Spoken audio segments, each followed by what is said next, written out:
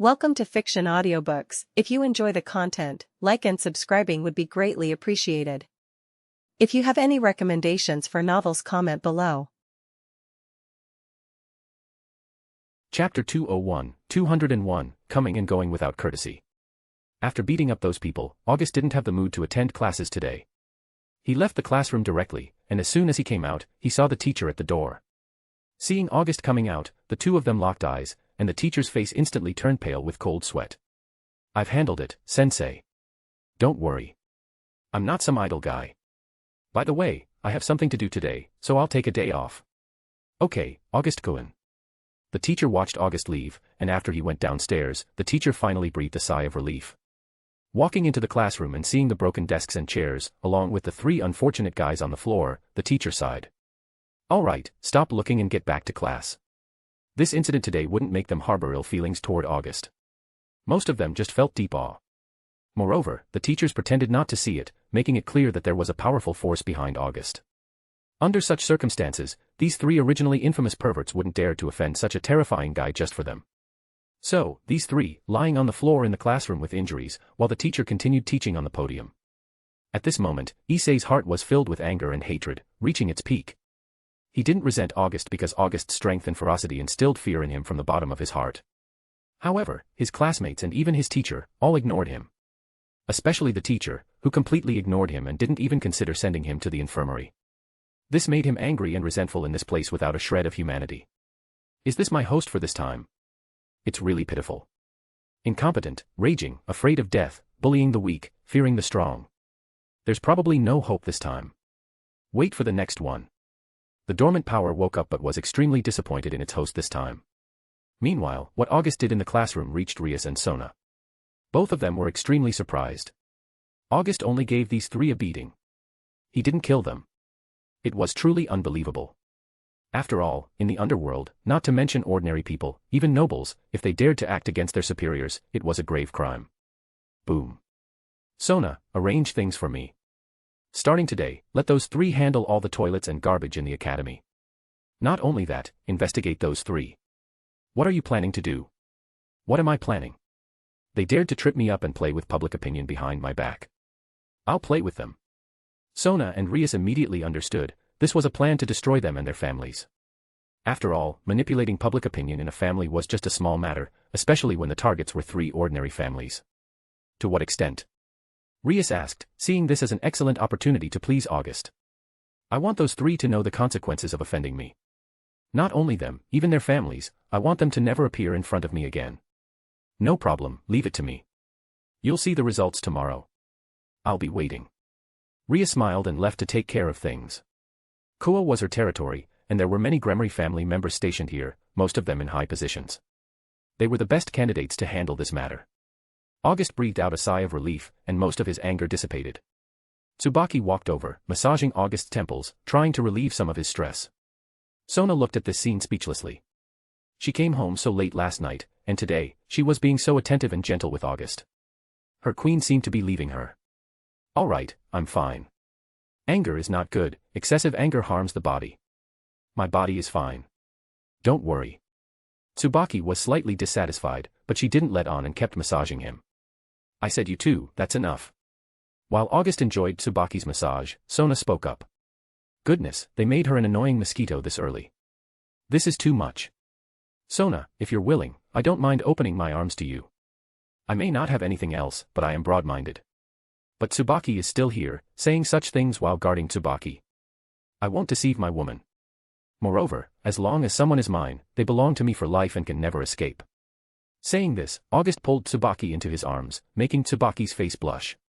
Seeing this, Sona couldn't help but feel a twinge of envy, and at the same time, her impression of August's shamelessness deepened. The student council fell into silence for a moment, and during this time, August's big hands began to get restless. Originally, with Tsubaki in his arms and her face turning red, she was very beautiful. Don't. Just as August was about to go a bit too far, Tsubaki grabbed his hand. Tsubaki defended her last line of defense. Unless the two truly reached that point, she wouldn't agree to continue. Let me stop, tonight you come over. I've prepared new clothes for you. I got it, I'll come. That's good. I'll be waiting for you tonight. Yeah. After getting Tsubaki's consent, August let her go. This made Tsubaki breathe a sigh of relief, and everything finally came to an end. Chapter 202, 202, Protagonist's Hellish Moment. In the following time, Issei and his two friends understood the meaning of hell. After being brutally beaten, not a single person in the whole class spoke up for them, not even the teacher acknowledged them. Not only that, but the student council also sent a notice. Due to the malicious rumors spread by the three, it caused significant harm to August and other female students. From now on, the three of them had the responsibility to clean all the male toilets and garbage in Ko Academy. Starting today, after school, their time was dedicated to cleaning all the male dormitories in the entire school and clearing all the trash on every floor.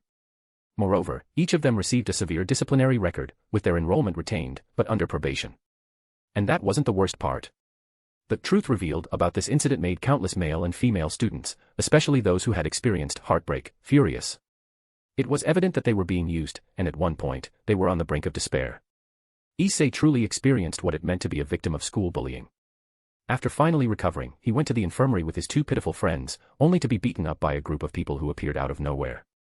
After everything was over, they found that the infirmary was closed, and the teacher was nowhere to be found. Returning to the classroom, their desks and chairs were covered in a mess, backpacks and textbooks thrown into the trash bin, drawers stuffed with garbage. The three of them understood that it was the work of their classmates, but they didn't dare to retaliate. They were only 3 people, and they didn't even know who did it. They could only silently endure everything. All of this was observed by August, who responded with a cold smile, knowing that this was just the beginning. After enduring until the end of the school day, the 3 still had to go and clean, as not doing so would result in immediate expulsion. The entire Ko Academy was not small, and the 3 had to clean it thoroughly. By the time they finished cleaning, the day would be over. In this way, they once again encountered retaliation from many vindictive individuals within the school.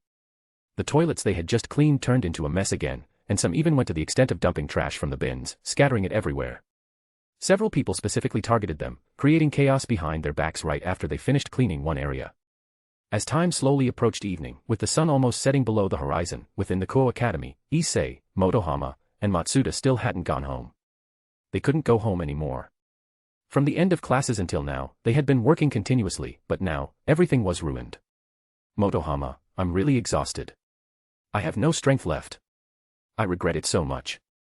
Why did we spread those rumors? I'm so hungry. I want to go home. Motohama. Matsuda. Hayudu. Motohama. The 3 of them tearfully hugged each other. They were at the bottom of the hierarchy in this academy and could only seek comfort in each other. Click. At that moment, the sound of a camera shutter echoed. Haha, I've got a big scoop. The perverted trio are 3 perverted homosexuals. Tomorrow's headline is sordid.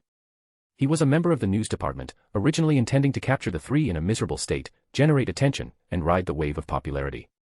Little did he expect to come across such a significant news piece. Somebody was secretly filming. We just hand over the camera. 1. Issei, perhaps driven by a day of accumulated frustration, angrily roared at the person who was taking photos. Scum.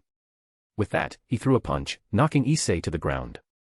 Having been beaten by August, then attacked again on the way to the infirmary, and working the entire afternoon, he had no strength left. You bastard, I'll take you on. Let go of Hayudu.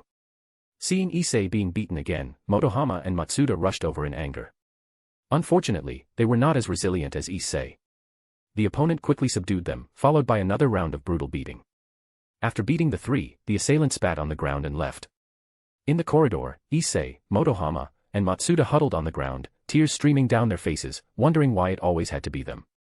They had forgotten that their reputation in Ko Academy had long been tarnished, and now, with such a good opportunity, everyone wanted to trample on them. Moreover, in the larger context, everyone joined in the act of undermining them. If you didn't have problems, you were considered an outlier. The fate of outliers was to become the next target of bullying. So, even if many people had no personal conflicts with them, for the sake of self-preservation, they had to take action against them. If I had power, if I were like that bastard, it would be so much better. I'd make everyone who bullied me pay the price. Boy, do you really want power? Of course. What if this power comes at the cost of your life? I don't care. Right now, there's no difference between me and being dead. In that case, as the current host of the Red Dragon Emperor, I'll give you a chance.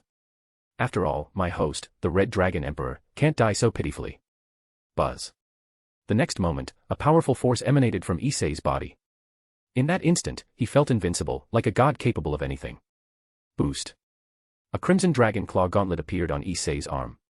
Accompanying it was a massive magical power, not conjured out of thin air, but one produced by sacrificing Issei's life. As Drake, who had just resided within Hayatu Issei, had said, as his host, he couldn't die so pitifully. Even if it meant using up his life force, it was better than being helpless. Chapter 203 Dialogue with Drake.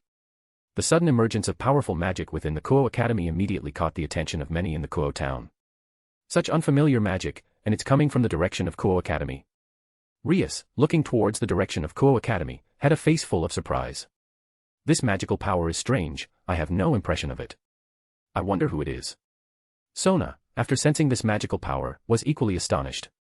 Not only them, but also stray devils, hidden fallen angels, some human exorcists, and mages, all keenly sensed this magical power. Back at August's house, August, who was waiting for Tsubaki to come and start a cosplay show, chuckled upon sensing this magical power. Because he recognized this magical power, it belonged to August's magic power. Yolda, let's go to Kuo Academy. Yes, my lord. Yolda, an interdimensional demon with teleportation abilities, directly summoned a dimensional rift. On the other side of the dimensional rift was Kuo Academy, where August wanted to go. As for how she determined the direction, for an interdimensional demon, as long as it wasn't an extremely long-distance teleportation, they could freely travel. Besides, the distance from here to Kuo Academy was not much. August naturally walked straight into the dimensional rift, followed closely by Yolda and Hilda. After all three entered, the dimensional rift slowly closed, as if it had never appeared. Bang bang bang. Die. Die. Die. In the corridor of the experimental building, a crazed Issei continuously beat the person in front of him. His once handsome face was now blurred with blood and flesh, and there were shattered fragments of a camera on the side. At this moment, the person being attacked was on the verge of death, gasping for breath. However, Issei did not stop because of this. He continued to relentlessly strike the person's face. His hand armor and fists were already stained red with blood, and his eyes had turned emerald green. Is he going berserk? Emerging from the dimensional rift, August, observing Issei beating someone not far away, was momentarily stunned. This guy is filled with dense magic, and his life force is rapidly declining. His eyes emit green light, and his body is filled with draconic energy. He's essentially being controlled by an sacred gear, turning into a beast driven only by the last bit of determination. Bastard, I'll kill you. Suddenly, upon seeing August, Issei abandoned the unlucky guy he had beaten to death and rushed towards August with a crazed look. Bang. However, Issei's attack was too weak for August, easily blocked by him. My lord, be careful. Scum, how dare you be disrespectful to my lord? Hilda and Yolda were furious seeing Issei daring to attack August. However, just as they were about to deal with this insolent human, August raised his hand to stop them. Issei, is this all you've got? You're really weak. I'll kill you, I will definitely kill you. Boost. At this moment, Issei's mind was filled with only one thought, to kill August. Responding to his conviction, the gauntlet on his arm suddenly let out a roar, further enhancing Issei's strength. However, correspondingly, his already rapidly depleting life force doubled once again. If one were to pay attention, Issei's hair had started turning white, and wrinkles appeared on his face. As a Longinus-type sacred gear, the power was undoubtedly formidable, but if one couldn't control it and was controlled by the sacred gear, it would eventually consume all of one's life, leading to madness and death. Most of the previous hosts met their end this way. I'll kill you. Issei launched another attack, this time twice as fast as the previous one. August raised an eyebrow, the boosted gear was indeed terrifying with its doubled power. Splurt. However, no matter how much he multiplied, Issei, originally at level 1, still couldn't break through 2 digits in strength. He remained like an ant. A shadow blade rose from the ground, directly severing Issei's legs. Ah! A wail echoed throughout the entire experimental building. In the corner, Motohama and Matsuda huddled together in fear, witnessing their friend transform into a monster, only to be defeated by even more formidable beings. Such powerful magic, and this magic filled with the scent of the abyss, there's no mistaking this is the power of darkness from the demon clan. Oh! Red Dragon Emperor Draig, you've already awakened. You, a demon brat, awakened me during the day because of your resentment and anger at your classmates for dying without help. However, encountering you, he was rather unfortunate.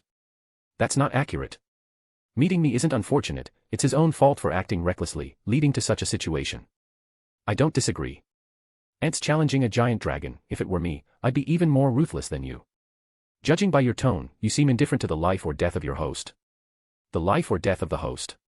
Over the years, I've had countless hosts. But for this guy to be so trashy, he's the first. Is that so? August laughed. In the original story, Drake indeed looked down on Issei initially.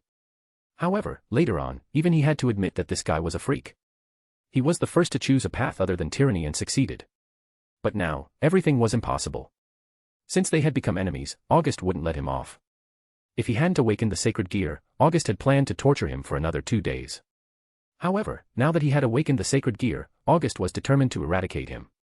Even though his life force had been depleted by more than half at this point, it didn't mean he was doomed. As the protagonist, facing life-threatening situations only to make a triumphant comeback was commonplace. Leaving aside other matters, given his current situation, as long as he became a reincarnated devil, there would be no problems. And he happened to possess a boosted gear, there were undoubtedly many demons willing to accept him as a reincarnation devil. Drake, since your host is so useless, how about becoming my partner? I'll take you to experience the true heights of this world. Indeed, you are really a demon from that clan.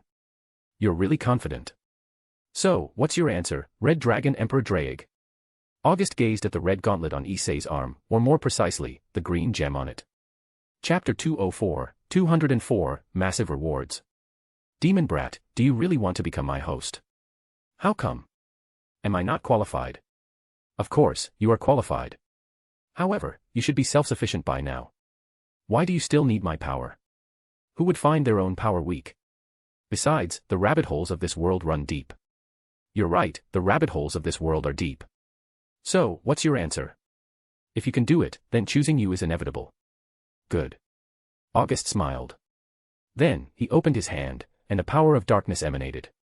The power of darkness directly enveloped Issei, slowly condensing into a magic circle. There were no visible patterns on it, only various runes and spells. This was the method taught by Surzex to August for extracting sacred gears from humans forcibly. Through a special magic circle, sacred gears were forcefully extracted from the human body. During this process, the human host of the sacred gear would experience unbearable pain and, undoubtedly, die after losing the artifact. Ah!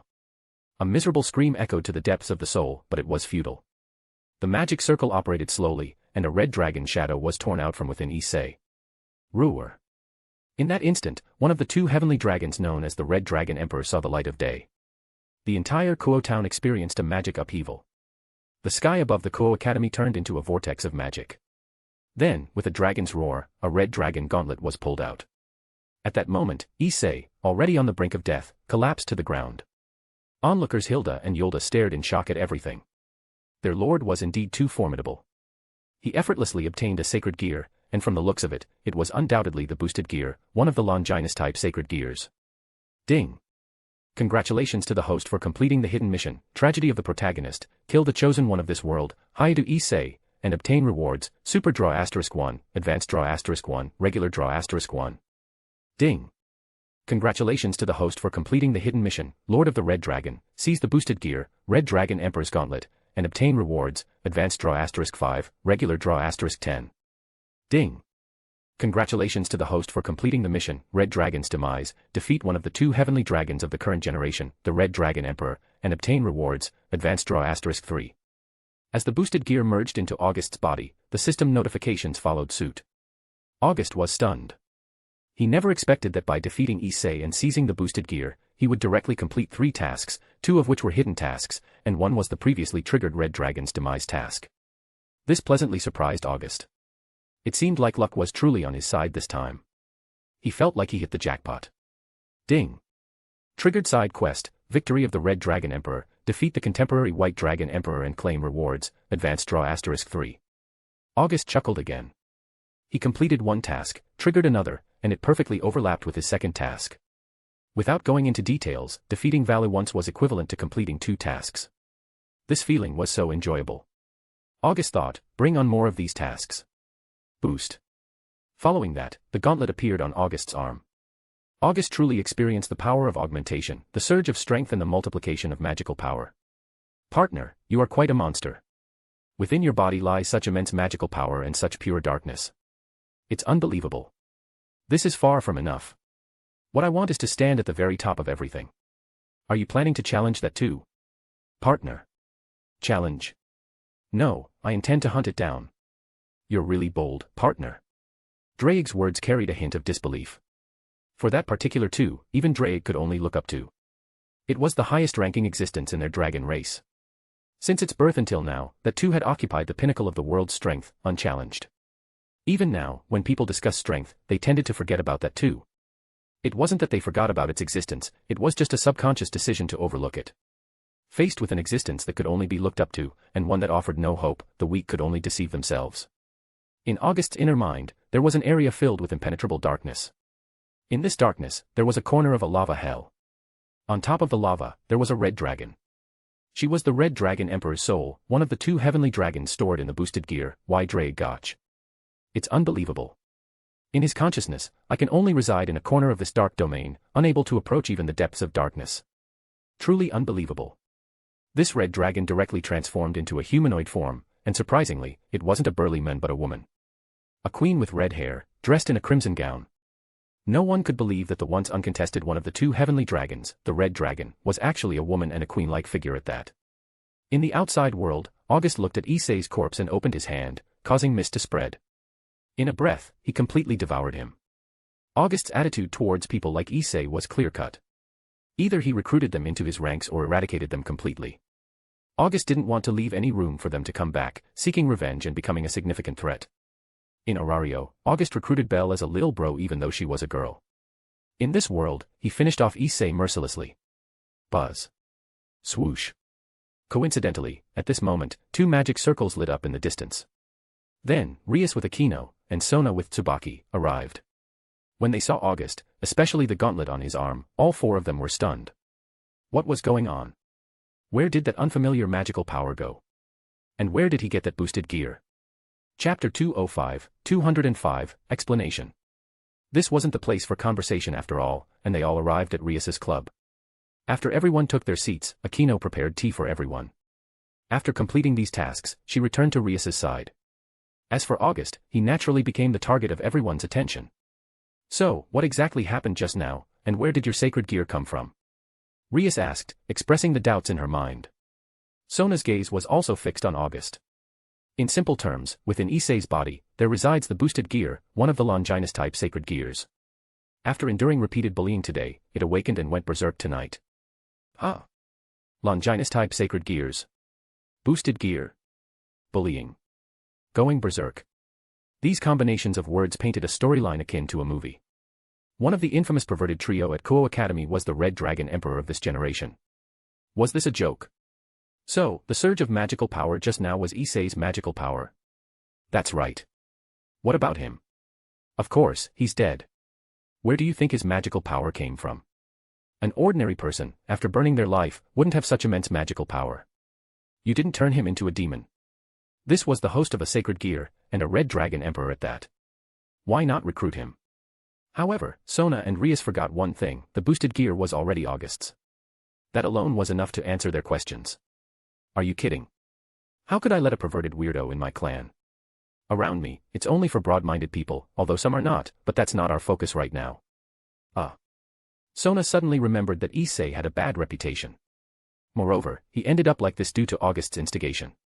Even without any vices, when he grew up, he would only become a trouble for August, not an asset. After all, in the Underworld, there were quite a few servants who rebelled against their masters, otherwise, there wouldn't be so many stray devils.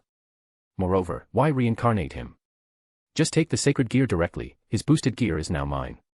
Saying that, the red gauntlet attached itself to August's arm, making everyone envy him. This was a Longinus and it was even the most powerful one.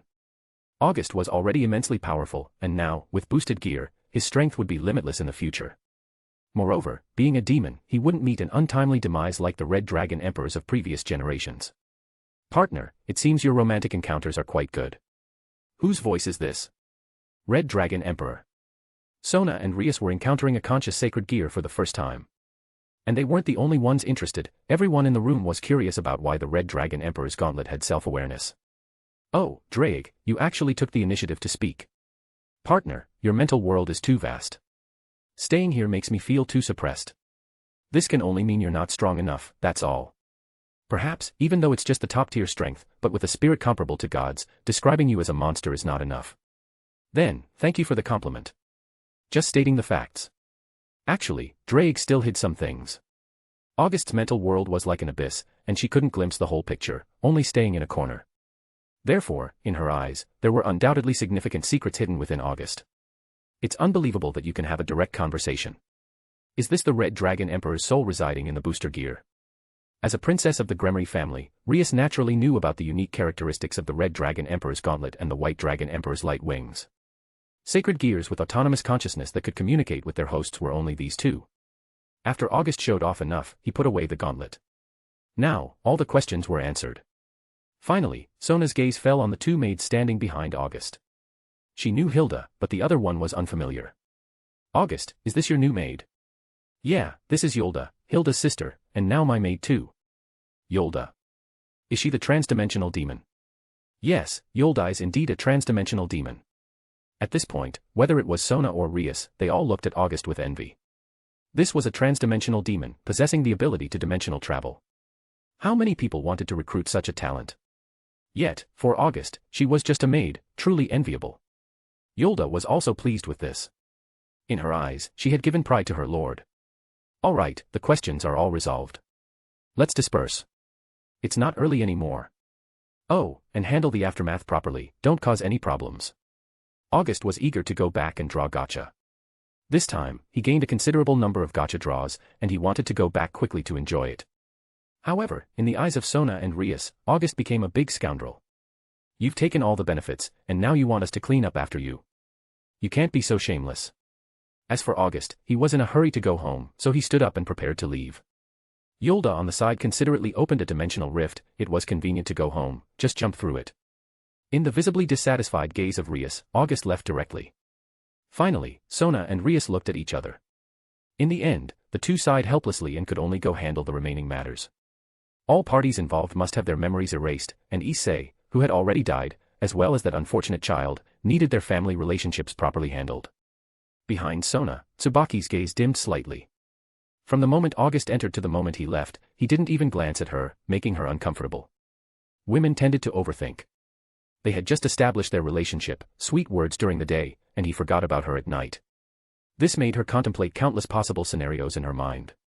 In addition, the appearance of Yolda, the new maid beside August, heightened her sense of crisis. Actually, August just wanted to go back and draw gacha, he didn't have such thoughts at all. Chapter 206, 206, Gacha, Gacha, Gacha. Back home, August immediately opened the system panel.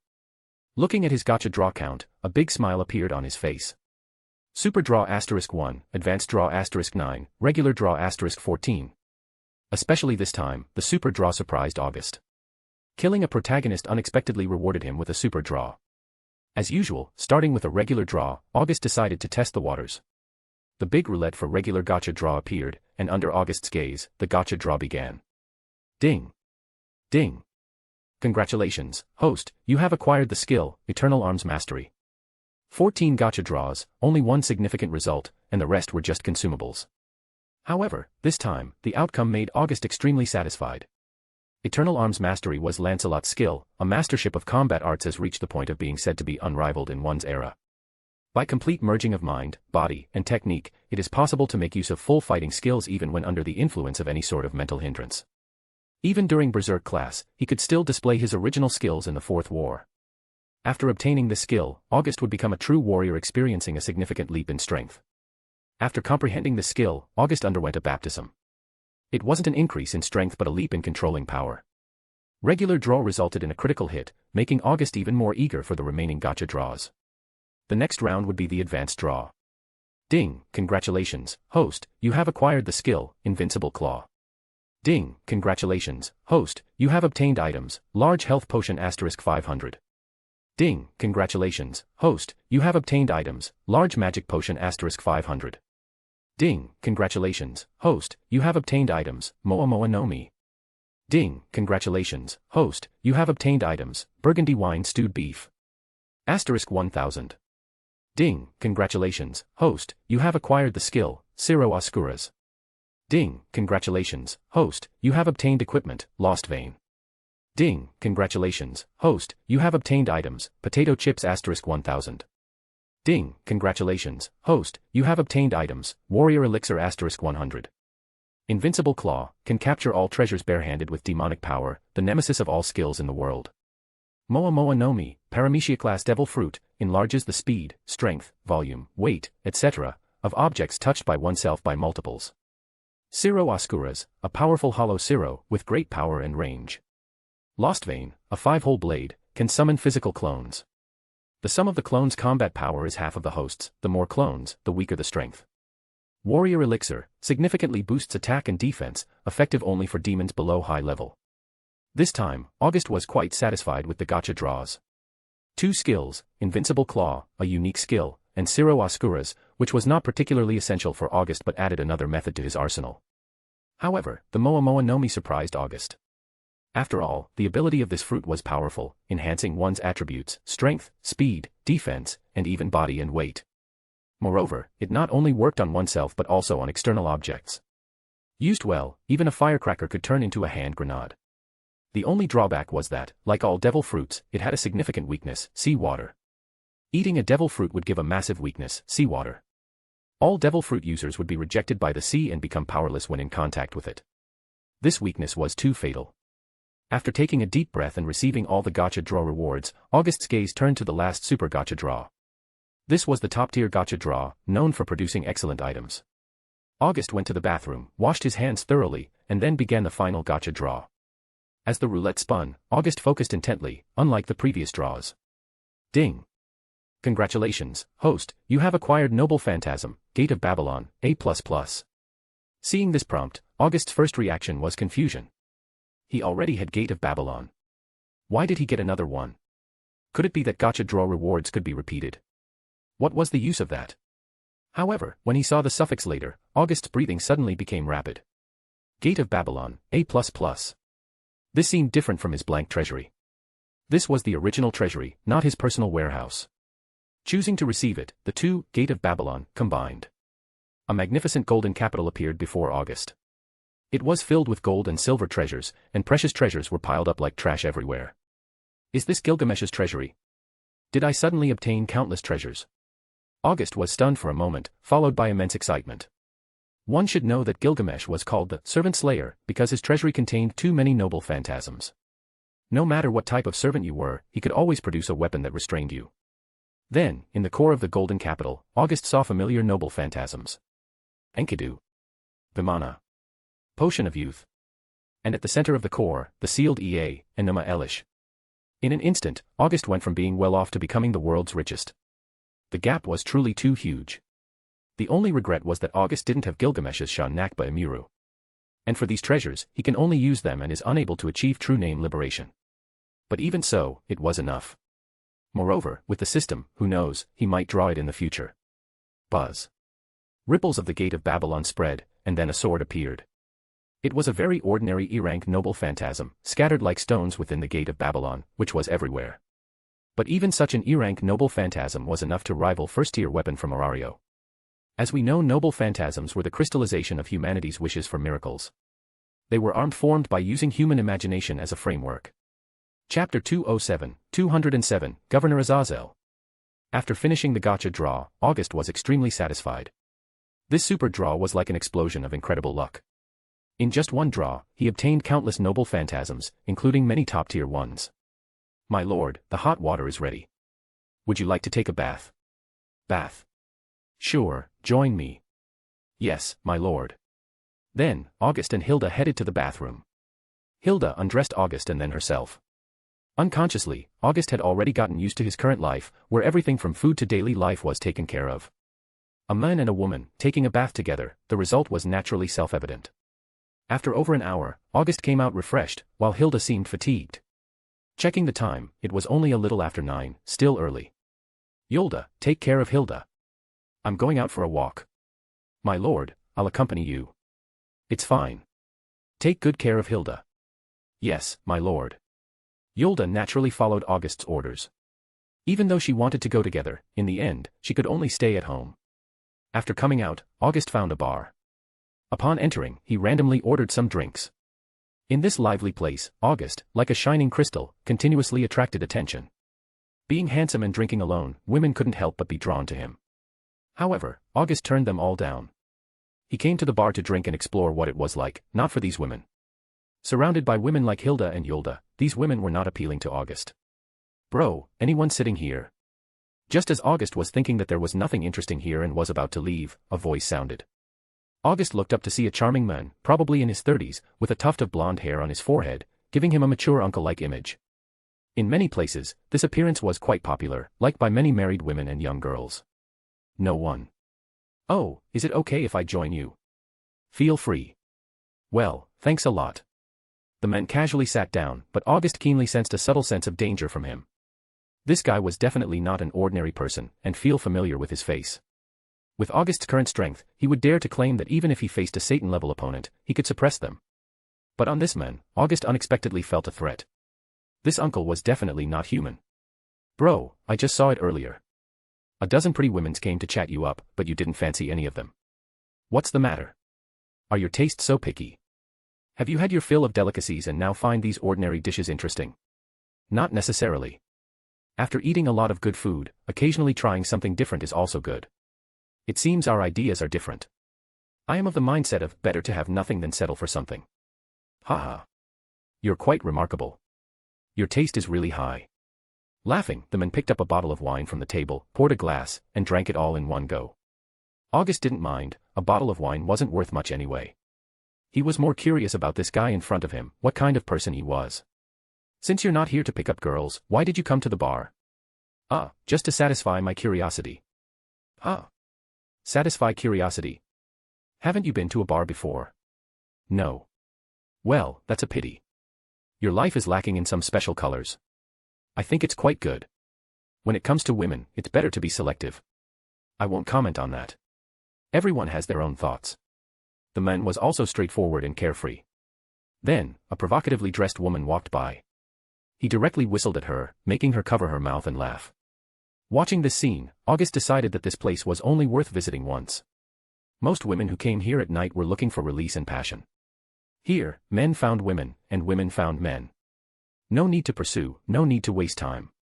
A glass of wine, a topic of conversation, and when you hit it off, you could leave together. After one night, they would go their separate ways, probably never to see each other again. What they pursued was just the excitement and indulgence of one night, without so many twists and turns. Seems like you don't really like it here. Maybe my standards are too high. The quality here disappoints me. Haha, you speak with such confidence, bro. I'm just speaking the truth. Then tell me, what kind of women would catch your eye? It has to be someone like Gabriel, one of the 4 archangels of heaven. You really dare to say that? She's one of the seraphim, a goddess revered by countless angels in heaven and numerous believers on earth. If you say that out loud, you might get beaten to death. The uncle suddenly laughed and commented towards August. A person needs to have aspirations. What if it comes true someday? You really dare to dream. If the angels find out, you'll be pierced like a hedgehog by the spear of light. What difference does it make? There are no angels here anyway, there is only one fallen angel. The uncle laughed instantly, looking at August with a hint of surprise. How did you find out? Although you hit it well, sorry, your presence made me feel threatened. Looking across this world, the one with a tuft of yellow hair on top, that would be you, the governor of the fallen angels, Azazel. Yellow hair. This is personality. Azazel ruffled his hair and said to August. Relying on this image, he captured the hearts of countless girls and MILFs. Yet, here, he was reduced to being called a tuft of yellow hair. Watching August, Azazel secretly nodded. Indeed, he was the only descendant of the demon clan, truly extraordinary. Speak up, Azazel. Why did you come to this town? I have no choice. My rebellious child at home said that his rival had awakened, so he asked me to investigate the situation. The location happens to be this town. Then you can tell him I'm waiting for his challenge. All right, I'll let him know later. Halfway through, Azazel suddenly stopped and then looked up at August in disbelief. What does this mean? Does this brat know who he talking about? Chapter 208, Negotiating with Azazel. Seeing Azazel, who fell silent, August looked at him. Hey, are you going to tell me you're the Red Dragon Emperor of this generation? Yeah, what's the matter? What's the matter, you say? Aren't sacred gears supposed to choose humans? You're a demon, after all. I certainly won't be chosen by sacred gear, but who says that if you have sacred gear, you must be chosen by it? You didn't take away the boosted gear from someone, did you? Yeah. In that instant, Azazel was filled with shock. This guy actually admitted it. Forcibly depriving a human of their sacred gear would lead to the host's immediate death. Are you saying this so casually? However, what he didn't know was that August genuinely didn't care about such matters. You are a demon, and now you took the boosted gear, becoming the Red Dragon Emperor, with this gear, which theoretically can infinitely amplify one's own strength. The combination of the two, who knows what kind of monster you will be. It's not bad. You think your child is a miracle, just that he encountered me. You seem to know something. I only know what I want to know. It seems that you also have your intelligence network, but it's not surprised. After all, you're lord of the demon clan, and having such means is understandable. Heh, Azazel, I know far more than you do. Seeing August's ambiguous smile, Azazel felt as if everything about him had been seen through. This feeling was really uncomfortable, he didn't like it. Can I ask you a question? But go ahead, I can't guarantee I'll answer. We have a camaraderie of having drunk together. No, it's just you drinking. I haven't. Looking at the unresponsive August, Azazel also felt helpless. He had never encountered such a person before. Directly finishing a bottle of expensive wine on the table, as if deliberately retaliating against August. August was completely indifferent to this. Aside from Surzex giving him 1 billion yen and having the complete Gate of Babylon, August would never run out of money. In his treasury, there were endless gold coins, countless silver treasures, and various precious gems that August could easily take out by the cartload. Speak, what do you want? In the end, Azazel still voiced his response. I know you're researching artificial sacred gears, and the technology has matured. You really are well informed. I want you to help me prepare artificial sacred gears suitable for 5 people. Upon hearing this request, Azazel's mouth twitched uncontrollably, showing an expression of speechlessness. Brat, although artificial sacred gears can't compare to real sacred gears, they're not cheap. Asking for 5 artificial sacred gears right off the bat, this has got to be a joke. Don't get angry so quickly. This favor isn't given for free. Consider it me owing you a favor, how about that? A favor. Azazel looked at August and began to contemplate. August was the lord of the demon clan and held the title of Duke in the Underworld. Despite his young age, he possessed the highest level of strength and even obtained the boosted gear. His potential was evident. Exchanging a few artificial sacred gears for one favor from August was not a losing deal. Moreover, if August were to grow to a certain extent in the future, the value of this favor would far surpass 5 artificial sacred gears. Alright, I agree, but the answer you give me must satisfy me. Otherwise, you'll owe me 2 favors. Of course. Good, it's settled then. Azazel directly made the decision, feeling exceptionally happy in his heart. Cough, well, I have only one question. Do you know the Cows Brigade? I do. After a while, Azazel, looking at the silent August, suddenly became puzzled. Speak, is there more? I've said it all. What did you say? What are you asking? Do you know the Cows Brigade? I said I do. This time, Azazel's mouth twitched, wondering how there could be such shameless people in the world. August, looking at Azazel at this moment, also chuckled. Okay, enough joking. I do know about the Cows Brigade, but what information about the Cows Brigade do you want? According to my investigation, is it true that the mastermind behind the Cows Brigade is an infinite dragon god, Ophis? Yes, it's true. The visible boss of the Cows Brigade is indeed Ophis. Visible boss? Yes, visible. What's going on? In that instant, Azazel's face became extremely serious. He had been investigating the Cows Brigade for a while now, but the information he obtained was not much. Leaving aside other matters, just Ophis alone was enough to make him cautiously deal with it. Ophis was driven out of the dimensional gap by Great Red, so she wants to defeat Great Red, return to the dimensional gap, and seeks help by giving snakes to those with power. Return to the dimensional gap. What secrets are hidden behind all this? Ophis is too naive, so she was used by someone with malicious intentions. Although they verbally promised to help her, in fact, they only did it for her power, pushing her into the public eye to make it convenient for them to do things behind the scenes. August's words immediately plunged Azazel into contemplation. He pondered whether what August said was true or false. Then, do you know who this mastermind is? I do. You know again. What's wrong? Is it not allowed? Of course, it's allowed. So, who is this person? August didn't answer him immediately but instead fixed his gaze on him. August wasn't a saint, he had already told Azazel the answer he wanted. If he wanted to know more, that was fine too. He was basically open to negotiations. Hey, what do you mean? Are you charging me twice? Do me a favor, and I'll tell you. Just say it. He was somewhat afraid of August. This guy was like a little fox, never at a disadvantage. As far as I know, your subordinate, Kokabiel, has been acting a bit unruly lately. This shocked Azazel. Kokabiel had ambitious plans and had become impatient recently. This information was something only he, the Grigori governor, knew. How did the other party find out? Could it be that even among the fallen angels, there were people who served him? As the Grigori governor, he felt an icy chill in his heart. The unknown was always the greatest fear. Chapter 209, Azazel's Worries. Looking at the guarded Azazel, August understood that he might have said too much. What do you want? Don't be nervous, Azazel. Cut the crap. Kokabiel is currently planning something. Do you know about it? Something? What something? The Excalibur. You mean the Excalibur that was shattered in that great battle? More precisely, the Excalibur reconstructed from the fragments of that shattered sword. This revelation increased Azazel's worries towards August. He didn't have this information, so where did August get it? Could it be that there was a spy among the fallen angels, and Kokabiel was the source? Thinking about it, Azazel felt he might be right. Tell me, what do you want to do? My request is simple. When Kokabiel comes out to do something reckless, you are not allowed to intervene. Do you want to kill him? As the Grigori governor, Azazel was not naive. Yes. Why? As far as I know, he seems to have no connection with you. Don't worry about that. Just tell me if you agree or not. You want to kill him, do it. I don't mind. In recent years, he has been instigating me every day, trying to provoke another three-way war. Although he felt a little sour about this, as Kokabiel was his sibling, and had fought together for thousands of years. Just to let you know, if you or the White Dragon intrude when the time comes, don't blame me for being ruthless. With that, a cold gleam flashed in August's eyes, a chilling murderous intent passed by.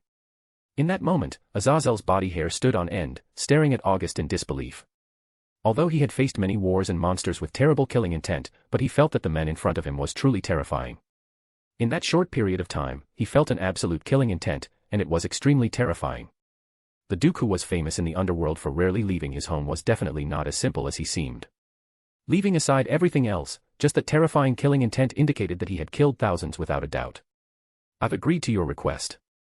Now, can you tell me who is behind the hero faction? Chow Chow. Chow Chow. The descendant of Chow Chow from the Three Kingdoms era. Exactly. Well, the true Longinus holder, turning out to be a terrorist. This is really tricky. Let me remind you, in hero faction, there are 3 Longinus holders. 3 Longinus. Even Azazel was shocked this time. However, what he felt more was fear of August, who investigated this faction so thoroughly. Even the holders of the 3 Longinus within the hero faction have been thoroughly investigated. I'll take the liberty to ask, what are those 3 Godslayers? True Longinus. Dimension Lost. Annihilation Maker. You really know your stuff. I've said it before, I only know what I want to know. With such a nonchalant statement, Azazel's mouth twitched. Nevertheless, 3 Longinus and all of them are high-tier Longinus. This terrorist group is indeed troublesome. The ongoing conflict among the 3 factions must come to an end, otherwise, they will all exit the stage of history in the future. Although he didn't know what to do, a seed of peace had quietly taken root. As the Grigori governor, he had the qualifications to spearhead the initiative for a peace pact. Do you think the hatred between devils, angels, and fallen angels can be eliminated? Possible. You say possible. Hearing August's answer, Azazel was curious about his thoughts. Although he already had a plan to promote peace among the 3 factions, it would not hurt to hear this person's perspective. Why not? They are just 3 struggling races. If they don't want destruction, then peace is inevitable in the near future.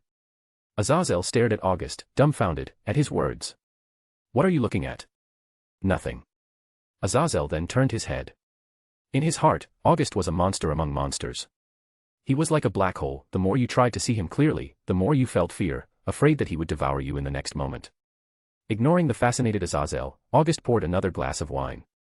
After about 15 minutes, August lost interest. As for Azazel sitting there, it was unclear what he was thinking, but August wasn't interested in that. All right, let's end it here. I'm leaving. Huh? Are you leaving? Nonsense. What's the point of drinking with you, a man, here? I'm leaving. After saying that, he stood up and walked out, not giving Azazel, the Grigori governor, any respect should he have. As August left the bar, he immediately sensed a stray devil aura. August smiled. He had just come out and found his prey. This was like a walking regular draw. Although the drop rate wasn't high, this 14 consecutive draws had already yielded an Eternal Arms mastery, making it a big profit. This made August have some thoughts about regular draws. As long as he saved up a bit more, he might not necessarily get good items. Soon, August crossed the town and arrived on the outskirts. August also noticed that these stray devils like to stay in abandoned factories in the suburbs or in some alleys where no one went. Looking at the abandoned factory in front of him, it used to be a factory. Just don't know why it was abandoned. Around the Kuo town, August found that there were many abandoned factories and warehouses. August even suspected that something had happened here, otherwise, why would there be so many abandoned buildings, and they were still there after so long? August raised a finger, and magic power began to gather, finally forming a small black ball. 0. Then the small black ball instantly expanded, turning into a beam of light, directly shooting into the abandoned factory. Boom. The next second, a deafening explosion sounded, followed by the system's prompt. Ding. Congratulations, host, for completing the mission. Exterminate stray devils, kill the aberrations that have betrayed their masters and fallen into stray devils. Reward, regular draw *1. August nodded. The power of 0 was not bad, and it had high style points. The stray devils were also dealt with, the mission was completed, and August went straight back home.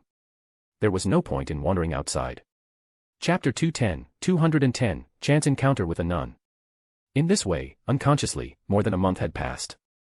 August had already become accustomed to life in Kuo, school, apartment, a routine. Occasionally, he would go out, tease the girls in the student council, making his life enjoyable. Over the past month, Azazel had sought August a few times for drinks. However, every time he came seeking information from August, the latter found it annoying, so he started kicking him out directly. Throughout the world, August was the only one who dared to treat the governor of fallen angels with such an attitude. One day, August, as usual, arrived at Kuo Academy. Instead of going to class, he went straight to the student council. Although August didn't attend classes regularly, he still participated in exams, scoring full marks every time. This made Kuo Academy recognize August anew, not just as a son from a big family with power and influence, but also as a top student, garnering envy from many. Entering the student council room, just as usual, Sona was busy with work, and Tsubaki was helping her. There were other members of the student council around, and for August, the outsider, this had become routine. Tsubaki, I've come to see you. Yeah, I'll be over in a bit, just finishing up here. It's okay, I'm not in a hurry. August sat on the sofa. Other student council members sensibly informed Sona of their departure and left. Yolda beckoned, and a pot of freshly brewed red tea and several teacups appeared on the table. She poured tea for August, then withdrew to the side, perfectly embodying the ideal maid, knowing all the preferences and habits of her master, handling everything properly, making August feel extremely comfortable. I wonder why you come here every day. What's wrong, Sona? Don't you welcome me? It's not that I don't welcome you, but you've seriously disrupted our normal work. Sona sighed, rubbing her forehead. Since August's arrival, many ordinary members of the student council had to make way for him. Moreover, whenever August showed up, Tsubaki was immediately lured away. Also, whenever August was present, the place became lively, disrupting anyone trying to work in peace. Being disliked by Sona, well, I guess I'll come less often from now on. Although August said that, he still sat there sipping tea, causing Sona to have the urge to punch this guy. This kind of scene had happened countless times before, but each time was just talk. Regardless of promises and assurances, it always ended up being empty words. Tsubaki, who had finished her tasks, walked over at this moment and sat beside August. Now, she was August's girlfriend, naturally having the closest relationship with him. This was the most exhausting point for Sona now. Every time August came, he and Tsubaki would deliberately show affection, creating the same scene every time. And her little plan, which had been going on for more than a month, had yet to succeed. August lay directly on Tsubaki's lap, enjoying the dreamlike long legs that countless men yearned for. Tsubaki had already become accustomed to August's behaviors towards her, frequent hugs and kisses, now a daily occurrence. At this point, she had already entered the role of a wife. By the way, recently, the fallen angels in Kuo have become a bit unstable. If you have time, go and deal with it. You actually know there are fallen angels in Kuo. Isn't that obvious? I've been here for a few years, how could I not know? That's indeed surprising. Suppressing the impulse to punch August, Sona calmed her anger. Especially seeing her good friend, who had now become August's person, made her even more annoyed. Clearly, Sona helped Tsubaki get together with August, and now it's her turn to help Sona. It's been over a month, and there hasn't been any progress, making Sona regret a bit. She seemed to have been a bit too wishful. Lately, fallen angels in Kuo have been appearing frequently in various places, seemingly looking for something. Keep an eye out. Looking for what? August squinted slightly. It couldn't be that they were searching for that girl, right? August quite liked the soft and gentle little nun from the original work, though he refrained from commenting on her personality. She was just too kind, too naive, too much like a saint. And August was exactly the opposite, making him helpless. He didn't know whether to take her for himself or do a favor for Rias. For over a month, August had 2 maids by his side every night, making it a time of revelry. Not only that, August often roamed around Kuo, absorbing the lust present in this world. By now, August had reached a limit, a critical point. If he can handle this, he could enter a new level and become a Satan-level being or level 8. But if he couldn't handle it, he would have to stop here. Looking at August, who suddenly fell silent, Sona also felt a bit curious, wondering what he was thinking. Time passed quickly, and 2 classes soon came to an end. Because of today's business, Tsubaki didn't have much time. She quickly went to deal with matters with Sona, and August didn't want to continue disturbing them. After instructing Yolda and Hilda to investigate the fallen angels, August wandered around Kuo Academy alone. As he strolled, he left the academy. After all, attending classes here was only to get closer to the plot. On the street, August aimlessly wandered, just to pass the time and absorb lust, nothing more. Suddenly, at an intersection, August witnessed an unexpected scene. A blonde girl in a nun's habit stumbled and fell right on the street in front of him. August was momentarily stunned, thinking the girl might be pulling a stunt. Ah. Why did I fall? The little nun climbed to her feet, and her words confirmed August's suspicion that she was naturally clueless. Standing up, she lifted her head and saw August in front of her. Her face froze for a moment. Having grown up in the church all her life, she had never seen such a powerful aura from others like this man. Chapter 211, Raynare's Recklessness. Looking at the nun who was staring at him in amazement, August also recognized her. Wearing a nun's attire, with golden hair and a natural disposition, wasn't she the nun with the twilight healing, Asia Argento? Hey, how long do you plan to keep staring? Ah, I'm really sorry. I didn't mean to. I just haven't seen a guy like you before, so I got stunned. I'm really sorry. Watching Asia, who kept bowing and apologizing, August was suddenly captivated. Is that so? HMN. As Asia nodded her head while muttering, she lowered her head, naturally and shy. Seeing this, August's mischievous nature was aroused. Just like teasing Belle, the more he did this, the more he could stimulate his desire to tease her. You bumped into me just now. To compensate for my loss, you owe me 10 million. 10 million. And it has to be in US dollars. US dollars? I don't have that much money. In that instant, Asia's tears were about to come out. She had never seen so much money in her life. Not to mention 10 million, she didn't even have 1,000. When she was in the church, she only needed to focus on her tasks, pray every day, and had no contact with money or worldly matters. Now, expelled from the church, traveling from Northern Europe to Japan, she finally understood the importance of money. Hee, no money. Then, you can compensate with your soul. From now on, you're my maid, work at my house, and you can leave when you've paid off the debt. But I still have to go to the church. You want to default on the debt? Aye. She stuttered for a while, but Asia couldn't come up with any reasonable response. If she were a normal person, she would have cursed loudly. August's shamelessness was off the charts, clearly trying to deceive and extort her shamelessly. But Asia didn't know anything. Growing up in the church, she was oblivious to the ways of the world. Coupled with her overly kind personality, in her eyes, everyone was kind. She never thought that August was trying to deceive or extort her. What's your name? I'm Asia Argento, from Northern Europe. Good. From today onwards, you're my maid, and you'll receive $100 per day. $100 a day. At this rate, I can pay off the debt in 100,000 days. Can you live for 100 days? This immediately stimulated Asia again. She was just an ordinary person, how could she possibly live for 100,000 days? If that's the case, she would be a maid for her entire life. However, Asia didn't feel dissatisfied. In fact, she felt happy because, from the moment she was expelled from the church, she had no home. Abandoned as a baby, she became an orphan and was raised by the church to become a nun. From childhood to adulthood, she had never been in contact with the outside world. She was discovered healing a severely injured devil by chance and was considered a heretic and witch. Expelled by the church, she accepted an invitation from a group of exorcists led by fallen angels, coming to Kuo. In her heart, she also understood that she hadn't chosen the right place. But having no place to go, she had to come here. Now, August made her his maid and brought her back home. For her, it wasn't a bad thing. I still don't know your name. Asia said a bit shyly, stealing glances at August from time to time. I'm August. From now on, you can call me my lord. My lord. Are you a noble? Of course, I'm a duke. Wow, so amazing, you're actually a duke. Although Asia didn't understand the ways of the world, she understood the significance of being a duke, a high-ranking noble. Basking in Asia's worshipful gaze, August's male vanity instantly soared. Kid, this nun is ours. Are you trying to snatch her away? Just as August was feeling pleased, a voice came over, instantly shattering everything. At this moment, August's expression turned unpleasant. Glancing to the side, he saw a woman walking towards them, dressed in what looked like SM leather clothing, with a pair of pitch-black wings on her back. She was a fallen angel. Lady Raynare.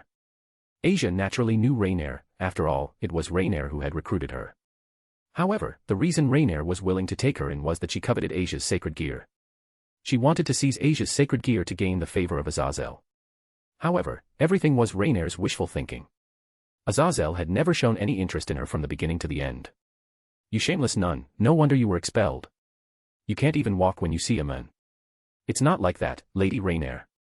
Shut up, wretch. Seeing the angry Raynare and her insulting words, Asia, feeling wronged, started crying. Tears flowed down her face.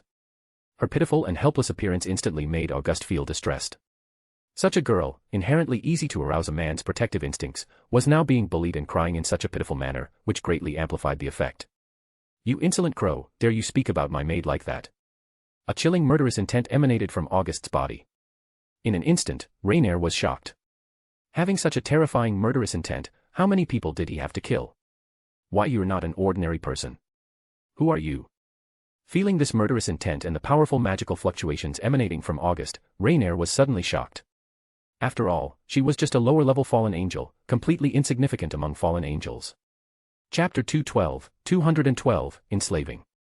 Watching Raynare in front of him, August had murderous intent in his heart. Buzz. Golden ripples appeared, and in the next moment, a series of noble phantasms emitting a golden glow extended out. Each of these noble phantasms was of C or D rank, comparable to the attacks of some ordinary sacred gear, especially when the target was just Raynare. This can't be possible. Are these weapons all sacred gears? Looking at these weapons clearly radiating strong magical power, Raynare found it hard to believe. These were not ordinary magical weapons, these weapons could already rival some common sacred gears. Sacred gears? No, these are not. These are noble phantasm, the ultimate fantasy creations formed from human imagination. Human imagination.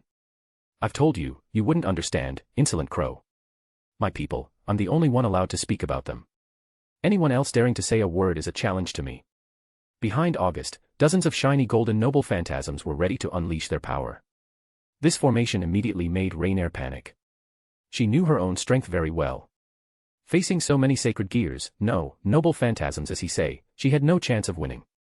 Wait, I'm under Lord Azazel. If you kill me, Azazel will never spare you. Azazel. If that jerk dares to come, I'll kick him away. And do you think this is just any place? This is Kuo, the base of devils. You, a fallen angel causing trouble here, even if you die, it's only right. Wait. Before she could finish, the noble phantasms behind August shot out directly. For a moment, the sky seemed to rain golden drops, but each drop carried a murderous intent. Splurt. Although she avoided some, Raynare couldn't dodge most of them. In just a few seconds, she turned into a string of beads, with noble phantasms piercing through her entire body, chest, arms, legs, and even a blood stain on her face. If she hadn't dodged some, she would have been killed on the spot. Lady Raynare. Asia was too kind. Seeing Raynare suffering such severe injuries, she ran over to help her heal. August didn't mind. With Asia's strength, it was impossible to heal her. Besides, the noble phantasms were still there, making it even more difficult. Please, spare me. I'm willing to do anything. Oh. Anything. Yes, I can serve you. I know many ways to serve men, and I will definitely satisfy you. Many ways. Do you have many men? No, not at all. I've always wanted to gain Lord Azazel's favor, but Lord Azazel has never responded to me. At this point, Raynare's tone became low, like pursuing a male idol but always facing setbacks. Azazel. That guy went to the red light district a few days ago to save fallen women. What? Lord Azazel did that? It's impossible, absolutely impossible. Believe it or not, why would I make up such a thing for him with his trifling matters? Seeing Raynare not believing, August didn't care. Whether she believed it or not didn't matter. My lord, can you please spare Lady Raynare? She just treated you like that. But I have indeed been expelled from the church. Lady Raynare is the only one willing to accept me. August really wanted to tell her, girl, she accepts you to seize your sacred gear and kill you. Raynare didn't expect Asia to plead for her. True feelings reveal themselves in times of adversity, and at this moment, Raynare felt self-deprecating about her previous intentions. Since Asia has said so, let's leave it at that. However, capital punishment can be avoided, but living with guilt is unavoidable. Swoosh. August pointed at Raynare, and then a dark green seal lit up, integrating into Raynare's body. What is this feeling, so hot, so hot? Next, Raynare felt her whole body heating up, as if there was a fire burning inside her. This sensation frightened her because it was the flame of desire. The level of craving for the opposite sex rose like a rocket. In just a few minutes, Raynare experienced the hellish torment of desire. Being filled with the flames of desire in every cell, but being powerless to resist, the painful feeling was indescribable. The lust mark, a control technique August applied to Raynare. This mark was a symbol of lust, allowing August to control Raynare's desires at will, whether to deprive or infinitely enhance them. Either way, it was enough to drive a person insane. What Raynare experienced a moment ago was just an appetizer. When the true flame of desire ignited, it was enough to burn a person to death. From now on, Raynare, you are my slave. Your life, your will, your soul, everything will belong to me. Do you understand? Yes, master, Raynare understands. She had to bow her head. The feeling of those few minutes ago, the sense of helplessness between life and death, Raynare never wanted to experience it again in her lifetime, it was too painful. Swoosh. August retracted the noble phantasms, and Raynare, who had been impaled on the ground, regained her freedom. Asia quickly continued to heal Raynare. Her injuries were too severe, and now being thrown around again caused heavy bleeding. If not treated properly, it could be fatal. Drink this. August tossed a health potion over. Raynare didn't hesitate, nor did she dare to hesitate. She drank it all in one gulp. Then, a surge of life began to quickly heal Raynare's injuries. However, the potion's effect was limited, only providing a preliminary recovery. Raynare, I ask you, how many fallen angels are there in Kuo, including you? Including me, there are 4 in total. All females. There is 1 male fallen angel. Good. Kill that male, and bring the other 2 back to me. Yes, master. Raynare nodded. At this moment, she dared not disobey any of August's orders. As for Asia, who was cautiously watching August on the side, she realized that August seemed powerful. He even defeated a fallen angel, and it seemed he was also cruel. So, at this moment, Asia, being careful, stood on the side, not daring to even breathe. Awake, my maid. Let's go home. Yes, my lord. Asia quickly caught up with August, but as she looked at him, she began to speculate. He was very cruel to Lady Raynare, so is he a good person or a bad person? Chapter 213, Fallen Angel Trio. August didn't go back to school, he went straight home. As for the school side, he sent a message to Sona, and August didn't care beyond that. Whether someone followed him or not was indifferent to him. Moreover, now that Raynare was under his control, he handed the other fallen angels over to her. August then directly called back Hilda and Yolda. After meeting Asia, both of them liked this girl very much. Especially after knowing her background, their maternal instincts exploded, and they treated Asia so well. But when they found out that August had brought her back with 10 million, both women didn't know what to say. This girl was just too innocent and adorable. In this way, August's home gained a mascot, a maid nun. Soon, in the afternoon, Raynare returned. Although August didn't tell her his address, he believed she would find her way back. Master. As soon as she entered, Raynare knelt in front of August. Behind her, 2 fallen angels, 1 tall and 1 short, stood there nervously. Kala Warner. Middled. Both of them were under Raynare for many years. August didn't waste words, with a raise of his hand, 2 lust marks directly merged into the bodies of the 2 women. In the next second, the 2 experienced the torment Raynare had recently experienced. Listening to the painful cries of the 2, Raynare closed her eyes, and her body kept trembling. She had experienced this feeling before. Lustful desires were something wonderful for anyone, even something pursued by many. However, everything had its limits, and excess could be harmful. August controlled the original sin of lust, the marks formed by the power of the original sin that could infinitely amplify the desires of the other person. This was troublesome because even a single breath's worth of desire, when amplified, could drive a person mad. Continuously increasing it led to indescribable torment. 1 minute later, August released the torment on the two. Immediately, the two collapsed to the ground, every cell in their bodies trembling in fear. The man in front of them was a demon, no, a demon god. To submit to him, no matter what he wanted them to do, even if it meant selling their souls, the two wouldn't hesitate. This wasn't pain, but it was more agonizing and tormenting than pain. Master, from now on, you are my only master, and your will is everything. I am willing to do anything for you, anything. Both women knelt on the ground, bowing their heads like garlic being pounded. The minute just now was simply torment beyond the will to live, the kind of torment where death was desired but unattainable. From now on, Hilda and Yolda are your superiors. Their words are my will, understand? Yes, master. Understood. Yes. The three people didn't hesitate at all, saying so immediately. As for Hilda and Yolda, looking at Raynare and the others, a trace of disgust flashed in their eyes. The strongest among them was just a lower-tier fallen angel, and the other two were no different from cannon fodder, low-class fallen angels. They were just too weak. More importantly, with these three around, the things they did for the Lord would be reduced. Hilda, Yolda, starting today, let them handle those miscellaneous matters.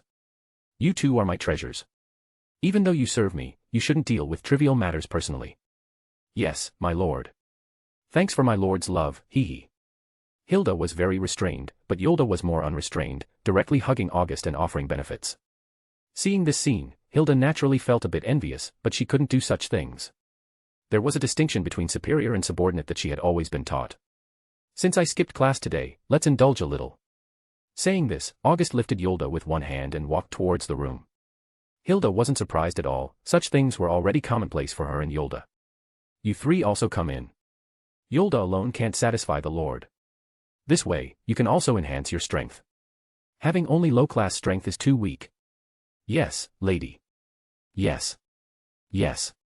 Raynare and the others naturally understood what awaited them next, but knowing was pointless. Moreover, with August's immense strength and extraordinary appearance, becoming the women of the new master was not a bad thing. Only Raynare, at this moment, felt conflicted. In her heart, there was still a shadow of Azazel. Adoration and blind pursuit were always irrational. Soon, Raynare and the others also entered the room. In the living room, Asia watched the scene and was puzzled. Hilda-san, why did they go to the room with Lord August? Lord August and they are playing games. Games? Can I go too? This is an adult's game, Asia is still young. But when you grow up, you can. Although Hilda liked Asia very much, it was still beneath August. Moreover, now that she had been brought back by her lord, she would definitely be her sister in the future. Hilda had already figured this out. Although he looked like a cool male, he was actually a lecher who loved women. Raising one hand, a soundproofing magic barrier enveloped the room. Asia was still young and couldn't understand these things too early. When she grew up a bit more, Hilda would teach her, making her a qualified maid. In the room, August enjoyed the blissful benefits, a perfect demon maid, and 3 fallen angels. 2 hours later, August came out refreshed. In the room, he left behind 4 exhausted women. But in the room, Raynare felt the power within herself, her face filled with shock. She is just an ordinary fallen angel. Despite years of effort, she had only advanced from the lower class to the lower class. Now she had reached the middle class, which left Raynare incredibly shocked. Not only Raynare, but Kala Warner and Mitlet also had their strengths elevated, moving from the lower class to the low class after serving their master just once. Just serving their master once had improved their strengths this much. Raynare was excited about this unexpected development. At the same time, she understood the meaning behind Hilda's words earlier. Chapter 214, Ambiguous Developments. Kuo Town. Kuo Academy, Student Council. Sona looked at the girl in nun's clothing in front of her, her face full of surprise. You mean, she's also joining the school? Yes, Sona-chan. Asia is still young and needs to study and make friends. So, nuns are members of the church. Where did you pick her up? It's okay, she was expelled by the church before, so it's fine. Expelled? A solitary nun? Yes. The nun who was expelled by the church before, could it be the former saint with the ability to heal devils? It's Asia. At this moment, Sona widened her eyes in disbelief, followed by a fiery gaze. Without guessing, August knew what she was thinking. Someone who could heal devils was something any devil would want to have, and it held significant importance in the raiding games. Do you mind becoming a devil? I dash. Before she could finish, August covered her mouth to stop her from continuing. Well, this was his own business. Wanting to steal the meat from his bowl was just too much. Being covered by August like this, Sona's body was also pulled into his arms. The appearance of the two at this moment was indeed a bit too ambiguous. August had a thick skin. With one hand covering Sona's mouth, the other hand started to get a bit naughty. In this month of contact, if August hadn't noticed how she felt about him, he might as well become the Lord of Wood, not Lust. But, there was still Tsubaki to be dealt with, so there hadn't been much development with Sona. However, it didn't mean August wasn't interested in Sona. As a man, how could he refuse a girl like Sona? Looking at August, who was becoming increasingly unrestrained, Sona suddenly bit August's hand hard, using all her strength. Ah! August immediately exclaimed and quickly let go of Sona. Seeing a round bloodstain on his hand, August was speechless. This was too much. Sona, how can you bite people? You know it yourself. I can't even stop you from digging into my territory as soon as you come up. Jerk.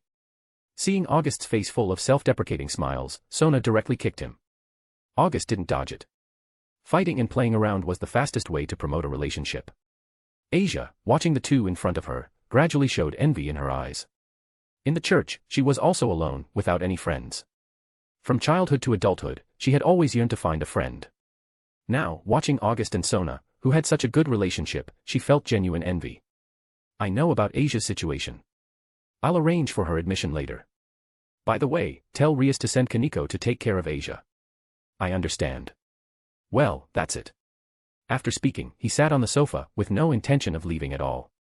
Hey, this is the student council. Outsiders, hurry up and leave. Who are you calling outsiders? Nonsense, besides you, who else is there? Don't be like this, Sona-chan. What's our relationship? I'm at least half a member of the student council. Don't talk nonsense, you jerk. Sona also realized that her self-control was all gone in front of August. Besides Sona, Tsubaki smiled slightly. She knew her president's character the best.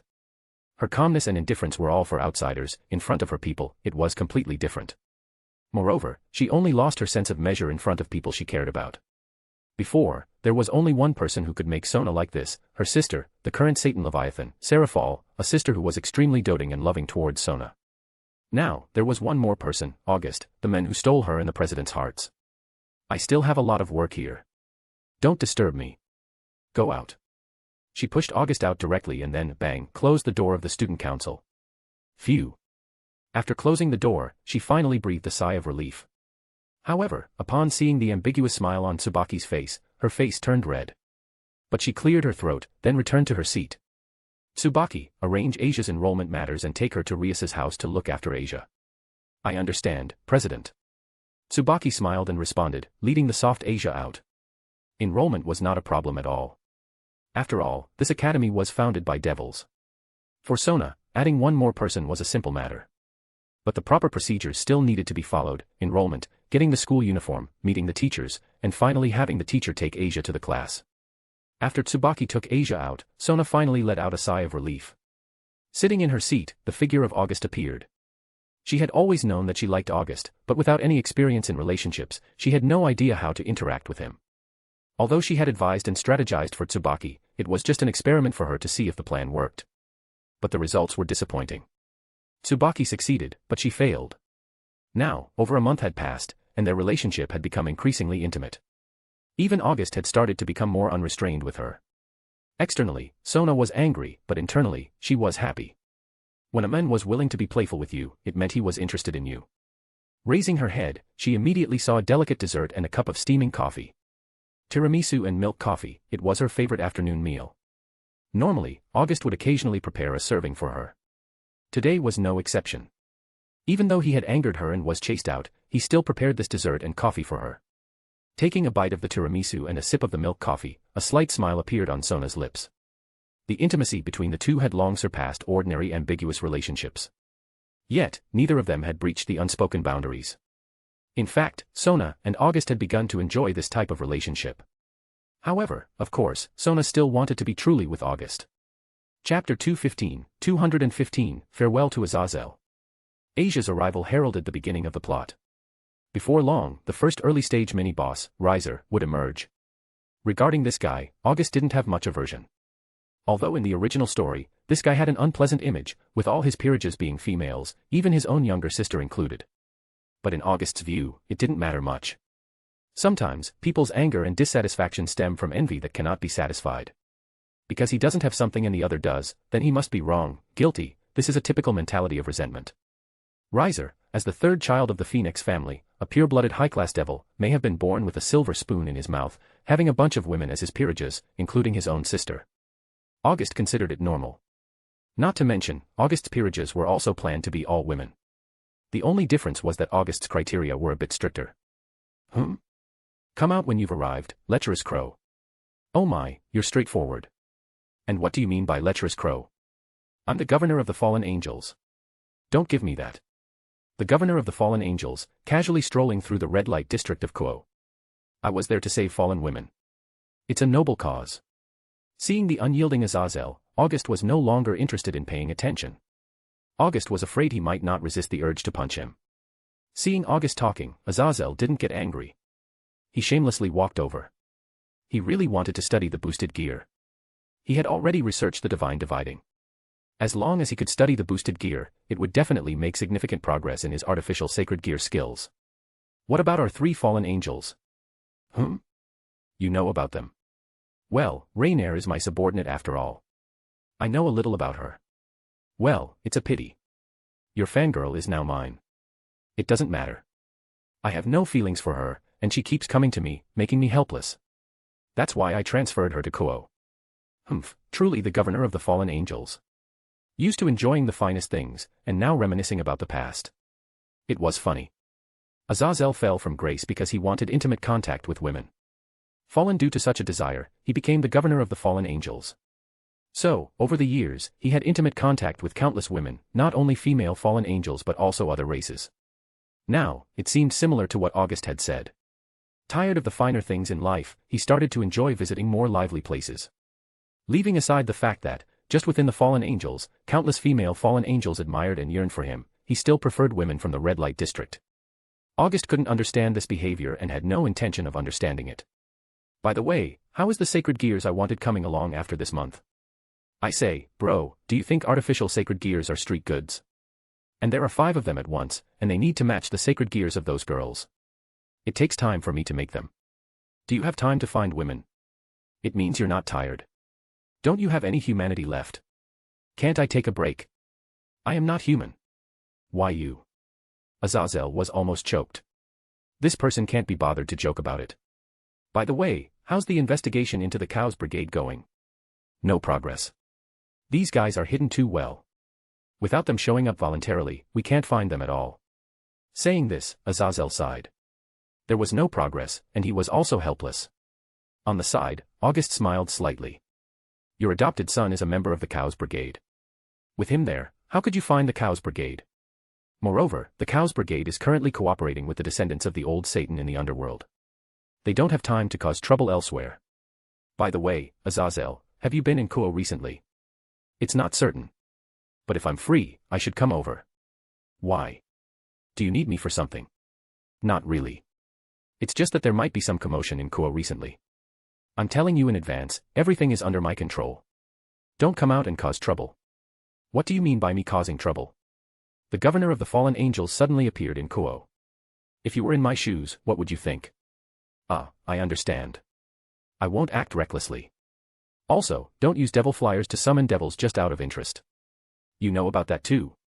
He really had such an idea. Sometimes, being a big shot was boring. So, being with these juniors made him feel interesting. But it was just an idea. August wondered how he knew about it, it puzzled him. I only know what I want to know. Again with that sentence. If possible, I really want to kill you. It's a pity. You can't. Pointing at August, Azazel really wanted to curse loudly, but he dared not. This demon duke was too mysterious. Even though he had known him for over a month, he still hadn't seen through him at all. His existence itself was like a black hole, making people want to gaze at it but fearing being devoured. Enough with the I. If you have nothing, just leave. Hey, I have a short temper. So. I'm not in trouble, you can leave. Heh, what's this? I'm leaving now. Intimidated, the governor of the fallen angels backed off. And just as Azazel had left, two small figures walked over from not far away. My lord. Asia, wearing the Ko Academy uniform, jogged over. Behind her was Kaneko. Obviously, Kaneko was taking Asia for a tour of the campus. Oh, Asia, Kaneko. My lord, what are you doing here? What am I doing? Of course, I'm skipping class and enjoying some leisurely time. But Kaneko said skipping class is bad. Learning is important. What else did Kaneko say? Kaneko also said, Lord August is not a good person, very lecherous. She said you're dangerous, and asked if I was willing to move to her house. Asia's innocent and naive voice made Kaneko behind her stiffen. For August, she was both respected and feared. She helped him know all the truths, but she also subjected him to devilish training not long ago. Now that Asia had told August everything she and Kaneko said, it was trouble for her. Ah, Kaneko, where are you going? Just as she turned around, August's voice came from behind her. Chapter 216, 216, The White Dragon has arrived. Upon hearing the voice behind her, Kaneko, who was originally carefree, suddenly froze. Turning slowly, August stood behind her. Kaneko, can you tell me what your evaluation of me behind my back means? Also, you actually want to take Asia away. Are you trying to steal my thunder? August-senpai, I just said it casually, no other meaning. No other meaning.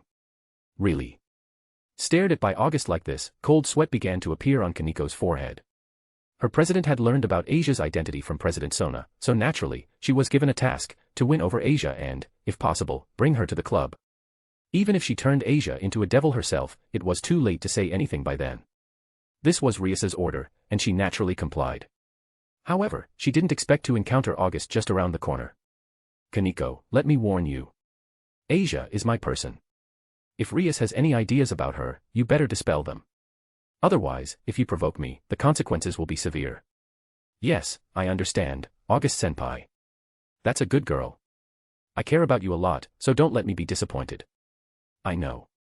Just a single word, disappointed, made Kaneko shiver. August owed her a great debt of gratitude. If he became disappointed with her because of Asia, she would feel like a complete jerk. So, in her heart, she made a decision.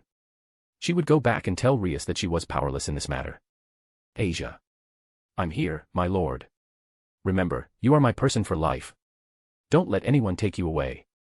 I know. I will never be taken away by anyone.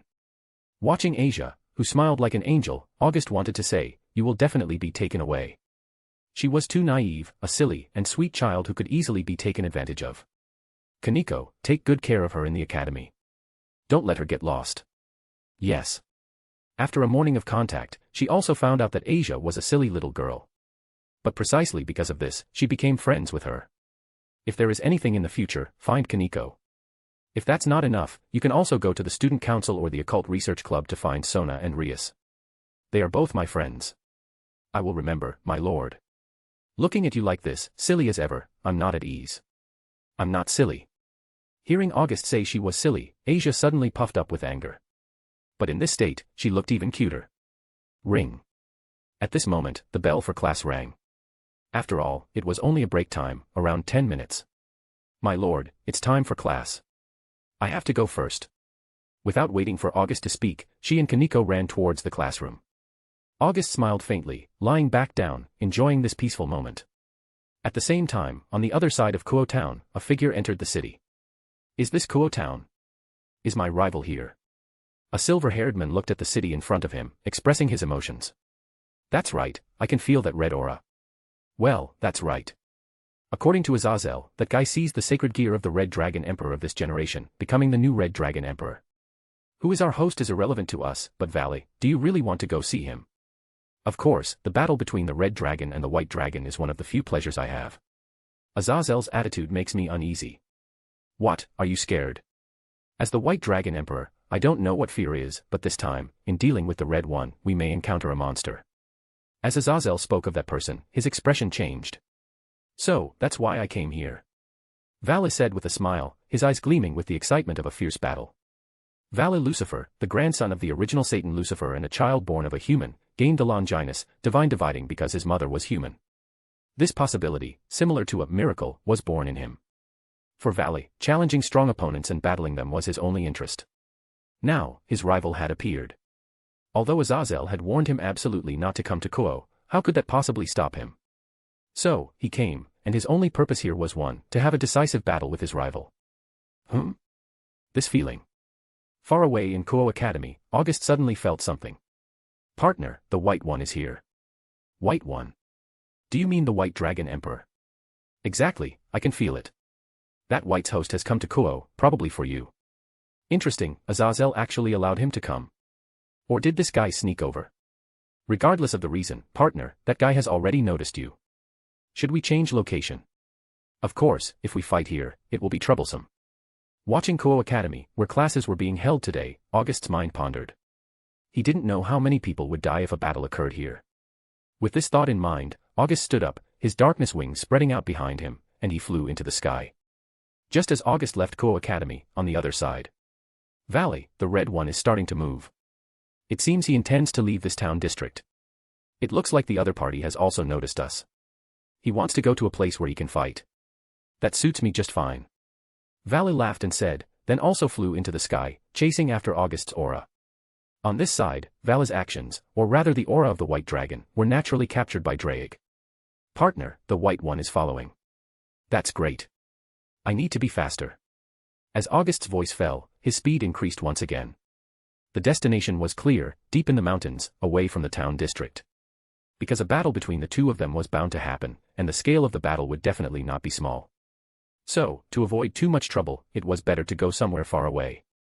Like this, August quickly left Kuo Academy, arriving in a remote mountainous area. August landed first and sat on a rock, waiting for Valley to arrive. Soon, August noticed a figure appearing in the sky, emanating a dragon's aura. Seeing this, August smiled. Chapter 217, Valley Lucifer. The fated encounter took place deep in the mountains outside Kuo, where the two met. The host of this generation's Red Dragon Emperor and the host of this generation's White Dragon Emperor, as if destined by fate, met at this moment and place. Are you the Red Dragon Emperor? I am. And you must be Valley, the White Dragon Emperor of this generation. That's me. I heard about you from Azazel. He said you're a monster, and he wasn't wrong. Did he also tell you that you shouldn't have come? He did, but I didn't listen. Well, Valley was a battle maniac after all. He didn't pursue power for its own sake but for the thrill of the fight, which made him stronger. Let me introduce myself. Seeing your reaction, Azazel probably hid my identity from you. I'm all ears. I am August, the only legitimate descendant of the Demon Clan, the Demon Duke of the Underworld, and also the Red Dragon Emperor of this generation. Swoosh. With these words, the boosted gear appeared on August's arm. This was the fated battle between the Red Dragon Emperor and the White Dragon Emperor. Therefore, August would not use any weapons other than the boosted gear, including his treasury. Since it was a destined battle, it had to be concluded in a way that followed destiny. Are you the only descendant of the Demon Clan? That's right. Haha, quite interesting. Fate is such a thing. Valley burst into laughter, even Albion, also impressed. Albion thought meeting Valley, a miraculous existence, was already hitting the jackpot. Unexpectedly, Drake had also hit the jackpot, and a big one at that. The Demon Clan, if the devils were considered a race liked by darkness, then the demon was the master of darkness. Naturally born with the powerful power of darkness, and each generation of Demon Clan descendants would awaken their unique powers, different from generation to generation but incredibly powerful. It's really exciting for me. Since that's the case, let me introduce myself as well. I am Valley Lucifer. The direct descendant of the original Satan Lucifer and a hybrid born of a human. The word miracle seems tailor-made for me. Born with both human and Satan blood, chosen because human blood flows within me, I became the White Dragon Emperor of this generation. Valley unfolded the demonic wings behind him, a full set of 8 wings, demonic wings of the ultimate class devil. As a hybrid with the bloodline of the original Lucifer, the ultimate class devil, and the host of the divine dividing, Valley was the White Dragon Emperor of this generation. Seeing Valley also reveal his true identity, August was not surprised. This was Valley. He was proud, so he wouldn't hide his identity, especially when facing an opponent he recognized. The so-called rival, August, reported his name, and Valley naturally followed suit. 2 individuals, one, a descendant of the original Satan, and the other, a descendant of the Demon Clan. In a certain sense, they were quite similar. Boom. The next moment, a terrifying magic power began to surge from both individuals. Boost. Divide. The boosted gear at August's arm made a sound, and similarly, the divine dividing behind Vala manifested, with its crystal blue double wings radiating brilliance in the sky. We meet again, Draig. Yes, after many years, we meet again, Albion. This time, luck is on my side. Mutual feelings. Draig and Albion, former two heavenly dragons, met again today. This time, I have already won. I got the trump card. No, this time, I have already won. I got the trump card. Red and white dragons, in opposition for who knows how many years, even after being turned into sacred gears, the dragon souls sealed within the sacred gears still remained. Each generation's red dragon emperor and white dragon emperor, no matter what, would meet and engage in battle until one side fell. For many years, it had been like this. Now, as the red dragon emperor August and the white dragon emperor Vala met in this place, a battle was about to unfold. I think there's no need for unnecessary words. I won't waste time, let's get started. Balance breaker. Divine dividing scale male. Vala directly entered the balance breaker, putting on the armor of the white dragon emperor, appearing as a warrior clad in the white dragon emperor's armor. A powerful magic power surged directly into the sky, shaking the entire Kuo with this magical force. As an ultimate class devil, Vala, after entering the balance breaker, was only slightly below the Satan class. He could even contend with a Satan with the power of the divine dividing scale male. What kind of magic power is this? It's so powerful. In Kuo Academy, Sona, inside the student council, felt this magical power and was suddenly shocked. Such a powerful magical power, and it's at the outskirts of Kuo. In the Occult Research Club, Rias also felt this magical power. Anyone with magic power could feel the immense magical power, and it was not an exaggeration to say that the entire Kuo was enveloped in this magical force. In a bar in Kuo, not many people were present as it was daytime. And this person was none other than Azazel, who had come to Kuo. Originally planning to have a drink here to pass the time before heading back, he unexpectedly sensed Vala's magical power. Vala, you couldn't hold back after all. But that brat is a monster. Can you really handle it? Finishing the drink in his cup in one go, Azazel's eyes were filled with concern. Although Vala was originally chosen to become his adopted child because of the divine dividing that resided in him, over the years, Azazel had long treated Vala as his own child. Oh well, let's make a trip. In case that kid has murderous intent, bleeding a little won't hurt. In the end, Azazel decided to make a trip. After all, that brat, August, was too mysterious and had an evil nature. Azazel couldn't read August's pulse at all. If he really killed Vala, it would be too late to regret. Thus, the entire Kuo was shaken by Vala's magical power outbreak. And August, watching Vala at this moment, a hint of a smile flashed in his eyes. This strength was indeed formidable. Also, August noticed one thing. He had never developed or, to be precise, had never used the boosted gear. Chapter 218, August vs. Vala. Watching Vala enter the battle state, August smiled faintly. The magic power on his body also began to surge, the power of darkness spreading like an abyss. Feeling the magic power emanating from August, Vala suddenly laughed. Indeed, he was his rival, his strength was not beneath his own. Moreover, this abyss darkness power even left Vala in awe. Although it may sound a bit rude, Vala, let's fight. Not even using the balance breaker. Are you looking down on me? Not at all. It's because I don't use the balance breaker, and I've never developed the boosted gear. What do you mean by that? It's nothing. For me, sacred gears are just icing on the cake, not everything. That's surprising. Vala did not get angry. He even showed respect for August. To possess a sacred gear but to trust one's own strength more was a will that deserved respect. After all, sacred gear was external forces. For example, without the sacred gear, Vala was just an ultimate class devil. But with the sacred gear, he was strong enough to contend with Satan class being. Sacred gears, especially Longinus, were terrifying. And August, holding such sacred gear, did not immerse himself in the power of sacred gear, earning Vala's respect. Battle is the fastest way to comprehend, August. Saying this, the wings behind him moved slightly, and then he charged towards August. Seeing this, August smiled instantly, showing no intention of avoiding it. He went straight to meet Vala. Boom. The fists collided, and the ground under August's feet was directly shattered. Such formidable power, but sorry, I'm taking your power. Divide. The wings behind Vala flickered, and then August felt his magic power, his strength, everything about him rapidly weakening. This was one of the abilities of the divine dividing, divide. It halved the opponent's strength every 10 seconds. Of course, this was not the only ability. There was also an absorption ability. When combined, it weakened the opponent and then amplified the power in oneself. With addition and subtraction, the gap in strength was no longer simple. Boost. At the same time, Drake's voice resounded. The absorbed power was immediately restored the next second. The ability of the boosted gear doubled the holder's strength every 10 seconds. The Red Dragon Emperor and the White Dragon Emperor were not only rivals, even their abilities were in opposition. One reduced, and the other increased. August, although your strength has recovered, I've become stronger. In our fight, I'm in an advantageous position now. Oh. When did this fight put you in an advantageous position? Hearing August's words, Vala suddenly felt something was wrong and subconsciously wanted to retreat, but it was already too late. August grabbed Vala's wrist and pulled him in. Bang. With the other hand, August immediately prepared a punch, a powerful force directly hitting Vala in the stomach. Despite the protection of the White Dragon Emperor's armor, he still received a tremendous impact. And it didn't end there. After a successful hit, August followed up with a kick, directly sending Vala flying. The powerful force made Vala unable to resist. In each round, he would suffer huge damage, and even his armor began to show cracks. Crack. Finally, in the next second after Vala forced August back, August directly punched Vala in the chest. The immense power sent Vala flying, and not only that, even the chest part of the White Dragon Emperor's armor had been directly pierced, with numerous armor fragments scattered all over. Cough cough. Vala half knelt on the ground, spitting out blood. Just with one exchange, he was injured. On August's body, he felt a sense of powerlessness, unrelated to magic power and strength. It was just the enormous gap between body and battle arts. August's battle art surpassed him, and he was no match at all. At this moment, August looked at Vala with satisfaction. The Eternal Arm's mastery was so powerful.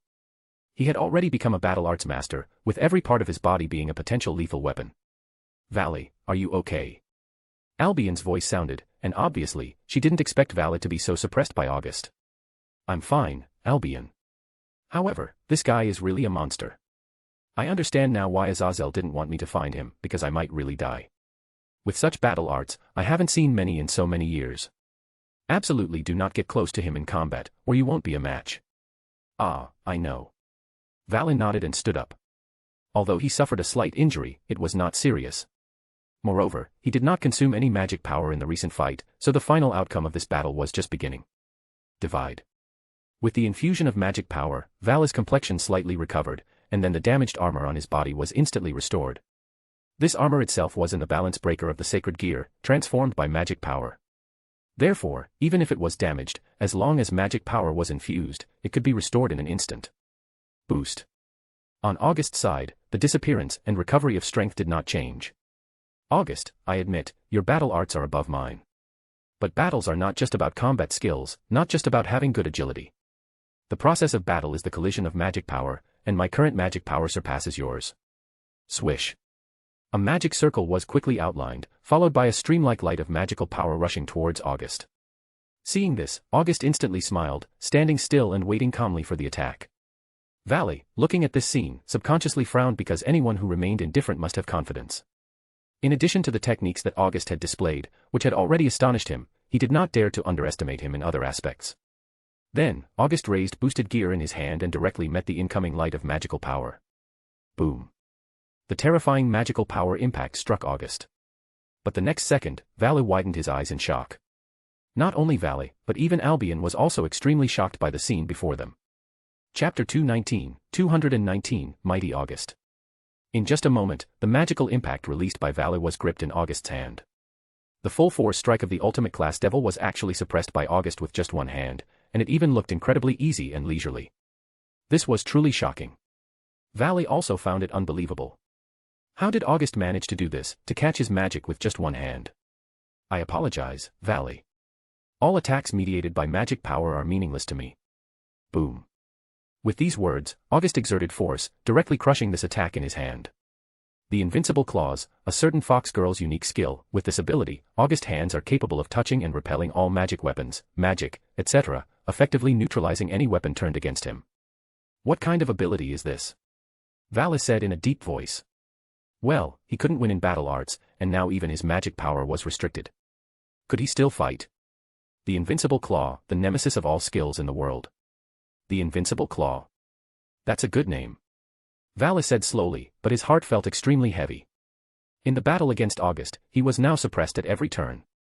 However, I don't believe you can really tear apart all of my attacks. Swish swish swish. Numerous magic arrays lit up around Valley.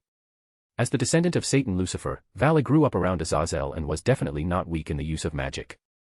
Divide. Divide. Divide. The weakening ability appeared time and time again, and Valley's magic power reached its peak. Boost. Boost. Boost. On the other hand, August's strength continued to recover, becoming even more powerful due to the increased power. Facing Valley's build-up, August did not interrupt his thoughts. August wanted to see Valley's true strength, and if possible, to challenge the Juggernaut Drive as well. Buzz. Soon, August discovered that Valley's magic power had reached its peak. Even the wings behind him changed from crystal blue to blue-red. Glowing dots spread from the wings, each representing magical energy taken from August. The divine dividing were indeed powerful, able to reduce the opponent's strength and add it to oneself. However, Valley was like a cup, there was a limit to the amount of magic power he could contain. Excess magic power would be released to avoid overloading himself. At this moment, the magic array around Valley started to shine brightly. August knew that an attack was imminent, and it was going to be the most powerful one. White Dragon's Roar. Boom. Suddenly, white beams resembling lasers fell from above. At this moment, Valley's strength had already reached the limit of an ultimate-class devil, just a step away from a Satan-class being. Such powerful magic. To show respect, I'll go all out too. Swish. A demonic pattern resembling the sun appeared on August's forehead. August's magic power soared instantly, surpassing even the ultimate-class devil and reaching Satan-class being. The entire sky darkened as a torrent of pitch-black darkness emanated from August, like a released floodgate. Terrifying magic power. Is this his power of darkness? Valley looked at August, who had demonization, feeling extremely shocked. This magic power was indeed too powerful. Even though he was extremely proud, he had to admit that August's magic power far surpassed his own. Rumble. The power of darkness collided with Valley's full-force attack. The clash of magic powers triggered an explosion, shrouding the entire surroundings instantly. In the air, Valley watched everything below. Even though he was covered by the explosion, he didn't relax at all because August's strength couldn't possibly fail due to this explosion. Boom. Suddenly, a pitch-black beam shot through the explosion towards Valley. Valley opened his magic circle to block this attack. Crack. However, under the impact of this counterattack, cracks appeared on the magic circle. Divide. Divide. Divide. But then, under the halving effect, this attack quickly weakened and eventually disappeared. Valley breathed a sigh of relief, looking down. August hadn't moved a step, still standing there, staring at him. This made Valley feel a sense of defeat, as the gap between them was too vast. He had exerted all his strength in one attack, and the opponent seemed to be playing around effortlessly, not a speck of dust on his body. Well done in blocking that, but how will you block the next move? Not good. Hearing August's words, Valley felt a sense of impending doom. Before he could defend, he realized that August had disappeared. Behind him, he heard August's voice. Boost. Boost. Boost. Heido number 90. Kurohitsuji. The next moment, Valley felt his vision go dark as he was sealed in a confined space. Around him, he felt the chilling intent of death, but he couldn't see any light. Outside, August looked at this massive black coffin, surprised. Accumulating 3 times the increased magic power, he used it all on the Kurohitsuji. Although he abandoned the chanting, the resulting Kurohitsuji far exceeded the completeness of a regular one. Swish swish swish. Following that, within the black coffin, a torrent capable of crushing space began. 3 seconds later, the enormous black cube dissipated, and Valley appeared in front of August. At this moment, Valley's White Dragon Emperor's armor was already shattered, like a porcelain filled with cracks that would fall apart with a touch. Not only that, his body was stained with blood everywhere. Valley had suffered considerable injuries. How is it possible? Such powerful darkness, combined with unparalleled battle arts. You, who possess both, are unexpectedly this powerful in magic. Valley knelt on the ground, looking at August with a face full of shock and disbelief. After all, a person's energy is limited, and most people specialize in only one thing. However, August was so powerful in both battle arts and magic. Chapter 220, Valley's Juggernaut Drive. Looking at Valley, who was close at hand, August's gaze remained calm. Indeed, among the new generation, Valley could be considered outstanding, but in front of August, he fell a bit short. In his demonization, August resembled a true demon, surrounded by the power of darkness that instinctively instilled fear in onlookers. Despite his drastic personality change, the casual and lazy aura from the past was nowhere to be found.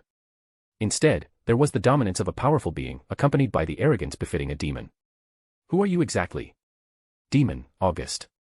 Ha ha ha, demon, what an impressive. Valley looked at August, who was less than 10 meters away, with a slightly bitter smile. Both being wielders of Longinus of the same level and belonging to the same category, Valley had entered the balance breaker, and August had used an unknown transformation. Although they seemed similar, August hadn't used the balance breaker yet. August claimed not to have learned it, but Valley wouldn't believe a word of it. As the possessor of the divine dividing, he naturally had a say in this matter. As long as the user was powerful enough, restrictions were not a problem. Crack. Valley's movements shattered the already fragile White Dragon Emperor's armor. All that was left was Valley, with a face full of unwillingness. This battle was not a balanced one at all. Even if he didn't want to admit it, August's strength was superior to his. That was a fact. Not far away, Azazel lingered in the sky, watching Valley at this moment, sighing. Valley was too impatient, and August was too mysterious. The demon clan, passed down from ancient times to the present, was indeed too mysterious. And what's more, no one knows where the other demons are besides August. Did they become extinct because of the previous war? But what kind of monster could do that to the demon clan?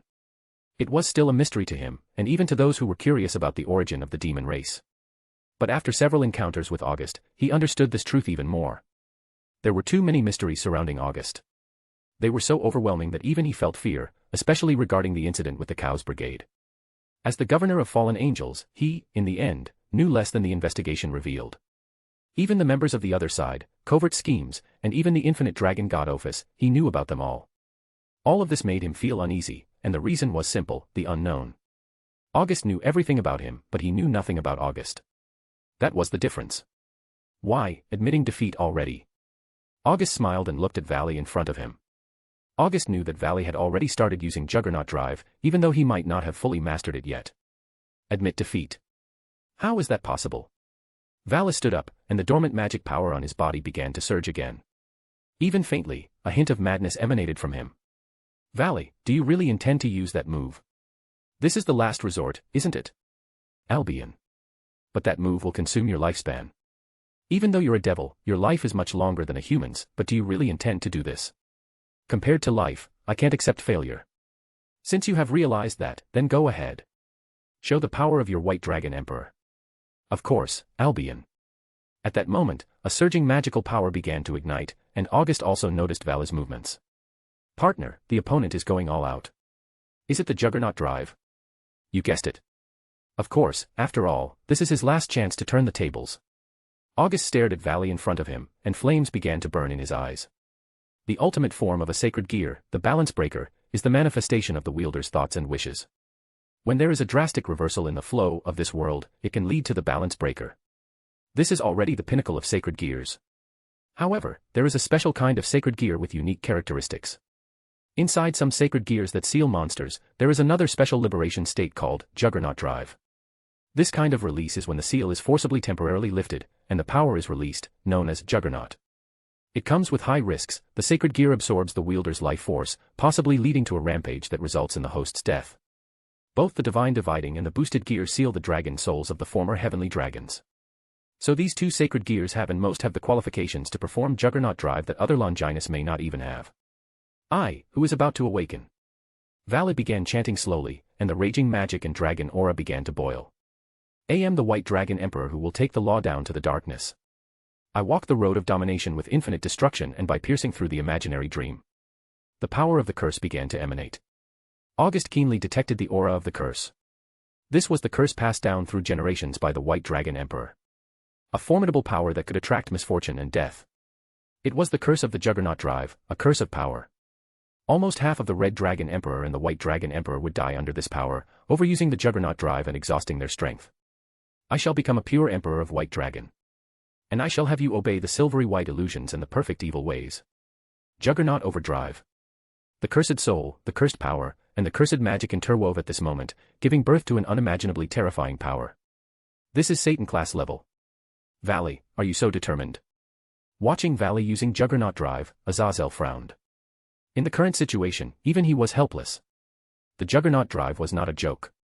Valley now, even he didn't dare to say he could take him down. Watching Valley, who had transformed into a silver dragon, Azazel's expression became solemn. On the front lines of the battlefield, August watched Valley entering the Juggernaut Drive form with excitement and joy on his face. So, this is the Juggernaut Drive. Valley, with such power, I acknowledge you. Let's fight. August leaped directly and charged towards Valley. Roar. As Valley entered the Juggernaut Drive form, he let out a roar, and a deep blue dragon breath was directly spewed out, incinerating everything around. Seems like he's going berserk. His Juggernaut Drive hasn't been trained to perfection yet. Drake's voice sounded timely, expressing a hint of regret in his words. For Valley to master the Juggernaut Drive at such a young age was undoubtedly exceptional. If not for today's events, given some time, he could definitely master the Juggernaut Drive. Chapter 221, August's Balance Breaker. Roar. Chaos and violent magic began to boil. In his demonization, August charged directly at Valley in his Juggernaut Drive state. Insulated Claw, Armament Hockey, Conqueror Hockey, Power of Darkness. All the powers converged, and August swung his fist at Valley. Boom. The immense force sent Valley flying back, but it didn't cause too much damage. Divide. Divide. Divide. Here it came again. The weakened ability, triggered by the collision between August and Valley, activated once more. August could clearly feel the rapid depletion of the magic power within him. Boost. Boost. Boost. Following closely, Drake's power helped August recover. Boom. It was at this moment that Valley suddenly moved. A pair of wings spread behind him, and with powerful force, he crushed the ground and rushed towards August at a tremendous speed. Roar. In Valley's mouth, a deep blue dragon breath condensed, then shot towards August. Bang. Invincible Claw directly blocked this burst of dragon breath. However, the power of the dragon breath continuously pushed August back, even piercing through the Invincible Claw. Nothing is absolute, even the skill is not invincible like the skill name. The power of the Invincible Claw depends on the wielder's demonic power, or you could say magical power. Now, in Valley's Juggernaut Drive state, his magical power had surpassed August's. Both were in the Satan class level, but August has just entered the Satan level and hasn't adapted much, while Valley has adapted to his level. Rumble. The dragon breath instantly exploded. August was right in the center of the explosion. Yet, Valley's speed remained undiminished. He charged directly into the explosion, and a pair of dragon claws reached out towards August. However, August, with the Eternal Arms Mastery within him, effortlessly blocked the incoming dragon claws. Bang. However, at this moment, Valley, now transformed into a giant dragon, exerted force with his dragon claws, slamming August into the ground. Boost. Boost. Boost. Though initially suppressed, with Drake's amplification, August's strength continued to soar visibly. Swoosh. Leaping directly from the ground without any pause, August swiftly arrived in the air. Great darkness spiraling ring. Power of darkness began to gather, forming a rapidly spinning condensed mass of magical energy. From a distance, it looked like a brilliant star. August directly threw the great darkness spiraling ring towards the ground. Rumble. A massive dark hole appeared, sweeping everything within a radius of 1,000 kilometers. The ground, the surroundings, everything was torn apart. Divide. Divide. Divide. However, before there was time to rejoice, Albion's voice resounded, and then the great darkness spiraling ring began to rapidly shrink, ultimately disappearing. But in the deep pit below, the frenzy on Valley, transformed into a white dragon, had already dissipated considerably. Partner, if you want to defeat him, you must use my power. We are mutually restrained and opposed. Only my power can restrain her, and likewise, only her power can resist me. Well then, let's begin. After all, this is the battle between the Red Dragon Emperor and the White Dragon Emperor. Balance Breaker. Boosted Gear Scale Mail. The armor of the Red Dragon Emperor adorned August's body, and a pair of dragon wings unfolded behind him. Boost. With the entry into the Balance Breaker transformed into the Red Dragon armor, August could clearly feel the amplification from the boosted gear. Not only that, the weakening effect from the Divine Divide was also restrained. Simultaneously, after entering the Balance Breaker, August felt that there seemed to be a flame burning within him. Ah, this is a feeling I haven't had in many years, partner. What's going on, Drake? Partner, savor it. This is the power of the Red Dragon Emperor, one of the two heavenly dragons, who once stood at the pinnacle. It's truly nostalgic. Since losing my physical body, I haven't experienced this kind of feeling again. August opened his hands, and a flame ignited from his hands. The fiery flame, the ultimate flame possessed by Drake as one of the two heavenly dragons, could incinerate everything to ashes. Once ignited, it would absolutely not extinguish. Even gods would turn into ashes in this blaze. Looking across the world, only the dragon gods and Drake's rival, Albion, could resist this force. Roar. Just as August was overjoyed, Valley had already arrived. Seeing this, August smiled. The crimson flames of Drake burned fiercely, even igniting the surrounding space. Dragon breath. The fiery flames transformed into a surging column of flames, directly enveloping Valley. Ack! A series of intense screams rang out. This was Valley, who had already fallen into a berserk state. This fiery column was not just any flame, it was imbued with the ability of penetration. Under this penetrating ability, the formidable dragon shell was directly attacked, reaching Valley's true form. Valley, here's another strike. Great Inferno Spiraling Ring. The Great Inferno Spiraling Ring swiftly followed, colliding directly with the column of flames. Rumble. As the two collided, both composed of the same type of fiery flame, they instantly merged together, followed by a violent explosion. The entire mountain range, a red spiral mushroom cloud rose from the ground. The entire mountain range was leveled to the ground. The raging magic, chaotic flames, burned fiercely on the ruins. And August also felt that Valley's aura was rapidly weakening. In other words, under this combination attack, the Juggernaut Drive had been directly forced out. Ding! Congratulations, host, for completing the side quest, Red Dragon Emperor Victory, defeat the current White Dragon Emperor, reward, Advanced Gacha Draw *3. Ding! Congratulations, host, for completing the side quest, White Dragon's Demise, defeat the White Dragon Emperor, one of the two contemporary heavenly dragons. Reward, Advanced Gacha Draw *3. 6 Advanced Gacha Draws directly in hand. Well, Valley truly was a treasure boy, unexpectedly giving himself 6 chances for Advanced Gacha Draws. He didn't even know how to express his gratitude. Chapter 222, Valley. Cough, cough. In the central area of the ruins, the surrounding ground had been incinerated to carbonization by the scorching flames.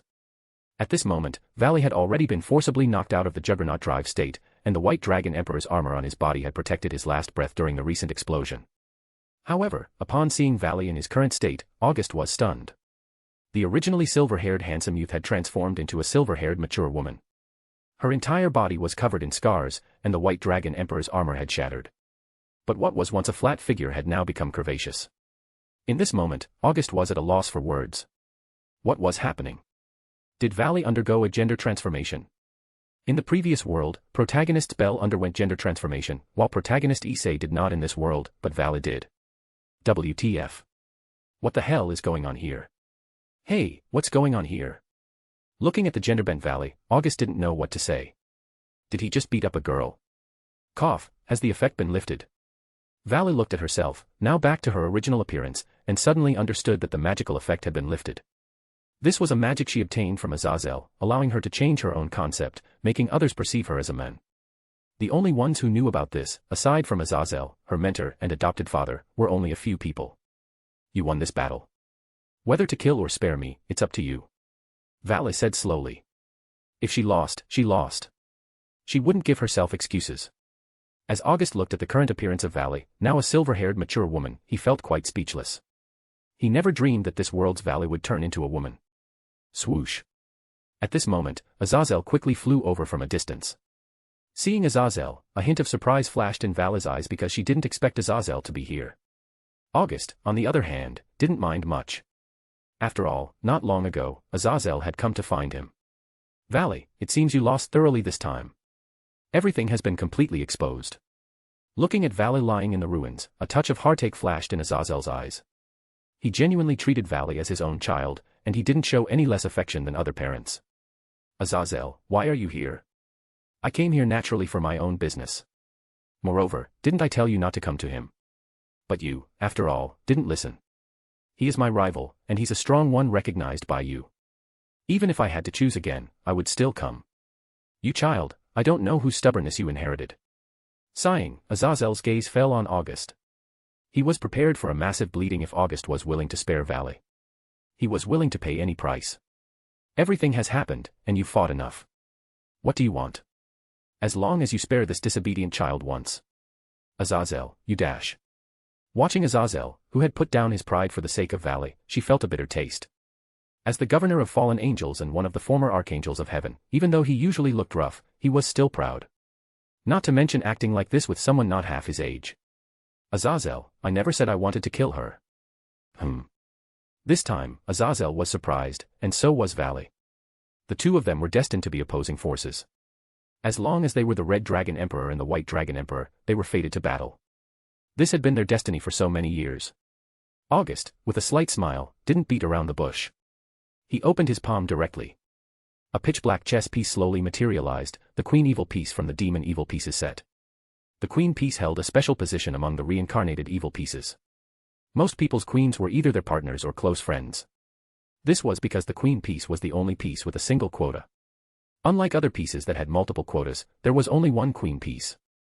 Furthermore, the Queen piece possessed the abilities of all the other pieces except for the pawn and the king. Strength enhancement, defense enhancement, speed enhancement, magical power enhancement, all these abilities converged into one point. Therefore, choosing one's queen was a crucial decision for most demons. Azazel also hadn't expected that August would want to make Valley his peerage. If that were the case, then the fate of the Red Dragon Emperor and the White Dragon Emperor would be completely shattered. With one as the master and the other as the servant, they could no longer continue to oppose each other. What do you mean by this? Are you mocking me? In Vala's eyes, this became August's insult towards her. To be turned into a subordinate carried a clear meaning, becoming his servant and acknowledging him as her master. Although she didn't like the bloodline flowing within her, she was still the legitimate descendant of the true Satan Lucifer. Now, making her someone else's subordinate was absolutely impossible. Mocking. I apologize, I'm not in the mood for that. Valley, you're strong and have potential. It's a bit of a shame to stay confined to this world. Follow me, and I'll show you a broader world. A broader world. Yes, this world is too small. Although various gods roam this world, it's still too small. Follow me, and you'll have the chance to witness scenes beyond this world. Humph, if you want to charm people, you at least need to. Before she could finish, Vala widened her eyes in shock. Because behind August, the sky had turned into a golden hue, and weapons emitting a mysterious aura appeared one after another. Among them, Vala saw many weapons that restrained dragons and devils, and even some weapons she couldn't recognize. Yet, each one was undoubtedly not inferior to in sacred gears. What are these? Noble phantasms. Noble phantasms. Yes, materialized miracles, weapons created from the collective thoughts of humanity praying for miracles. They're armed with the framework of human imagination. Armed with the framework of human imagination. In this moment, Vala was stunned, and even Azazel beside her was taken aback. He was extremely obsessed with the study of sacred gears, and he had even developed the technology to create artificial sacred gears. However, the weapons in front of him were completely different from sacred gears. They were a type of armament beyond his comprehension, leaving him in disbelief.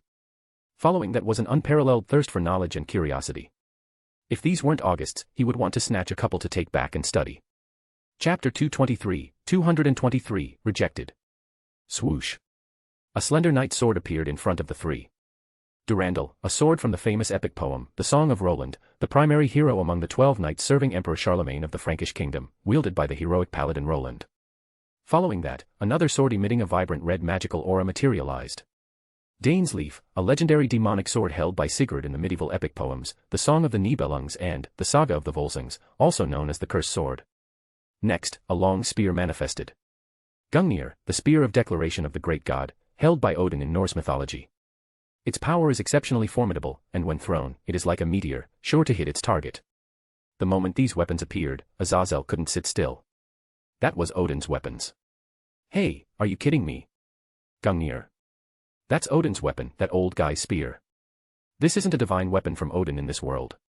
It's a noble phantasm, as I mentioned before. Noble phantasms are the crystallization of human imaginations. Of course, you can understand them as weapons from other worlds. Listening to August's explanation, both Azazel and Vala couldn't help but twitch their lips. These were just 3 items, but behind August, there were densely packed weapons, appearing to be at least a few hundred noble phantasms. Are you telling me these are weapons from other worlds? A mocking expression appeared on Vala's face. Even though she hadn't heard of them, who could prove that these weapons weren't crafted by August himself? As for their names, that was entirely up to him. Oh. You don't believe it. Your explanation makes it hard for me to believe. I admit you're strong, but claiming to have weapons from other worlds and offering to take me to those worlds in the future, do you believe that yourself? Well, it's a pity. You're the first person I've invited who turned me down. Because I saw through it, you gave up. Vala sneered. The fighting spirit she had against August had disappeared. Although he was powerful, he had disappointed her. Give up? No, I'm just sighing. Originally, you could have witnessed a broader world, but now, you've given up on all of that yourself. Vala smiled at this and didn't care. Even if her life was in the hands of the other party, her character was such that she wouldn't flatter to survive. In her view, it was better to kill her than to compromise like this.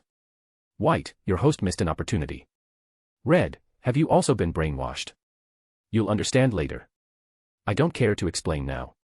Red, you. As a rival, Albion knew Drake the best. Although she had a bad temper and was proud as a heavenly dragon, she wouldn't lie, this was her pride.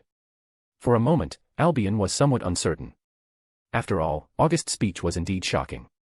Within August's mental world, through the cage of the Red Dragon Emperor, Drake could see everything outside. That's why she found it laughable regarding Albion and the current host of this generation. Her current host was a monster among monsters. Even her dragon soul, which was at the level of a heavenly dragon, could only reside in a corner of his mental world. She couldn't even see through his mental world. Such an existence, she would believe in such an existence, even if it was a demon god from another world. More importantly, many of the abilities August possessed and even his talents were entirely different from this world. Especially the abyss of darkness within him, deep within, there was something terrifying, something that even she feared. Once released, even the gods of the Bible who sealed her, wouldn't be a match. August didn't bother with Valley anymore. Since she had been rejected, there was no point. August was just doing some experiments on the people in this world. He was curious about how they would respond to the news he brought, especially Valley, who was known for looking for challenges. Would she believe it easily or not? He was just curious about that, nothing more. Azazel, remember the promise you made to me? Pay attention recently. Don't worry, I'll work overtime to create them for you. Then I can rest easy. Just a small matter. Although August's multiverse theory seemed a bit fantastical to Azazel, he had indeed let Valley go, and that meant he owed a favor. In this world, repaying favors was the most challenging thing. After dispelling the demonization and putting away the noble phantasms summoned by his treasury, August's strength returned to its peak. However, this battle today also brought August some gains. Like how it felt to have the power of a level 8 or Satan. Vaguely, August also discovered that his path to advancing as a demon lord was entirely different from others. The reason was simple, his original sin of lust. After all, his strength was at level 7, not the ultimate class devil in this world, but just at the same level. Without a doubt, his path to advancement was different. Not paying attention to Azazel and Valley, August left directly. Valley, maybe, you must trust that monster. Azazel, do you believe in his words too? I don't know if what he said is true or false, but his so-called noble phantasms are indeed different from sacred gears, and besides, other worlds do exist. You're not joking, right, Azazel? Of course not. However, it's all in the past now. Everything has been settled, whether it's true or false. Valley glanced at the place where August disappeared, opened her mouth to speak but ultimately didn't say anything. Azazel sighed, used healing magic to help Valley recover some injuries, and then left with her. However, today's events planted a seed in Valley and Azazel's hearts. At some point in the future, this seed would sprout and grow. On the other side, August returned home, but at the moment, his home had quite a few guests. Upon entering, August noticed the presence of several people. Sona, Tsubaki, Rias, Akino, and Kaneko, all of them were in his home. You finally came back. Tell me, what exactly happened just now? As soon as he entered, August saw Sona, who was sitting on the sofa like a hostess, speaking to him. In an instant, the atmosphere became somewhat awkward. This was August's home, how did it suddenly feel like Sona's home ground? On the side, Hilda and Yolda prepared tea, brought out snacks and fruits for everyone. August had just experienced a major battle and had been bluntly rejected, and now that he was back home, he unexpectedly encountered this situation. Chapter 224, Sona and Rias' feelings. Under the gaze of the women, August approached the sofa, and Hilda timely brought a cup of tea. After finishing the tea in one gulp, August sighed. Seeing August's casual behavior, the women were all quite annoyed. Everyone was waiting for you to speak, and here you are calmly drinking tea. It's nothing, just a little visit from the White Dragon Emperor, and we had a little fight. August said casually, but it didn't sound like a minor event to the others. The encounters between the White Dragon Emperor and the Red Dragon Emperor usually ended with one side meeting their demise, the fate of the two heavenly dragon heirs. When they meet, a battle is inevitable. It might not be a decisive life-or-death battle the first time, but it eventually reaches that point. My lord, are you injured? My lord, are you okay? August, did you get hurt? Compared to the other women who were stunned, Hilda, Yolda, and Tsubaki showed genuine concern for August. August smiled slightly. With 2 exclusive maids and a girlfriend, his life in this world could be considered as having a small harem. How could I be in trouble? Who do you think I am? Looking at the 3 women, August spoke with a smile. After making sure that he wasn't injured, the 3 women finally felt relieved. I didn't expect even the White Dragon Emperor to show up. It hasn't been that long. Sona voiced the doubts in everyone's hearts. After all, it hadn't been long since August became the Red Dragon Emperor. And the boosted gear was forcibly taken by August from Issei Hayadu. When did information become so advanced? Well, it was Azazel, that guy, who mentioned it. The White Dragon Emperor is from the Grigori. This sentence instantly plunged the entire room into silence. Sona, Rias, including Hilda and Yolda, all looked at August in disbelief. Azazel, the governor of the fallen angels, a being of the same level as Satan's, and August actually knew him. Also, the White Dragon Emperor is from the Grigori side. This was an even more shocking revelation. The holders of the heavenly dragons in each generation were troublesome entities. Because of their fate, they were destined to fight to the death. In this process, troubles kept coming. August, are you saying Azazel is in Kuo? Yeah, that guy comes often, at least once every 3 days or so in the past month. A month ago. And he comes often. What? Is there a problem? Of course, there's a problem. That's Azazel, the governor of the fallen angels. He frequently comes to the devil's territory. There must be a reason for this. Sona's excitement was understandable, this matter was too significant. In this world, a Satan-class powerhouse was equivalent to a nuclear weapon. Any powerful force must have a Satan-class figure presiding over it, otherwise, it wouldn't qualify for the upper echelons. And Satan-class powerhouses were powerful, posing a significant threat to all races. Now the governor of the fallen angels, a Satan-class powerhouse, frequently visits Kuo. There must be a reason behind this. A reason. Don't worry about it, that guy is here for me. For you. At this moment, everyone looked at August with skeptical eyes. Although August is powerful and has a mysterious background, the highest authority from the opposite faction comes to you every day. Do you think this is realistic? Under the doubtful gazes of the women, August also felt annoyed. What do you mean by this? And you, Sona, do you know how much effort I put into securing the safety of your peerages? What do you mean? Sona frowned slightly, not understanding what August meant. That guy Azazel is obsessed with sacred gears, so I got 5 artificial sacred gears from him, and they are specially tailored artificial sacred gears. 5 specially tailored sacred gears. Does that mean? She wasn't stupid, she immediately understood what this meant. Except for Tsubaki, the strength of her peerages, including everyone else, was a bit weak. In a real rating game, her peerages were not outstanding. But if her peerages could get sacred gears, even artificial ones, it would undoubtedly greatly enhance their strength. Don't underestimate the amplification effect of sacred gears. At this moment, both Sona and Tsubaki were filled with joy and gratitude towards August. Both of them thought that August did this for them, especially Tsubaki, who was now August's girlfriend.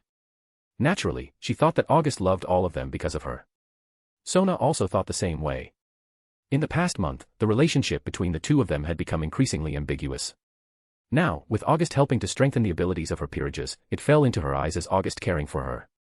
However, on this side, while Sona and Tsubaki were happy, Rias felt uneasy.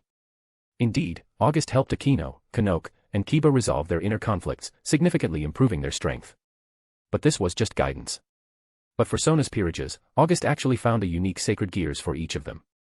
This treatment was much better than hers. This made Rias, who had been the center of attention since childhood, feel a sense of conflict and imbalance. As lifelong friends who grew up together, Sona naturally noticed Rias's subtle changes. But she felt even more delighted about it. The differential treatment she and Rias received was precisely because of August's different attitude and status towards them. From childhood to adulthood, although both were rivals, in terms of charm, she had always been inferior to Rias. Not for any other reason but Rias's curvaceous figure, although not old, surpassed countless charming girls. And herself, she could only say she's not small, and her figure couldn't compare to Rias.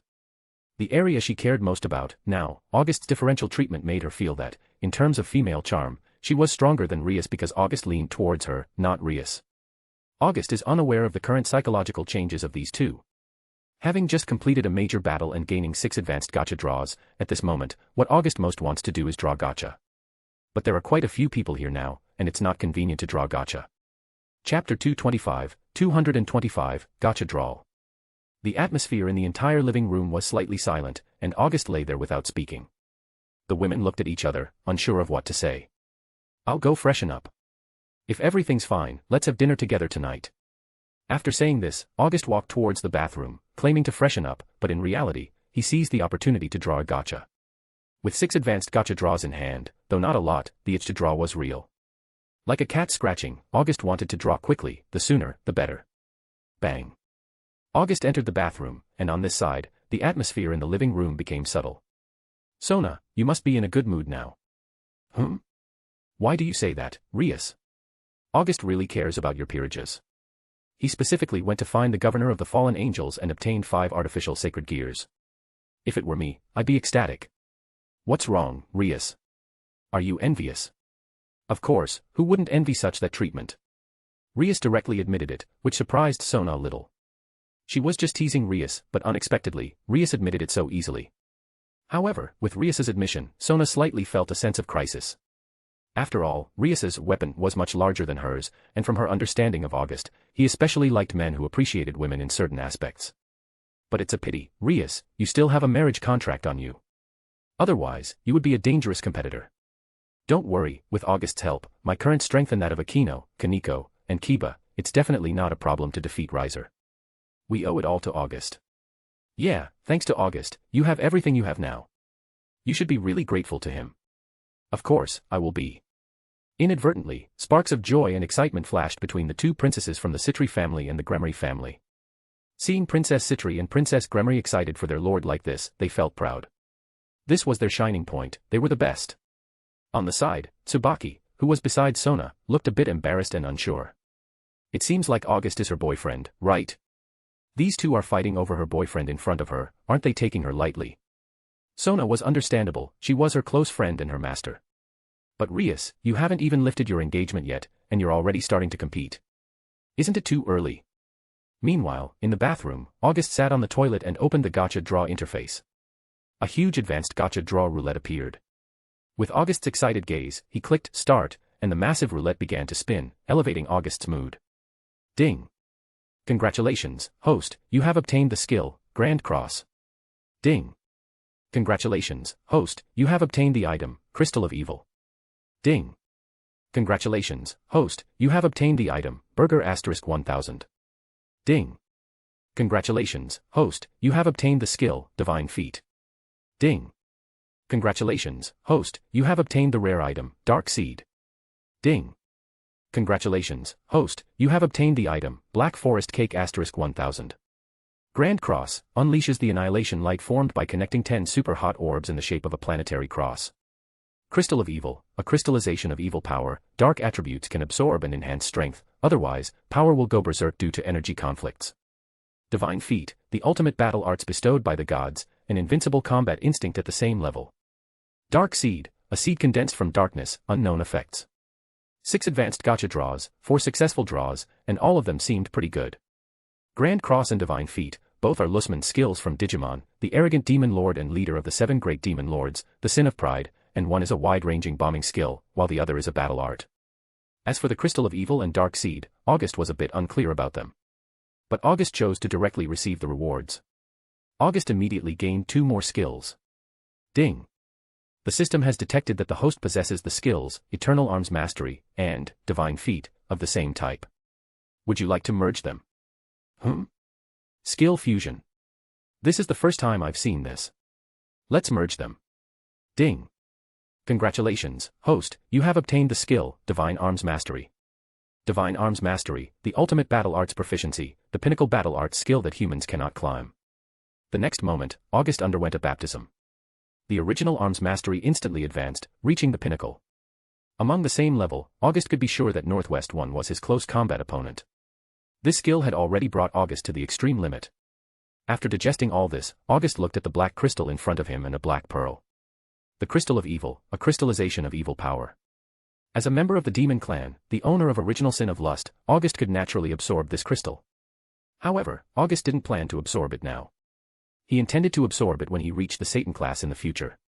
Maybe it would have miraculous effects at critical moments. Lastly, at this moment, the Dark Seed. August held it in his hand. He was quite puzzled. Even the system introduction was, unknown effects, making it even more mysterious.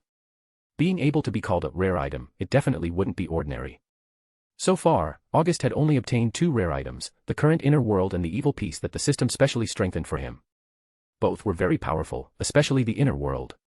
If it could grow slowly, August would become the master of the world in the future. Buzz. As August examined the Dark Seed, he suddenly felt a trance. This Dark Seed seemed to be calling him, a special resonance suddenly rising in his heart, making August feel quite puzzled. Then, August's magic power began to boil, and the lust pattern also appeared. Desire. Craving. Devouring. Seizing. This series of emotions suddenly rose from the bottom of August's heart, and the target was the dark seed in front of him. The sin of lust responded to him, it must devour this dark seed. As long as it swallowed this dark seed, it would definitely gain tremendous benefits. Such emotions continued to rise, and August also felt extremely surprised. This was the first time that the sin of lust had such a significant ripple. It was also the first time that August felt that the original sin might also be alive. Looking at the dark seed in his hand, August hesitated for a moment. Because August didn't know whether to follow the message conveyed by the sin of lust and devour this dark seed or to refrain from acting until the nature of this dark seed was clarified. Chapter 226, Satan Class. Looking at the dark seed in his hand, August's expression became slightly solemn. The desire to devour continuously surged within August, making him curious about what this dark seed really was. It could even trigger the sin of lust, one of the 7 deadly sins. Moreover, most importantly, this dark seed was responding to August. The original sin and the dark seed seemed to resonate with each other. In the end, August decided to take a gamble and swallowed the dark seed directly. The next moment, the power of darkness began to boil, cheering and rejoicing, as if a 50-year-old bachelor had suddenly married a wife, filled with excitement. Representing the sinful power of original sin, it quickly integrated into the dark seed. The dark seed, like a sponge, began absorbing nutrients continuously, growing and strengthening itself. Time passed by, and the dark seed continued to grow, eventually transforming into a dark fruit. When this dark fruit took shape, it completely merged with August. Boom. Inside August's body, the source of all magic power turned into a black sea amid a thunderous roar. The sin of lust, one of the 7 deadly sins, directly transformed into a grand sin pattern, then merged into the sea of darkness. In an instant, a terrifying pressure like the depths of hell erupted from August.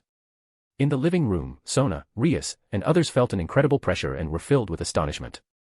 Their astonishment was not due to the overwhelming pressure or the fact that August currently had the same aura as their sister and brother. It wasn't even about August's strength that far surpassed them. At this moment, their first reaction was that August had reached the same level as their sister and brother, Satan Class, in the bathroom. Yes, the crucial core was the bathroom. Throughout the thousands of years in this world, a Satan Class being born in the bathroom was indeed unprecedented. If August had achieved this, he would have created history. At this moment, in the bathroom, August had long forgotten where he was. The difference between the Ultimate Class and the Satan Class was like night and day. Life underwent biochemical changes, magic power underwent transformation, the power of darkness, the power of shadows, magic power, all converged together. Especially August's race, with the power of level 7, equivalent to the ultimate class devil in this world. Translated to August, it was the ultimate class demon. Looking at the whole 7 deadly sins series, only 2 individuals surpassed this level. One was the creator of the demon race, the Demon King, who was created by the chaos. The other was Meliodas, whose strength exceeded this level, reaching the level of the Demon King, or on this world and Damachi known as Satan Class and level 8. In the story, after defeating the Demon King who tried to take over his body, Meliodas was about to go to the demon realm. The reason was simple, his strength had already exceeded the world's limit. If he stayed here, he would cause chaos, even unimaginable disasters. Now August was crossing the limit of the ultimate class being, aiming for the level of the Demon King or Satan Class. Moreover, under the baptism of original sin, August's race had vaguely surpassed the demon clan, reaching a new realm. Rumble. The terrifying magic power began to rampage, and August's aura kept rising. Satan. In the living room, Sona's face was full of disbelief. You just went to the bathroom, and you barged into the same class as her sisters who have lived hundreds of years. When did becoming Satan become so easy? This is too simple. After more than 10 minutes, everything settled down, returning to calmness. Everyone in the living room fell silent, especially Sona and Rias, both of whom suffered a heavy blow. In the bathroom, August's face showed excitement. He finally reached level 8. Ding. Congratulations, host, for completing the mission, ascend the throne, become the Lust Demon King, ascend the Demon King's throne. Reward, Demon King Authority, Advanced Gacha Draw *3.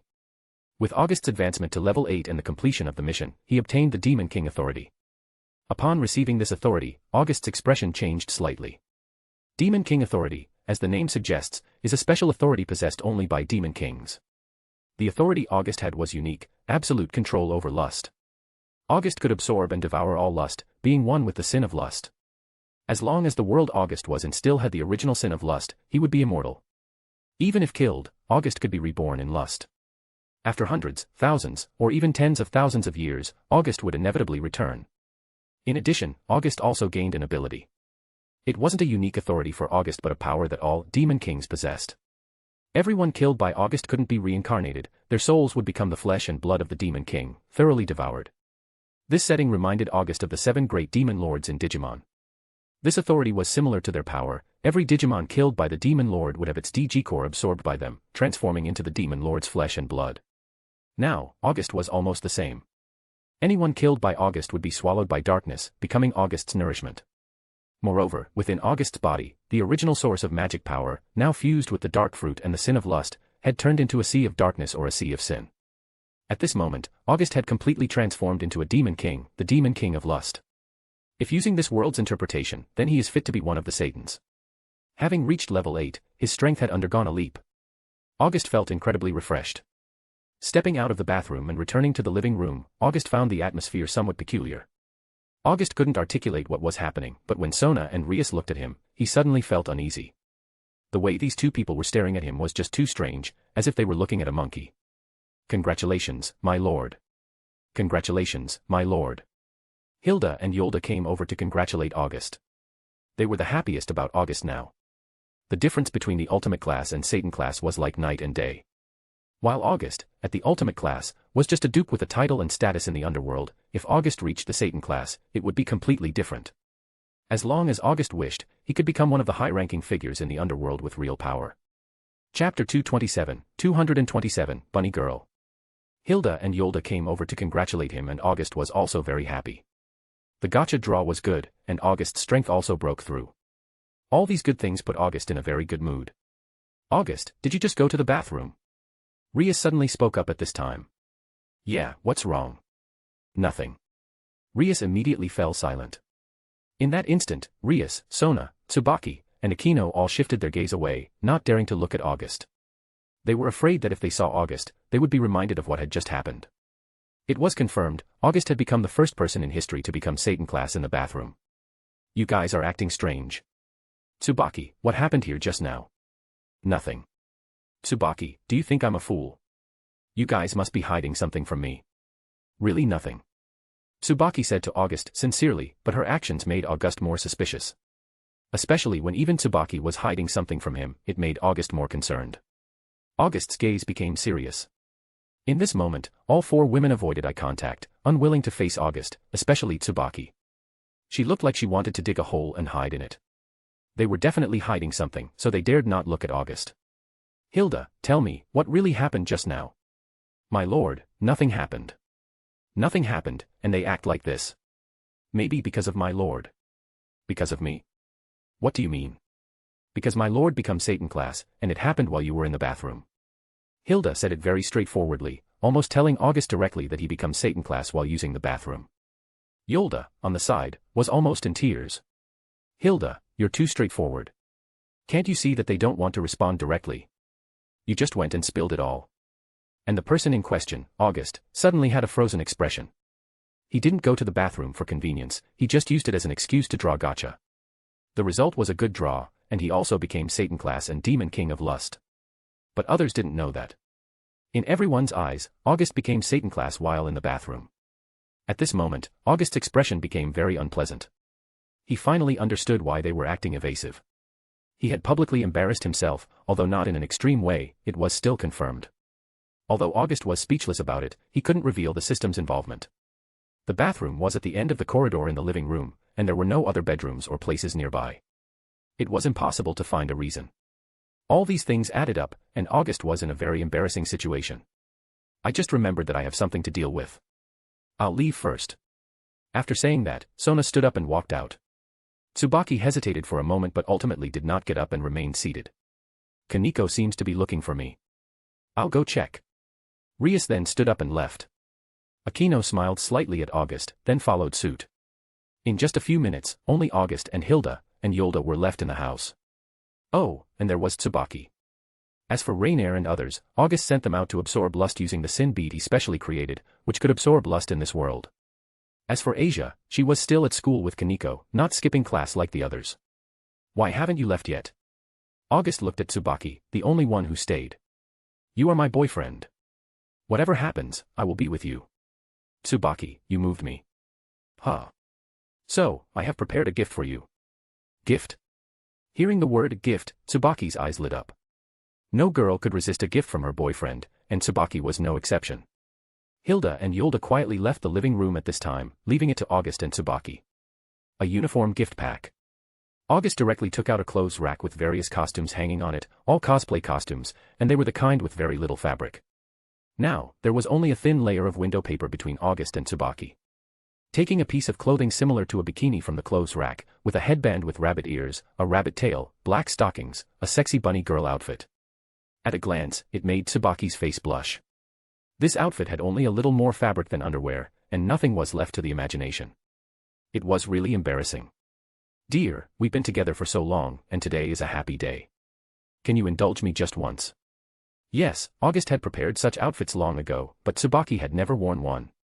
Because such outfits were too challenging for Tsubaki, and coupled with the fact that August and she had not truly been open with each other, she couldn't let go.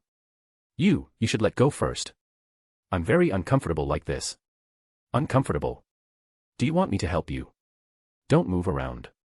Tsubaki was no match for August, and with a hint of expectation, she only symbolically resisted August's bold actions. Soon, with August's help, Tsubaki changed into the bunny girl outfit. Tsubaki, in every aspect, was well known to August, and it was just that last layer of window paper left between them. August picked up a clothing from the clothes rack, similar to a bikini, with rabbit ears, a rabbit tail, and black stockings, a sexy bunny girl outfit with very little fabric. At first glance, Tsubaki's face turned completely red. This outfit had just a bit more fabric than underwear, and nothing was left to the imagination. It was really embarrassing. Tsubaki, you're too beautiful. August held onto Tsubaki and slowly said in her ear. Tsubaki's face had not cooled down all this time, and being bullied by August made her even more embarrassed. Give everything to me, okay? Facing August's question again, this time Tsubaki did not refuse. This unexpected good news made August as happy as if he had won the lottery. For such a long time, this kind of thing had happened many times, but every time Tsubaki refused. Today, Tsubaki actually agreed, making August ecstatic. Chapter 228, Tsubaki's Power Boost. Soon, night fell, and the entire city was brightly lit under the pitch-black night sky. In August's apartment, looking at Tsubaki in his arms, August's face was filled with joy and happiness. Although there were some awkward moments due to some small incidents, it couldn't change August's good mood. His strength had come to level 8 and finally brought Tsubaki home. Today was definitely a good day. My strength. At this moment, Tsubaki in August's arms suddenly exclaimed. August looked over, his face full of teasing. After sleeping together, Tsubaki finally becomes the high-class devil. Over a month ago, Akino accepted her fallen angel race, and temporarily surpassed Tsubaki, reaching the realm of high-class devil. Now, Tsubaki achieved the same. Why, is there anything surprising? Your husband here is very powerful. Hearing August's words, and sensing the clear changes in her body, Tsubaki naturally understood that August's words had a double meaning. But she was genuinely surprised. Just after one intimate contact, her strength becomes the high-class level. If this were known, there would be countless devils clamoring to climb into August's bed in the entire underworld. Don't underestimate the difference in this level. In the underworld, high-class devils and middle-class devils are two different classes. Even for reborn devils, once they reach the high-class level, theoretically, they can go out independently and form their own peerages. Although there are not many such devils in the entire underworld. In the underworld, bloodlines are significant, but at the same time, strength is paramount. With strength, you have status. By the way, I have another gift for you. Saying this, August waved his hand, and a samurai sword slowly fell in front of Tsubaki. Tsubaki looked at August with confusion. A sword? Is this some kind of magic sword? But she didn't feel any magical power. This sword is called Zanpakuto. As the name suggests, it is a sword that can kill souls. Not only that, but this sword also has its own name. Make a contract with it, and it will be at your disposal. Zanpakuto. Give me a drop of your blood. Oh. Without hesitation, Tsubaki cut her finger. A drop of blood fell on the Zanpakuto. Vaguely, Tsubaki felt a strange connection between herself and the Zanpakuto, as if their spirit were linked. August smiled. This Zanpakuto was none other than Hyarinmaru. Because August's strength was now such that Hyarinmaru was just a bonus, and many times, it wasn't even necessary. Therefore, August decided to give Hyarinmaru to Tsubaki. This most powerful ice and snow-type Zanpakuto could definitely significantly enhance Tsubaki's strength. If she could learn the complete Bankai in the future, she would undoubtedly become a Satan-class devil. Alright, let's put the Zanpakuto aside for now. The night is just beginning. In Tsubaki's exclamation, the entire room began a new round of battles. At the same time, on the other side of Kuo, Sona couldn't calm down for a long time. When Tsubaki didn't return during her departure, Sona didn't pay much attention. After all, it was a common occurrence, and as a couple, it was only natural to enhance their relationship. However, until now, Tsubaki still hadn't returned, and it was so late. What Sona least wanted to see had happened. Tsubaki had been completely taken by August before her, devoured completely. She didn't oppose August and Tsubaki being together, but as her master, she still had her small selfishness. For more than a month, facing August's fierce offensive, Tsubaki had persevered until now. Sona's encouragement was indispensable. Otherwise, Tsubaki would have been taken by August long ago. The only reason Sona did this was that she wanted to give herself to August before Tsubaki. Although she wouldn't compare herself to Tsubaki, she just wanted to maintain a bit of the master's prestige. Now that Tsubaki had been eaten up, what would she do in the future, called Tsubaki sister? After all, she was August's first partner, one of them. Hilda and Yolda were never in Sona's concern, as they were maids, and serving in bed was their duty. Now, she still hadn't succeeded, and Tsubaki had already occupied the high ground with August. Another person unable to sleep was Rias. Because of August's differential treatment between herself and Sona, and then August becomes the Satan class in their presence, Rias was not in a good mood. Originally, because of the disparity in treatment, Rias was already a bit displeased with August. Then August becomes Satan class level in front of them, making her even more uncomfortable. This was especially true since she had hesitated for a long time. Rias finally contacted her brother. "It's really rare, Rias. You actually took the initiative to contact me." In Rias's home, a figure of Surzex appeared on a crystal ball, much better than a projector. "Oni-sama, are you taking that medicine again? You know, it's an old problem. I've been through it like this for so many years." "Never mind, you won't listen no matter what I say. If you like to drink it, then drink it. What's wrong? Who made our Rias-chan angry?" Surzex didn't want to continue discussing this matter. This was the only pain and regret in his life, but the die had been cast, and there was nothing he could do. "Oni-sama, August has become Satan class." "What did you say?" Surzex was instantly shocked. "What the hell? Satan? When did the Satan class level become so worthless?" Back then, in order to become Satan class level, Surzex went through countless hardships and wars, and he only made it to that level because there were very urgent circumstances. And what about August? He stayed indoors all day, went to Kuo for less than 2 months, and now he's become Satan class level. Wasn't that too abnormal? Why did you contact me? What does this mean? However, immediately after Surzex asked her, he realized that August's becoming Satan class level had nothing to do with him directly. These two were originally good friends and bad friends. August's becoming Satan, for him and for devils in general, was a good thing. It meant that devils had another Satan-level figure to sit in. And hearing Surzex ask her this way, Rias's gaze subtly shifted to the side. Her own brother was too sharp. How could she say this? Chapter 229, Surzex's Wrath. In the Underworld, looking at Rias's expression on the other side, Surzex guessed that there must be something going on. As a brother who adored his little sister, he naturally understood his precious sister well. Although she was a genius, most of the time, she was extremely focused on achievements, always striving to be the best. Especially at this moment, with Rias clearly hesitant to speak, Surzex naturally understood that his little sister definitely had something on her mind. "Speak up, Rias-chan. What's the urgent matter this time?" "It's not a big deal, just dash. Since you don't know how to start, let's end this for now. I have many things to attend to." He was about to hang up the communication, but the slight smile on his lips indicated his current thoughts. "No, Oni-sama, I do have something." "Then spill it." "Look at you, is this Rias I know?" "It's just dash. I want to ask, Oni-sama, what are August's preferences or things he likes?" These words immediately stunned Surzex, and his instinctive reaction was that his little sister had grown up. Immediately, a burst of joy followed.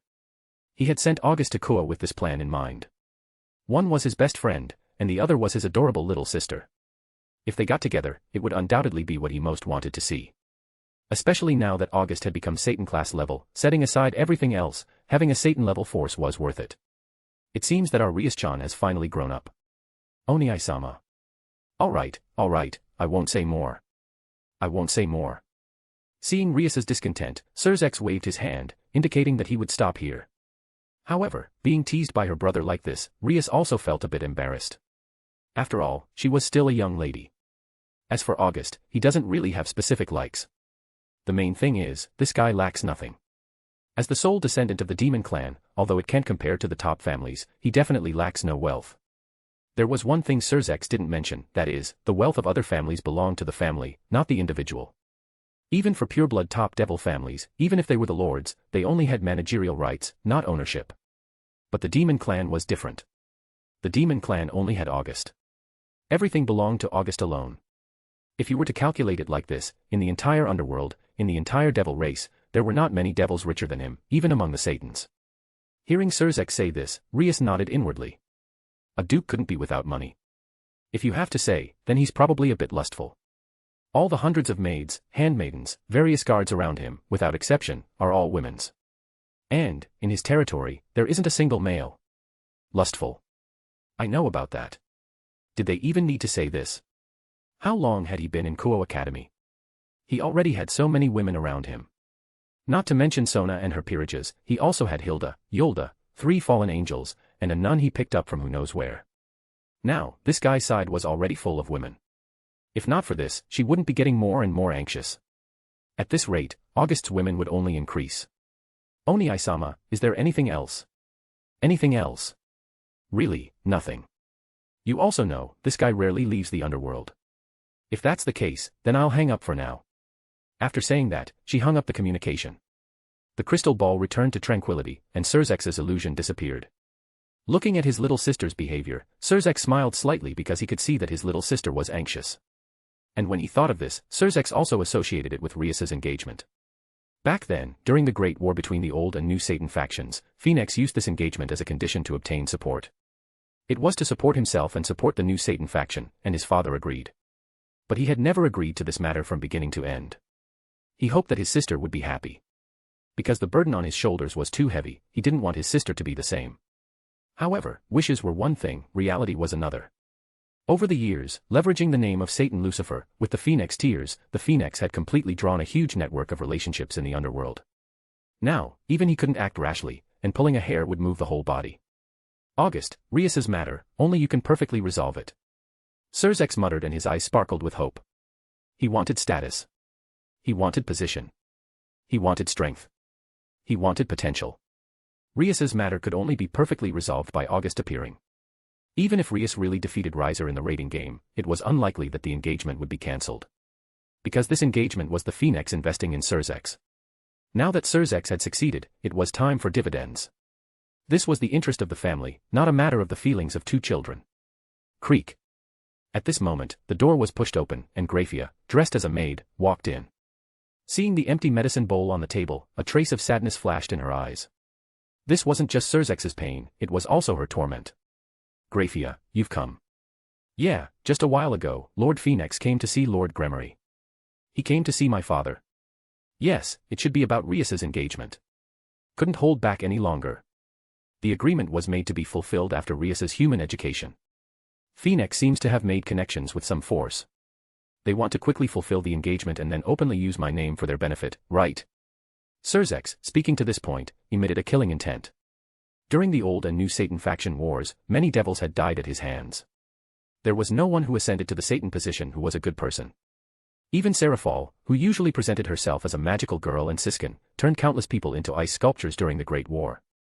Also, one more thing, Riser Phoenix is likely to come to see Rias in the near future. Very well. It seems that we've had too many peaceful days, making us forget what fear is. Surzex showed a hint of coldness in his eyes. He had already developed a murderous intent. If possible, he really wanted to destroy the Phoenix family. Chapter 230, Artificial Sacred Gear. The next day, August and Tsubaki arrived at the student council together. Having not returned the entire night, Sona had been concerned all night, and now both of the chosen ones had arrived. Good morning, Sona. Morning. Sona's gaze paused slightly on August before landing on Tsubaki. After a night of transformation, Tsubaki had changed a lot. Most of the girlish aura had disappeared, replaced by the charm of a mature woman. Most importantly, Sona discovered that Tsubaki's strength had reached the high-class devil. A month ago, Akino, under Rias, had become a high-class devil. Now, her own queen had also achieved the same. This made her happy. However, along with the joy, there was a hint of envy. To become high class from middle class in just one night. She couldn't believe there was nothing going on. However, she couldn't have imagined that the reason for Tsubaki's new power was August himself, not anything he did specifically for Tsubaki. You've been thoroughly taken advantage of by this guy. President. Well, it's not a bad thing. Although they were nominally master and servant, they were indeed each other's best friends. Although Sona had some of her own thoughts, seeing Tsubaki's current happiness, she felt happy for her as well. Clap clap clap. At this moment, a round of applause sounded. Instinctively, Sona and Tsubaki looked at August because there were only 3 of them in the room. But August also had a puzzled expression. He hadn't done anything, and he definitely couldn't disrupt the deep sisterly bond. It's really enviable, August. 2 beautiful girls are smitten with you.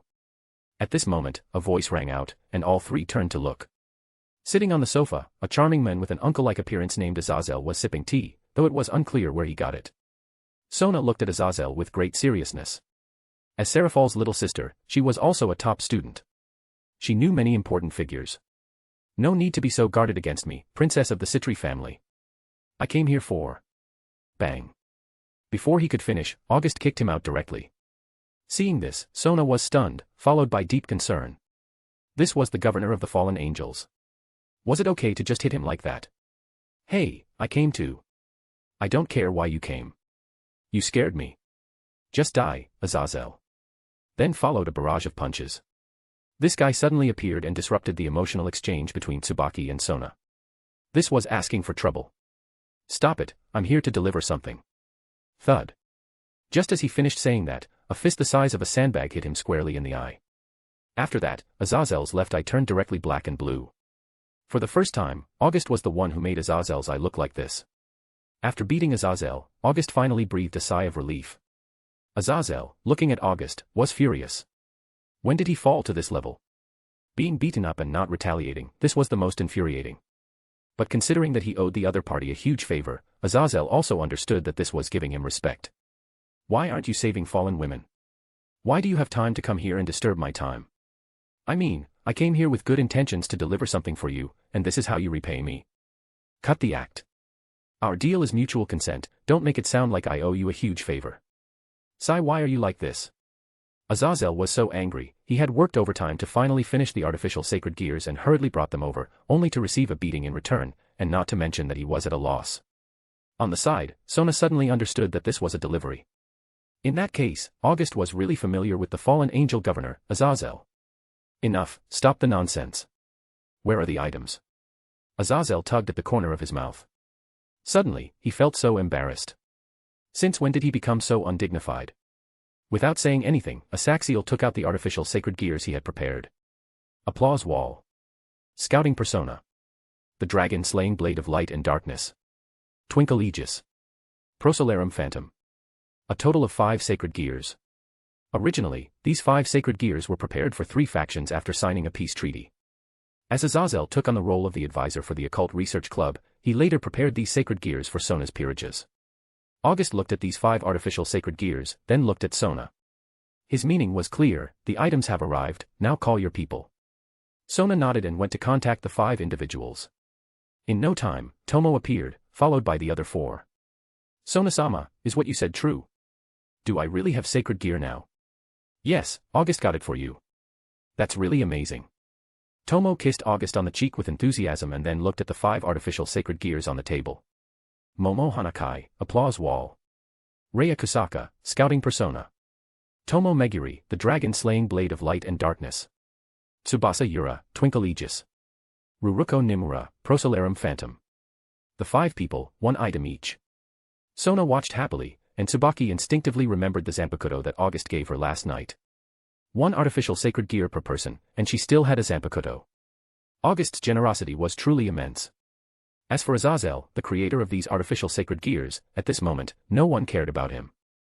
This made Azazel laugh bitterly. These were all made by him and even personally delivered by him.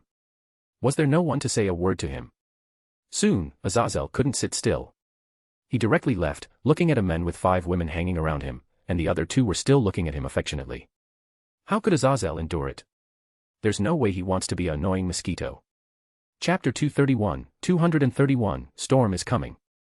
The whole day, August was surrounded by a group of girls, feeling quite carefree. Not only that, on that day, the matter of Tsubaki advancing to a high-class devil was exposed. Sona was okay, but the other 5 couldn't contain their excitement. They were already envious of Tsubaki, and now, finding out that engaging in intimate activities with August could make them stronger was even more tempting. On that day, August enjoyed a sixsome for the first time. Clearing 5 at once, he was truly a winner in life. However, their strengths didn't increase significantly. Tomo and Tsubasa were middle-class devils, so their strength only slightly improved.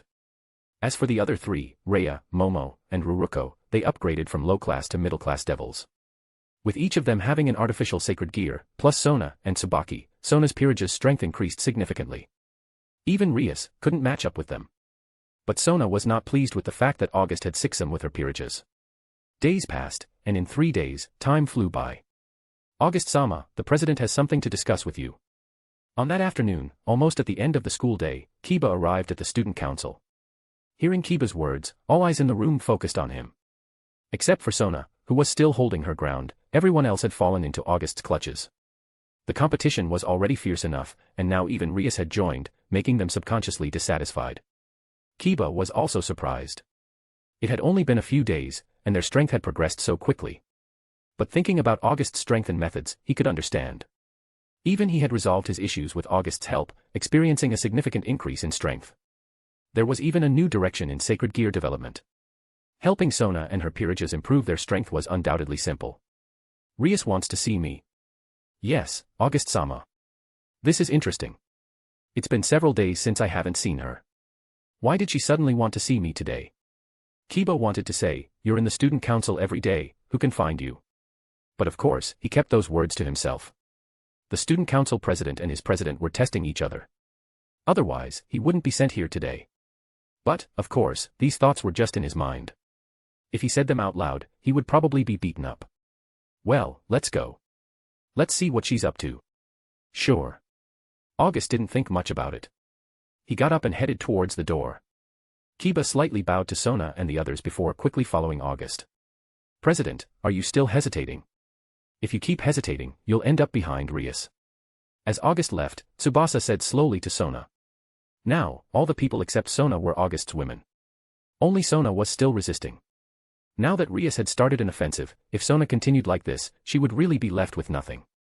Then, what do you want me to do? Like you, actively climb into his bed. Sona glanced at Tsubasa.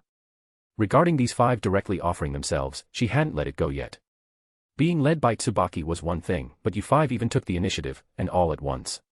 Now, she had unexpectedly become the last, and this change was too sudden. But she did listen to Tsubasa's words. Indeed, it couldn't be delayed any longer. If it continued like this, and Rias and her peerages got involved, she would really end up at the bottom. Tsubasa, all of you, be obedient at night for the next few days, understand? President, have you finally figured it out? Don't give me that. Today, all of you go home. Why, I dash. Do you have any objections? No, not at all. Tsubasa directly complied, and the other 4 didn't dare to speak up. They naturally understood Sona's personality. She was serious about this. Still, looking at this situation, it seemed that she didn't want others to see her embarrassed side. After all, it wasn't good for a woman to deliver herself, especially since she was the princess of the Citri family.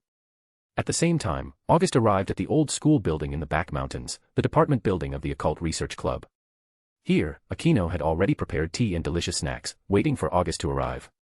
Upon entering, August noticed that something was slightly off with the atmosphere. Ria sat in her seat, looking a bit serious.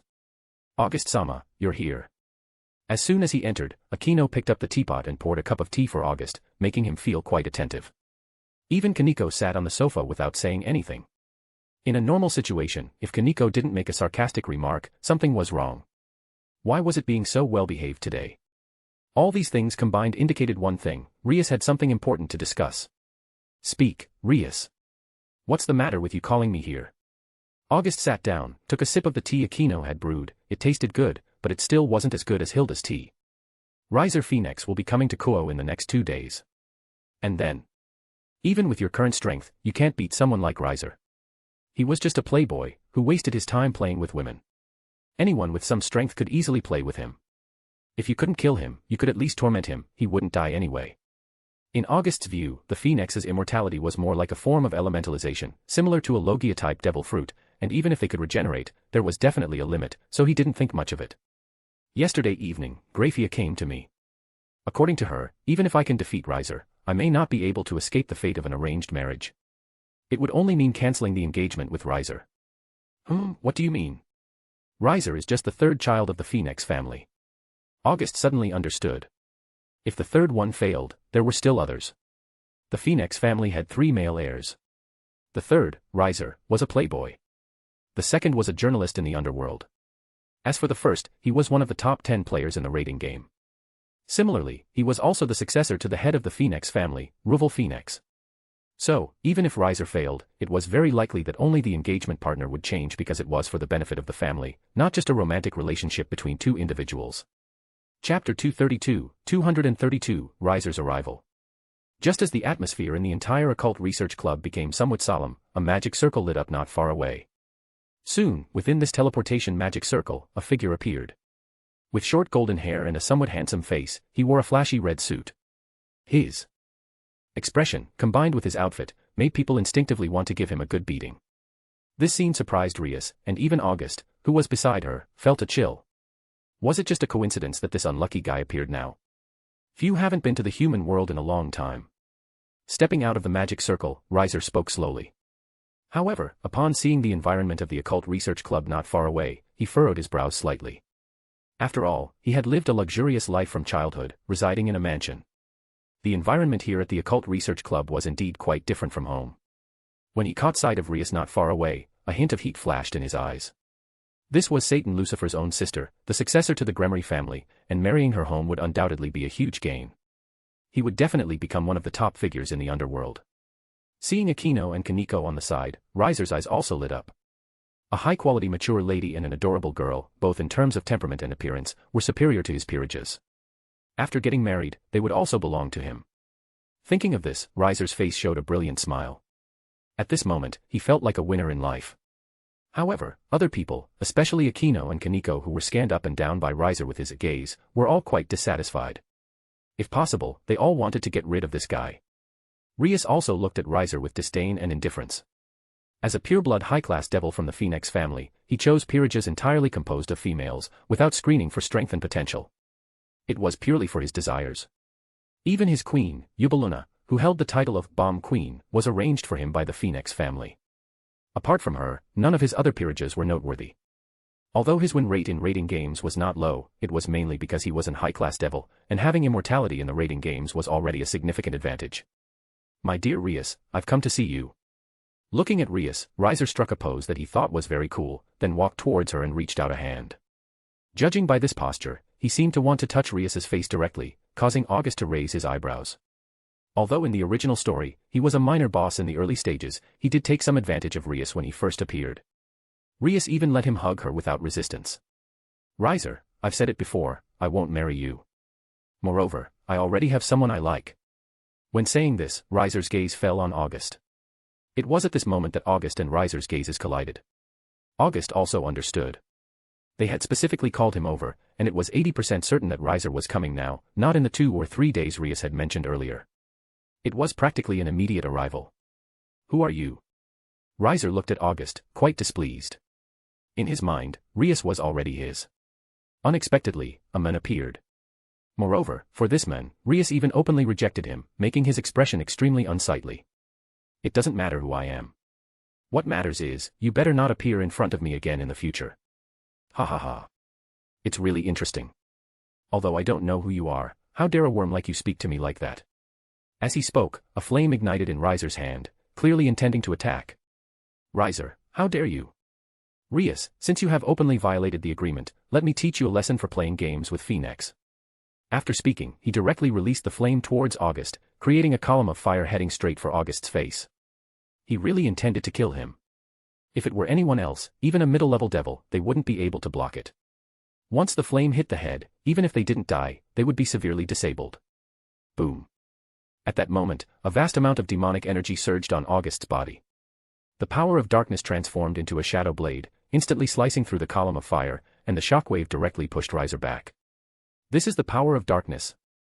How is it possible? The power of darkness in the entire underworld is only.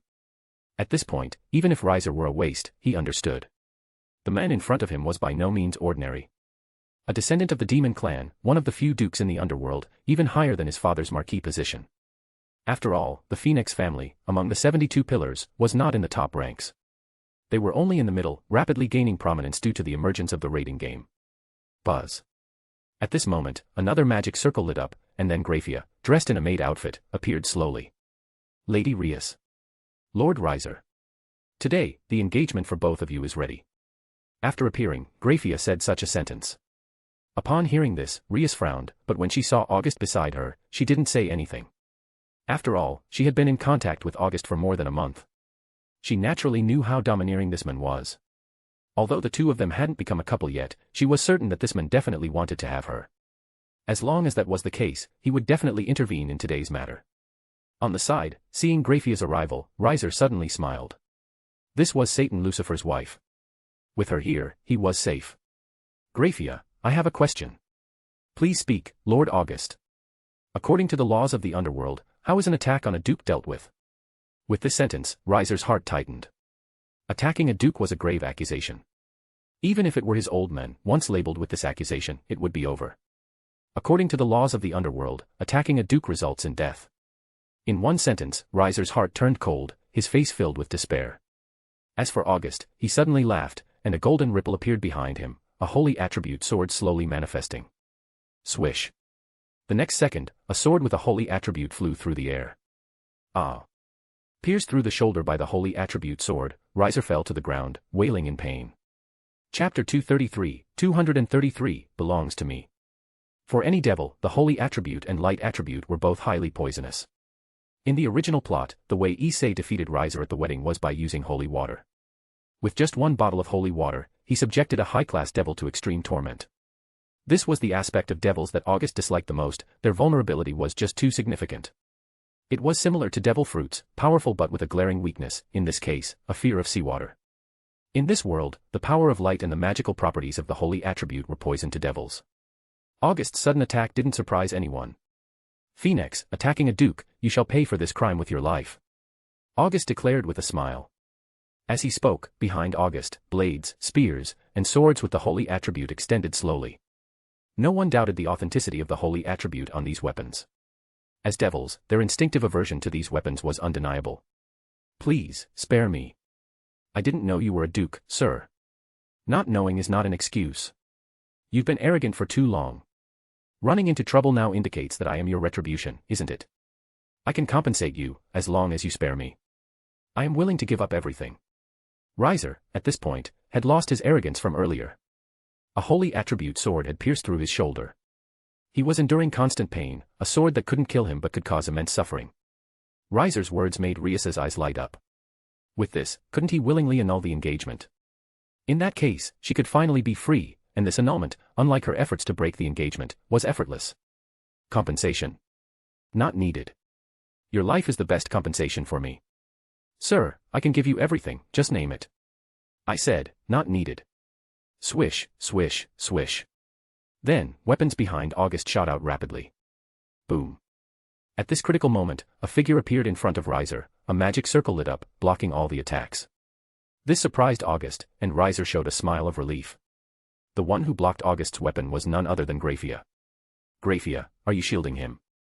No, but if you really kill him, it will only make enemies with the Phoenix. Ha, make enemies. Just a Phoenix. Even if we make enemies, so what? A bunch of families, not even a few at the top level. If they dare come out, I'll wipe them out. Your actions will make Lord Surzex very troubled. Do you think he would quarrel with me over just a Phoenix? But it will make it difficult for Lord Surzex, and the prestige of the underworld will be damaged. Hearing Graphia's words, August gave up the idea of killing Riser here. Killing him would indeed be satisfying, but the consequences would be troublesome. The Phoenix family was currently influential due to the Phoenix Fears. Even if not afraid, the trouble would be significant. Behind Graphia and Riser, the mood was like a roller coaster, constantly fluctuating. Seeing Rias, who looked happy, Riser guessed that the Demon Duke had been brought in by her. After listening to Graphia's words, August declared, tell Surzex and Phoenix, from today onwards, this engagement is no longer for Phoenix. Yes, sir. Riser, who had just narrowly escaped death, dared not make a sound. Dignity had long been thrown on the ground, trampled beyond recognition. Snap. August snapped his fingers, and the sword that had pierced Riser's shoulder disappeared. While the injuries were recovering due to the undying flame, Riser was now useless. Unless he could break the nightmare August brought him, he would remain like this. Lord August, Lady Rias, I will report to Lord Surzex.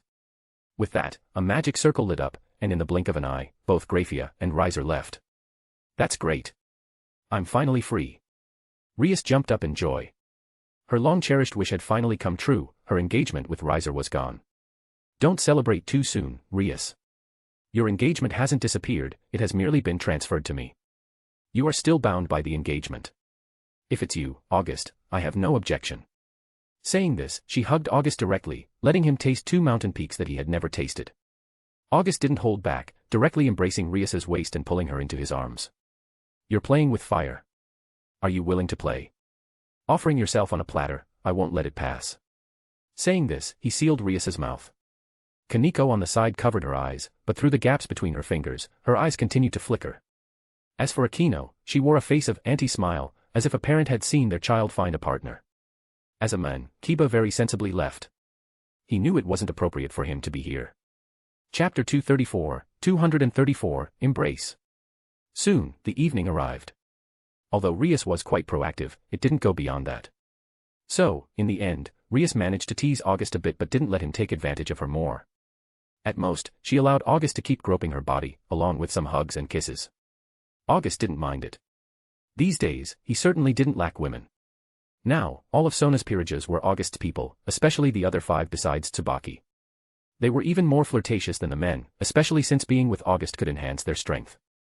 For the last 2 or 3 days, they had been visiting August's house every day. Returning home, as soon as he entered, August felt a sense of confusion. Because the house was unexpectedly tidy. With the presence of Sona's peerages, the house had always been lively. Why was it so quiet tonight? With doubts, August walked into the living room and found that there was not a single person here. Whether it was his 2 maids, Tsubaki, or Sona's attendants, not a single one was at home. This puzzled August. Where did everyone go late at night? You're back. At this moment, on the sofa, August suddenly noticed someone. Looking closely, with short black hair, wearing glasses, and casual clothes, it was none other than Sona herself. Her demeanor was completely different from when she was at the Koa Academy.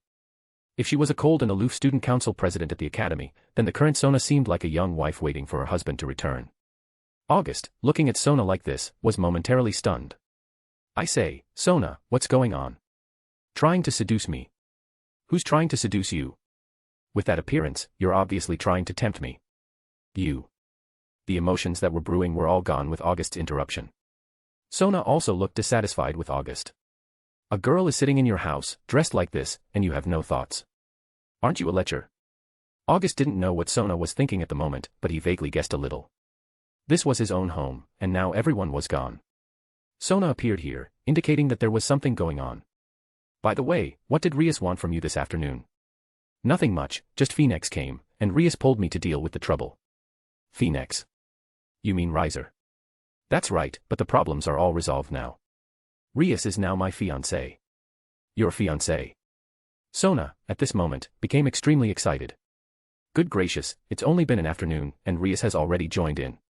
Fortunately, she came tonight. If it had been a bit later, she would truly have ended up at the bottom.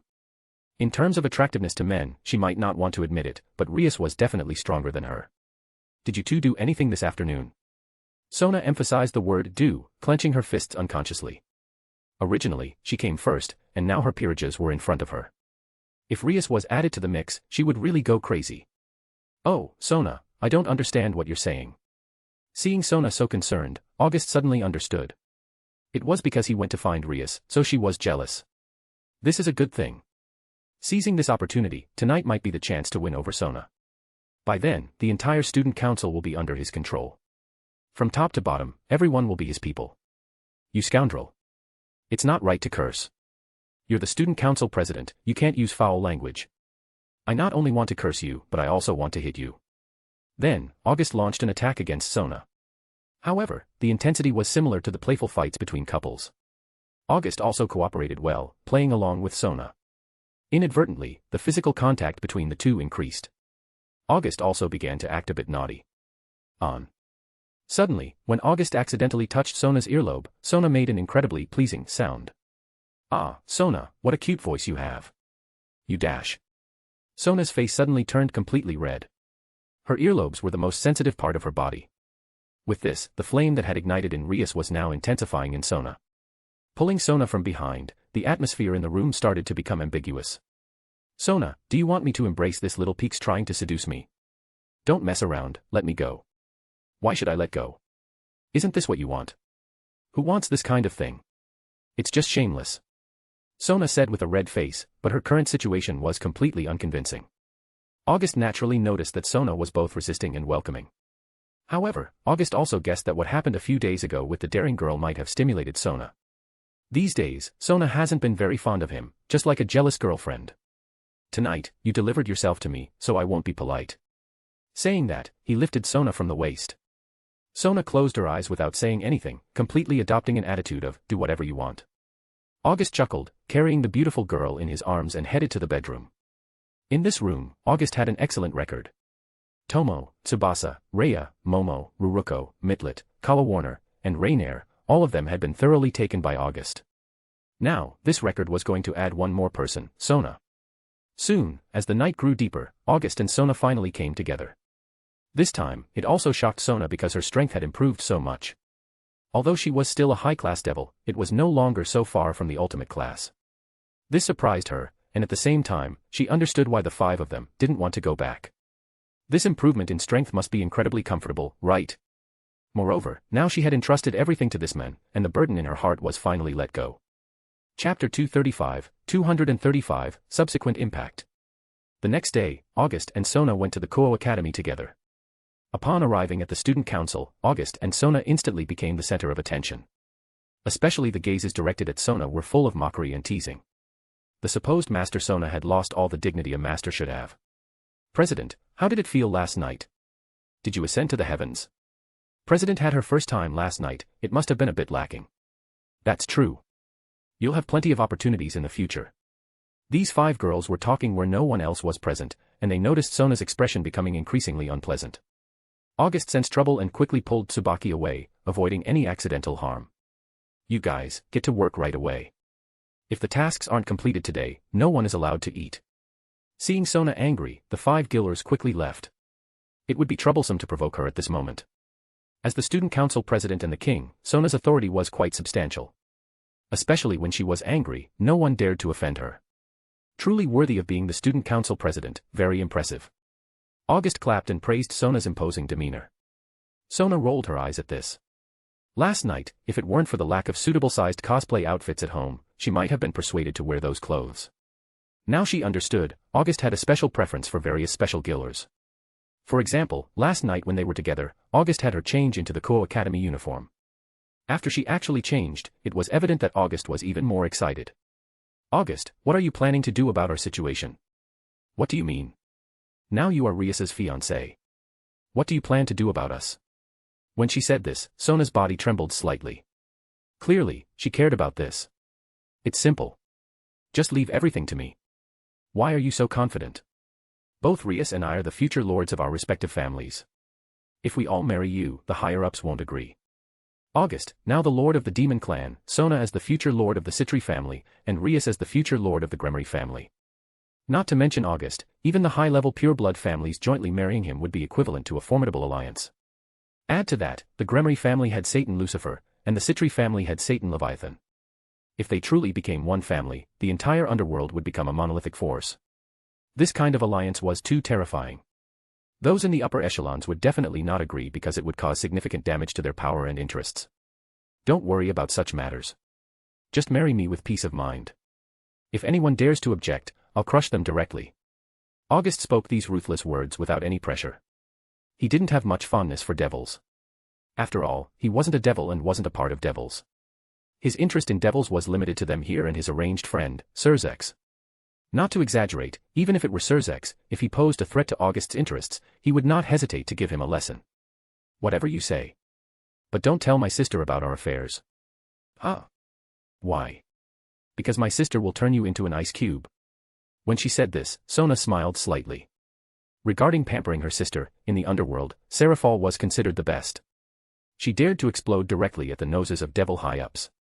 If it weren't for Seraphal's full support in the matter of Sona's engagement, it would have been almost impossible to annul the engagement. Just like Rias, if it weren't for August, even though her brother was Satan Lucifer, in the face of the family's interests, she would still have to compromise. The Satan was indeed power and status, but it was also a shackle. At the same time, in the territory of the Phoenix family in the underworld, the current lord of the Phoenix family, Riser's father, had an extremely solemn expression.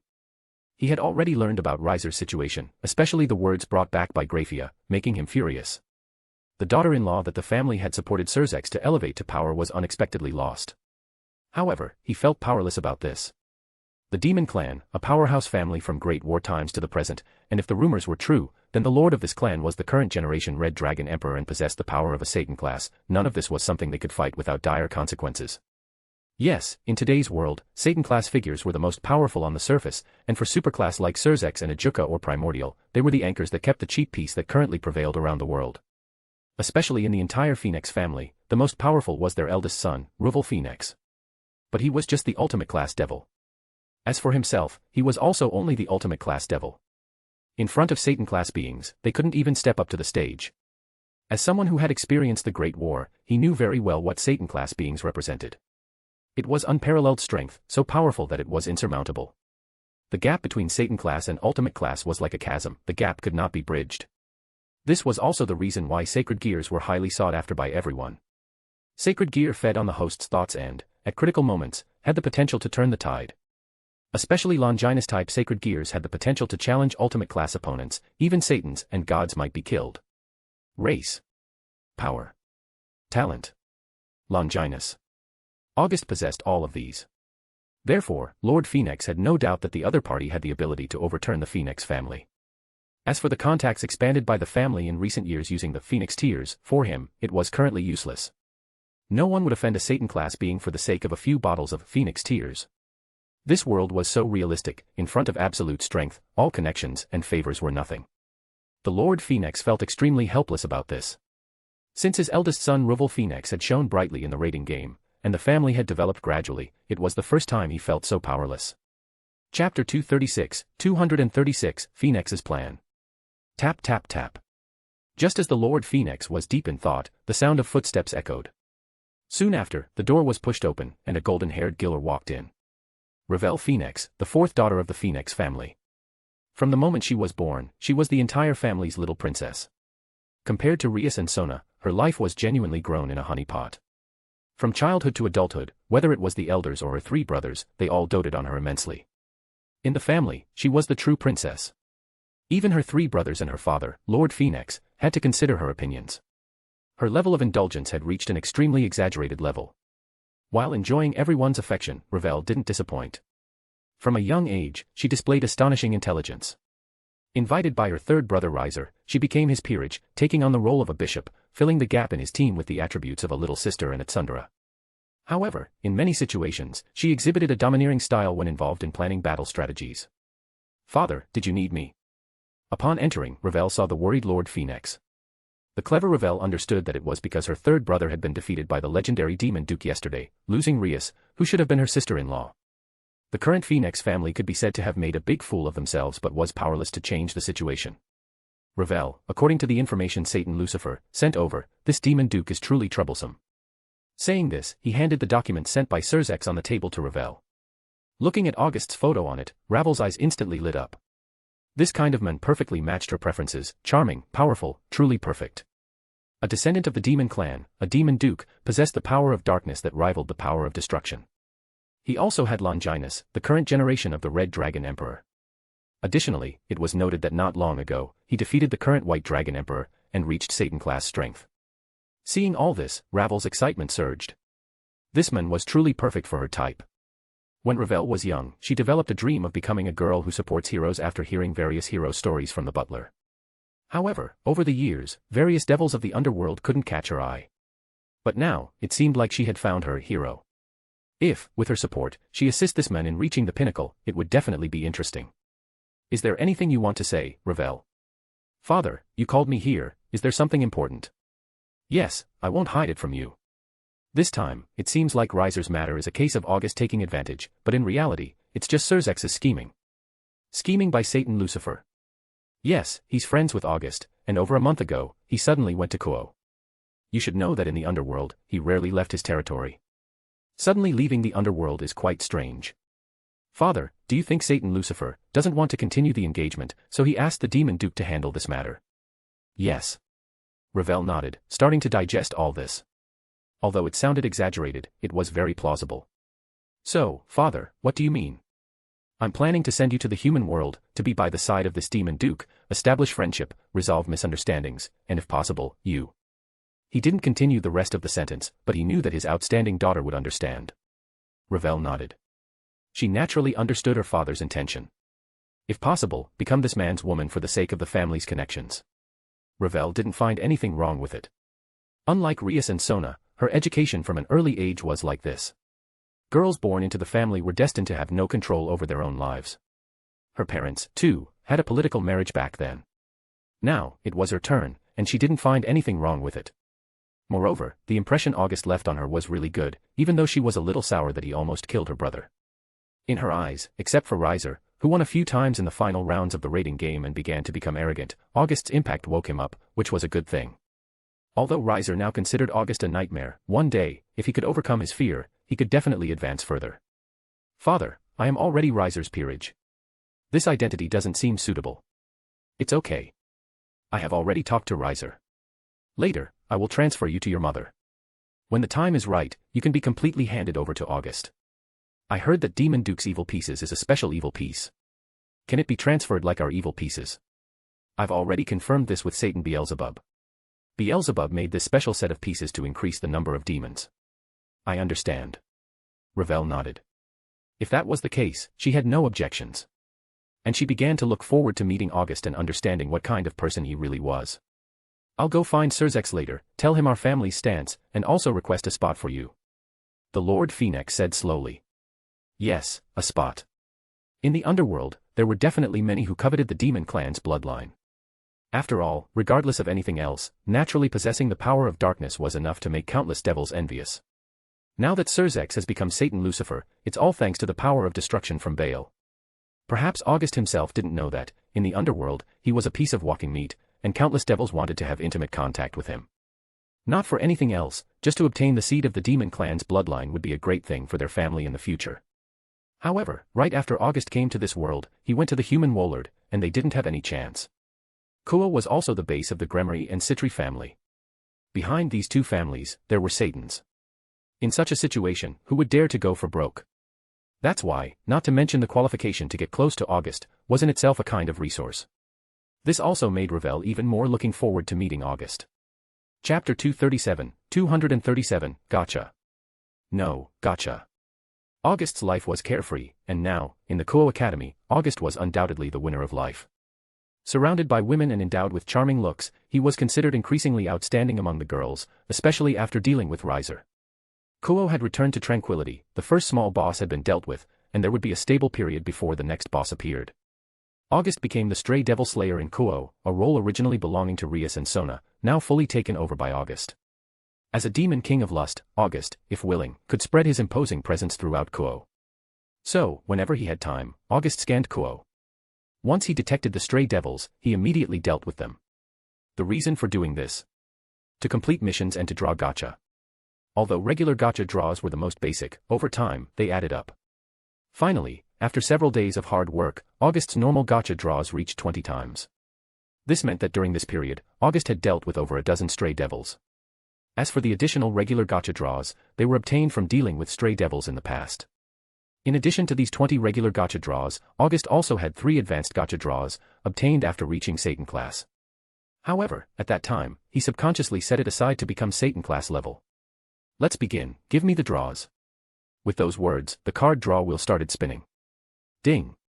Congratulations, host, you've obtained the item, Ushi Ushi no Mi, model, cow. Ding! Congratulations, host, you've obtained the item, Kane Kane no Mi, model, turtle. Ding! Congratulations, host, you've obtained the item, Hebe Hebe no Mi, model, python snake. 20 draws, only 3 yielded results, and all of them were devil fruits, all of the Zoan type. This luck is a bit peculiar, August thought subconsciously. Ushi Ushi no Mi, Kame no Mi, Hebe Hebe no Mi. Except for Ushi Ushi no Mi making August slightly curious due to its name, the other two left August speechless because the weaknesses of devil fruits were troublesome, fear of seawater. Including the Moa Moa no Mi obtained earlier, August now had a total of 4 devil fruits. For these 3 devil fruits, August planned to give them to 3 fallen angels. Consuming Zoan-type devil fruits was equivalent to obtaining the corresponding bloodline. This way, he might be able to create demon beasts. Especially for the USI Ushinomi, just the name alone made August have some bad associations. On the table in front of August were 3 devil fruits with strange patterns quietly placed. August wondered if he could give them to Rias and the others if things didn't work out. After all, they weren't of much use. 1 middle-class fallen angel and 2 low-class fallen angels, their strength was simply too weak. However, August still had 3 advanced gacha draws. Next, the second round of gacha draws began. Ding! Congratulations, host, you've obtained the system item, Fusion Card. Ding! Congratulations, host, you've obtained the item, Murasaki's Mask. Ding! Congratulations, host, you've obtained the mysterious item, Mysterious Seed. Fusion Card, system item, can merge 2 items together, limited to items, ineffective against life or others. Murasaki's Mask, the Oni mask that imprisoned the spirit of the eponymous Oni general, Murasaki. Wearing the mask grants the ability to summon the Razor Khan, one of the 9 tribes of Shadow Khan, but the mask houses the spirit of the eponymous Oni general, Murasaki, gradually consuming the host's soul, attempting to possess and be reborn. Mysterious Seed, origin unknown, type unknown, abilities unknown. Looking at the results of this gacha draw, August couldn't help but smile. None of the 3 advanced gacha draws were wasted. This was already considered a big success. As for the fusion card, August planned to check his inventory later, maybe he could merge something interesting. The Murasaki's mask surprised August a bit. This mask from the animation series accompanied August's childhood, and granted the ability to summon minions indefinitely. As for the last mysterious seed, August was most interested in it. Because what the system couldn't see through often turned out to be the most powerful. The earlier Dark Seed perfectly proved this point. August could become Satan class level entirely because of the Dark Seed. Now, inside August's body was a sea of darkness, much like the dark area in Digimon. Excluding the sinful aura of lust, August could now absorb any power, whether it was the power from angels, devils, monsters, or divine power from gods. Everything could be absorbed by August. In the sea of darkness, all would turn into dark nutrients. Because August was no longer the vessel of original sin, but the original sin itself. Taking these 3 items out, a card, a deep purple Oni mask, and an unknown gray seed, August picked up the mask. As the favored child of darkness, August could clearly sense the dark power contained within the mask, as well as a soul. Anyone who wore the mask would be gradually eroded by darkness. In the end, the soul would be devoured by Murasaki, and Murasaki would be reborn. Without any nonsense, August directly summoned the dark power, covering the mask. Ah! Soon, a wail came from the mask. However, this sound quickly disappeared, and the mask shattered directly, a black mist merging into August's body. The Razor Khan, one of the Shadow Khan, was now under August's control. Chapter 238, The Forgotten Maids. Swoosh. Around August, darkness began to distort, and then a ninja of the Razor Khan emerged from the darkness. August took a look, and their strength was only at level 3, equivalent to the level of the lower-class devil. To be honest, their individual strength wasn't impressive, but the sheer number of Shadow Khan was overwhelming. Summoning them required very little magic power, and even if they were killed, there was no loss. In the Shadow Realm within the darkness, Shadow Khan were truly endless. The combat style of the Shadow Khan itself was a swarm tactic. In animation series, when all 9 Oni generals resurrected, they could shroud the entire earth in darkness. Though it was due to the setting of the animation, it still demonstrated the strength of the Shadow Khan. After briefly inspecting these Razor Khan, August ordered them to step back. With this mask, August could have countless minions, and being humanoid made many things convenient. However, Razor Khan were also good, they had excellent destructive power and strength. Next, August turned his attention to the mysterious seed. Subconsciously, August held the seed and entered the inner world. After all, in this world, any plant would receive the gift of the inner world, growing rapidly. This mysterious seed might sprout here. Upon entering the miniature world, August was surprised. Compared to before, the place had completely transformed. My lord, you've returned. Not far away, a devil maid respectfully greeted August. When the 20 devil maids arrived in this world, they began to transform it. Now, nearly 2 months later, they had completely rejuvenated the place. With magic and their own skills, they had displayed their talents in this 1,000 square meter area. Looking at the vastly different inner world, August was astonished. You've done well. To share my lord's worries is our purpose of existence. Very well. August nodded. These devil maids, no matter for what reason they came to him, now that they entered this world, they belonged to August, body and soul. Then, August arrived at the center of this world and took out the mysterious seed. The moment the mysterious seed appeared, the magical power of the entire inner world quickly began to be devoured by it, like a whale swallowing a tiger. Not only that, but August's magical power was also rapidly being consumed. As for the maids on the side, in just a few seconds, all the magical power throughout their bodies was absorbed, leaving none behind. Seeing this, August couldn't help but smile. This mysterious seed was truly extraordinary. If it wanted magical power, then let it absorb its fill. Next, like a floodgate opening, the magical power within August's body poured out continuously, all infused into the mysterious seed. The sea of darkness within August's body churned, and a massive amount of magical power continued to pour in. 1 minute, 5 minutes, 10 minutes, it lasted for over 30 minutes before the mysterious seed finally became saturated. Phew, almost drained me. August panted heavily, looking at the mysterious seed with great surprise. After all, even though he had just advanced to the Satan class level, the amount of magical power he possessed was probably more than the Satans except Surzex and Ajuka. As the embodiment of original sin, August's magical power was constantly increasing, just like how sin was constantly being born in this world. Under August's gaze, the grayish-white mysterious seed shattered, and a root immediately extended, directly piercing into the black soil. Soon, the roots of this mysterious plant began to expand continuously, and the first tender shoot sprouted. As the master of this world, August could sense that although this mysterious plant only had one tender shoot, and was just a few centimeters high, its roots had extended more than 10 meters underground. After a few minutes, the roots of this mysterious plant stopped expanding, but there was no sign of growth. With everything coming to a halt, August was speechless. What's going on? Is it over just like this? Now that the growth of this mysterious plant had stopped, August had no other choice. From now on, your most important task is to take care of this plant. Besides looking after it every day, you need to infuse it with magical power to nourish it. Everyone needs to participate. Yes, my lord. This maid didn't know what kind of plant this was, but a plant that had just absorbed so much magical power from a seed definitely couldn't be a simple plant. If it wasn't taken care of properly, she would be in big trouble. However, if it was well taken care of, it would be a great accomplishment. After taking a deep look at the tender shoot, August sighed. What kind of plant is this? He could only wait for it to grow. However, being able to absorb so much magical power, it definitely wasn't an ordinary plant. The maid handed over a blue fruit. August knew it was a water fruit, a fruit from the water tree. Taking a bite, it had a sweet taste of mountain spring water.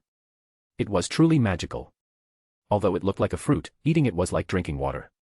By the way, the food I left here before wasn't much. Is the food here enough now? My lord, no need to worry.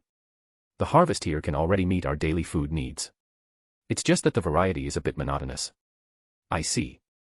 You gather everyone. I'll take this opportunity to give you all these things. Yes, my lord. Bowing slightly to August, she went to gather all the maids. Alone, August came to a not-so-large but not-so-small estate. He had to admit that these guys did a good job. Because it wasn't big, August quickly arrived at the dining room. However, although it was built, judging by the looks of it, it seemed like it had never been used. With a wave of his hand, a variety of delicious food and wine appeared on the table. It had been almost 2 months since he had forgotten these 20 people, it was indeed somewhat inappropriate. Regardless, he planned to leave most of the food obtained from the gacha draws here before leaving this time. Since he couldn't use them himself, it was better to leave them for them. Chapter 239, Accidentally. After spending a little time in the inner world and giving some instructions, August left. The current inner world was still too small, 20 people were already quite a crowd. As for them, with not much to do every day, life was rather dull. Therefore, in addition to some food, August left some books and electronic devices to help them pass the time. Upon returning, August found several people in the living room. Among them, Sona was sitting there continuously spitting something into the trash can. Seeing that one devil fruit was missing from the table, August suddenly understood. Sona had eaten one of the devil fruits and was now feeling nauseous from the taste. This was no big deal. Kame no Mi and Hebe no Mi were still there, only Ushi no Mi was missing. August, what kind of fruit is this? Why does it taste so bad? I've never eaten anything so awful before. As Sona spoke, she thought of the taste from earlier and vomited again. However, even though it was uncomfortable, the devil fruit would be absorbed once it entered the mouth. No matter how much she vomited, she couldn't get it out. That thing isn't a fruit, it's a special kind of fruit. A special kind of fruit. The devil fruit. Devil fruit. Sona suddenly looked at August with confusion. A fruit created by devils. Meanwhile, Tsubaki, who was beside her, also looked at August in confusion. However, when she looked at the two remaining devil fruits on the table, a hint of relief flashed in her eyes. Fortunately, she didn't eat it, otherwise, she could understand Sona's current state. August also noticed that, besides Sona and Tsubaki, there was another person nearby. With golden curly hair and dressed in a gown, she looked like a delicate princess. The noble aura on her made a good first impression. The devil fruit is the secret treasure of the sea, the incarnation of the sea devil. Eating it will grant different abilities. The incarnation of the sea devil. The secret treasure of the sea. Different abilities. Sona was full of question marks. However, just as she was about to ask about the abilities, she suddenly felt some strange changes happening in her body. As a devil, although her body wasn't extremely resilient, as a high-class devil, her physical qualities were still quite high. However, in just a few breaths, her strength and physical qualities increased geometrically. Not only that, the biggest pain in her body also began to change. The originally B-cup weapons were rapidly growing at a visible speed. In the blink of an eye, they surpassed Tsubaki, becoming comparable to Rias. This scene stunned the two women on the side, especially the younger one, the just budding Ravel, who was truly shocked. Ah! What on earth is happening? Sona was also taken aback by the sudden change in her body, panic evident on her face. After all, such a drastic change in her body would make anyone worry. However, her reaction made Ravel and Tsubaki look at her with resentment. What do you mean by this? The once ordinary Sona suddenly became outstanding. The change was too great, and now, August became the target of everyone's arrows. Don't look at me like that. The fruit Sona ate was the Zoan-type devil fruit, model cow, transforming into the form of a cow. Model cow. Cow form. Tsubaki and Ravel, one after the other, spoke and locked their gaze firmly on Sona's breast. Because, as everyone knows, cows are known for producing milk, and now Sona. Thud. Bang. Two violent bumps directly landed on the heads of the two women. Their gazes were too revealing. Sona, who already had thin skin, immediately became both angry and embarrassed. However, when she looked at August, her eyes were also filled with dissatisfaction. Why did you casually put something like this around, and so conspicuously? It's you who ate my devil fruit. I haven't said anything yet, and now you're planning to blame me. Sona was suddenly silenced. Indeed, she had stolen and eaten it herself. When it came down to it, she couldn't blame August. Well, but it's not necessarily a bad thing. Zoan-type devil fruits, after consumption, transform the consumer into the corresponding animal. You are a devil, and now you have gained the power of a cow, which is a good thing. A milk cow. Sona murmured. If it were something else, it would be fine, but this was a cow. No, don't look at me like that. Zoan-type devil fruits can significantly enhance physical qualities, overall improving stamina, recovery, and more. I am a devil, using magic, not a warrior. How is he supposed to deal with this? August was also quite speechless. But, what can you do when a mage eats a Zoan-type devil fruit? Devil fruits have infinite possibilities. Through your own development, you might even develop a magical cow form. But it's still a cow. Can't get past this, huh? August was quite troubled. Meanwhile, Tsubaki and Ravel, their gazes fell on the two devil fruits on the table. Sona's improvement was too obvious, causing them to naturally have similar thoughts. Don't look at those two. One is model turtle, and the other is model python. If you like them, you can go ahead and eat. Hearing that they were model turtle and python, both Tsubaki and Ravel rejected them with displeased expressions. In comparison, these two devil fruits were indeed better than model cow. But the enhancement of model cow was too significant, stirring the interest of any woman. There's one more thing, Sona. Devil fruits have a huge drawback. Drawback. Yes, devil fruits are the secret treasures of the sea. However, those who eat devil fruits are cursed by the sea. Once you touch seawater, you will lose all your strength. What? Can't touch seawater. Sona was suddenly shocked, this weakness was too significant. Devils already feared the power of light and holiness, and now, she had added a fear of seawater. Seawater, unlike magical energy, was an infinite resource in the ocean. If someone seized upon this weakness, she would be in big trouble. Is there a way to solve it? I don't know about this either. I just obtained these devil fruits recently and haven't researched the specifics. How is that possible? Sona immediately slumped on the sofa. While other things could be discussed, this weakness was too fatal. Chapter 240, Resolving the Curse. Watching Sona filled with regret, August instinctively walked over. However, as soon as he approached, August sensed a curse, which surprised him. To confirm his speculation, August picked up the 2 devil fruits on the table. As expected, within these fruits, he also sensed the power of the curse. Since he could sense it, could he extract it? With this thought in mind, the power of darkness surged in August's hand, directly merging into one of the devil fruits. Soon, the curse was successfully extracted, surprising August. The combination of power of darkness and shadow could actually extract the curse from the devil fruit. Was he joking? Focusing on this strand of curse, August instinctively used the system's item identification. Curse of the Sea. The curse of the Sea Devil, once merged, will be rejected by the sea, making it impossible to touch seawater forever. Hibi Hibi no Mi, model, Python Snake. The curse has been extracted from the devil fruit. After consumption, you can gain the power of a python and will not be restrained by the sea. August was amazed. It worked. Without any hesitation, he directly extracted the curse from Kame Kame no Mi. Then he took out the Moa Moa no Mi. Using the same method, he extracted the curse. Sona watched August take out another devil fruit and extract something from these fruits, leaving the 3 women puzzled. August collected these 3 curses. This was indeed a good thing. In the future, anyone who opposed him could be cursed, and they would be rejected by the sea in their next life. As the saying goes, if there's no weakness, create one for him. Thinking of this, August's mood became very good. What was originally a flawed item turned into 2 good things all of a sudden. Sona, I have a solution. Come here. August placed one hand on Sona's shoulder, then lifted his hand, extracting a strand of curse. Sona looked at the curse power in August's hand and naturally understood. This was probably the curse inside the devil fruit she had eaten. Alright, your problem is solved. Really? Sona didn't feel anything herself, and she hadn't felt cursed by the sea. Now that the curse was extracted, she still didn't feel anything.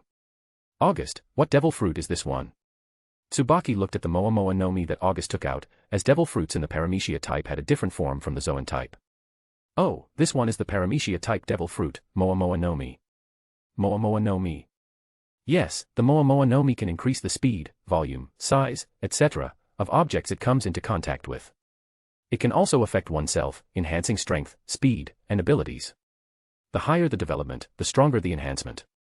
Enhancement. How much enhancement can it provide? Its previous owner could enhance by a factor of 100, including speed, strength, defense, and more. 100 times. This immediately caught the attention of everyone present. They all looked at August's Moa Moa no Mi with fiery eyes. A 100-fold enhancement. Even though August's boosted gear needed to be enhanced step by step, this enhancement was very strong. Forget about it, Sona. A person can only eat 1 devil fruit. If you eat 2, the abilities will conflict, and you'll explode with a bang. Now Sona regretted it deeply.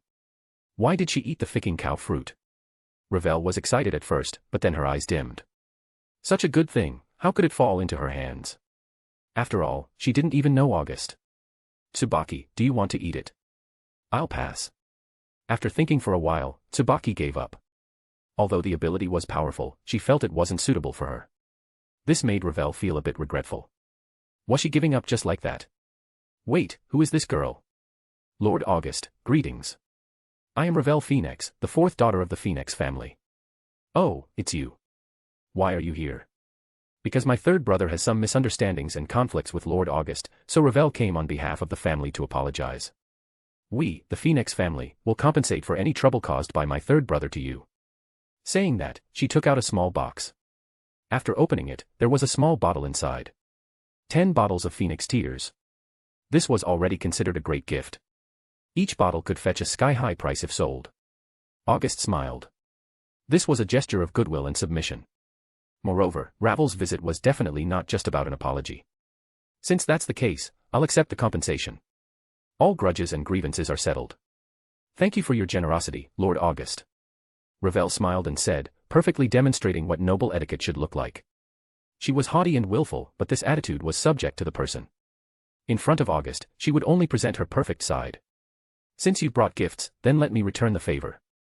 August waved his hand, and 50 bottles each of health potion, magic potion, and warrior potion appeared. The red one is the health potion, which can heal injuries and restore health. The blue one is the magic potion, which can restore magic energy and increase magic energy recovery speed. The last one is the warrior potion, which can temporarily enhance strength and defense. This Looking at these 3 sets of 150 potions, Ravel was stunned. But not only her, Sona and Tsubaki were also stunned. Wasn't this too generous? Especially Sona, when August had given her health potion and magic potion before, it gave her a sense of superiority when compared to Rias. Now it was her turn to be superior. For a moment, Sona stared at August with intense eyes. August was a bit helpless about this. Wasn't this the same person as the aloof student council president? Why was she so jealous? These are for you.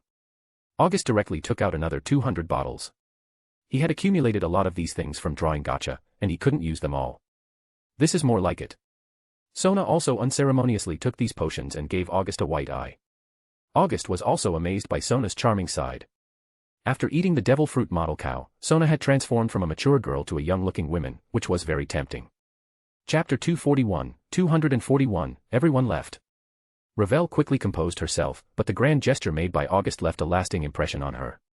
This large health potion, while not comparable to her family's Phoenix Tears, was impressive due to the sheer quantity. To produce 250 bottles in one go implied that August had many more in reserve. As a member of the Phoenix family, who sold Phoenix Tears, she understood the value of this potion. If August possessed the method to produce it, he could create a unique and highly lucrative industry, the value of which was immeasurable. August was unaware of what Ravel was thinking at the moment, and even if he knew, he wouldn't care. Wealth had ceased to matter to him ever since he obtained all the treasures from the Gate of Babylon. His resources were now inexhaustible, and he no longer needed to worry about money. August, you just mentioned that these 2 devil fruits are the snapping turtle fruit and the python fruit, right? Yes, why? Can you give them to me? Sure, but who are you planning to give them to? August handed the 2 devil fruits to Sona without hesitation. After all, she was his woman, and giving her 2 devil fruits was no big deal. Ravel took note of this gesture. August was generous and magnanimous towards his people. These fruits are perfect for Tsubasa and Tomo. Tsubasa and Tomo, huh? Tomo was a swordswoman, and Hebe no Mi would significantly enhance her abilities. Similarly, Tsubasa, a battlefield warrior equipped with the Twinkle Aegis, was already a tank and would benefit greatly from Kame no Mi. Why don't you want the Moa no Mi? I'm saving the Moa no Mi for Rias. We already have 3 fruits here. You all have such a strong bond. If I hadn't eaten this fruit, I definitely wouldn't let go of such a valuable devil fruit. I think it's quite nice. As August's gaze lingered on Sona's upper body, he couldn't help but feel attracted. Despite her petite frame, she had developed into an extraordinary figure, making her the most alluring to him at the moment. Though Sona pretended to be displeased by August's stare, she was secretly pleased. All of August's previous women had been more endowed than her, but now she was catching up. She had a hunch that this wasn't her limit and that she had room to grow further. One day, she hoped to surpass Rias, just as Rias had once outshone her. Never underestimate a woman's concern for a figure, especially one with status and power. All right, we won't disturb you any longer. Tsubaki, let's go. With that, she picked up the 2 devil fruits and left with Tsubaki. August was left puzzled, watching Sona suddenly decide to leave. He had planned to discuss some life philosophies with her after Ravel departed, but now she was gone. Next, August's gaze fell on Ravel. Being stared at so intensely by a man for the first time made Ravel's cheeks flush red. I should be going too. I need to report back to my father. With that, she hurriedly left, leaving August speechless. When did he become so unapproachable? Everyone left, not a single one stayed behind. After everyone had left, August opened his hand, revealing 4 black curses floating in his palm. These were the curses of the Sea Devil, and anyone cursed would be hated by the sea. These 4 curses were troublesome indeed. If something went wrong, it would cause huge problems. With a wave of his hand, 4 fruits appeared on the table. August then infused the 4 curses into these fruits. Having a vessel for the curses was better to avoid potential trouble. Once infused with the curses, the fruits were covered with black patterns, resembling devil fruits. However, these fruits were not devil fruits, consuming them would only result in being cursed without gaining any abilities. To be safe, August threw these 4 cursed fruits into his treasury. In the future, if he found suitable candidates, he could have them consume one. The curse of the sea would surely be interesting. With that taken care of, August let out a breath of relief. This time, his gacha draw yielded some results, though nothing that significantly enhanced his power. One particularly mysterious seed had taken root and started to sprout in his inner world, but it would take some time to fully grow. Finally, August retrieved the system item he had obtained from the gacha draw, a fusion card. This item allowed the fusion of 2 objects, though it couldn't be used on living beings. August summoned the Taigu, Murasame. This killing sword had been acquired from a previous draw, but he had never used it.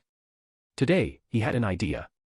He had just extracted curses from the devil fruits. What if he fused one of those curses with Murasame? Would it produce some sort of mutation? Without wasting time, he picked up Murasame and one of the cursed fruits. The fusion card could only merge objects, and curse power was a form of energy, not an object. So, this was his only option. He placed the two items on the table and then picked up the fusion card. As a bright light enveloped them, Murasame and the cursed fruit merged into the fusion card. Out of the white light, a brand new Murasame emerged. Its overall appearance hadn't changed much, but the aura it exuded was entirely different to August. Curse Sword Murasame, attributes, instant kill, curse absorption, see rejection. The blade is imbued with curse poison, guaranteeing an instant kill.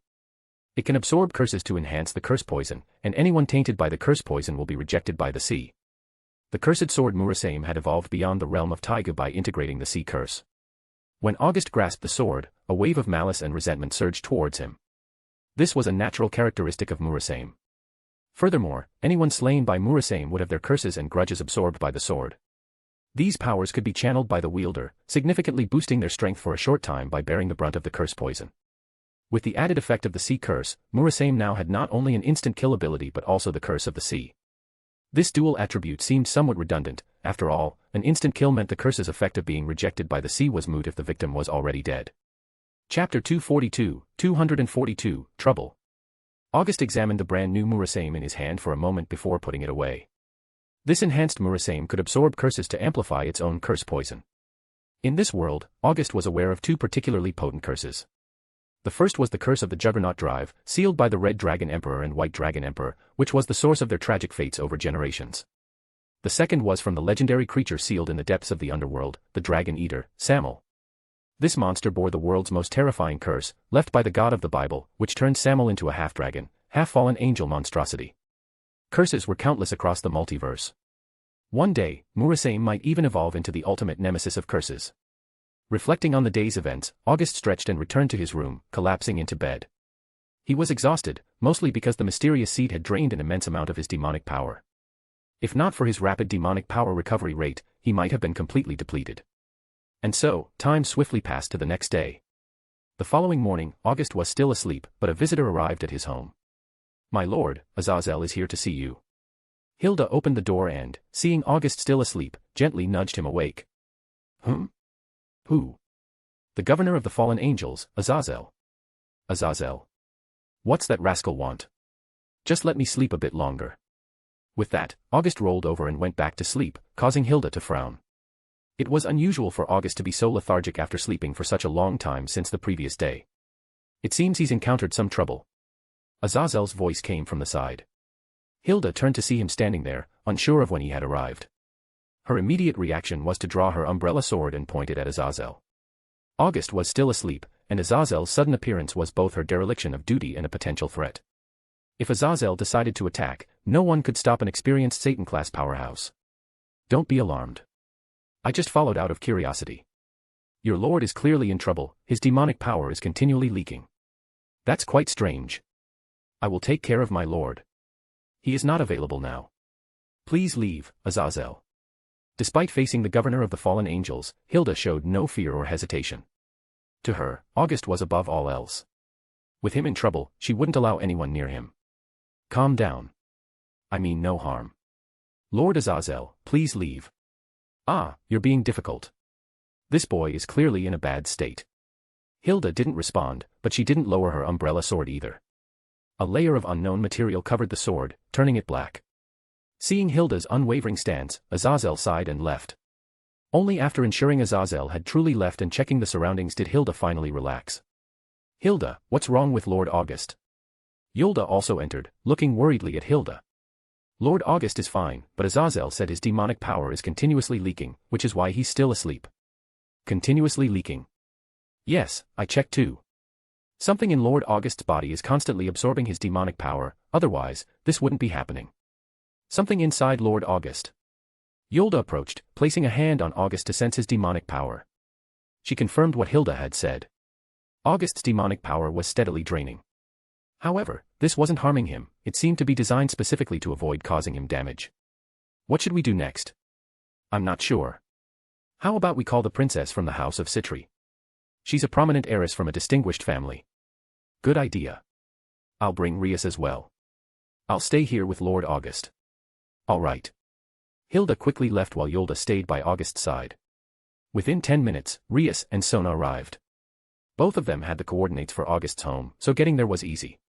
What's going on? How could his demonic power be leaking like this? Sona's anger was evident as she spoke. It hadn't even been a day since she last saw August in good health. Rias, who came along, also looked worried, though she managed to remain slightly more composed than Sona. Lady Sona, Lord August went to bed early last night, but he hasn't woken up since. Just a while ago, Azazel, the governor of the fallen angels, came by. I tried to wake Lord August, but he remained extremely drowsy. Azazel mentioned that August is in trouble and that his demonic power is continually leaking. Azazel. Yes, he often visits Lord August. All right, Sona, let's not worry about Azazel right now. The priority is August. The three of them walked into the bedroom where August was still sleeping. At first glance, nothing seemed out of the ordinary. Lord August, Lord August. Yolda gently called out, waking August. He groggily opened his eyes. Seeing Sona and Rias in the room, he was taken aback. What are you two doing here? August yawned and sat up lazily. The way he looked confirmed the other's suspicions. This was unusual behavior for him. Even on nights when he had overexerted himself, he had never appeared this fatigued. I heard from Hilda that you were in trouble, so I came to check on you. Sona said directly. I'm in trouble. No, I'm fine. I didn't believe it at first, but now I do. August, haven't you noticed? Something is very wrong with you. August froze at Sona's words. He suddenly realized that she was right. He felt inexplicably exhausted, lacking any energy. This was highly unusual for August. Normally, such a condition was impossible for him, but now it was undeniably happening. He then noticed his demonic power was continuously draining, not dissipating elsewhere but being drawn into the inner world within him. Chapter 243, Papa.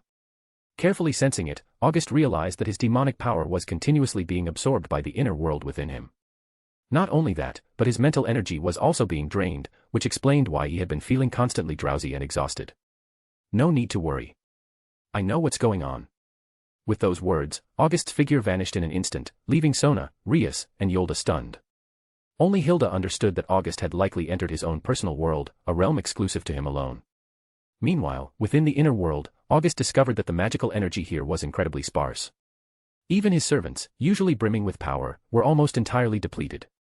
The culprit behind this was none other than the mysterious sapling that had sprouted from the seed he had planted yesterday. It had absorbed a considerable amount of his demonic energy, merely scratching the surface of its growth.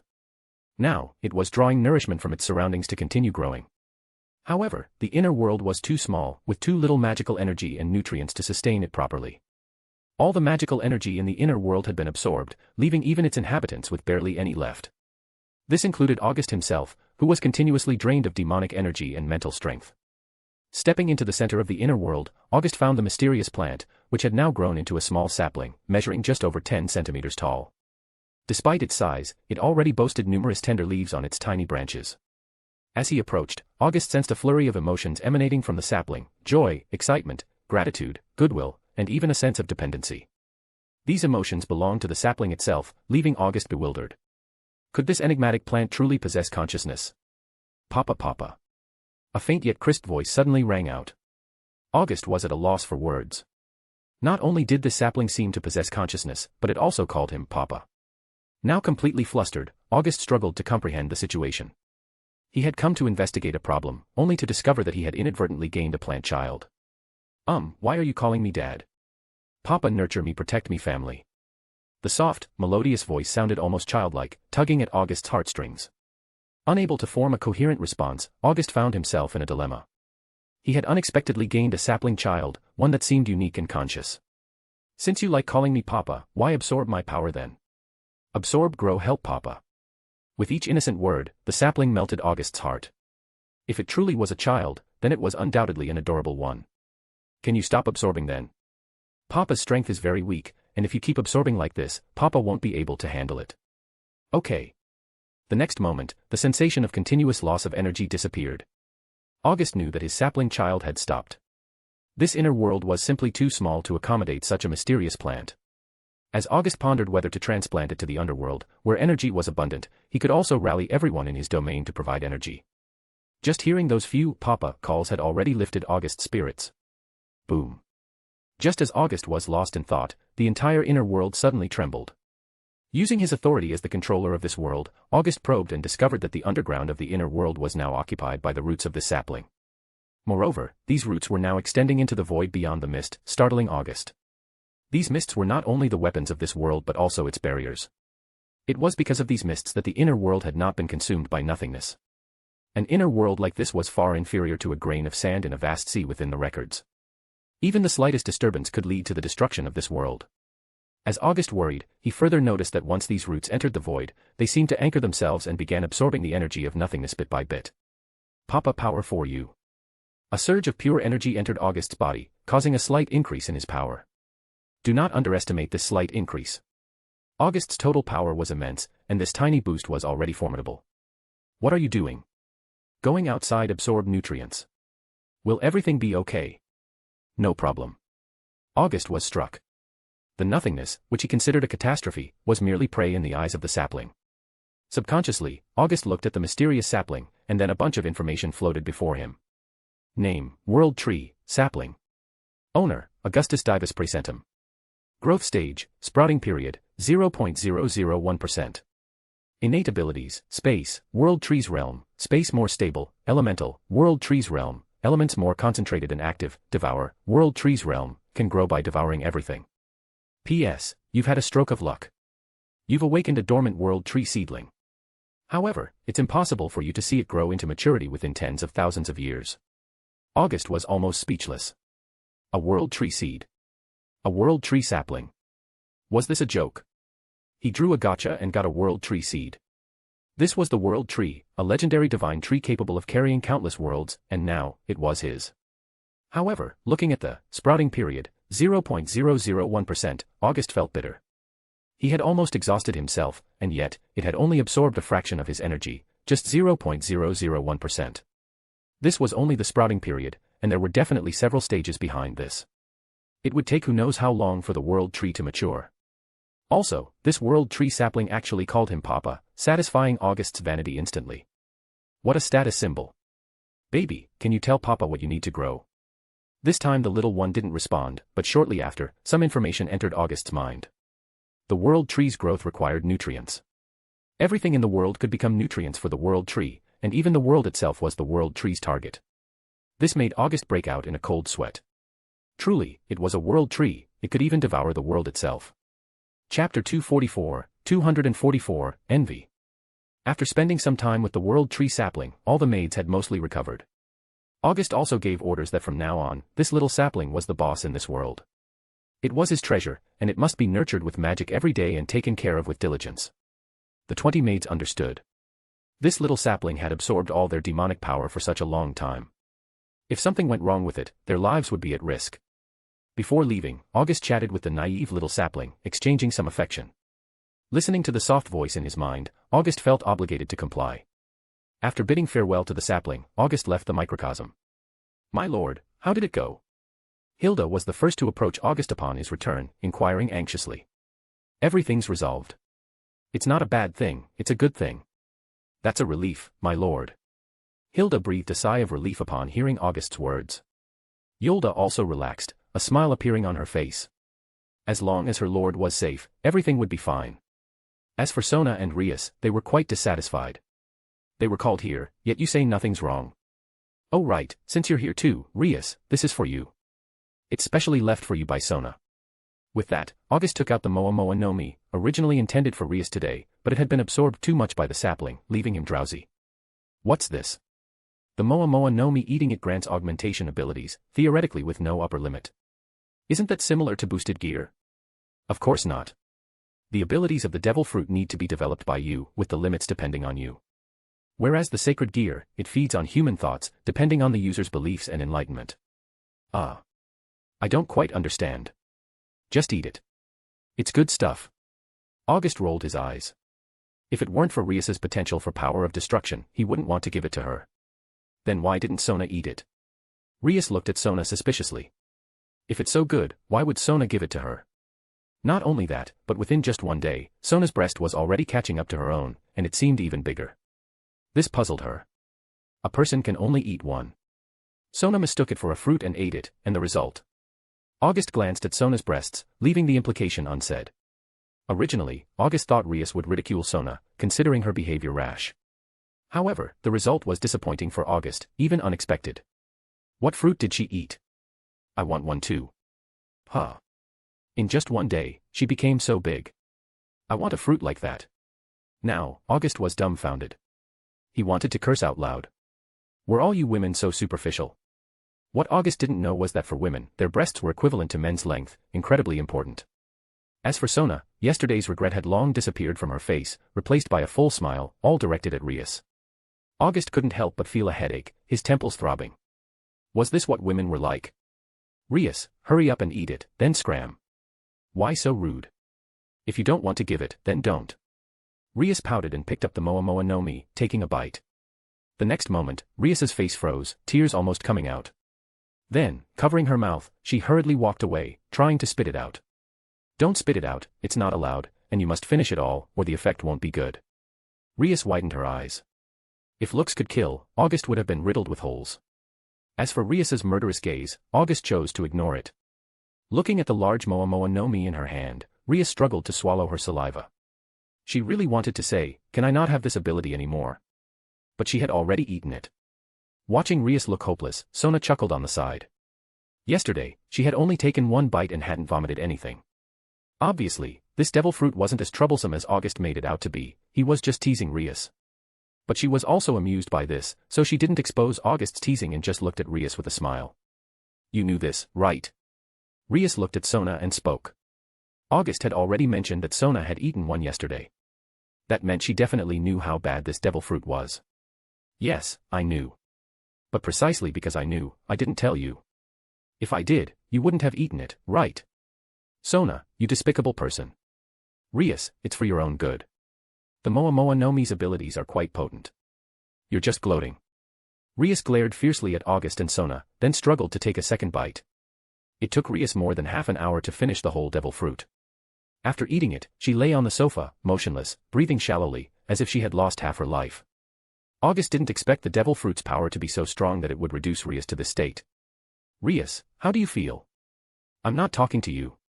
She didn't want to deal with the person who was laughing at her misfortune right now. Rias, after eating the fruit, you should feel a change. Try to feel it. Rias calmed down and sensed the new power within her. Moa Moa no Mi, double demonic power. Rias conjured a magic ball, and under her gaze, the magic ball doubled in size. This surprised Rias and then delighted her. With this ability, her strength would improve significantly. The augmentation from the Moa Moa no Mi was comprehensive. Strength, speed, defense, attack, even objects like rocks could be enhanced. In combat, she could amplify her power of destruction, making it easier to face stronger opponents. All the unpleasantness from before was now forgotten. Seeing Rias happily oblivious to her surroundings, Sona chuckled. Her good friend was indeed amusing. But after the laughter, came envy. Yes, envy. The ability of the Moa Moa no Mi did make her envious, but it was too late for her. Chapter 245, Holy Grail. Time passed quickly. After obtaining the Moa Moa no Mi, Rias couldn't help but delve into its mysteries. And August was happy to relax, holding on to Sona, watching a movie in the living room. However, his attention wasn't on the movie, but on Sona. Sona noticed that August, now, seemed to really like, even adore her. She thought, perhaps this was fine too. After all, she was just a woman. Compared to power, she hoped for a partner who would accompany her. But the man she chose was a terribly flirtatious fellow, and she felt powerless. Now that August preferred her, it was something she was happy to see. Oh, by the way, Hilda told me Azazel came to see you today. Who? Azazel. Yes, but you were sleeping, so Hilda chased him away with a sword. Chased him away? August was surprised. This was the Governor-General of the Fallen Angels, and his own maidservant had dealt with him. How remarkable. Seeing August's surprised yet amused expression, Sona understood that August didn't take it seriously. Even compared to the Governor-General of the Fallen Angels, August would always favor his own people. Such a man, while not necessarily correct, was definitely a good choice. He was protective, even of his maidservant, which naturally extended to herself, his girlfriend, or even his wife. Smack. Keep your hands to yourself, don't get carried away. Suddenly, Sona slapped away August's hand, which was trying to be too bold. August just laughed, unperturbed, and continued to flirt elsewhere. Sona rolled her eyes. While she was glad that August was infatuated with her current body, his constant attempts at taking advantage, regardless of the situation, left her helpless. Click. At this moment, Hilda approached. My lord, Azazel is here. Ah. Again. Yes, he seems quite concerned about your situation. Then let him in. Yes. Sona, standing up from August's embrace, smoothed out her clothes and sat on the other side of the sofa. August didn't say anything. This was Sona's decision. If she didn't want Azazel to know, then so be it. Soon, accompanied by the sound of footsteps, Azazel walked in with a smile on his face. I knew you'd be fine. Although you're constantly losing demonic power, it's obvious that the one absorbing it means you no harm, otherwise, they wouldn't be so cautious. Enough with the nonsense. Why did you come to see me? It's nothing, just to tell you something and make a deal with you. Oh. A deal. Tell me about it. Azazel glanced at Sona, the heir to the house of Citri, beside him. But seeing that August showed no signs of avoiding the topic, he figured out roughly that this little cabbage might also have been harmed. Firstly, there's Kokabiel. I've been having a bit of trouble controlling him lately, so there might be some trouble soon. You don't need to worry about that scoundrel. I'll take care of him. He was just a high-class fallen angel. Even if August hadn't descended to Satan class yet, he could easily crush him. And then there's Valley.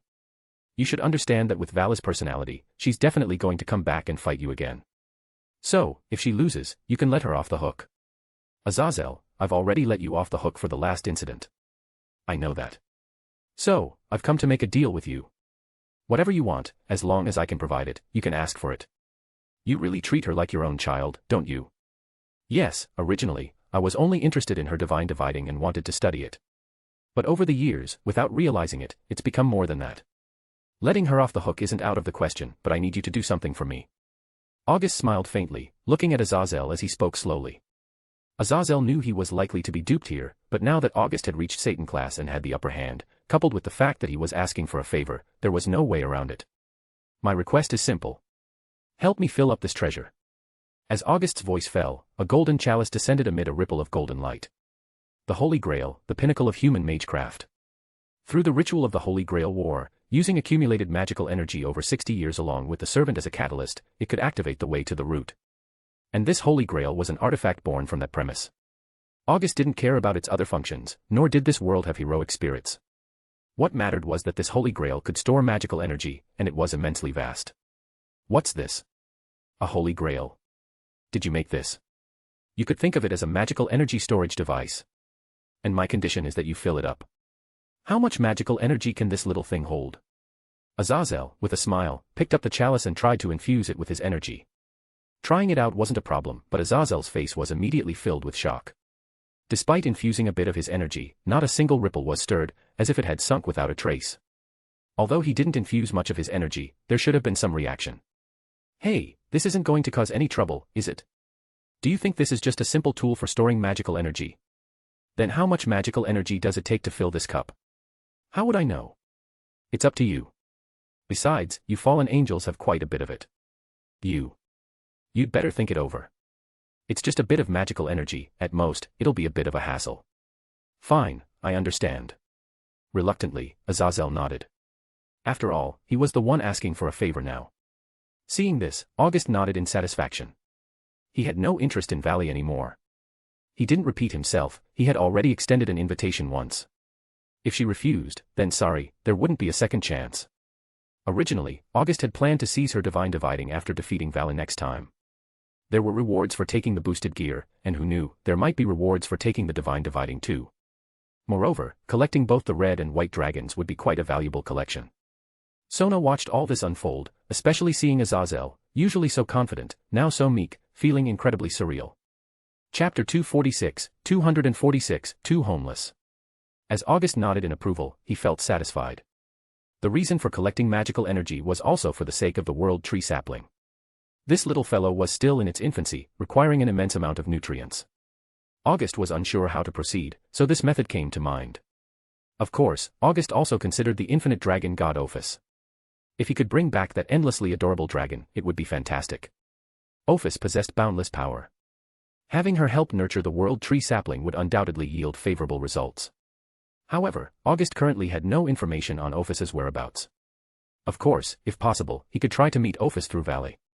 Bringing home the innocently adorable infinite dragon god wouldn't pose any difficulty. On one side, August had struck a deal with Azazel, with Sona acting as a witness. Meanwhile, on the other side of Kuo town, where Raynare and others were stationed, the place had been abandoned and even destroyed because Raynare had submitted to August. At the ruins of the church, two figures clad in robes stood, their faces filled with dissatisfaction. How did the church end up like this? Who knows? Judging from the situation, there must have been a battle here, but it's unclear who the combatants were.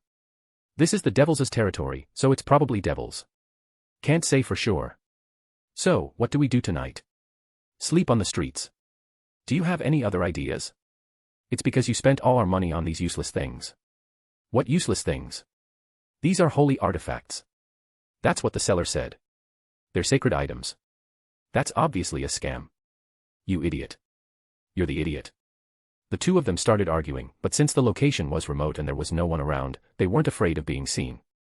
For these two, arguing was just like an everyday occurrence. Before long, they stopped arguing. Gurgle. One of their stomachs made some noises, instantly crushing her willpower. I'm so hungry, what should we do? Isn't it because you spent all our money, Irina, that we don't have any money to eat now? This must be a test from the Lord.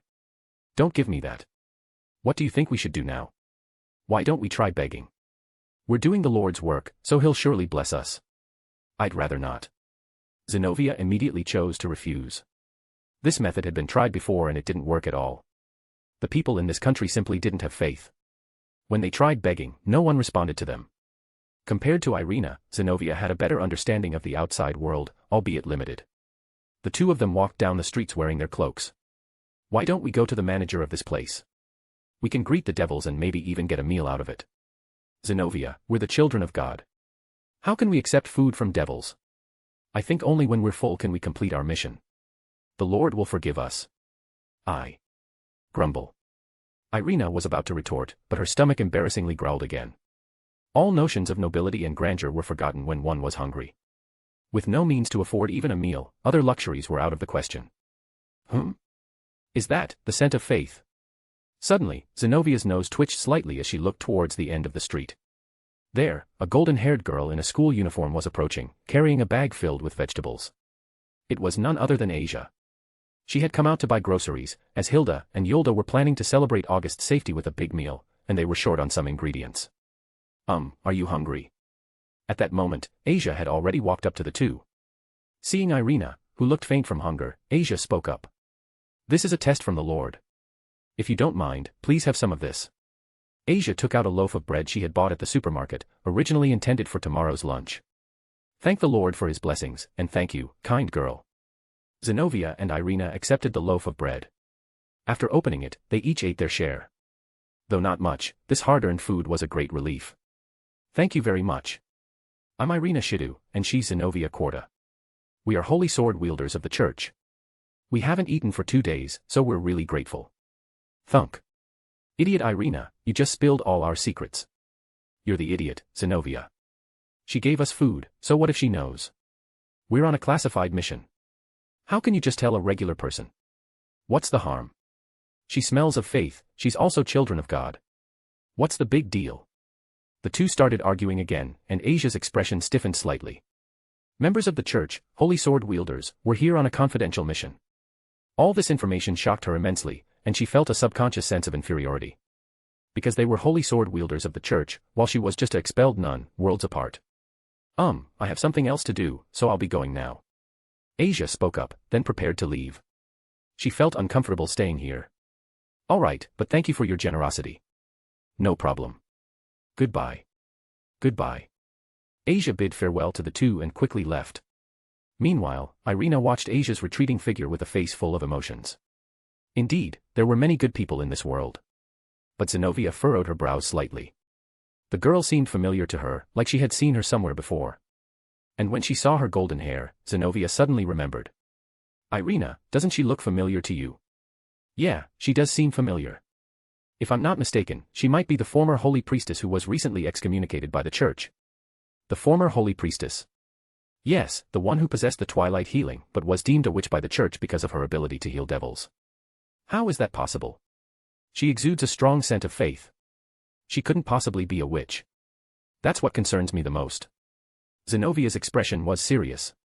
She already felt that something was off about this mission. Now, seeing Asia, who clearly still believed in the Lord but was excommunicated and labeled a witch, only reinforced her suspicions. All of this made her feel like the church was definitely hiding something. Chapter 247, Natural Enemy. Back at the apartment, Asia finally breathed a sigh of relief, only here did she feel at ease. At that moment, Yolda happened to walk by. Asia, did you manage to buy everything? I did, Yolda-san. That's wonderful. Thank you so much, Asia, for making the extra trip. It's no trouble at all. It's a great blessing to be accepted by the Lord August. It's truly heartwarming, Asia. Hee hee. Asia chuckled, and Yolda ruffled her hair affectionately. Asia, so gentle and fragile, stirred protective instincts in everyone, Yolda included. Taking the vegetables, Yolda headed towards the kitchen, where Hilda was still busy. With everything now assembled, she needed assistance. As Yolda left, Asia's smile vanished, replaced by a look of concern. 2 holy sword wielders from the church had arrived in this town with a confidential mission. This information left her hesitant, unsure whether to inform August. On one hand, despite being excommunicated by the church, she harbored no resentment towards anyone, she merely felt she hadn't done well enough. Now faced with this situation, she wanted to protect the church's secrets, yet also repay August's kindness in sheltering her. The conflicting desires left her conflicted and hesitant. What are you doing here, Asia? Just as Asia stood at the door in turmoil, several people walked in. They were Sona's peerage, led by Tsubaki. August's place has long been their gathering place. Nothing, I just got back. Then let's go in together. I brought some snacks, you should pick first, or else there won't be any left when they start eating. Thank you, Tsubaki-san. No need to thank me, Asia. If Kaneko were Rias's mascot, then Asia was now August's mascot. Soon, everyone gathered in the dining room, where a variety of delicious dishes adorned the table. Currently August held Sona in his arms in the living room. At this moment, no one dared to disturb them. In less than 20 minutes, all the dishes were brought out, and the table was filled with a variety of delicacies. My lord, dinner is served. Good. Upon hearing Hilda's call, August responded and led Sona to the dining table like a newlywed couple. Tomo and her companions watched in envy at Sona's ample assets, all wearing expressions of admiration. Before, Sona had been among the less prominent ones, but now, she had soared to the top. Everything looks so delicious, Hilda. Your culinary skills have improved a lot. As long as my lord enjoys it. My lord, I also made something. Everything is good, and what Yolda made is excellent too. This pair of sisters was truly adorable and endearing. Others also smiled at Hilda and Yolda, the pair of maids evoking envy in everyone's hearts. Even Sona felt the same, having such maids served by her side was simply too good to be true. Alright, stop staring and start eating. Yeah, chicken drumstick, here I come. Pass me the braised beef. It's so delicious. Really tasty. Mine, this is mine. In an instant, the whole table turned into a feast, but of course, the main characters were just the 5 of them from the Kuo Academy. As August enjoyed the dishes carefully prepared by Hilda, he was quite satisfied. Despite her only learning for a short time, this cuisine was already good. Everyone at the table was happy, except for one person. Because she had something on her mind, Asia's spirits were not high, and she only picked at the food in front of her. Her abnormal behavior caught Sona's attention, and she felt a slight unease in her heart. Seeing her like this, it was clear she had something bothering her. But what could be troubling Asia? Her face couldn't hide her worries. While August and the others were happily enjoying their lunch, on the other side, at Kuo Academy, Rias and the others welcomed the arrival of the 2 church members. In the Occult Research Club room, Rias sat at her desk, watching the 2 people in front of her. As a devil, Rias was extremely sensitive to the holy aura emanating from the 2, after all, they were the natural enemies of devils.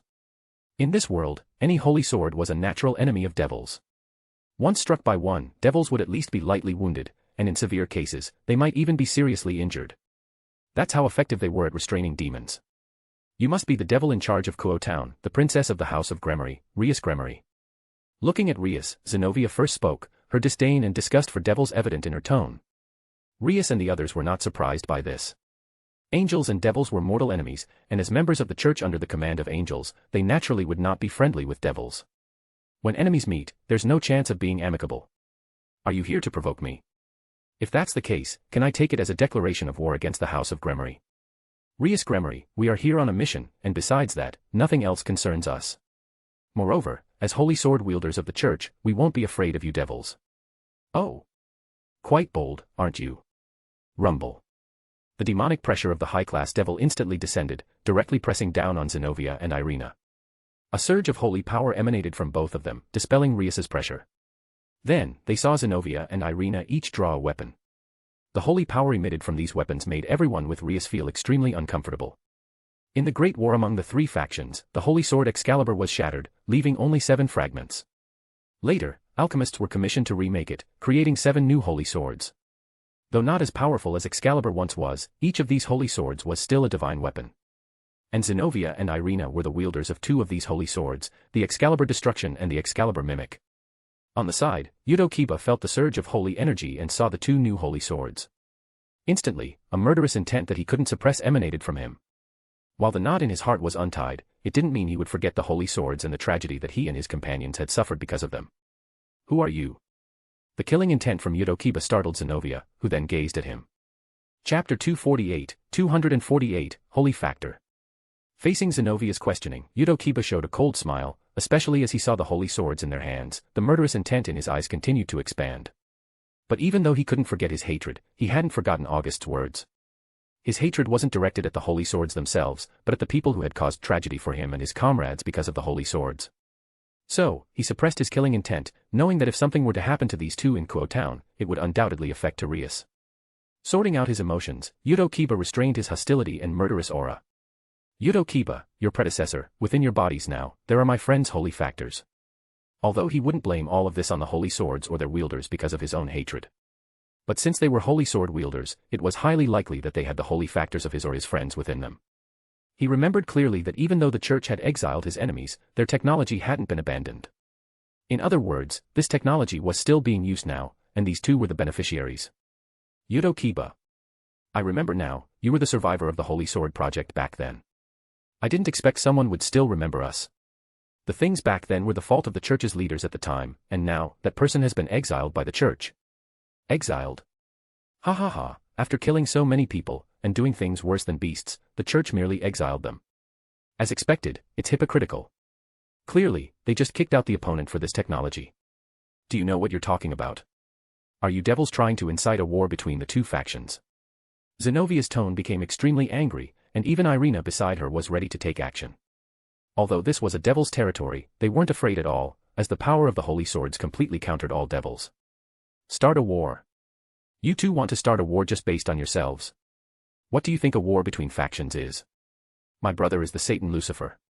If I have any mishaps, my brother will definitely not let your church off. But what about you? Will the church go to war with devils for the sake of you 2? With one sentence from Rias, Zenobia and Irina were immediately silenced. They knew very well in their hearts that it was impossible. The sister of Satan Lucifer, who was the princess of the Underworld, while they were, to put it nicely, holy sword wielders, and not so nicely, the church's lackeys. How could the church go to war with devils for the sake of just the 2 of them? It was simply unrealistic. Seeing Zenobia and Irina suppressed, Kiba smirked disdainfully, but he didn't say anything more. Rias looked at the 2 of them, took a deep breath, and didn't continue to inquire. Alright, let's not waste any more time. You 2 are holy sword wielders of the church, what business do you have in our devil territory? Not long ago, 3 holy swords stored in the Vatican were stolen, and we came here to retrieve them. The holy swords were stolen. By whom? The Watchers of the Children of God. Grigori. Rias was suddenly incredulous. Why? Because she had seen Azazel a few times recently. He was simply an old, unscrupulous lecher who frequented the red light district. How could such a person possibly steal holy swords? So, what do you want to discuss with us? This time it's about our business with the fallen angels. If the devils here unnecessarily interfere, we'll be in trouble. As they spoke, they infused their energy into their holy swords, and suddenly, the sacred energy filled the entire occult research club room. This scene left Rias extremely displeased. Were they trying to intimidate her? Do you think we would join forces with the fallen angels to deal with you? For devils, holy swords are their natural enemies. It's not impossible for you to seize the opportunity to take the holy swords. What if I say that's what I'm thinking? If that's the case, we'll completely annihilate you, even if you're the sister of Satan Lucifer. In an instant, the tension in the entire occult research club room skyrocketed. Zenobia and Irina both raised their holy swords, ready to engage in battle at a moment's notice. The lightning in Akino's hands began to flicker, and a layer of magical power rose from Kaniko's body. Yudo Kiba also created several demonic swords, ready to act at a nod from Rias.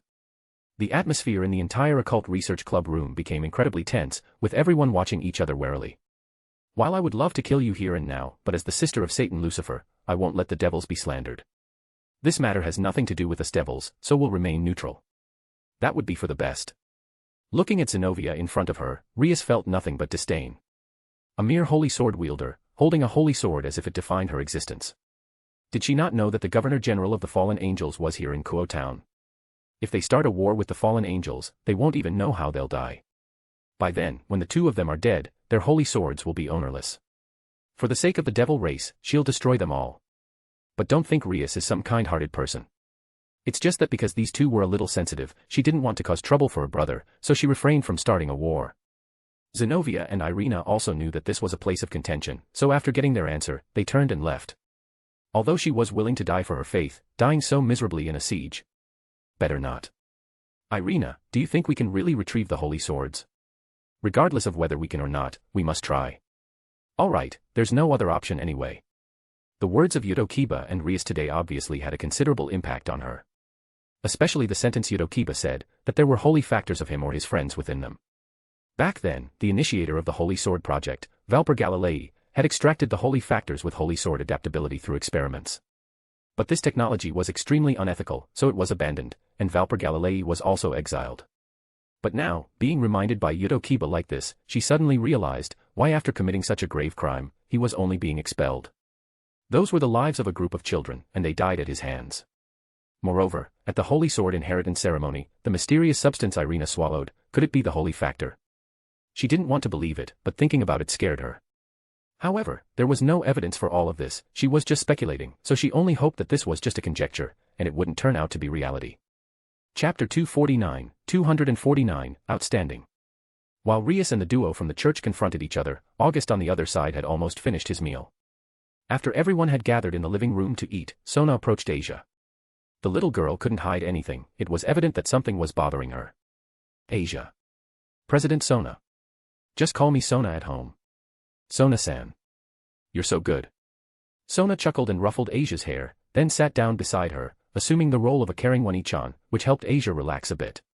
Go ahead, you've been troubled since you came back. Did something happen on the way? Sona-san, how did you know? How did I know? Your thoughts are written all over your face. Who do you think you're fooling? I see. Sona's words made Asia immediately droop her ears, as if she had done something wrong. Seeing Asia's sudden dejection, Sona's maternal instincts kicked in. This demeanor of hers was so pitiable that one couldn't help but want to comfort her. I met two people on my way back today. Two people? Yes, they were holy sword wielders from the church.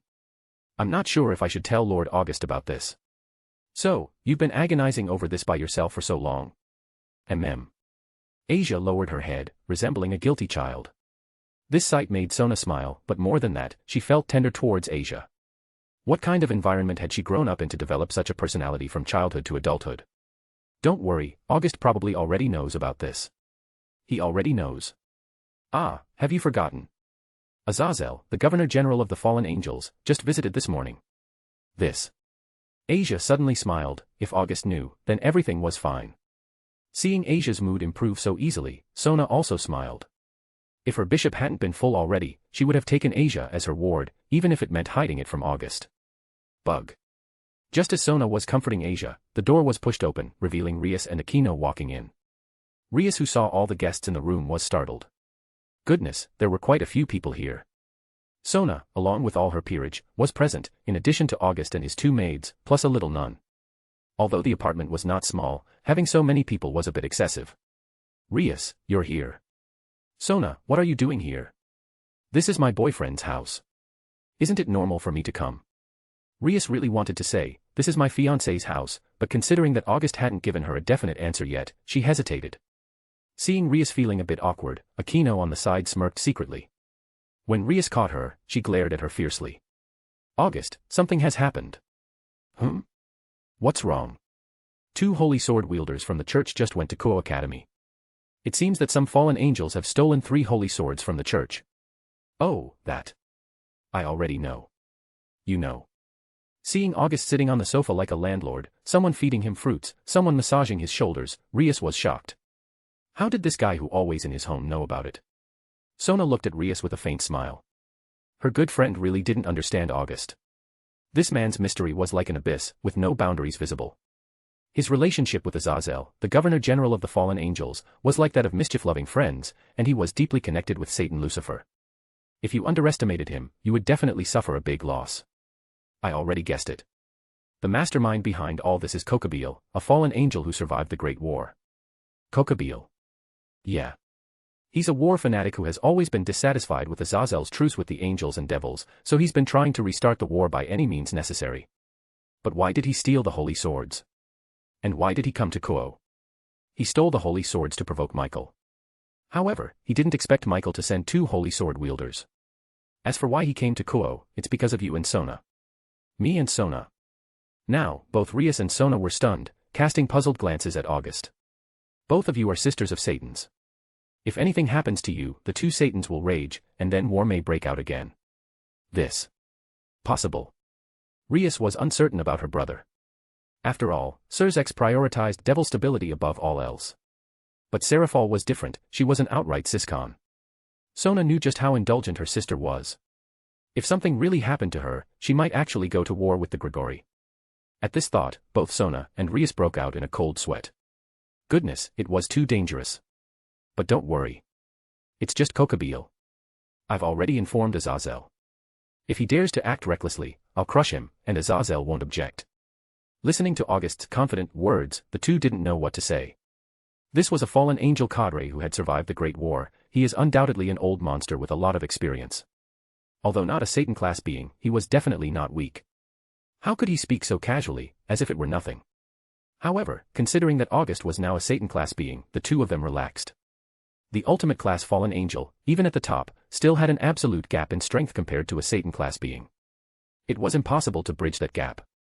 Oh, by the way, Rias, there's something else. Go and tell Yuto.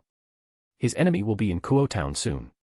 It's a good opportunity for him to seek revenge. Okay, I got it. Rias nodded. She knew best the hidden bitterness and pain behind Yuto Kiba's apparent warmth. Seeking vengeance and closure was a deep-seated hatred within him. Although he had let go of his obsession with the holy swords because of August, that deep-seated hatred was still there. Akino, on the other hand, watched August, who seemed to have everything under control, with a flicker of admiration in her eyes. Such a man was truly outstanding and charismatic. As she looked at all the women in the room, she wondered if she should join in sooner rather than later. Otherwise, it might be too late in the future. On the sidelines, Rias was unaware that her good friend had already set her sights on her fiancé. Chapter 250, Woman. As the evening slowly approached, everyone in August's home gathered there. Rias and her peerage, Sona and her peerage, along with August's companions, and finally, an outsider named Ravel. Boom. In the dusk of the evening, as night fell, a boiling surge of magical energy erupted in a corner of Kuo. August, who was sitting on the sofa resting his eyes, suddenly opened his eyes. It was time. The moment August stood up, both Rias and Sona also rose to their feet. August's movement signified that it was time to act. If not for August, they would have left long ago. Yolda. Yes, my lord. Under Yolda's control, a spatial rift tore open. This scene surprised everyone. It wasn't teleportation magic but space traversal. Truly worthy of a demon, it was incredibly powerful. August was the first to step in, followed closely by Hilda, and then the others. After the last person entered, Yolda followed suit. On the outskirts of Kuo, in what could be considered a flat area, a magical formation flickered. 5 differently shaped swords hovered above it, resembling a ritual of sorts. On one side stood a stout fellow, surrounded by several people, while on the other side was a silver-haired man.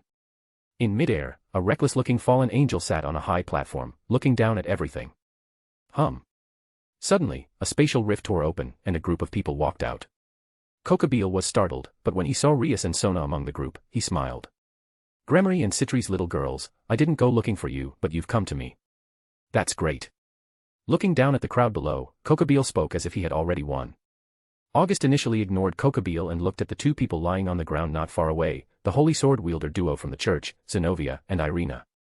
Their attempt to retrieve the holy swords from Kokabiel was simply wishful thinking. The current situation was the reality, their power was simply too weak compared to Kokabiel. The holy swords only restrained devils, they had no effect on fallen angels. I don't like people talking down to me. August spoke casually, but his voice reached everyone's ears. Oh. You don't like it? How interesting.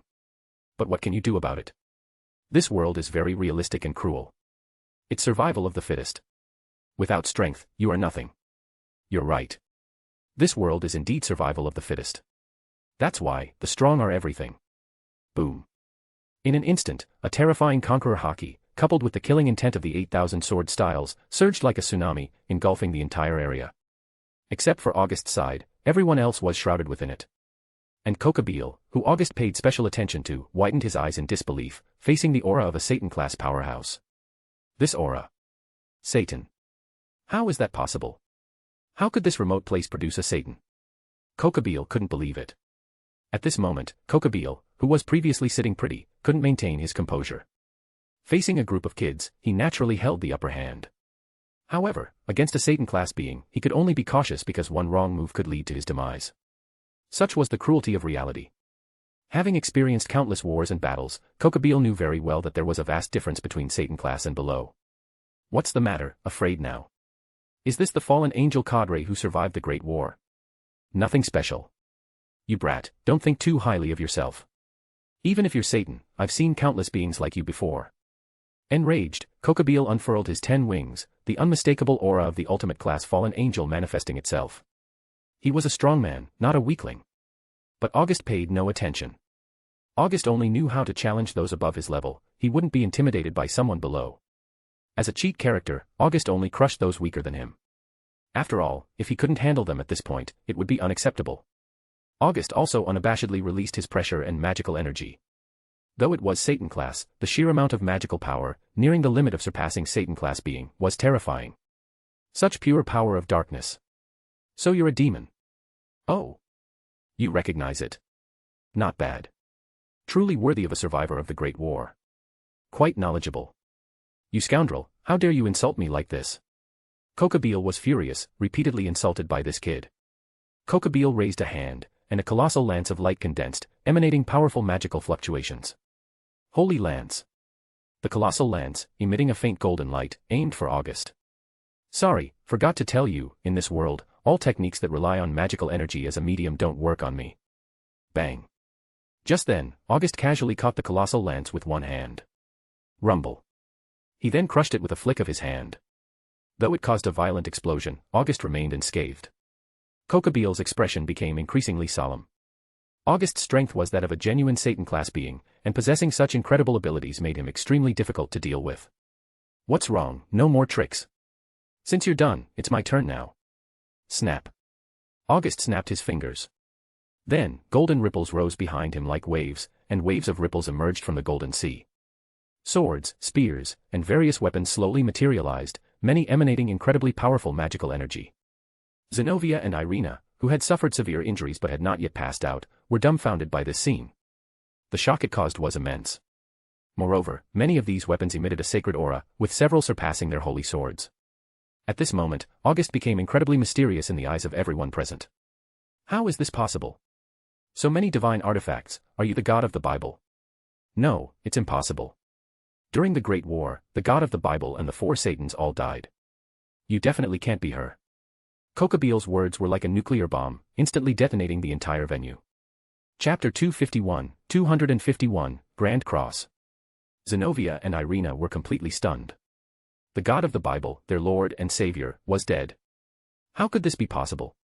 If the Lord had died, then who were they currently worshipping? Kokabiel, are you out of your mind? You've already recognized that I am from the house of Demon. How could I be the deceased god of the Bible? You know about the death of the god of the Bible. August's words took Kokabiel by surprise. Among the 3 factions, the death of God had become a taboo subject. Especially in heaven and the church, any information that could shake the faith of believers was immediately suppressed. Those who spread such news were exiled or even killed. Not to mention, if the news about the death of the Lord were to be revealed, everyone in heaven would hunt them down. Kokabiel, you're a fool and you don't even realize it. Anyone in a high position knows the truth. You mother dash. Kokabiel wanted to retort harshly, but considering August's mysterious abilities, he restrained himself. Their conversation had a devastating impact on the faith of three individuals present. First were the holy sword wielders, Zenobia and Irina, who devotedly believed in the Lord. Upon learning this truth, they were mentally shattered. Then there was Asia, who had come with August. Upon hearing the news, she too suffered a severe mental blow. Sona quickly caught Asia, who was about to collapse. Seeing her vacant eyes and puppet-like demeanor, Sona felt a deep ache in her heart. Asia was just a child. During the Great War, God died, and so did the four Satans. With the leaders of the angels and devils gone, if we had pushed a bit harder, the fallen angels could have won. But Azazel stopped the war. That's because you're nothing but a war maniac, while Azazel is the governor of the fallen angels. Don't speak to me in that tone. I am the one who is right. Azazel is a cowardly failure. He has no right to lead the fallen angels. I should be the leader. The reason is simple, you're too weak. Azazel is Satan class, and you're merely ultimate class. Satan class or not, I don't care. Boom. Powerful magical energy began to surge as Kokabiel formed two colossal lances of light in his hands. Kokabiel continued to pour magical energy into them, nearing a state of madness. For so many years, he had been suppressed by Azazel. Now, just as he was about to succeed, this brat who appeared out of nowhere, also from the house of Demon, was suppressing him as well. This filled him with immense rage. In fact, in his frenzy, Kokabiel began to see Azazel's image overlapping with August's. Stop deluding yourself. I am right. Azazel is nothing but a coward and a weakling. As he spoke, countless spears of light shot down like a rain of arrows. Seeing this, August smiled. The treasures behind him sprang into action, each transforming into beams of golden light that met the descending spears head-on. The sky was filled with a dazzling clash of light and gold, painting the surroundings in a majestic glow. It was a sight to behold, but unfortunately, no one could appreciate it at this moment. After a brief standoff, Kokabiel began to fall into a disadvantage. The treasures were far more powerful and resilient than the spears formed from magical energy. Soon, Kokabiel's spears were completely shattered, and numerous treasures shot towards him. Boom. Kokabiel, not one to wait for death, spread his wings and swiftly moved out of the range of August's treasures. August smiled faintly and, with a thought, ceased the barrage. The treasures scattered around the area dissipated into golden dust and vanished. Kokabiel, I haven't even tried yet, and you're already struggling. Pathetic. You motherfucking demon brat, I'll kill you. Anyone can talk tough, but it doesn't matter. If you want to kill me, show some real power. Die. Ultimate Spear. Kokabiel hurled two colossal spears of light, tearing through the air and igniting the very magic around them. Foolish. Let me test my new technique on you. Perish in the midst of destruction. Grand Cross. August spread his hands, and a cosmic space materialized before him. In this space, 9 planets and 1 star aligned to form a cross, unleashing an apocalyptic force of magic.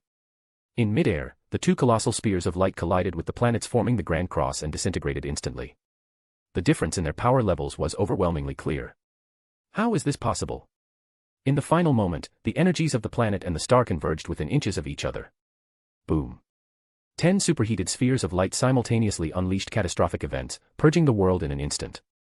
The entire sky was dyed a deep crimson from the explosion, and violent magic swept across the land. Everyone stood in stunned silence, their eyes wide and mouths agape. Could it be that Kokabiel, the ultimate class fallen angel and one of the fallen angels' leaders, was truly defeated? August immediately felt a surge of spiritual energy and magical energy integrating into his body, deepening the abyss of darkness within him. This was the dominion of a demon lord, thus, anyone slain by the demon lord, whether their flesh or soul, became his nourishment. A seasoned, ultimate-class fallen angel like Kokabiel was but a mere appetizer for August, who felt immensely satisfied. Witnessing the downfall of the orchestrator of this chaos left everyone in utter shock. Especially Zenobia and Irina, who were already reeling from the revelation of the Lord's death. Now, they witnessed this scene as well. An enemy they couldn't even touch, despite their desperate efforts, had been effortlessly obliterated by August. However, August felt no particular sense of accomplishment from killing Kokabiel. A being without any trump cards or real power stood no chance against him, a figure brimming with overwhelming strength and countless advantages. It was inevitable. Boom. Finally, it's done. Ha ha ha, I did it. Just when everyone thought it was over, an immense and terrifying wave of magical energy exploded nearby, spreading like a torrent. Chapter 252, Hatred and Enemies. This sudden change quickly caught everyone's attention. Not far away, within a magical formation resembling an altar, Valkyrie Galilei laughed maniacally, his face filled with excitement. In front of him, the original 5 holy swords had disappeared, replaced by a single new holy sword. Using alchemical magic, he had reforged and fused the 5 holy swords into one. Though it still lacked 2 fragments to match the true holy sword, it was already an alchemical masterpiece. Valkyrie Galilei. In the crowd, Yudo Kiba's killing intent became nearly uncontrollable upon seeing Valkyrie Galilei. The chilling aura could freeze a person's soul, especially as he watched the joy and excitement on Valkyrie Galilei's face, making his hatred grow even more intense. However, the highest-ranking person here was August, and Yudo Kiba was merely a servant. Kiba looked at August, his eyes filled with both hatred and pleading. Facing his mortal enemy, he wanted to personally send him to hell, a fate even 1,000 deaths couldn't repay. Go. Thank you, Lord August. With those words, Kiba rushed toward Valkyrie Galilei. Who are you?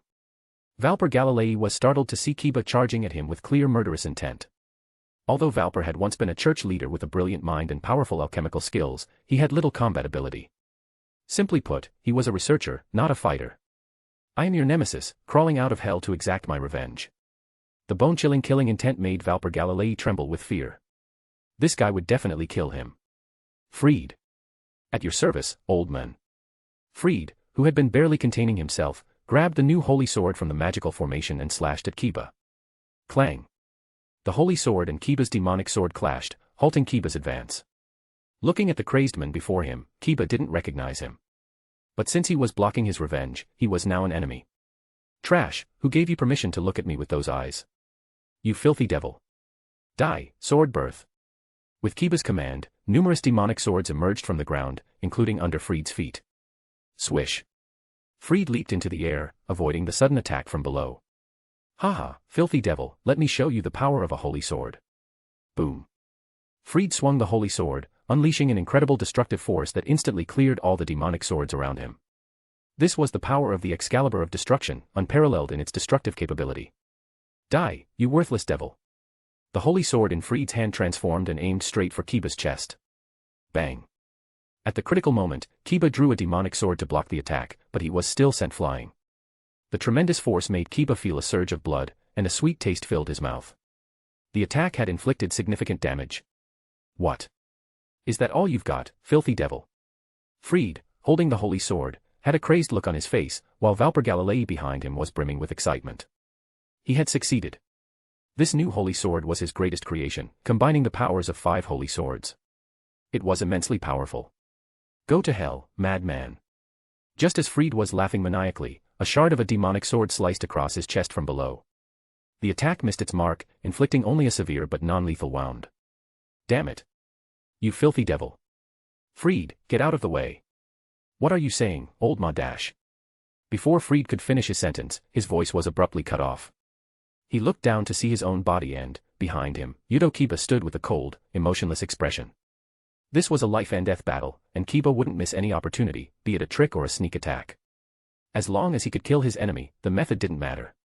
In the distance, Rias watched in shock as Kiba decapitated someone from behind. She couldn't believe her eyes.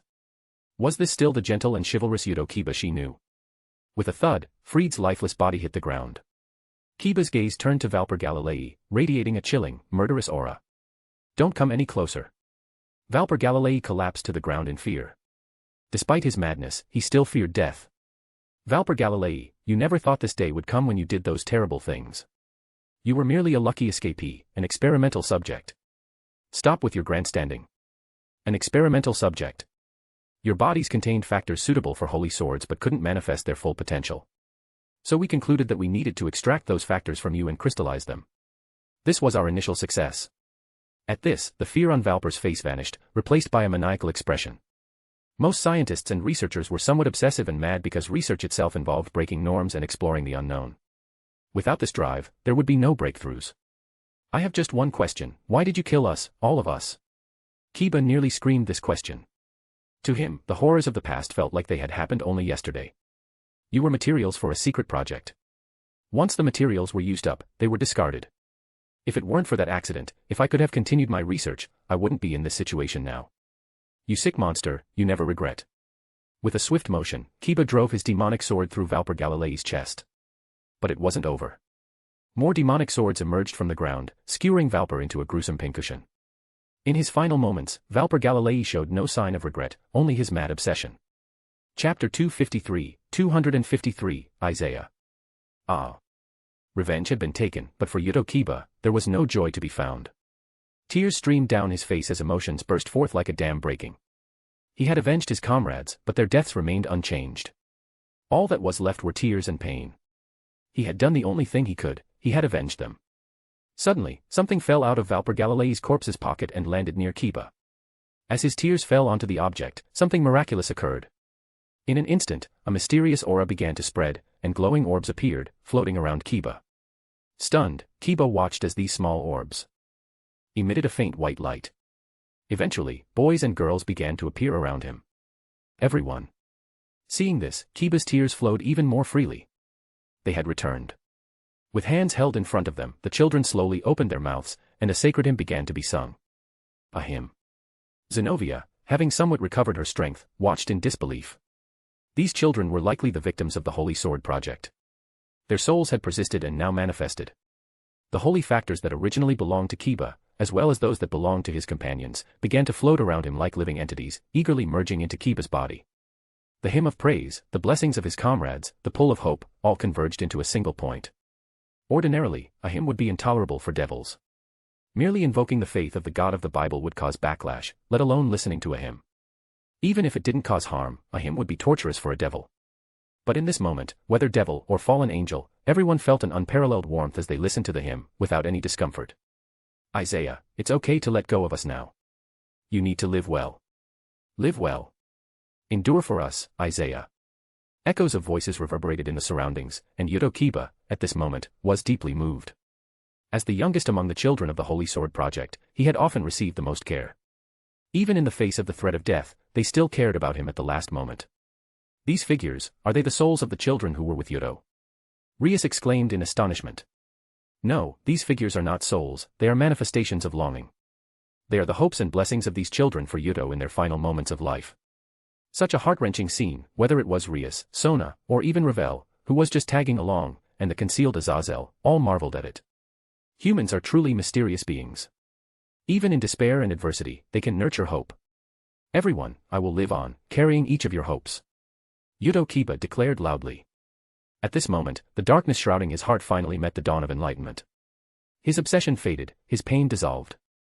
As he said, he would live on, carrying the hopes of everyone. At that moment, a surge of magical energy burst forth from Yudo Kiba. The sacred gear, fueled by human longing, had reached an extreme state within Yudo Kiba's mind and soul. The divine power of the holy swords and the demonic power of the demon swords resonated with each other, forming an unprecedented whole. At this moment, both the holy and the demonic were encompassed by this power. Balance breaker. Forbidden move, dual sovereign holy demon sword. The ultimate realm of the sacred gear, achieved by Yudo Kiba at this moment.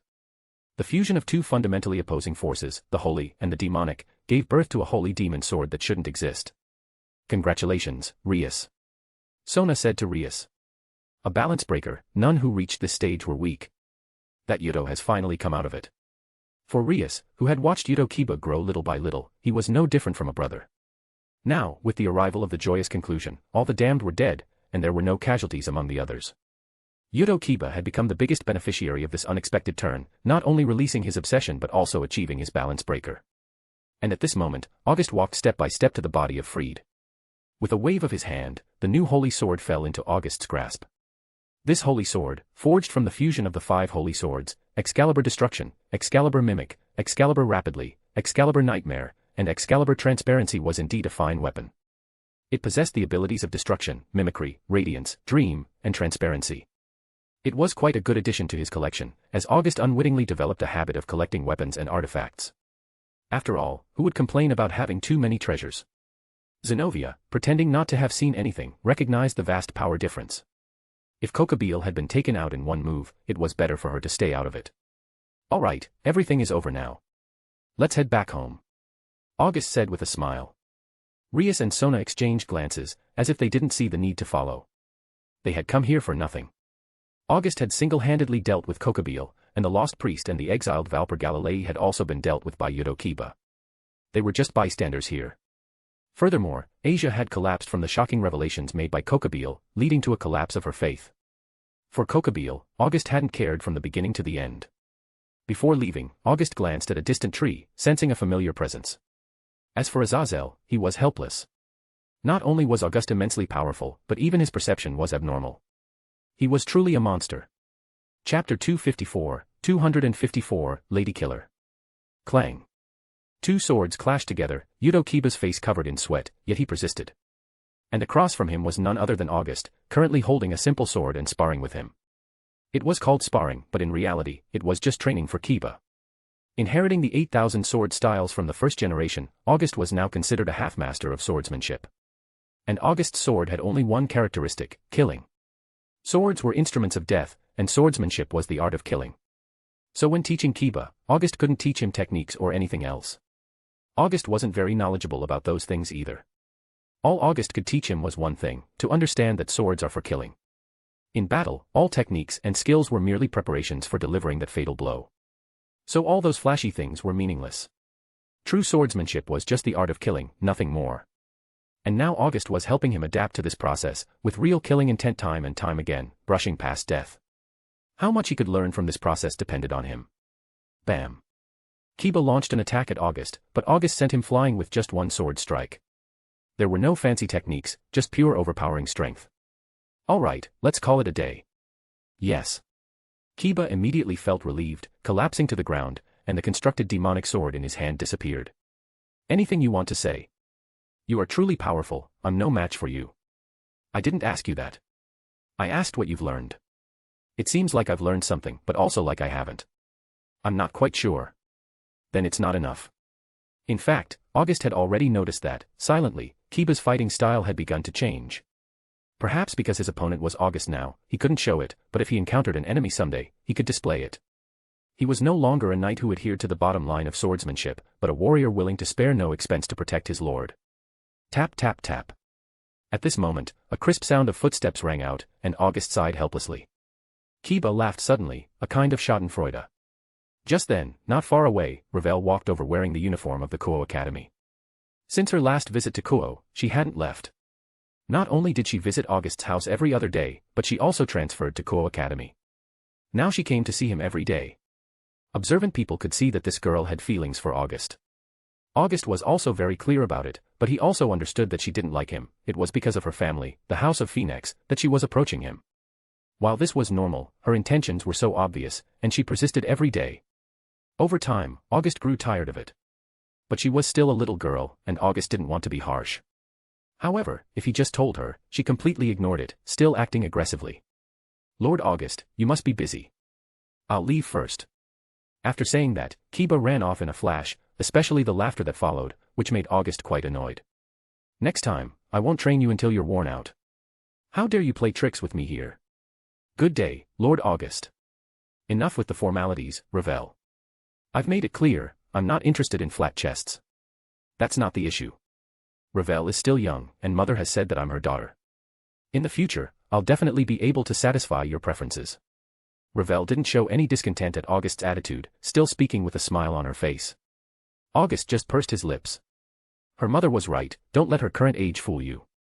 When she grows up, she'll be a personage not inferior to Rias. Lord August must be thirsty after training with the relatives of Lady Rias for so long. I brought some water. With that, Ravel produced a bottle of water, worth several tens of thousands of yen, noble water that most people hadn't even seen, let alone drank. August didn't hesitate to accept it, taking the bottle and drinking straight from it. Having this little tail around might be troublesome at times, but most of the time, August rather enjoyed the feeling. Being pursued by a noble girl, this feeling was quite something. By the way, aren't you supposed to be in class? I remember it's not over yet, right? He skipped class. Ravel smiled mischievously, perfectly displaying her beauty. Although still young, she was already showing the potential of a beautiful young woman. A young age and already skipping classes. You've only been in school for a few days. Lord August seems to be the least qualified to scold me. I remember, Lord August used to skip class the most at the Kuo Academy. If it weren't for Lady Sona covering for you, your punishments could have piled up into mountains. Cough, as long as I didn't fall behind in my studies, skipping or not skipping class doesn't matter. I'm the top of my class, you know. As a princess of a great family, although she was spoiled since childhood, it didn't mean she didn't study at all. She had received elite education from her family since childhood, and worldly knowledge was no difficulty for her. Yes, impressive, being first in your class. Truly remarkable. August couldn't do anything about it. What could he do? She was just that excellent. Tossing the water bottle into the trash, August continued on his way to the student council. After all, it was his headquarters. Ravel didn't say anything about it, just following behind August, like a little tail, a little follower. Along the way, the two of them attracted a lot of attention. August already had the nickname Lady Killer at the Kuo Academy, and all the Wani-chans and cute kohais who ranked higher in the academy were all swooned by this person, and he didn't even bother to conceal it. What's more, not only was he handsome, but he also had money and power at home, and he excelled in both academics and sports. Skipping class every day, wandering around among the students, but still ranking first in every exam, made it impossible for anyone to find fault with him. All the boys hated August's guts, gnashing their teeth in resentment. How many people's crush had now become August's women? It was simply unforgivable, beyond redemption. But for all the girls, August was like a star in the sky, shining brightly but untouchable. No one knew how many girls secretly admired August. Even if they knew August was a playboy, even so, there were still many who followed after him. Chapter 255, Useful Mascot. August strolled into the student council room, and none of the members paid him any mind. Compared to others, August practically lived at the student council, akin to being at home. Over time, everyone had grown accustomed to him, and he had seamlessly become part of the team. Seeing August and Ravel enter together, Sona, seated in the president's position, grinned. She had heard August complain incessantly these past few days, primarily because Ravel was too young. If she were a bit older, August would have swept her off her feet ages ago. As it stood, she was tantalizingly close yet out of reach. That was precisely why August felt irritated. Though he was a bit of a lecher, he had standards. August preferred mature and seductive women. Of course, if it was legal, that would be acceptable too. Yet, August had no interest in something he couldn't have. By the way, my sister contacted me last night. So what? Let me guess, she misses you again. It's been so long since I last saw you, give me a hug, give me a kiss. Be serious. Where am I not serious? Your sister is just another late-stage siskin. She's still my sister. Alright, I won't bring it up again. From now on, I'll keep quiet about it. That sounds about right. Watching August and Sona bicker like a married couple, Ravel felt envious, but August's attention always seemed elsewhere. After spending this time getting to know and investigating August, Ravel realized the reason was simple: her figure wasn't up to par. She didn't have the extraordinary assets of Rias or Sona. Ah, stop teasing me. I almost forgot the main point. Don't interrupt. Fine, I won't interrupt. Go on. This week's final day is Parents' Day, and all the students' parents will be visiting. So, your sister will come. That's not confirmed yet, but according to Rias, Lord Surzex is planning to visit. In that case, your sister will definitely come. That's not the point. Stay focused. Alright, continue. Watching August get sidetracked right after saying he wouldn't, Sona couldn't help but feel annoyed. Besides Parents' Day, there's another reason why Lord Surzex is coming. There will be a meeting of the three factions, happening right here in Kuo. A meeting of the three factions? Here? Why? Isn't it obvious? After the commotion caused by Kokabiel and with Rias and me here, along with you, not to mention Azazel possibly coming here for a stroll. Hearing Sona's explanation, August suddenly felt that Kuo was in chaos, with an abundance of people. Speaking of Azazel, August hadn't seen him in a while. He might have come and gone without visiting him, or maybe he hadn't come at all. Regardless, it didn't matter now. With the three factions meeting imminent, it meant that the Cows Brigade would be making a frontal assault. The thought of hero faction made August salivate. 3 Longinus in total, along with several other types of sacred gears, not to mention the numerous demonic swords in Siegfried's possession. These were all top-tier treasures. Most importantly, there was the infinitely adorable Dragon of Calamity, Ophis, from the Cows Brigade. August really wanted to meet her. After all, he still had a budding world tree seedling to nurture at home.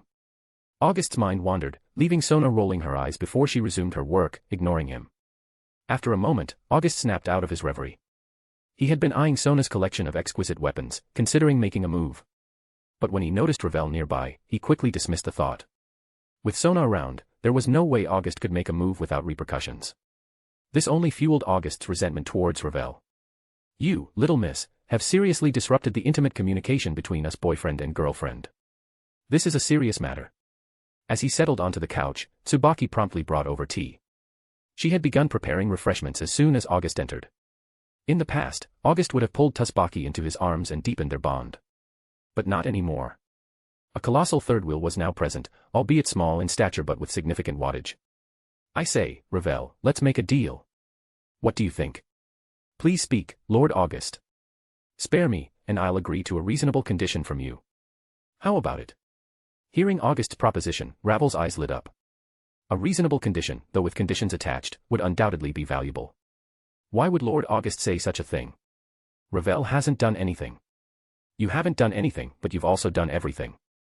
I don't understand what you mean, Lord August. Ravel smiled faintly, pretending not to understand anything. August seethed with anger. This little miss was definitely being deliberate, taking advantage of her somewhat attractive appearance, daring August to lay a hand on her. If this were Azazel, August would have kicked him out long ago.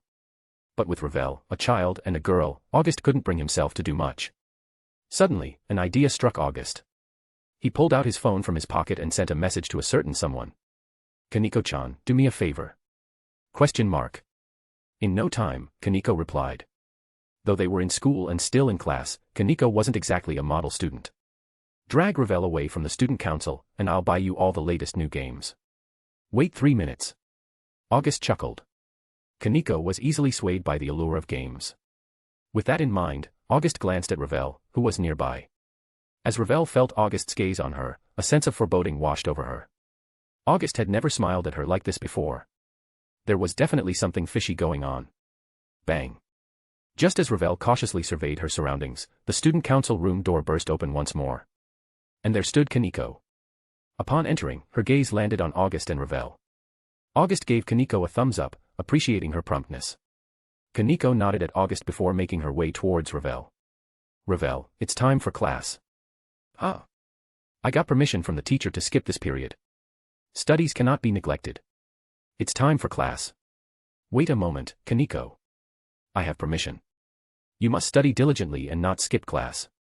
As Ravel struggled, the little princess of the House of Phoenix was dragged away. August burst into laughter.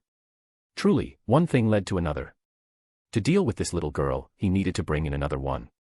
Chapter 256, Night Visit. On this particular evening, August found himself in the company of Hilda and Yolda, lounging in the living room while pretending to watch TV. Of course, the TV was merely a facade, the real purpose was something everyone present was well aware of. Ding dong. Suddenly, the doorbell chimed, catching August off guard. It was the first time someone had rung his doorbell. Most of the visitors to his home were women who possessed keys to his place, and if it was Azazel, he'd simply knock, never ring. August remained still as Yolda went to answer the door. Before long, a man and a woman entered. It was Surzex, with his vibrant scarlet hair identical to Rias's, accompanied by a silver-haired woman clad in maid attire, Graphia.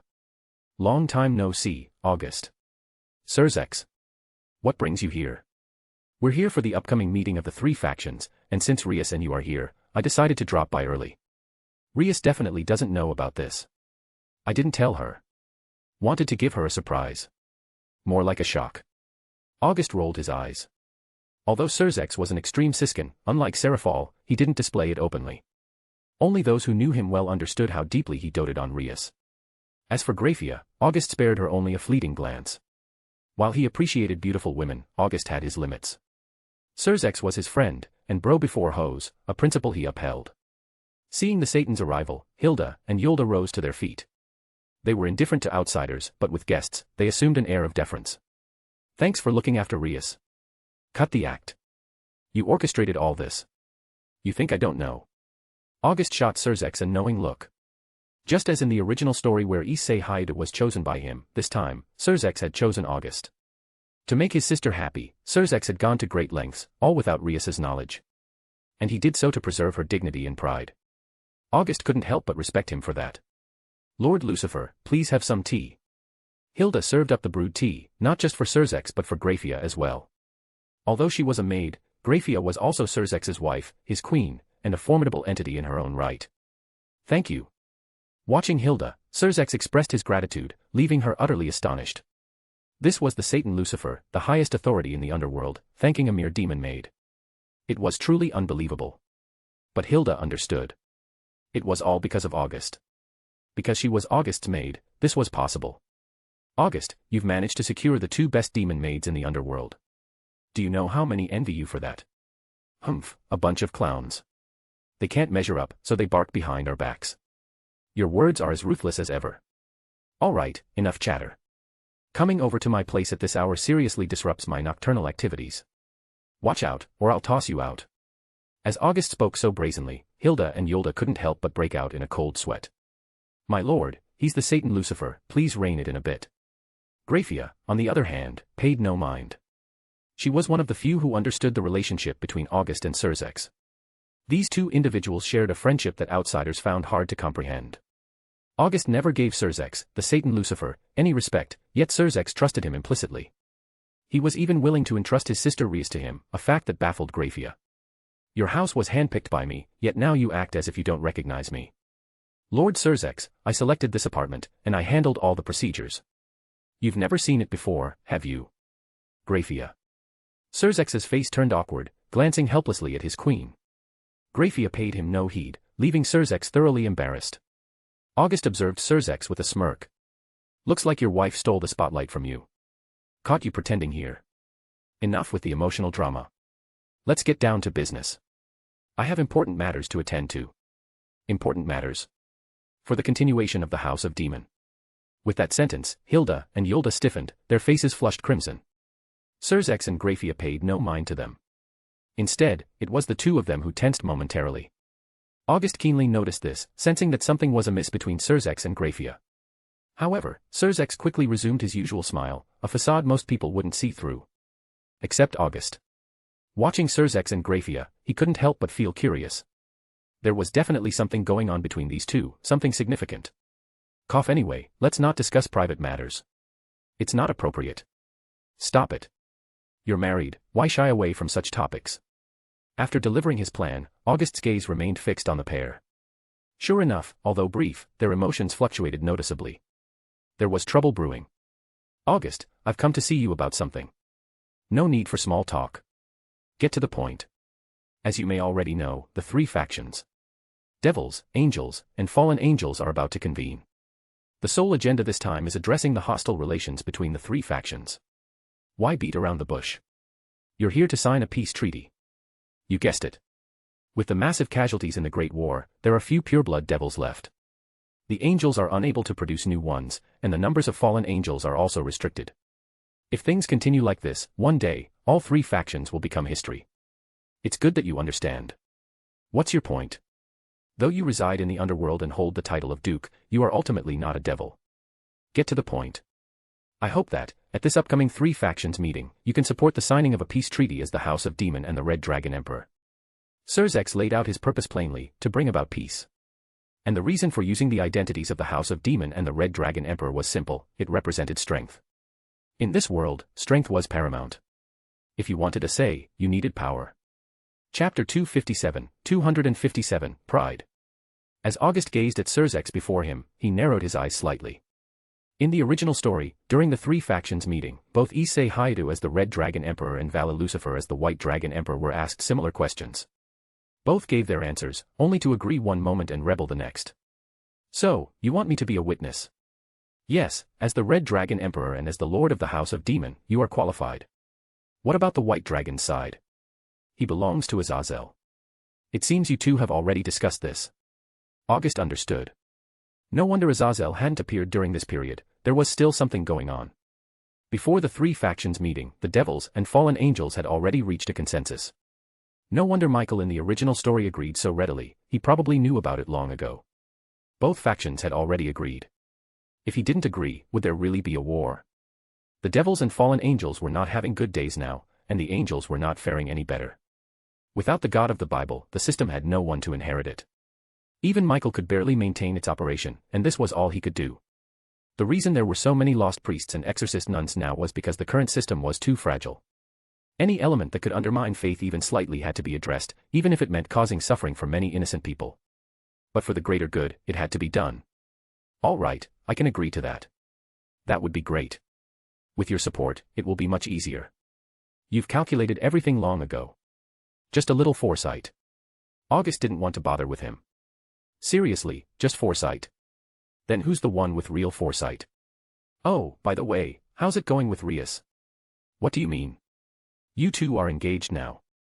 You've blocked Rias's engagement with Riser. How come you're not owning up to it now? Well, you know, I'm not short of beautiful women around me, and your sister seems to be avoiding me now, intentionally or unintentionally. No need to continue. Surzex understood instantly, there hadn't been much progress. This puzzled Surzex for a moment. According to Graphia, Rias should like August, so why was there no progress at all? Lord Surzex, recently, Lord August gave Miss Rias a mysterious fruit. A fruit? Yes, Miss Rias now has the ability to enhance her own power. Recently, she's been practicing this power. I see. Surzex nodded. So there was something delaying it. As long as there were no conflicts, it was fine. August was a rare candidate for a son-in-law, and Rias had to seize the opportunity. Otherwise, it would be over. Although August had many women, Rias was the only one with a confirmed engagement. As long as she married August first, she would be the primary wife, and the others would be concubines or maids. Oh, by the way, August, how many peerages have you reincarnated now? 2, Hilda and Yolda. Ah, just 2. Didn't I hear that you also accepted the former holy priest who was exiled? I haven't reincarnated her yet, but it's about time. Wait, how did you know? Rias told me last time. As Surzex uttered those words, his gaze seemed somewhat elusive, clearly indicating something amiss. This guy, even if he wasn't outright spying, definitely had someone observing his every move from the shadows. Although August knew he meant no harm, he couldn't help but feel annoyed. No one likes the feeling of having their every move watched by others, it's incredibly uncomfortable. Surzex, let me make something clear to you in advance, moderation is key. Cross the line, and it'll be troublesome. I understand. This will only happen once, I assure you. I'll take your word for it this time. But remember, this is the first time, and also the second. August spoke slowly. Then, in the instant their gazes collided, both Surzex and Graphia shuddered all over. Darkness, vast and infinite, like an unfathomable abyss, just one glance could engulf you. Being a transcendent being, Surzex recovered quickly. But Graphia wasn't as lucky. Although she was a Satan-class devil, she was still insufficient before the dark abyss born from the sins and darkness of the 7 deadly sins. Graphia. With Surzex's voice, Graphia snapped out of her daze. Then came a wave of fear, she had almost been consumed just now. What was that? She had never felt such power, not even from Lucifer, the former Satan, whom she once served. Seeing Graphia's realization, Surzex understood. This was August's warning to him. And August, looking at Surzex and Graphia before him, remained calm. Indeed, Surzex was powerful, but that didn't mean August feared him. As one of the 7 deadly sins, the embodiment of lust, as the demon lord of lust, August's pride and dignity as a demon were not to be trifled with. The atmosphere in the living room became somewhat heavy. To lay hands on the Satan's wife would be a grave disrespect. Surzex felt a bit of dissatisfaction about this, but considering his own surveillance of August, he also knew this was August's retaliation against him. It's getting late, we'll go see Rias first. No need for farewells. August didn't even consider getting up to see Surzex off. Surzex just smiled faintly, not taking offense. However, after this incident, an invisible barrier arose between them. Surzex regretted his actions, seeing them as his mistake that led to all this. But to August, he had never truly considered Surzex a friend from the beginning. After all, it was just an arranged identity card. Taking it seriously would only lead to defeat. Most importantly, in this world, August was merely a passerby. So, it really didn't matter. However, regarding the oddity between Surzex and Graphia tonight, August also planted a seed of curiosity, a seed that sought the truth and the unknown. Surzex and Graphia left, leaving Hilda and Yolda looking at August, hesitant to speak. In their eyes, August's behavior tonight was incredibly reckless. Chapter 258, Magical Girl Appears. Time passed quickly, and soon it was Parents' Day at the Koa Academy. On this day, the Koa Academy buzzed with activity as a large number of parents accompanied their children to the school. For today's classes, parents could observe from behind in the classrooms, adding to the vibrant scenery. However, on this particular day, August didn't attend a single class. The discomfort was just too much, coupled with his reputation at the Koa Academy. To avoid becoming a target, August decided to skip classes altogether. But since it was Parents' Day, the school was bustling with visitors. With more people around, naturally, there would be some trouble, and someone needed to handle it. At the Koa Academy, this responsibility fell on the shoulders of the student council. Sona immediately dispatched everyone, but manpower was still insufficient. Then, on the plaza in front of the teaching building, a scene unfolded. a beautiful girl dressed as a magical girl striking various poses, attracting the attention of many who pulled out their phones to take pictures. Coincidentally, August caught sight of this scene. Seeing this, August was speechless. Was this the Satan Leviathan? This behavior? The Underworld had no future at this rate. Seraphal, the Satan Leviathan, eldest daughter of the House of Citri, and also Sona's older sister, was proficient in ice magic and loved dressing up as a magical girl. She had a large following of fans in the Underworld. Make way, stop taking photos, don't give our student council more work. At this moment, a student with a student council armband approached. With sandy-colored hair and a somewhat familiar face, August squinted his eyes slightly. Could this be Genturu Saji? The pawn from the original work who liked Sona. But now, due to August's influence, Sona hadn't reincarnated any relatives because there were no suitable targets. The student council's authority still carried weight at the Kuo Academy, and soon the crowd dispersed, leaving only Seraphal in the middle, holding a magic wand. Who are you? Are you a visiting parent? Please don't cause us trouble, okay? I'm here to see my lovely little sister. She's a magical girl. Miss, even if you're here for the visit today, please don't wear this kind of cosplay outfit. Please wear something normal. You're causing a disturbance. But, this is my regular attire. Seraphal's words left Saji speechless. Who considers cosplay their regular attire? Meanwhile, not far away, August couldn't help but want to laugh. This kid, daring to speak to the Satan Leviathan like that, was quite brave. Tap tap tap. At that moment, footsteps approached, and Sona emerged from the teaching building. Upon seeing Sona, Saji's eyes lit up instantly, filled with admiration. Sona frowned slightly at the sight of Saji's gaze. She found such looks distasteful. It didn't matter in the past, but now she had a boyfriend. Saji was one of the new recruits to the student council, and not just him, there were many new faces. The reason was simple, August had taken away her people, leaving the student council short-staffed and necessitating new recruitment. However, looking at Saji, Sona had already made up her mind. After today's busy events, she would kick this guy out of the student council. Sona-chan, found you. Just then, Seraphal beside Saji suddenly jumped up and rushed towards Sona. Thud.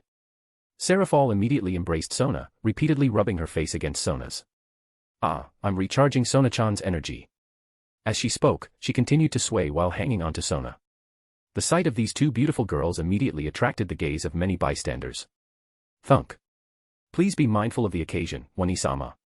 With unrelenting force, August's fist landed heavily on Seraphal's head, forcefully pulling her away. In this process, Seraphal was slightly surprised. Sona's power had unexpectedly increased so much. Not only her strength but also that particular part of her body had grown several sizes, as if she had taken hormones. Wani-sama.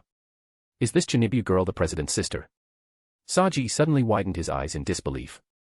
The elegant President Sona had a sister with such a quirky personality. These two were completely opposite. Genturu Saji, what are you saying? In an instant, murderous intent fell upon him. How dare he call his sister a Chinibu girl? Sibling relationships worked both ways. Sona was a siskin, and as her sister, Sona wouldn't allow anyone to say a bad word about her. Sorry, President, I didn't mean it that way. I see you have nothing better to do. Go maintain order. Yes, President. With that, he quickly left. In the student council, President Sona's orders were law. You're really amazing, Sona-chan, especially in that moment when you protected your Ne-chan. Let go of your hand, Wani-sama. Sona easily brushed off Seraphal's restless hands. Sona-chan, I'm really curious, how did you grow up so quickly? Wani-sama. Embarrassed by her sister's question, Sona felt shy. How could she explain such a thing? Should she say she ate a fruit and then suddenly grew bigger? Well, I know. At that moment, a voice sounded, catching Sona's attention. Seraphal turned her head in confusion. August approached step by step from nearby. Who are you? My name is August, Lady Seraphal. August. You're the Lord of the House of Demon, they say you're even the Red Dragon Emperor, right? Oh, and you're also engaged to Rias-chan. Yes. You just said you know how Sona-chan grew bigger. Yes. Then tell me quickly. Just give her a good rub. He demonstrated a squeezing motion with his hand. In an instant, Sona's face flushed red, and Seraphal's curious expression froze. Especially witnessing Sona's embarrassment, Seraphal felt like her world was crumbling. Her precious little flower, being teased. Chapter 259, Unexpected Encounter. Seraphal's initial reaction was disbelief. She refused to entertain such a notion. However, as she glanced back at Sona's flushed and bashful demeanor, there was no need for further explanation. It was painfully clear, their precious little flower had been plucked. In that moment, Seraphal felt as if the world had turned dim, devoid of color. August paid no mind to Seraphal. Instead, he opened his arms to Sona. Among everyone present, August unequivocally doted on Sona, and the reason was simple. Sona's figure hadn't stopped developing ever since she consumed the devil fruit. Compared to her former self, Sona had grown even more, now surpassing Rias in perfection, save for her height. However, her petite stature combined with her formidable breasts was the epitome of allure to men. Moreover, the name cow devil fruit evoked various implications, which August, like many others, couldn't ignore. Hence, he was eager to assist Sona in further developing this accursed devil fruit. For those who understand Wink Doge. Despite the embarrassment of the situation, Sona couldn't help but feel a bit self-conscious under the scrutiny of so many eyes. Nevertheless, she ultimately threw herself into August's embrace, much to the dismay of countless onlookers. The aloof flower of Kuo Academy had been plucked. Sona-chan. Witnessing Sona suddenly cling to a man, Seraphal felt a pang of shock. Even during their battles for the title of the strongest female devil alongside Graphia in the past, she had never felt this excited. But now, her excitement bordered on hysteria. Let go of your hand, that's my Sona-chan. Unable to contain herself any longer, Seraphal charged forward, pulling Sona out of August's embrace and holding onto her tightly. Sona was stunned, and so was August. Many spectators around them were equally bewildered. What are you doing, Wani-sama?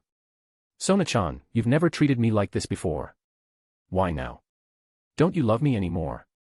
Don't say things that could be misunderstood, Wani-sama. Now that you've thrown yourself into this man's arms, you push me away when I want to hug you. We're boyfriend and girlfriend. It's normal to hug. I refuse to accept it. How could my Sona-chan possibly be taken away by a man?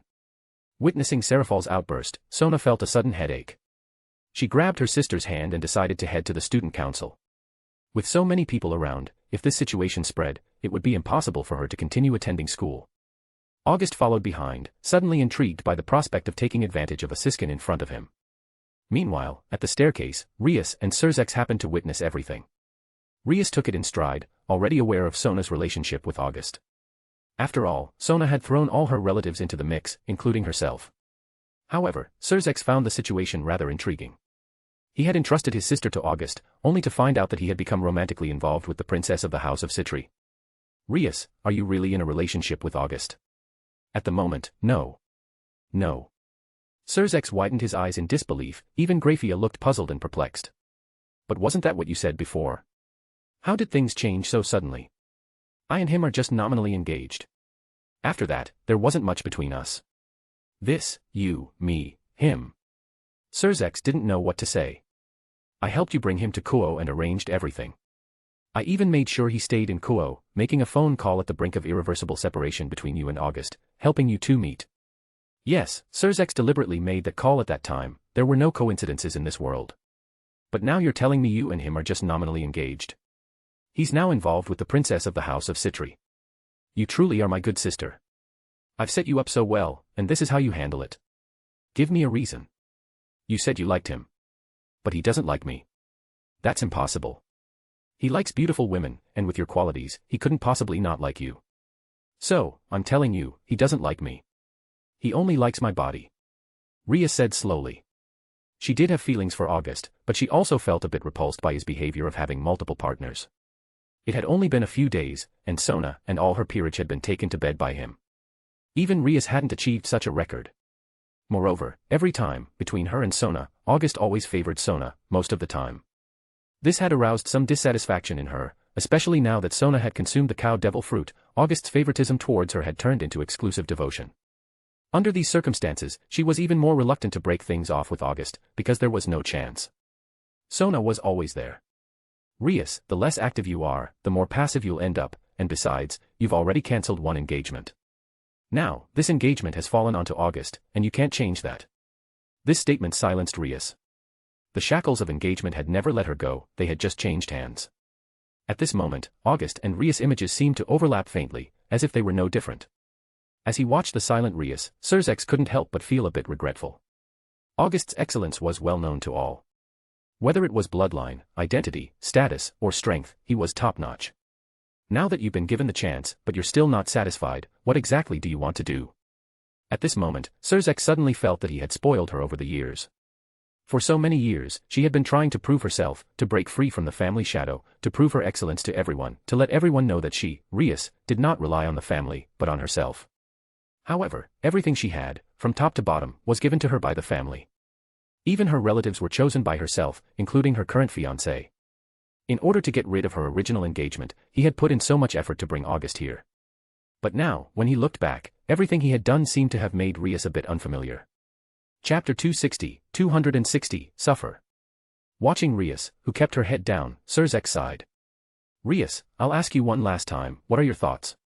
I don't know. Do you love him? I do, but he... Rias hesitated, ultimately feeling a sense of unfairness. Why was she inferior to Sona? Why did August treat Sona better than her? If you love him, then fight for him.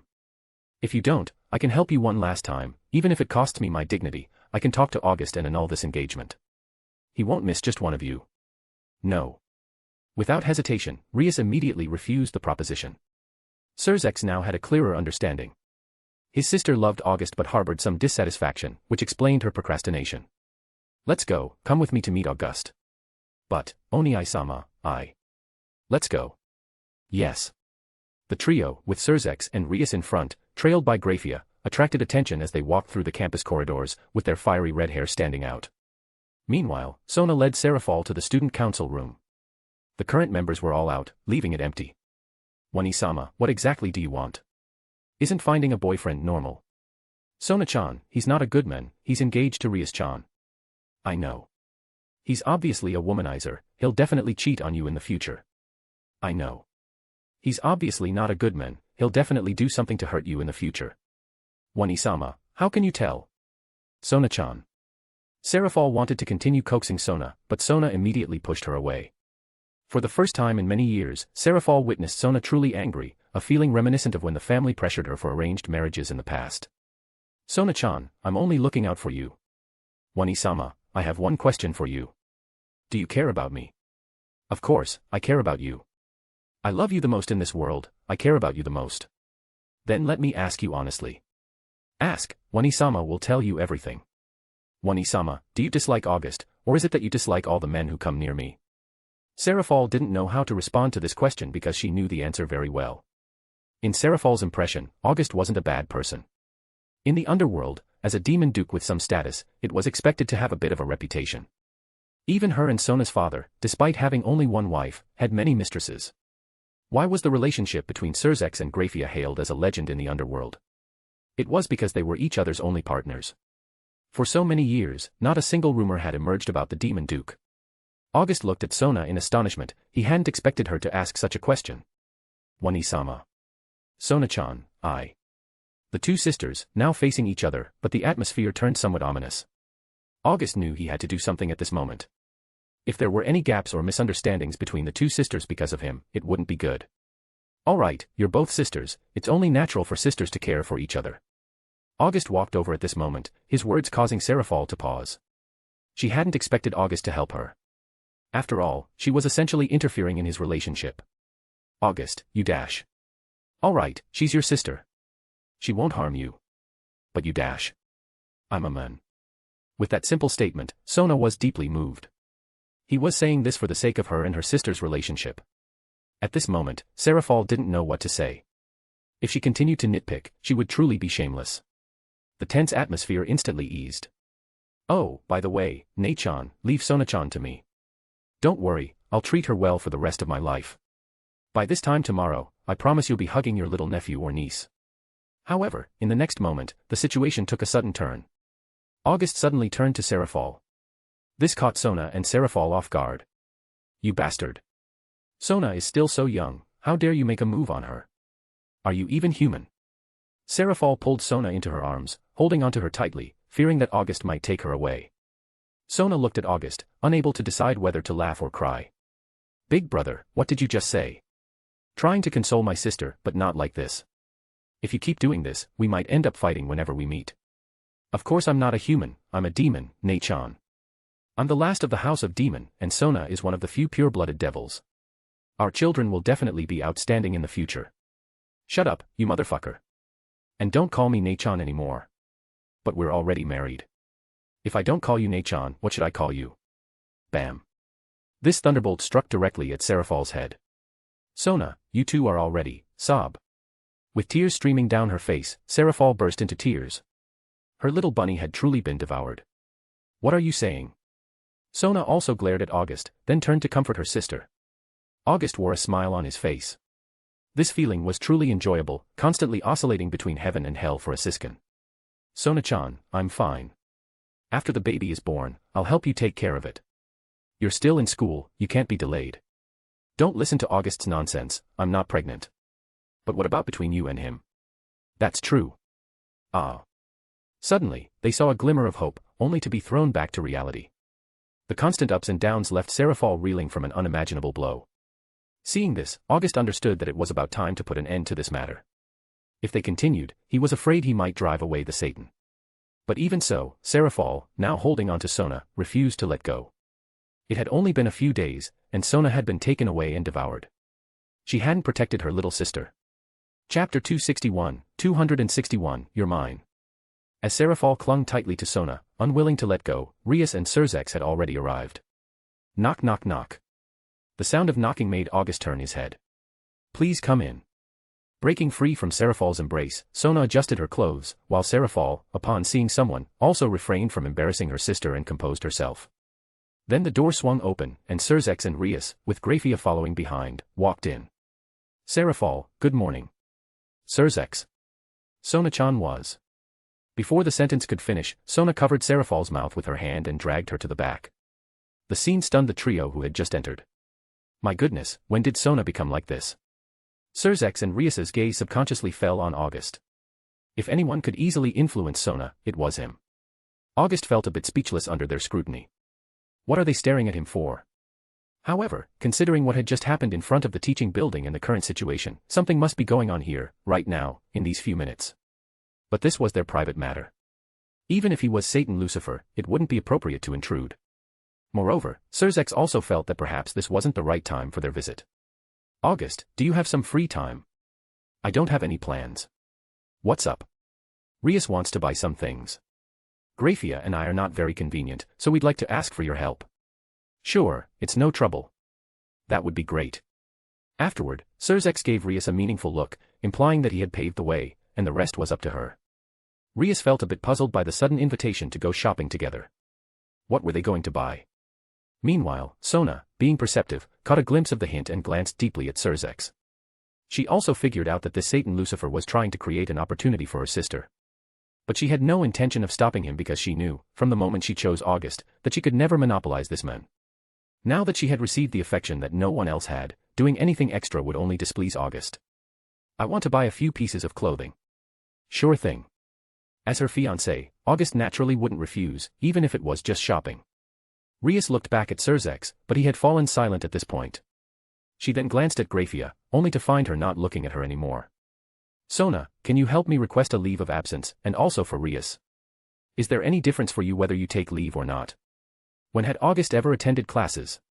He was always on leave or skipping classes. After nodding at Sona and the others, August grabbed Rias's hand, and they left directly. Everyone present understood Surzex's purpose for coming here without it needing to be explicitly stated. Rias herself was puzzled. How did she suddenly get dragged away like this? And now, of all times. Sorry, Sona. As August and Rias left, Surzex apologized to Sona. It's okay. Rias is August's fiancé after all. If she's always with me, it wouldn't be right to neglect Rias. Retreating to advance, it seemed magnanimous, but it revealed one thing: Sona was more favored by August than her sister. Both the older and younger devils were not to be underestimated. Surzex sighed softly. Sona was completely different from her sister. While Serafal was powerful, she could be childish at times and easily fooled. But with Sona, everything was as clear as a mirror. On the other side, August and Rias left the student council room. Rias was at a loss for words the whole time. All right, we're out now.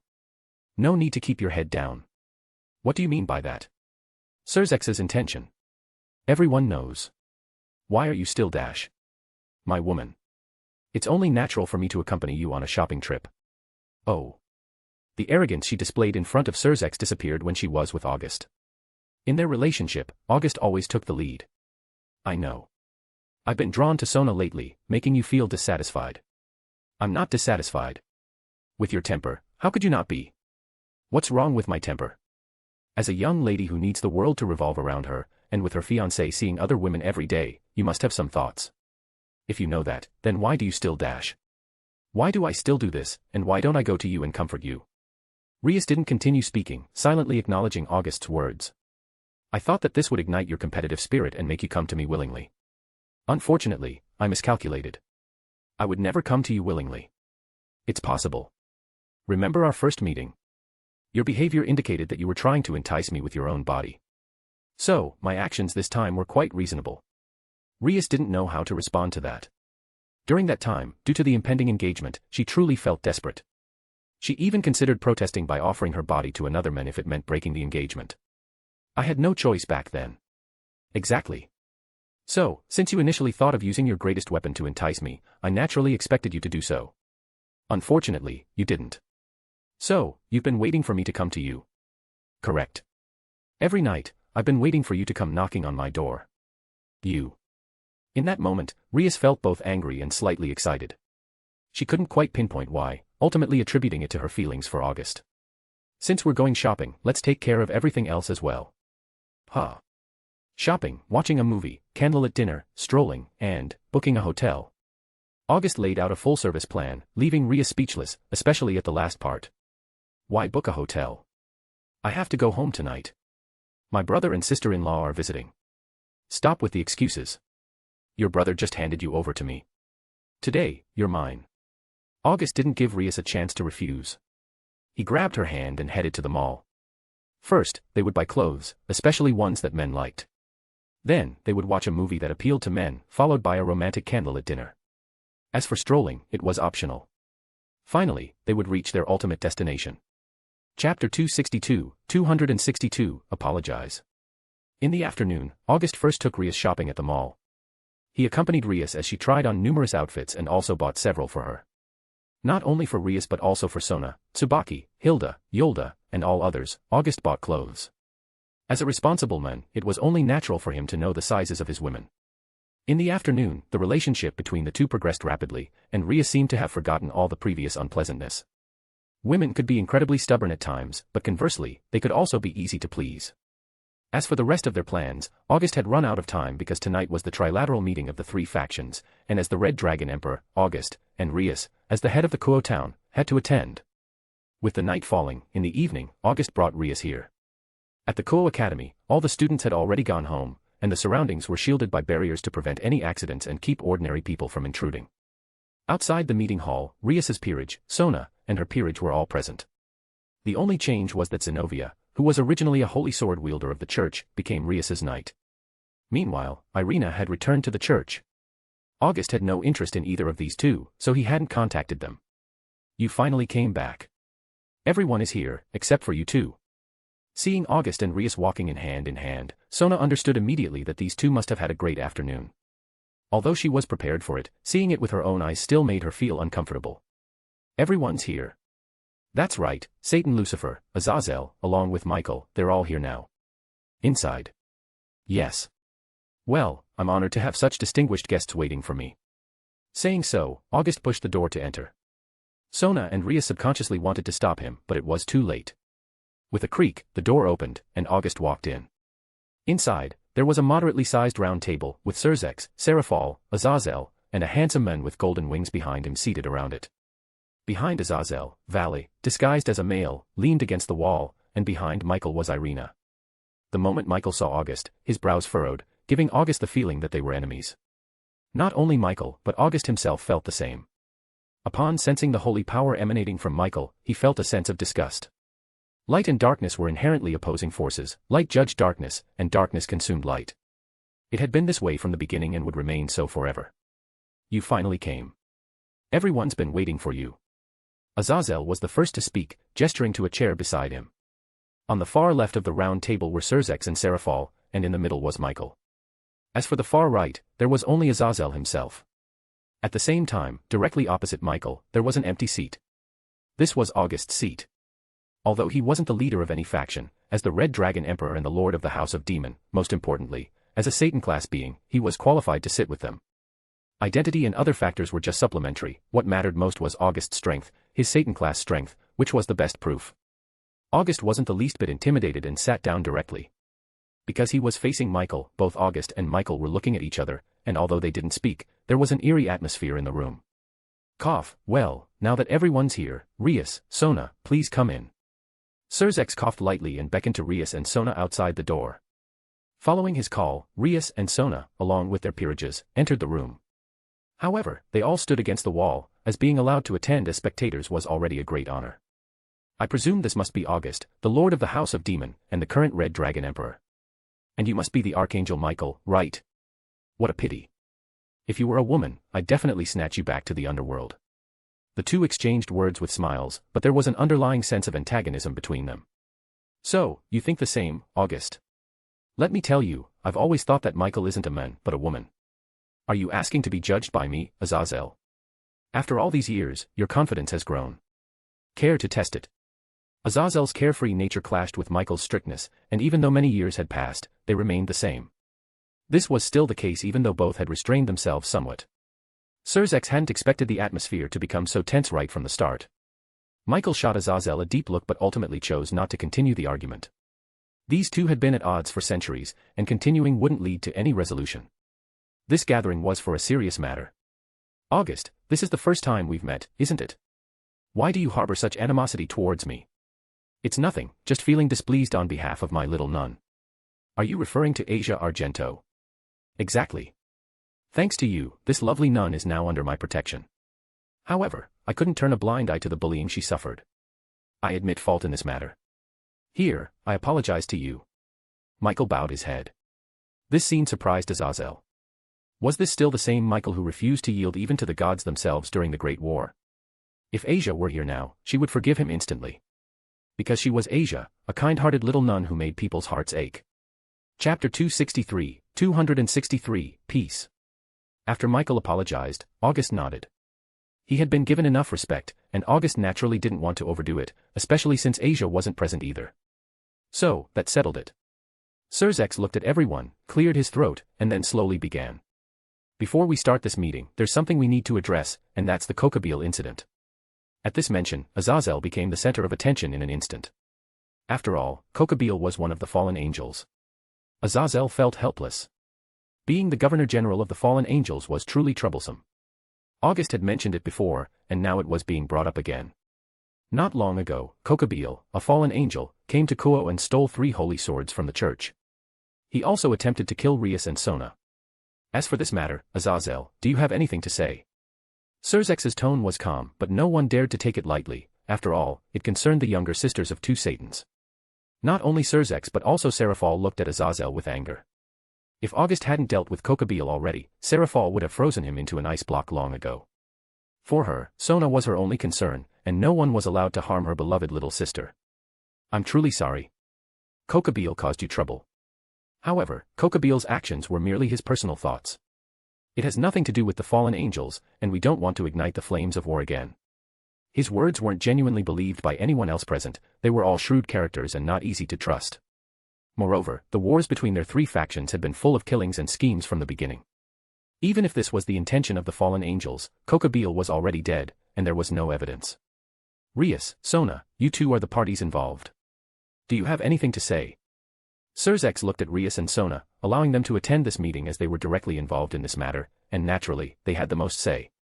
As for August, he was too lazy to argue with them here, so he didn't want to get involved. What he was looking forward to was the attack of the Cows Brigade later. Those magicians were like fertilizer for the World Tree in August's view. Despite their lower strength, their numbers were significant. Well, it's like this. Rias stepped forward and recounted everything from when Zenobia and Irina arrived in Kuo to Kokabiel causing trouble and finally being dealt with by August. Especially when everyone heard that Kokabiel had been killed by a single blow from August, they were all astonished. Azazel had been peeking from the sidelines, so naturally, he knew all about it. Michael looked at Irina beside him, and Irina nodded. Although Rias's narrative made her seem foolish, the information itself was correct. This incident has also revealed many secrets, including the fall of God. Everyone present knows about it. Now, our 3 factions. After Rias and Sona finished their statements, Surzex began his lengthy discourse. The current situation of the three factions was well understood by their current leaders, making the progress of this meeting smooth. Whether devil, angel, or fallen angel, none could endure further conflict. Continuation down that path would only lead the three factions towards gradual demise, ultimately leading to the decline, or even the end, of the God of the Bible's lineage. Though the three factions were sworn enemies, they were all part of the same pantheon. And in this world, pantheons were not scarce. There were the famous Greek, Norse, and Hindu, among others. Danger not only existed internally but also externally. If the strength of the three factions continued to weaken, they would inevitably attract the attention of more powerful pantheons. Eventually, they would be attacked, and if they failed, everything would be divided among the victors. So, in the end, I wonder where everyone stands. Finally, the meeting came to the crux, the stance of each faction. Now, angels, devils, and fallen angels can no longer withstand another onslaught. We have already made the decision to peacefully coexist with devils and fallen angels. Michael was the first to speak. Compared to devils and fallen angels, angels were the most troublesome. Though the number of pure-blooded devils was decreasing, they still existed. Moreover, with the evil pieces, devils were slowly recovering their strength. As for fallen angels, without the God of the Bible, the system's operation was extremely strained, leading to an increasing likelihood of fall. Furthermore, fallen angels could still bear offspring among themselves. Though their numbers were not plentiful, they were not incapable of continuation. Angels, on the other hand, without the God of the Bible, could not increase their numbers any further. For every angel lost, there would be none to replace them, making it impossible to replenish their ranks. Thus, peace was what Michael wanted to see most, peace that would allow angels to develop. Haha, it's surprising to hear such words from the rigid Michael. You were always the one chanting, God Almighty, before. Now, you're surprisingly reasonable. So much has been lost, and what's gone is gone. There's no point in seeking it further. Guiding humanity correctly and protecting the continuity of angels is my mission. Hey, with statements like that, you're already bordering on fallen territory. Michael glanced at Azazel, ignoring him. In terms of verbal sparring, he had never been at a disadvantage. Seeing Michael ignoring him, Azazel found it rather dull. We feel the same way. With the absence of the true Satans, war is unnecessary. For devils today, it's equivalent to destruction.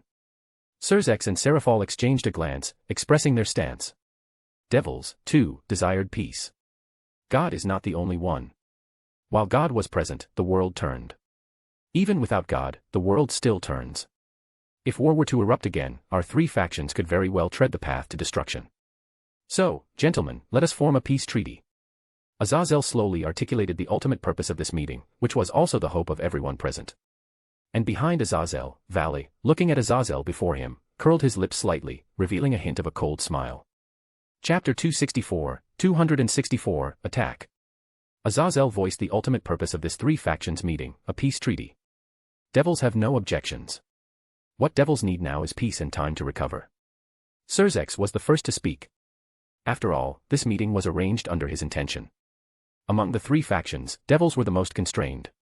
Whether it was angels or fallen angels, light was their nemesis. Angels share the same sentiment. Now that God is no longer present, the most crucial thing is the continuity of angels, not hostility. Michael also spoke up. Compared to the other two factions, angels were constantly depleting their difficult-to-recover reserves, making them more passive. At this moment, devils, angels, and fallen angels unanimously reached the same goal, peace. Following this, August and Vala became the focus. Similarly, this was the significance of their presence at this three factions meeting. Special occasions required individuals with corresponding strength and qualifications to witness. Now that everyone is in agreement, finally, what about the two heavenly dragons' attitudes?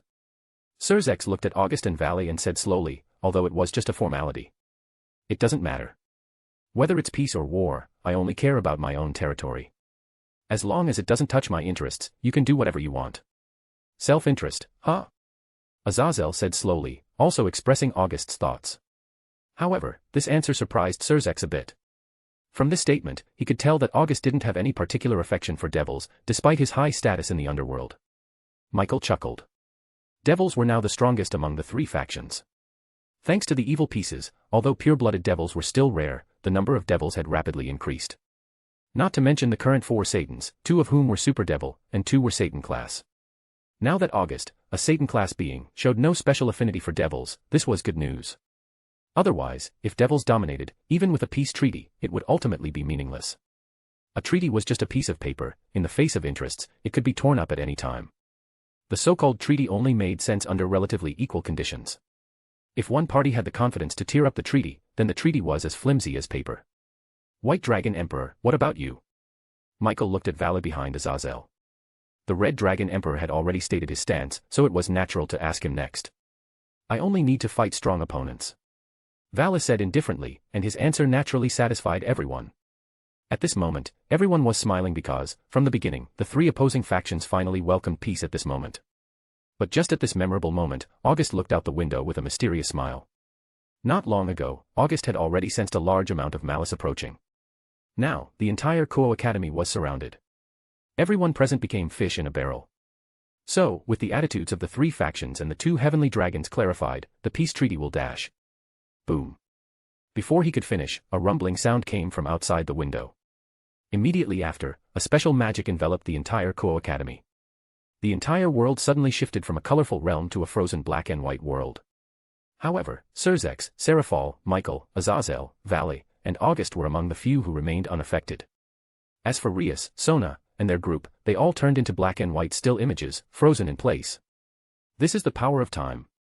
The entire surroundings time has been frozen. Azazel said solemnly, walking to the window where he saw a dense crowd of magicians outside. Whose ability is this? Or is it a sacred gear? It should be the power of a sacred gear. Could it be that the other party has a sacred gear with the time attribute? A sacred gear? Could it be? Surzex suddenly looked at Rias. This was because one of Rias's peerage members possessed a sacred gear with the power of time. Similarly, this peerage member was someone he thought Rias had chosen. Above Kuo Academy, a large number of mages appeared, all dressed in black robes, making their faces completely unrecognizable. However, considering their numbers, the scale of this situation, and the means of freezing time, this was definitely not a coincidence but a carefully planned attack. At this moment, Surzex and Seraphal had already lifted the time freeze effect on Rias, Sona, and their group. Everyone was puzzled and confused, except for August, who smiled and glanced at Vala beside him. August knew that this girl was also a member of the Chaos Brigade and an undercover agent. Although he wasn't the mastermind behind this attack, he was still involved. Oni-sama, what's going on? Someone used a sacred gear with the time attribute to freeze the surrounding time. A sacred gear? Gasper. Rias immediately thought of Gasper, one of her peerage members who she had sealed in the old school building, a shy, non-blood-sucking vampire with a penchant for cross-dressing. As expected, the Chaos Brigade. Azazel, do you know anything?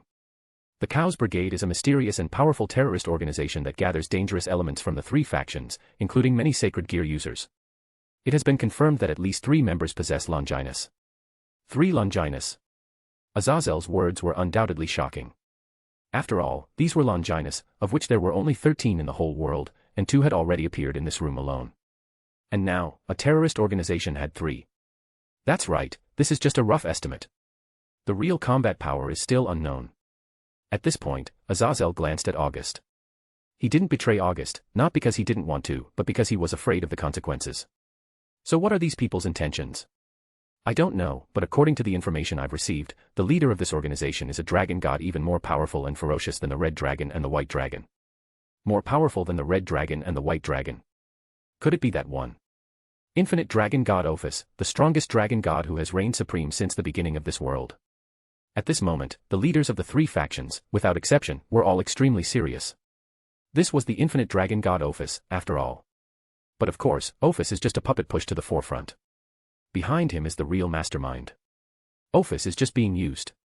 Azazel's follow-up statement was astonishing. Even Valley was taken aback. He didn't expect Azazel to know about this. Chapter 265, Good Dog. Boom. A surge of magical force slammed into the room, directly lifting the roof, exposing the entire conference chamber to the open sky. Greetings, fake Satan Surzex. In midair, a sultry, dark-skinned woman appeared. Kateria Leviathan, a direct descendant of the former Satan Leviathan, was a member of the old Satan faction that participated in the previous Great War. Although she lost the right to inherit the throne of Satan after the war, she was not willing to accept defeat. For years, she had been clandestinely scheming and finally managed to form a partnership with the Chaos Brigade, obtaining Ophis's snake and orchestrating this attack. Kateria Leviathan, what is the meaning of this? At this moment, Surzex was truly enraged. Today's meeting concerned the survival of the devils, yet members of the old Satan faction had launched an attack, which angered him greatly. After the victory in the previous war, there were still many supporters of the old Satan faction among the 72 pure-blood families in the Underworld. If they were all eliminated, the devils would be crippled. Therefore, Surzex had no choice but to keep these people, including the direct descendants of the old Satan, around. Over the years, through his efforts, the old Satan faction had almost ceased to exist, and all voices of the old Satan had been silenced. He never thought that his momentary kindness would lead to such chaos, which made him very angry. What's going on? Surzex, don't you understand? The old Satan faction has now joined forces with Ophis. Kateria, are you trying to start another war? Yes, you can think of it that way. However, this attack is not just for you. With that bird and former Satan absent, it's time for this world to change. Do you want to overthrow the world? No, we will destroy the world once and then rebuild it, making the world ours, and we will be the new gods. Such a nonsensical statement. Even a group of Satan-class beings in this world would not dare to say such reckless words. Kateria's words made Surzex's expression even more unsightly. He originally thought it was an internal devil matter, but he never expected Kateria to want to push the entire devils into the abyss. If she really did that, then the devils would be finished. All factions would use this as an excuse to wage war against the devils, claiming to protect the world and exterminating the devils. Kateria. Shut up, Seraphal. You took away the title of Leviathan from me. Today, I will kill you here and reclaim the name of Satan Leviathan. If there was anyone Kateria wanted to kill the most present, it was undoubtedly Seraphal. Because it was Seraphal who inherited the name Leviathan, not her, the legitimate descendant of Leviathan. You've been yapping enough. I'm tired of it. Tell me where Ophis is, and then prepare to meet your end. Just then, August, who had been silent from the beginning, spoke up, and when he spoke, he was extremely domineering. With this, August also became the center of attention for everyone. House of Demon. I know you. Your ancestor was a demon god on par with Satan Lucifer. In your generation, you have become a lackey of these people. If your ancestors knew, they would definitely want to kill you. Kateria looked at August mockingly. However, after she said this sentence, everyone's faces became extremely sympathetic. Especially Azazel and Valley. Wow, you're brave to speak to this guy like that. And August's expression became very unsightly, very indeed. How dare he insult himself like that, and even use those illusory ancestors. Ancestors my ass, I'm not even from this world. You're quite bold, Kateria, aren't you? I'll train you into a good dog, and your so-called dignity as the old Satan will be completely gone. You damned demon, fuck to hell. With that, Kateria waved her hand, and immediately all the mages around began to act, aiming their magic balls at this place. At a critical moment, Surzex, Seraphal, Michael, and Azazel together opened a barrier, protecting the entire conference room inside. Using a human wave tactic. You're still too naive. Boom. The power of darkness began to release, and then within the surrounding shadows, pairs of crimson eyes opened. Then, to the shock of everyone, figures dressed in black, hands like claws, with crimson eyes, emerged from the shadows. Not just one or two, but a large group. Looking at their numbers, there were even more of them than these mages. Slaughter them all.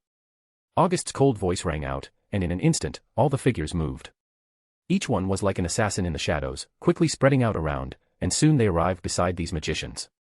Even though they were standing in the air relying on magic formations, for the figures, it was no problem at all. Although they couldn't fly, they could jump high.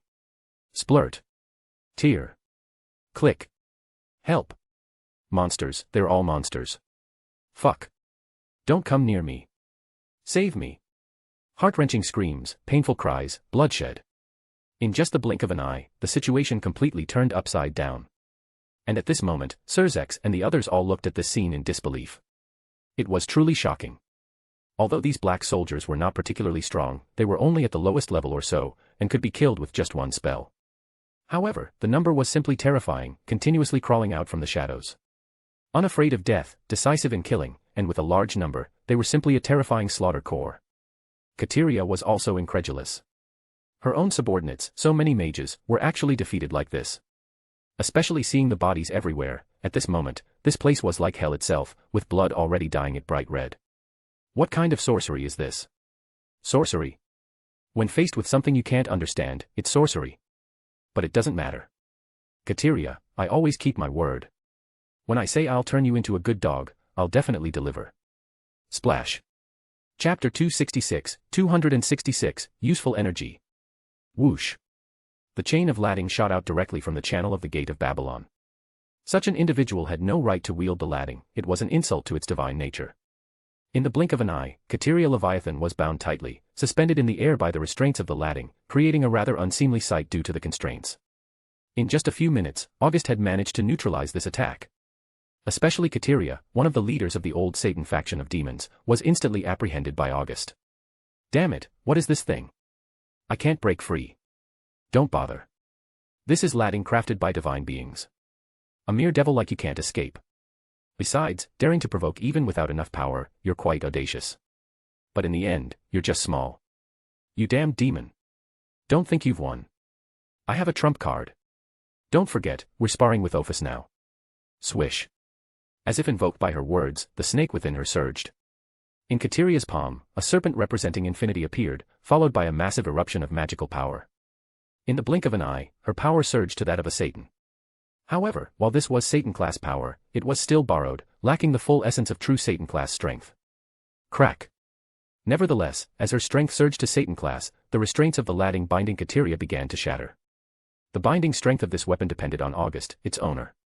Since August's strength was in Satan-class, the binding power of the lading was limited to this level. For a true Satan-class being, the lading could not completely suppress them, at most, it could control them for a period of time. Bam.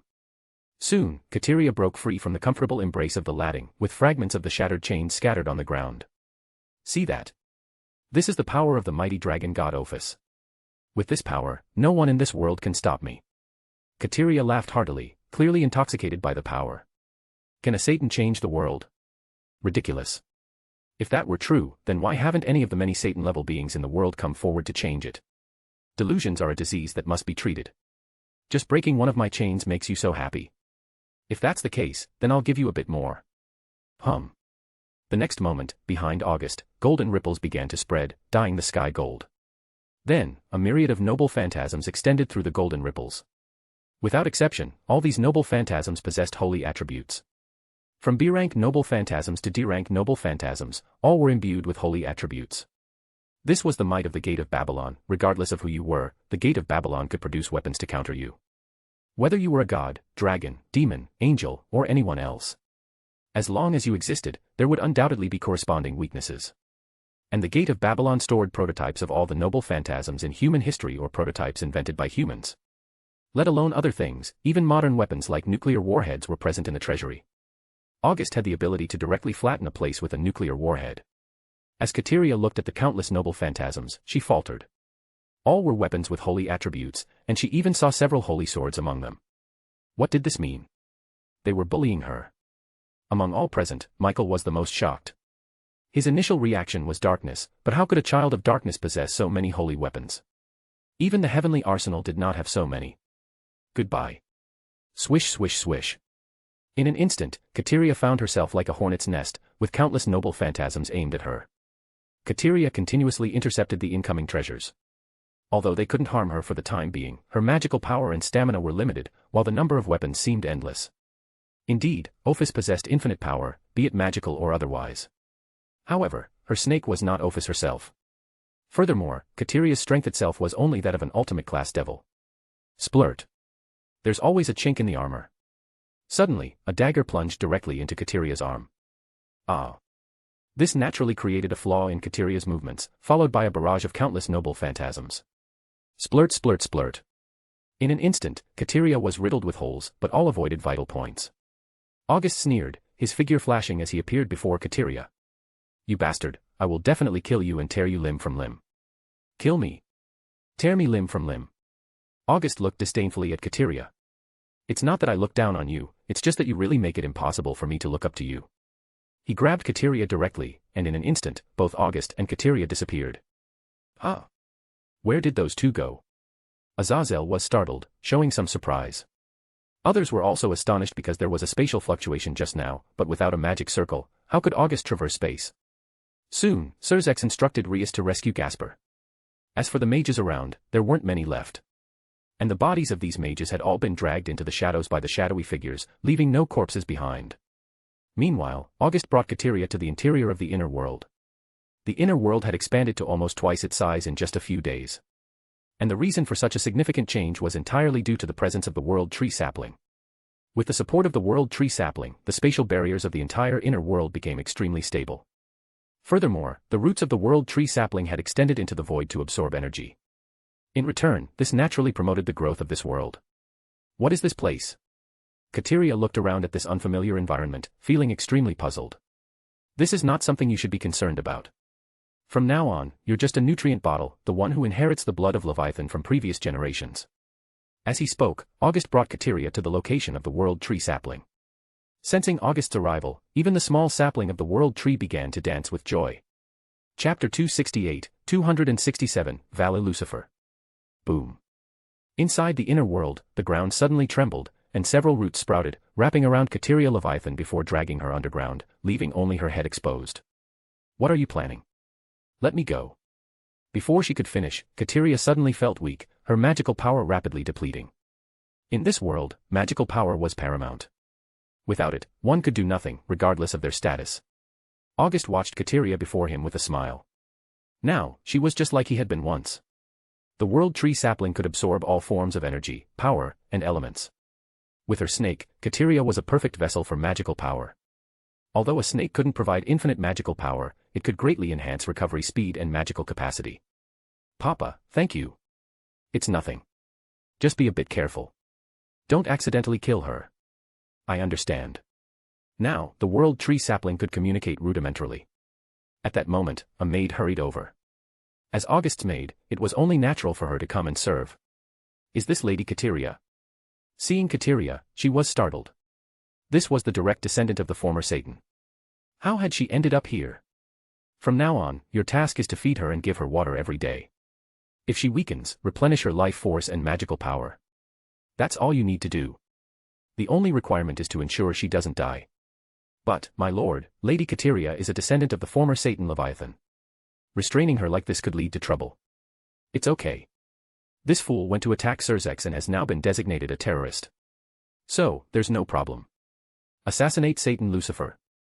Yes, precisely. Since this fool is a descendant of Satan but hasn't become one herself. I understand. The maid nodded. This involved conflicting interests between the old Satan faction and the current Satan faction. Times had changed, and it wasn't surprising that Kateria sought to reclaim the throne. The maid looked at Kateria, whose head was the only thing visible, sighing inwardly.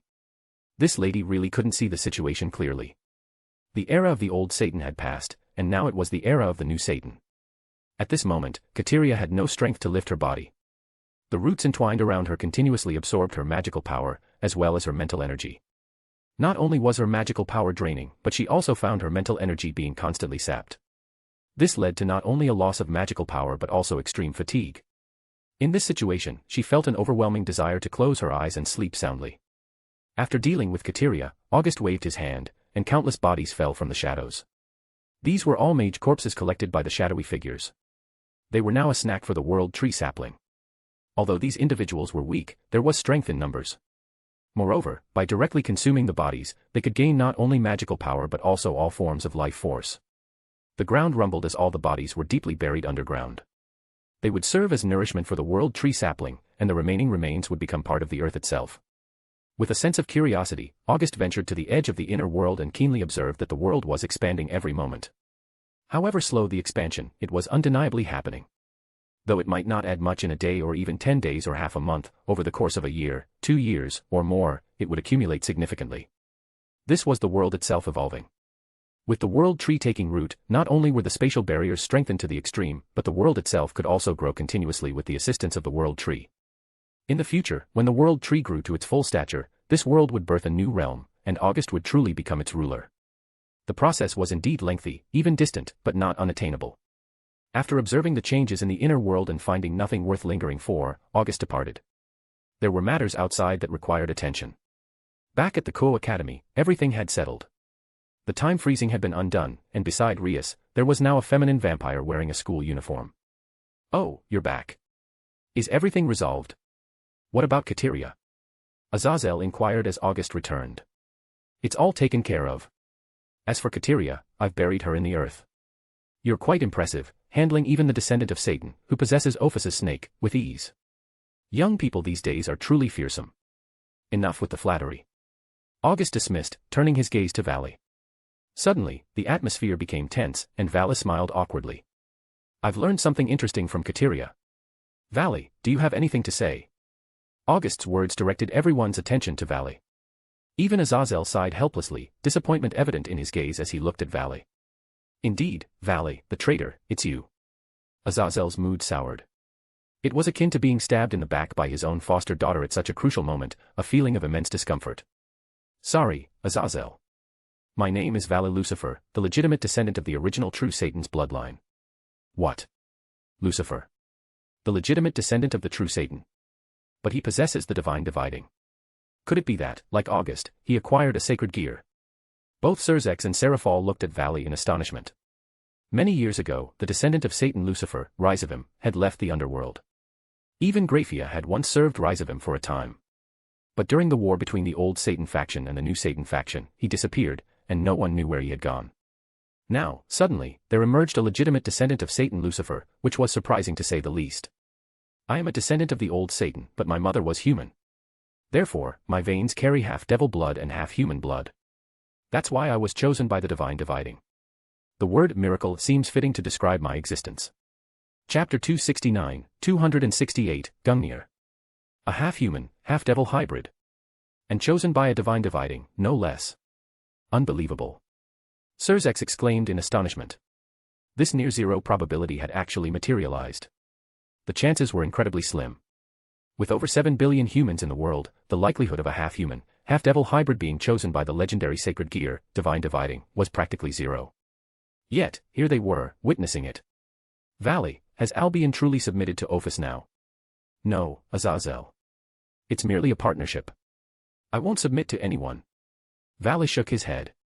He might fail, he might even die, but he would never submit.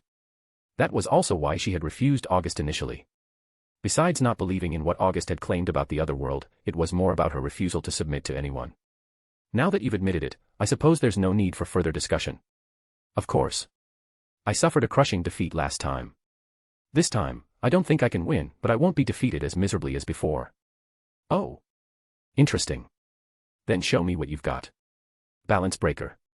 Divine dividing, scale male. Valley immediately activated his forbidden move, and his body was enveloped in the silver-white armor of the White Dragon Emperor. But it didn't end there. Valley began chanting a spell. I, who am about to awaken. Am the heavenly dragon who lost all to the principles of supremacy. I envy the infinite and I pursue the dream. I shall become the White Dragon of Supremacy. And I shall take you to the limits of innocence. Juggernaut Drive. As the Juggernaut Drive incantation echoed, Valley's body expanded, ultimately transforming into a massive, gigantic white dragon. Is that the Juggernaut Drive? How young is he to have mastered the Juggernaut Drive already? Michael exclaimed in disbelief. While sacred gears were powerful, accessing the forbidden moves was much more challenging than mastering ordinary sacred gear abilities, not to mention the even more advanced Juggernaut Drive. In the entire world, countless sacred gear wielders would never reach the ultimate realm of forbidden moves in their lifetimes. But Valley, at such a young age, had already achieved the Juggernaut Drive. It was truly unbelievable. August looked at the white dragon before him, a hint of surprise flashing in his eyes. Unlike last time, Valley, despite using the Juggernaut Drive, remained composed. She had already mastered this power, and there was a difference between a rational Juggernaut Drive and a berserk one. August, here I come. In the state of Juggernaut Drive, Valley charged straight at August. Valley, last time was the destined battle between the red dragon and the white dragon. That's why I didn't use any other weapons besides the boosted gear. But now, it's different. That's just what I want. Bring it on. In that case, taste my true power, Grand Cross. In an instant, 9 planets surrounded a star, forming a gigantic cross aimed at Valley. The terrifying magical power emanating from this move could easily obliterate the entire Ko Academy in an instant. This was no joke. What kind of move is this? Break. Since she was already too close to avoid it, Valley could only grit her teeth and meet it head-on. Boom. The next moment, an explosion sounded, and a mushroom cloud rose directly from the ground, wiping out the entire back half of the Ko Academy. The others didn't quite feel the impact, but as the student council president, Sona Citri, widened her eyes, opened her mouth, and tried to say something, she found herself speechless. This was a school, for heaven's sake. Did you just blow it up? This wasn't your family's property, so you're not feeling any remorse for destroying it. At this moment, August was unaware that he had caught Sona's attention. The reason was simple, he had destroyed half of the Ko Academy. Divide. Divide. Divide. Continuing, the voice of the white dragon, Albion, resonated, and the explosion rapidly diminished until it disappeared completely. As for Valley, who was at the center of the explosion, she sustained only minor injuries and wasn't subjected to greater impact. The halving ability swiftly reduced the explosion's force, so Valley only suffered half of the initial damage. A golden ripple emerged, and a golden spear materialized in August's hand. It exuded a dense divine power, a divine artifact. Valley, this spear is called Gungnir. Gungnir. How? Valley was slightly surprised. August had shown it to her once before, and she still remembered it faintly. Both Surzex and Michael were puzzled. The name resembled that of Odin's divine artifact from Norse mythology, but they never considered it to be the same weapon. Only Azazel looked at August's golden spear with a flicker of interest. This spear will pierce through its target without fail. So, Valley, be careful. Let it pierce through you, Gungnir. Swish. Gungnir turned into a golden beam, heading straight for Valley's chest. It was a finishing move. If you didn't dodge it, well, tough luck, try harder in your next life. Every cell in Valley's body screamed at her, warning her of the danger. She absolutely had to dodge it. In such a situation, Valley immediately attempted to sidestep. Splat. Blood gushed out as Gungnir pierced through one of Valley's arms, which had transformed into a white dragon. Ah! Valley cried out in pain. Her arm had been pierced through, and the injury was severe. Valley, leave it to me. As Albion's voice rang out, the damaged area swiftly began to heal. However, the injury couldn't be fully healed, but Albion managed to suppress it. Though it couldn't be suppressed for long, there was no need to worry in the short term. Valley, you have only 10 minutes. If you lose after 10 minutes, you'll have no chance left. Thanks, Albion. Valley said slowly, her gaze towards August burning even more intensely. It had been some time since they last met, and August had grown stronger. Initially, both of them were at the ultimate class, but now, August had broken through to the Satan class, even without using a sacred gear, and had managed to injure her arm. She was currently in her Juggernaut Drive state, and if she were in her normal or forbidden state, she might have been defeated instantly. At this moment, she suddenly felt the gap between herself and August widening significantly. Even Valley, who aspired to challenge even Great Red, suddenly had a feeling that she might not be able to catch up to him. Chapter 270, 269, Cursed Blade. A dark ominous energy began to surface as August transformed into his demonization. A black pattern appeared on his forehead, and the darkness around him started to boil. Even in her Juggernaut Drive state, Valley couldn't help but feel a subconscious fear as she faced August, who now resembled a true demon god. The previous battles had left an indelible mark on her memory, unforgettable and deeply ingrained. There's an old saying that goes, when you fear someone, you have already lost. This fear would forever linger in her heart. Once you fear someone for the first time, every time you see them thereafter, your initial reaction is fear. What's the matter? Not coming forward? Then I'll make the first move. Boost. After all, this was a battle between the Red Dragon Emperor and the White Dragon Emperor. Not using his boosted gear would be overly arrogant. As the boosted gear materialized, the doubled power immediately surged through August. His already immense strength, amplified by his demonization, increased yet again, doubling in power. August extended a finger, gathering the dark energy until it condensed into a single point. Boost. Black Zero. Boom. With two boosts, the Black Zero transformed into a black torrent, rushing toward Valley. Half dimension. Without hesitation, Valley activated her domain. The White Dragon Emperor's domain could have the volume of any target within its range, reflecting energy attacks back at the enemy. As the Black Zero entered this domain, it was immediately affected by its power. In an instant, the crystalline blue wings behind Valley were tinged with red. Just absorbing a single attack pushed her to her limits. The power of the Black Zero was halved repeatedly and ultimately reversed by the domain. August smiled at the sight. As the reflected attack came back at him, he effortlessly caught it, and with a slight exertion of force, crushed it into nothingness. Watching Valley's domain unfold, August smiled even wider. With a casual gesture, Murasame appeared in his hand. Swish. With a swift movement, August threw Murasame, and it embedded itself firmly in front of Valley. Valley stared at the blade, puzzled by August's intention. However, Albion quickly understood. Valley, deactivate the domain immediately. What's wrong, Albion? The host of Drake is siphoning my power. What? Valley looked over in confusion, and then she noticed that the poison she had released was being absorbed by the sword. This poison was Albion's ability, much like Drake's flame. Albion's poison could annihilate any living being, breaking down blood, bones, organs, and even souls. Only Great Red, Ophis, and Drake could withstand it. The White Dragon Emperor's domain relied on this poison to function. However, it was more like a curse or a potent negative buff. Vale quickly deactivated the domain, but August had already obtained what he wanted. Murasame, one-hit kill, Cursed Blade. Characteristics, the Curse of the Sea, having poison, those injured will be gradually weakened until they completely perish. August looked at the newly empowered Murasame and smiled. He had successfully acquired the White Dragon's poison. The next step was to obtain the dragon-slaying curse from Samel. With that curse, Murasame would become a terrifying weapon. What kind of weapon can absorb Albion's power? Murasame, a cursed blade. Thanks to you, I've gained the White Dragon's poison. You bastard. Vale felt utterly manipulated, like a puppet in August's hands. White Dragon's breath. In her anger, she unleashed a powerful breath attack.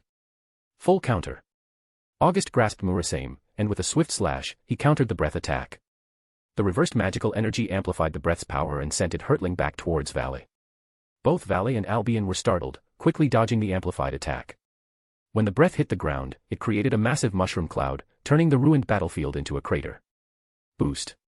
Boost. Boost. Incinerate, Grand Cross. At this moment, just as Vale narrowly dodged the previous attack and was about to catch her breath, August's voice echoed through the air. She looked up to see a cross formed by 10 planets, each burning with crimson flames, descending upon her. Boom. In an instant, the back hills of Kuo Academy were obliterated in a deafening explosion. Divide. Divide. Divide. Albion's voice repeatedly echoed as the explosion's power rapidly diminished. Incinerate, Great Spiraling Ringle. August wasn't finished yet. A colossal, flaming spiral wheel fell from the sky. Boom. Another explosion followed, amplifying the previous one. A second mushroom cloud formed atop the first. Vale. Azazel was alarmed, his concern for Vale evident despite her betrayal. Like a father, he couldn't abandon his child. August hovered silently in the air. A few minutes later, a gust of wind swept through, revealing Vale lying in a massive crater. She was severely injured, her body covered in wounds. If not for the armor of her Juggernaut Drive, she would have been reduced to pieces by the immense force of the spiral wheel. I lost, again. Vale lay in the deep pit, barely conscious, one eye shut tight while the other stared unwaveringly at August. In that moment, she wondered what might have happened if she had chosen to submit to August back then. But as soon as this thought surfaced, she crushed it entirely. Submission was not an option, not in this lifetime. She would rather die than submit. Chapter 271, 270, The Dust Settles. Ignoring the fallen Vale, August turned his attention to Azazel. Azazel, where is my item? Here it is, but I didn't have enough time. I've only managed to fill 2/3 of it. That's sufficient. August accepted the Holy Grail from Azazel, then dispelled his demonization and put away the boosted gear. This was part of the agreement he had made with Azazel earlier. Though it hadn't met August's full expectations, getting 2/3 of what he wanted was good enough. Besides, maintaining a good relationship with Azazel was still important. August casually took out a large healing potion and tossed it to Azazel. Without hesitation, Azazel administered the potion to Vale. While it couldn't fully heal her, it was enough to pull her back from the brink of death. August, can you tell me what you intend to do? As soon as he returned, August felt a chill down his spine, followed by Sona's voice. This made August shiver. He turned around to see Sona with a furious expression, and he panicked a bit. What's wrong, Sona? What's wrong? Look at what you've done. The entire school building is destroyed, and the back hill is now a giant crater. What were you thinking? If you don't want to attend school, just say so. Why blow up the school? Her words made August break out in a cold sweat. He hadn't anticipated this outcome. I didn't mean to, honestly. It was an accident, I swear. Why did you go to the mountains for your last battle, but this time you fought here? Explain that to me. Well. August didn't know how to explain. The truth was, there was no good explanation. When Vale went into her Juggernaut Drive, August just went all out, without considering the surroundings. Seeing the once dominant August being scolded so harshly by Sona, everyone around couldn't help but laugh. Only Surzex felt concerned. A woman yelling at a man, and the man not getting angry, even being subdued, this only had one explanation, that the woman held a significant place in his heart. Looking at Rias nearby, Surzex felt that if it had been Rias instead of Sona, August's reaction would have been entirely different. Seraphal, on the other hand, was delighted to see Sona dominating August. Now she didn't have to worry about her little sister being bullied in the future. Don't be mad. I'll cover all the expenses for the damage this time, and I promise it won't happen again. It's not about the money. But fine, it's already done, and nothing can change that. Sona looked at the ruined landscape with a headache. This mess wasn't Rias' responsibility, it fell under her jurisdiction as the student council president. Repairing the school, filling the crater, restoring the back hill, and fixing the old school building, all these tasks were now hers to handle. That's why she was so furious. August had fought to his heart's content, but now she was left with the aftermath. Suddenly, there was a cracking sound. The barrier over Kuo Academy shattered, and a figure descended swiftly. Valley, looks like you're in bad shape. A man standing on a cloud, holding a staff, looked at Valley with a grin. Old man, why are you here? Kuroka said you were in trouble and sent me to assist you. That girl must have placed another tracking spell on me. Looks like you took quite a beating. Yeah, it's the second time, and I was thoroughly defeated again. Valley spoke slowly, admitting her defeat without hesitation. She didn't shy away from acknowledging her loss. Azazel, standing nearby, watched the two of them converse and felt rather helpless. Azazel's cough brought them back to reality, reminding Valley and Sun Wukong that they were not alone. Azazel, are you going to stop me? No, children grow up and have their own thoughts. Even parents must let go. Thank you. After a long silence, Valley uttered these words. She then leaped onto Sun Wukong's cloud. Sun Wukong glanced at Azazel, confirming he had no intention of intervening, and swiftly flew towards the broken barrier. August, this is my second defeat, but next time, I will definitely defeat you. In midair, Valley left these words for August before flying away with Sun Wukong. August heard this and smirked disdainfully. Defeat me? You must be joking. In this battle, he hadn't even activated his full power. Next time, even if Valley reached the level of the Imperio Juggernaut Overdrive, he could just crush her with his might. Compared to Valley, August's growth rate was far beyond her reach. Now, with the source of his magic transformed into a sea of darkness, August continuously absorbed the world's lust, growing stronger every second. Hey, she challenged you. Don't you have anything to say? It's not the first time. She said the same thing before, and look at the result this time. That's true. Sona nodded, seemingly unaware that the three powerful beings nearby, especially Seraphol, had peculiar expressions on their faces. Was this the usually calm and collected Sona? She seemed to have an almost blind faith in August. Graphia, standing next to Surzex, looked at August and momentarily saw a resemblance to the younger Surzex. Once upon a time, Surzex was just as confident, dominating the underworld of the previous era. No matter the opponent, he always exuded confidence and ultimately emerged victorious. She had developed feelings for Surzex through countless battles, eventually leading to their marriage. However, over the years, those feelings had settled, and due to certain reasons, their relationship, while outwardly the epitome of a loving couple, had in reality been more of a courteous partnership for decades. Graphia was a woman longing for her husband's affection. In the past, she had never entertained other thoughts because no one in the underworld could compare to Surzex. But now, it seemed such a man had appeared. August, sweet-talking Sona while holding her, was oblivious that his impressive display today had stirred feelings in someone considered a friend's wife. Chapter 271, Prepare. After the incident, Kuo Academy had to close temporarily. There was no other choice, the entire academy was in ruins, with a massive crater where the backhill used to be. To the public, it was explained as a meteorite impact, which just happened to land on Kuo Academy and completely destroyed it. As a result, the academy had to close early, waiting for further notices about reopening. Thanks to the combined efforts of the Citri and Grimorys families, they easily managed to control the situation in a country where capital holds sway over everything. Meanwhile, August relocated to a more suburban area. He established a massive apartment complex there and used spatial magic to expand the interior space. On the outside, it looked like a slightly extravagant apartment building, but inside, it was a structure comparable to a luxurious castle. Each person's bedroom was an independent living space. The reason for this was simple: upon Surzek's suggestion, Rias, Sona, and all their respective peerages moved in. This effectively turned August's residence into a grand harem. Besides Rias, Aquino, Kaneko, and Zenobia, all the other women were August's. As for Rias's two male peerage members, Yudo Kiba and Gaspar Vladi, they stayed elsewhere. No other men were allowed to live within August's domain. As more people moved in, August's life became increasingly indulgent. With Hilda and Yolda as maids attending to him, he enjoyed a life of luxury where he didn't even have to lift a finger. During these days, the most significant event involved Asia. After the Chaos Brigade's attack, Asia slowly began to recover from the impact of believing her god was dead. With her faith shattered and her heart devoid of support, August decided it was the perfect time to turn Asia into his peerage. Her lost pillar of faith was replaced by August, an act that, while somewhat deceitful, was the most effective solution. August was no saint, he was a demon lord. One day, August took Hilda to the inner world he had created, to witness its transformation. In just a few days, with Kateria constantly draining magical and mental energy, and with the Holy Grail 2/3 filled by Azazel, all of this was channeled into the world tree sapling. The inner world had now expanded to 10,000 square meters, a substantial increase. Papa. As soon as they arrived, the soft, sweet voice of the world tree sapling echoed, making August smile. Not far away, Kateria lay in a weakened state, perpetually drained of her energy. Even with large life potions and large mana potions to sustain her, she wouldn't last long at this rate. August was indifferent to her plight, determined to extract every bit of benefit he could. At that moment, a small white light floated up from the world tree sapling and hovered in front of August. This was a little trick of the world tree sapling.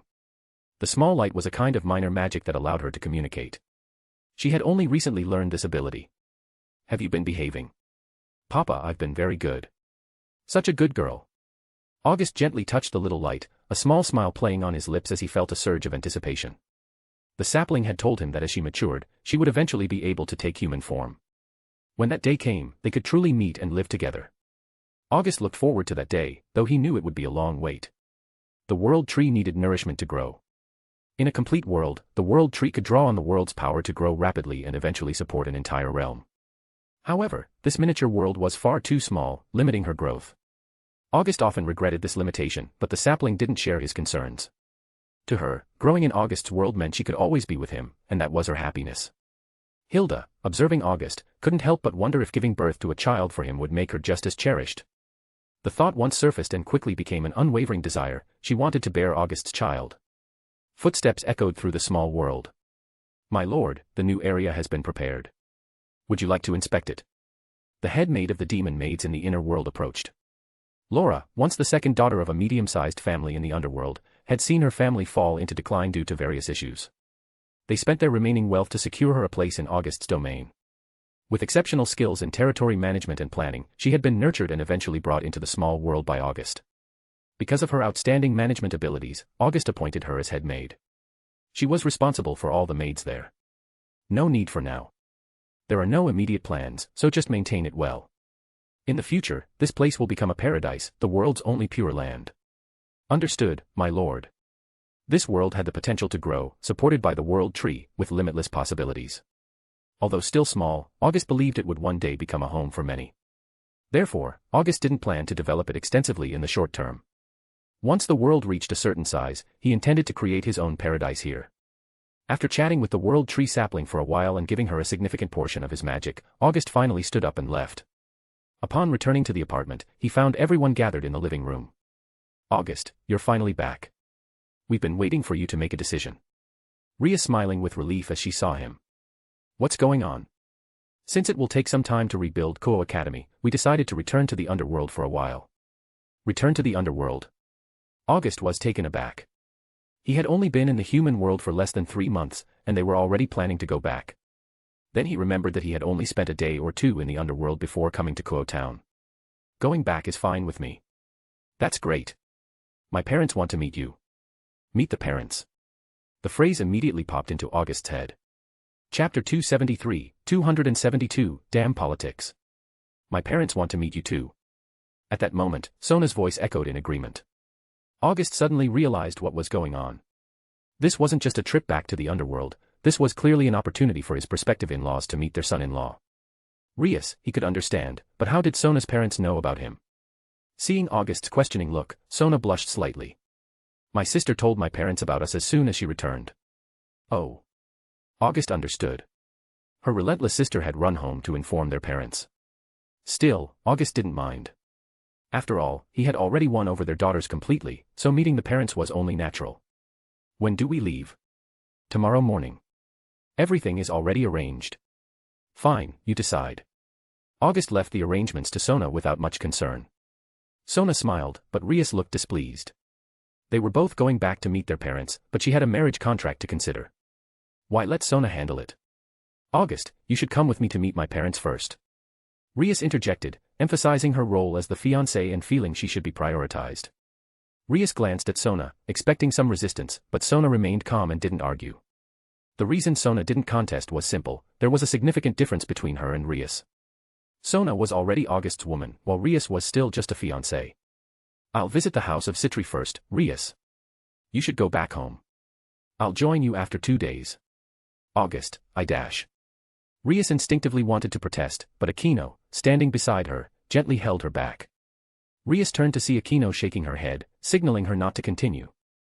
Aquino understood the situation more clearly than Rias did. It was evident to everyone at home how much August favored Sona, especially since Sona handled things more transparently. August knew what Rias was thinking, but he was no Issei Hayadu, he wouldn't fawn over her continuously. Both Sona and Rias had been pampered since childhood, but their current situations were vastly different. Due to Surzek's subtle pampering, Rias gradually developed a mindset that she was the best and could only be the best. Sona, on the other hand, also believed she was excellent but never imposed this belief on others. Moreover, Rias's goals were too transparent, making August instinctively reluctant to favor her. From their initial meeting when she used her body to win him over, to her constant competition with Sona, and even now, living under the same roof, she kept clashing with Sona. Most importantly, she repeatedly tried to suppress Sona in front of August to prove her superiority. Ravel observed all this from the corner of the living room. She had now identified 3 factions within August's household: Rias's peerage, Sona's peerage, and the small group formed by Hilda, Yolda, Asia, and Raynare. As a House of Phoenix's informant trying to establish a connection with August, Ravel knew she had to align herself accordingly. After some observation, she decided to be closer to Sona, as Rias repeatedly embarrassed herself in front of August. Sona, is there anything your parents particularly like? It's my first visit, and I should bring something.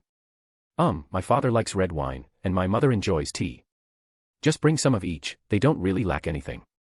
Hilda, please prepare those. Yes, my lord. Red wine was easy. August's treasury held divine wine, the best in the world. As for the tea, that was up to Hilda, as August didn't have any on hand. Seeing this, Rias grew even more dissatisfied. August only asked Sona and not her. Why bring gifts to Sona's family and not hers? Compared to Sona, Rias now seemed like a sore loser, repeatedly defeated. What Rias didn't know was that August was doing this intentionally, to provoke and stimulate her. He wanted to push her to the point of willingly giving herself to him. The previous outing, with a mix of coaxing and trickery, had nearly broken the final barrier between them. But the day after the Cows Brigade's attack, Rias reverted to her old self as if nothing had happened the day before. August had made it clear, he wanted to push her into his arms. They had a good conversation that night, and if there hadn't been other matters to attend to, their relationship would have been sealed. Initially, he thought there was no rush, she was practically his already. But by the next day, she acted differently again, making him very unhappy. Was she playing hard to get? This led to the current situation. August felt that if she didn't want to make an effort, he didn't need her either. August lacked nothing, especially not beautiful women. He had a house full of them now, so he wasn't missing out. Besides, Sona was much more agreeable at the moment. So now, with Rias feeling discontent and August's temper rising, neither was willing to back down, naturally leading to this standoff. In the end, only Rias would lose out. Tsubaki, contact the family and have them prepare for our return. I understand, President. But August, this trip might involve some trouble. The higher-ups may want to talk to you. Talk? About what? If they piss me off, I'll just take my family and join the Grigori. Azazel would love to have me. Can you be serious? Don't worry. I'm not Surzek's. If they try to use politics on me, I'll turn the tables on them. Sona sighed. She knew August well enough to understand he was serious about such threats. Chapter 274, 273, The Dimensional Train. Early the next morning, August was awakened by Sona. After all, they were heading home. Everything was ready, and the group arrived at Dimensional Train Station, the same station they had used when they arrived. Interestingly, just as they had hitched a ride with the House of Citri on the way here, they were doing the same on the way back. Originally, Rias had wanted to arrange for the House of Grimorys private train, but Sona had already taken care of everything, rendering Rias's efforts unnecessary. Wow, so this is the dimensional train of the Underworld. It's amazing. Zenobia exclaimed as she boarded, marveling at her surroundings. Growing up in the church, she hadn't been exposed to much modern technology, let alone something like this. Traveling through dimensional gaps on this train was far more fascinating than a regular train ride. Lady Sona, you're here. Thank you for your trouble. There's no need for thanks. This is my duty. The elderly servant opens the door to the House of Citri's private car. The group stepped inside. The car was lavishly prepared with snacks, fruits, beverages, and various other amenities. This was clearly the treatment of a wealthy family. While the others were accustomed to such displays, Zenobia and Asia were wide-eyed with wonder, having never experienced such luxury. By the way, August, did you know there's a banquet coming up soon? A banquet? What banquet? Well, it's a debut banquet for the new generation. And what kind of banquet is that? It's a gathering to encourage the new generation. All the heirs of the major families will be present. I see, a meeting of the second generation. Despite Sona's serious tone, August couldn't muster much interest in a gathering of young nobles. Technically, August could be considered part of this new generation, as he and Sona were contemporaries. However, unlike them, August had already inherited the position of Lord of the House of Demon and was a Satan-class being. In this regard, he had surpassed this category. Hey, this banquet is quite important to the higher-ups. According to my sister, they've even invited Azazel and the Norse chief god. The Norse chief god? That old man Odin. Hey, that's the Norse chief god you're talking about. That guy's no different from Azazel, both are notorious perverts who love to rescue fallen women. With that remark, August shattered everyone's lofty image of the Norse chief god. Just like with Azazel, who would have thought that a leader of such a significant faction would frequent the red light district, ignoring the women within his own ranks to visit such places? Even Sona was taken aback by August's comment, though she held onto a sliver of doubt. August narrowed his eyes slightly. Could this banquet be the same one from the original storyline? The timing seemed off. The three-way peace talks had just concluded a few days ago, barely a week had passed, and now there was a banquet. It seemed too rushed. If it was the same banquet, things could get interesting. August had an interest in Fenrir, the god-devouring wolf. While Samel was known as the nemesis of dragons, Fenrir was the bane of gods. Even Odin, the Norse chief god, feared Fenrir greatly, which was why he had allowed Loki to roam free for so many years. Meanwhile, on the other side of the world. Finally recovered. Valley exhaled a sigh of relief, having taken so long to heal. This demonstrated how severe the injuries inflicted by August had been. If not for Azazel providing her with an unknown healing potion, her recovery time would have been much longer. Bang. At that moment, a graceful figure pushed the door open and, upon seeing the recovered Valley, broke into a smile. Valley, you finally recovered. Honestly, I never thought that the person I repeatedly pursued would turn out to be a woman. Dressed in a black kimono with a pair of black cat ears and a black cat tail, Kuroka looked at Valley and spoke slowly. Over the years, she had confessed her feelings to Valley more than once, hoping to have a child with a dragon. However, she had been rejected time and time again. She had initially thought that Valley wasn't interested in women, only to discover that Valley was actually a woman. What's wrong, Kuroka, are you regretting it now? What good would regret do? I've already betrayed one master, if I betray another, my reputation will be completely ruined. Alright, enough nonsense. You came to see me for a reason, right? Indeed, someone came looking for you just now. Someone came looking for me. Who? Loki, the Norse trickster god. Loki. I don't think we have any connection with him, do we? He wants to collaborate with us. Kuroka smirked mysteriously, her red lips outlining a tempting curve, but there was no one to appreciate it. Valley was a woman herself, and a combat-oriented one at that, she had no interest in such things. If the Norse trickster god wants to collaborate with us, he must need our help. Exactly. He wants to cause trouble in the Devil territories, but he needs us to go to the Underworld. The Underworld. For King Arthur's Excalibur. I see. He wants to harness the power of the Excalibur. So, what do you say? Will you agree? Of course, why wouldn't I? If he's going to the Underworld, there must be something going on. It seems that the Underworld is looking to establish diplomatic relations with Norse, but I'm not sure of the details. Tell him we agree. A glint of cunning flashed in Valley's eyes. She didn't care what Loki was planning, but she had long coveted Fenrir, a wolf feared by the gods, in Loki's possession. When Loki caused trouble in the Underworld this time, he would definitely release Fenrir. Valley would seize the opportunity to capture Fenrir and turn him into her own servant. This would significantly strengthen her team's power. This is great. We can take Chiron with us while we're at it. Chiron. Your sister? That's right. She's currently with Grimorys girl, but her fiancé is said to be a lecher. It's not safe for Chiron to stay with him. A lecher? You mean August? Yes, the guy who defeated you twice. He's strong, far surpassing me. But yes, he is quite lecherous. Then, Vala's face flushed slightly as she seemed to think of something. Although her blush was faint, Kuroka looked at her in surprise. Was this the same Valley who only cared about fighting and getting stronger? Valley blushing. Is it because of her archenemy, whom she failed against twice? Is she developing feelings? Chapter 275, 274, Uncle. This train is about to pass through dimensional rifts, so there may be slight fluctuations. Please bear with us. Boom. Amidst the rumbling vibration, August could see through the window a dimly lit dimensional rift. This place could only be entered by the two legendary dragon gods themselves. Anyone else entering the dimensional rift unprepared would be torn to shreds, requiring special means. Soon, the dimensional train passed through the dimensional rift, and the group arrived in the underworld.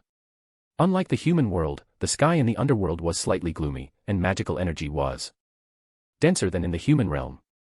The dimensional train traveled in the sky, and after a distance, it finally came to a slow stop. Welcome to the underworld. This was mainly directed at Zenobia and Asia. Everyone else had been here before. Zenobia looked around like a country bumpkin visiting a grand sight, finding everything around her so peculiar. Especially given the devil's technology, it was no worse than that of the human world. Exiting the dimensional train, someone was already waiting outside. Miss Sona, Lord August, Miss Rias, and all accompanying guests, welcome. At the exit, an old steward was waiting, obviously arranged in advance. At that moment, a car happened to arrive at the entrance, adorned with the crest of the Grimorys family. August, I'll stay at the house of Citri for 2 days, and then I'll come find you. Fine. August had already said so, what else could she do? She boarded the car in a huff.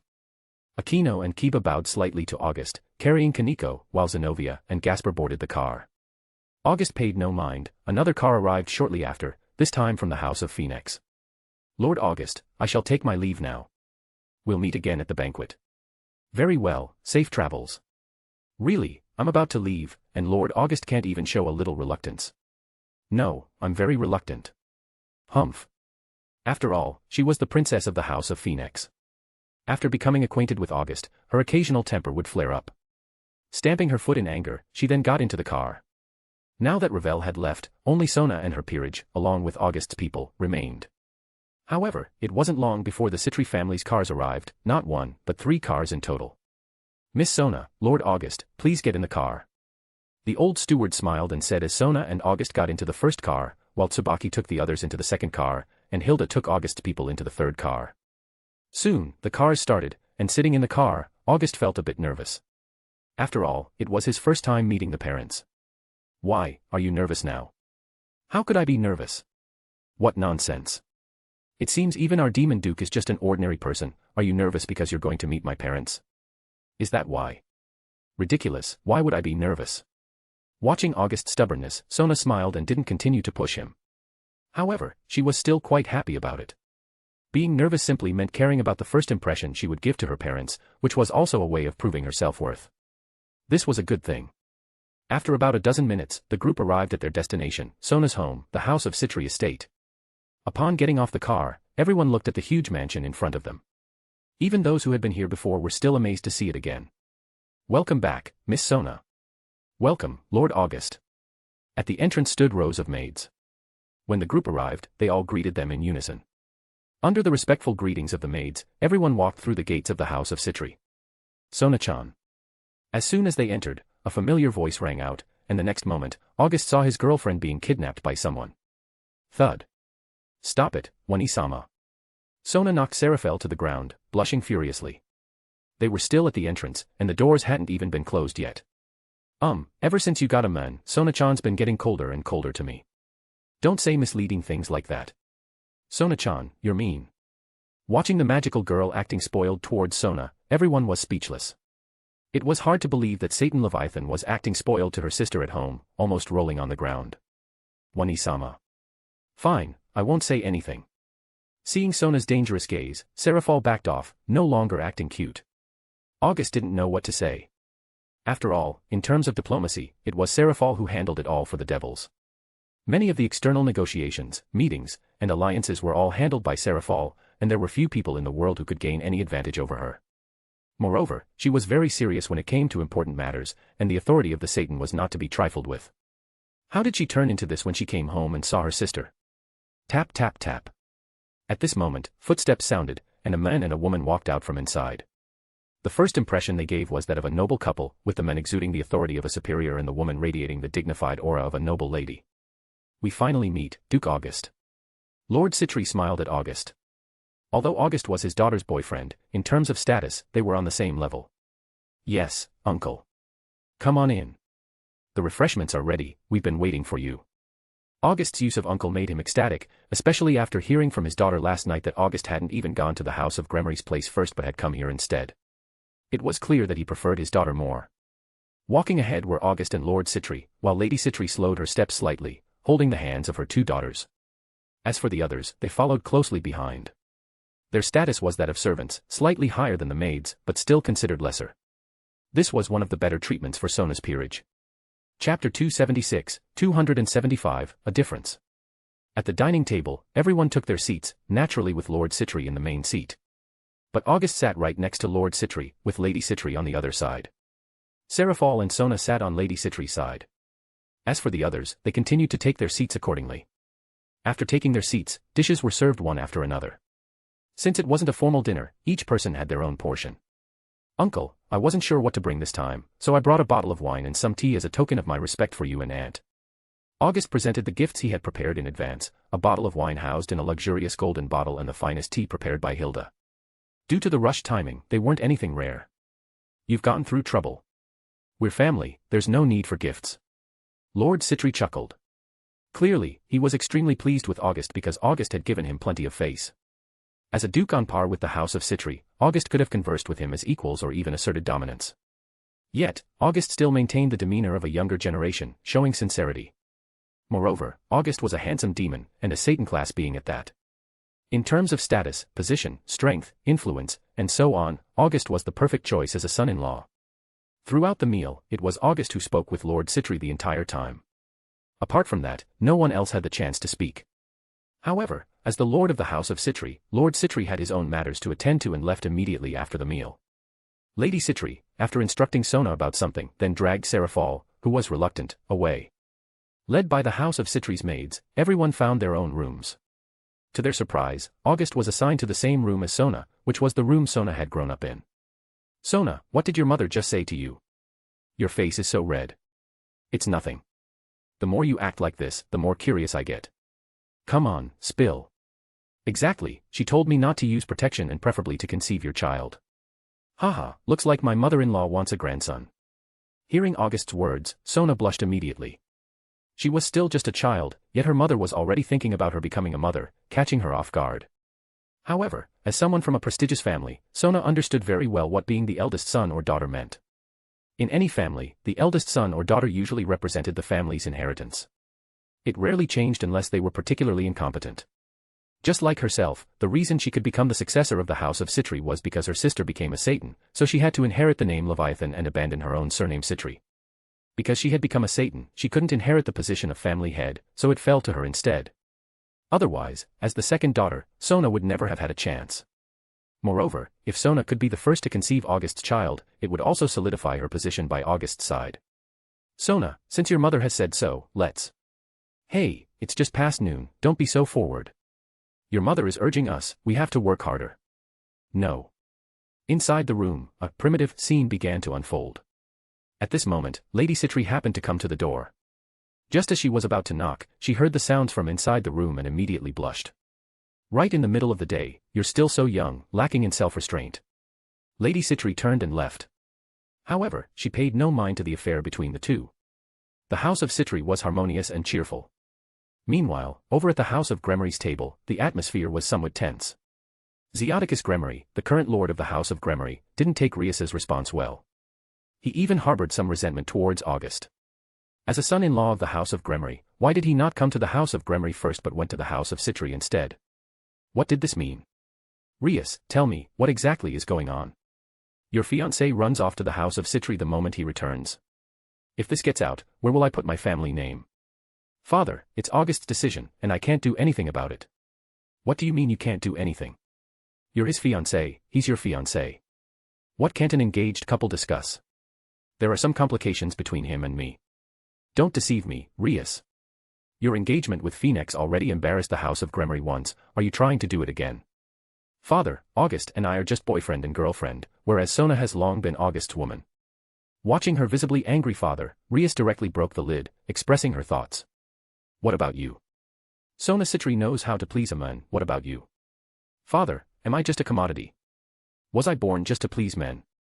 First Riser, now August. Then tell me, what else can you do? I will prove to you, father, that I, Rias, am no less than anyone else. I alone can support the House of Grimorys. And what good does supporting the House of Grimorys do? Without heirs, who will inherit the House of Grimorys? One sentence immediately silenced Rias. Venelana, Rias's mother, standing beside her, also had a change in her expression. Because her daughter-in-law, Graphia, the only wife of Cerzex, was right there. Zeodicus's words were almost pointing out Graphia's inability to bear children. This was also why both Zeodicus and Cerzex were eager to match August with Rias. Now, the House of Grimorys had no hope of succession. The eldest son and daughter-in-law had no children for many years, and the second daughter was now in a situation with her fiancé unknown. A family needs succession, otherwise, no matter how powerful a family is, once it loses continuity and succession, it can only be destroyed. Even though the House of Grimorys' prestige was soaring now, having a son of a Satan could be said to be in the limelight. But without descendants, without succession, no matter how glorious, what could they do? Graphia stood aside, showing no outward fluctuations. However, she felt very uncomfortable inside. She had served the two for so many years, and she had her share of hard work. She never expected that, unexpectedly. But she couldn't do anything about this kind of thing, because the problem wasn't her. Even if she wanted a child, she alone was powerless.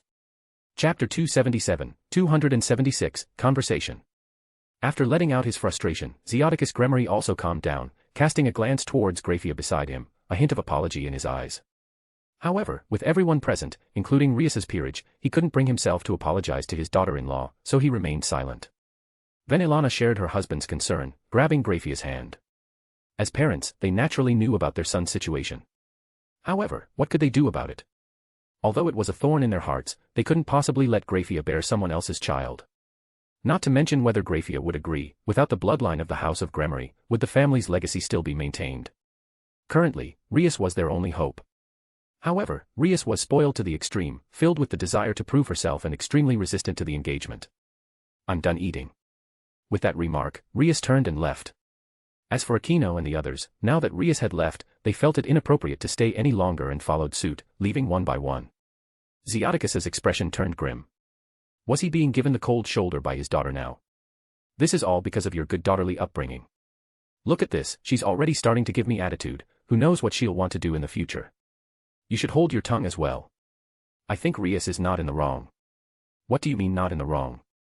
The family's legacy is above all else. Venelana sighed, choosing not to argue with her husband any further.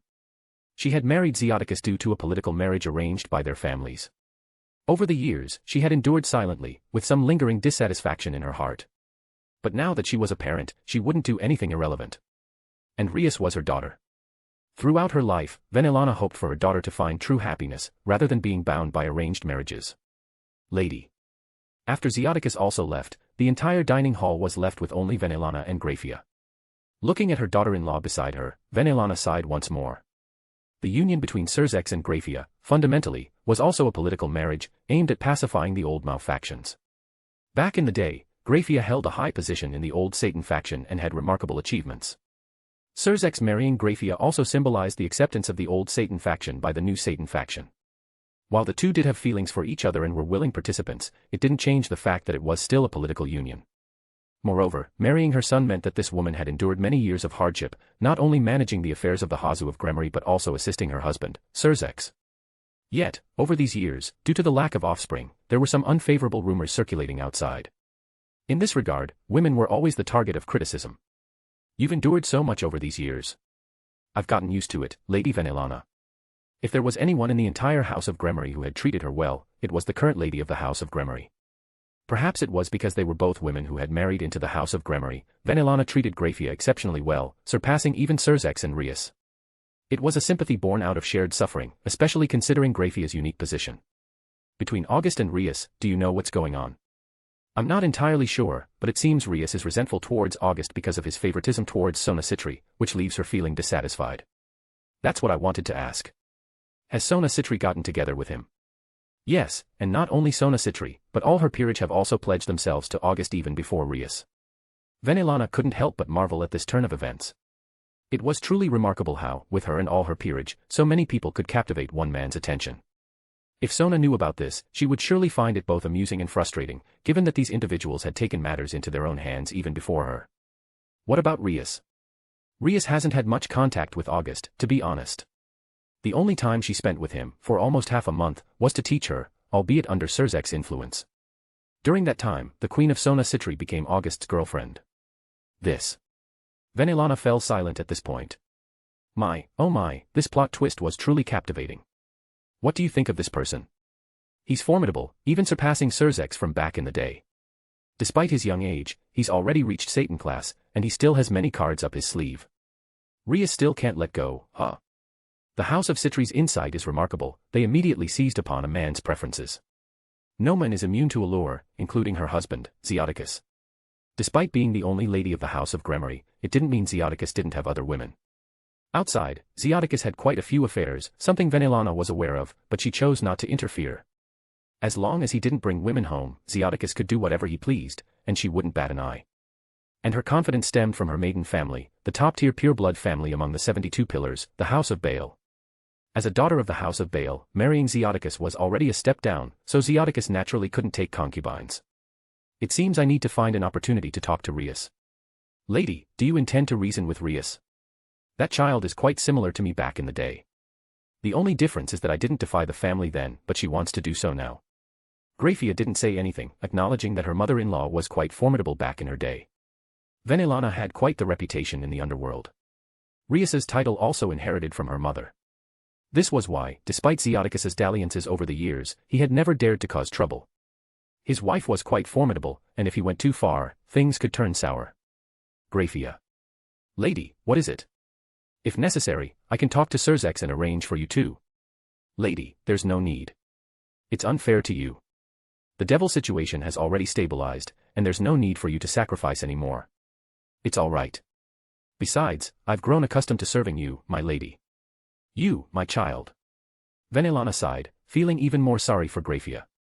Chapter 278, 277, Bad Men. 3 days had passed since returning to the underworld, and August had spent the entire time at the Citri household.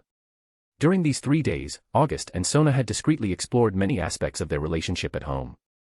Moreover, with the consent of their parents, coupled with Sona's desire to bear children for August, these 3 days had seen August casting aside his usual gentlemanly demeanor.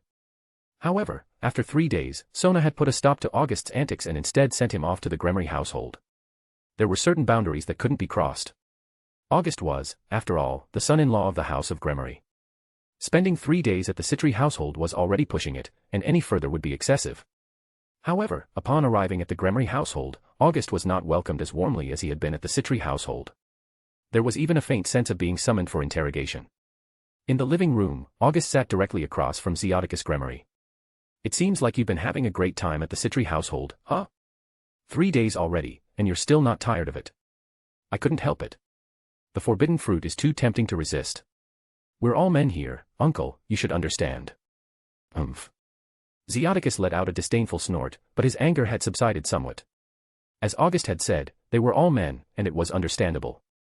His own daughter had refused him, while the Citri household's daughter had accepted him. So, of course, August would favor her. It was only natural. If he were in August's shoes, he might have done something similar. As for Rias's situation, what do you plan to do? You must have noticed by now that Rias is no longer pleased with you. I don't really care. The engagement itself was just to shut up the phoenix's mouths. If the House of Grimorys wants to annul it, I have no objections. You might not mind, but I do. The House of Grimorys is also a superior family. If Rias divorces twice, who else would marry her? What would the entire underworld say about us behind our backs? That's none of my concern. I'm not a devil.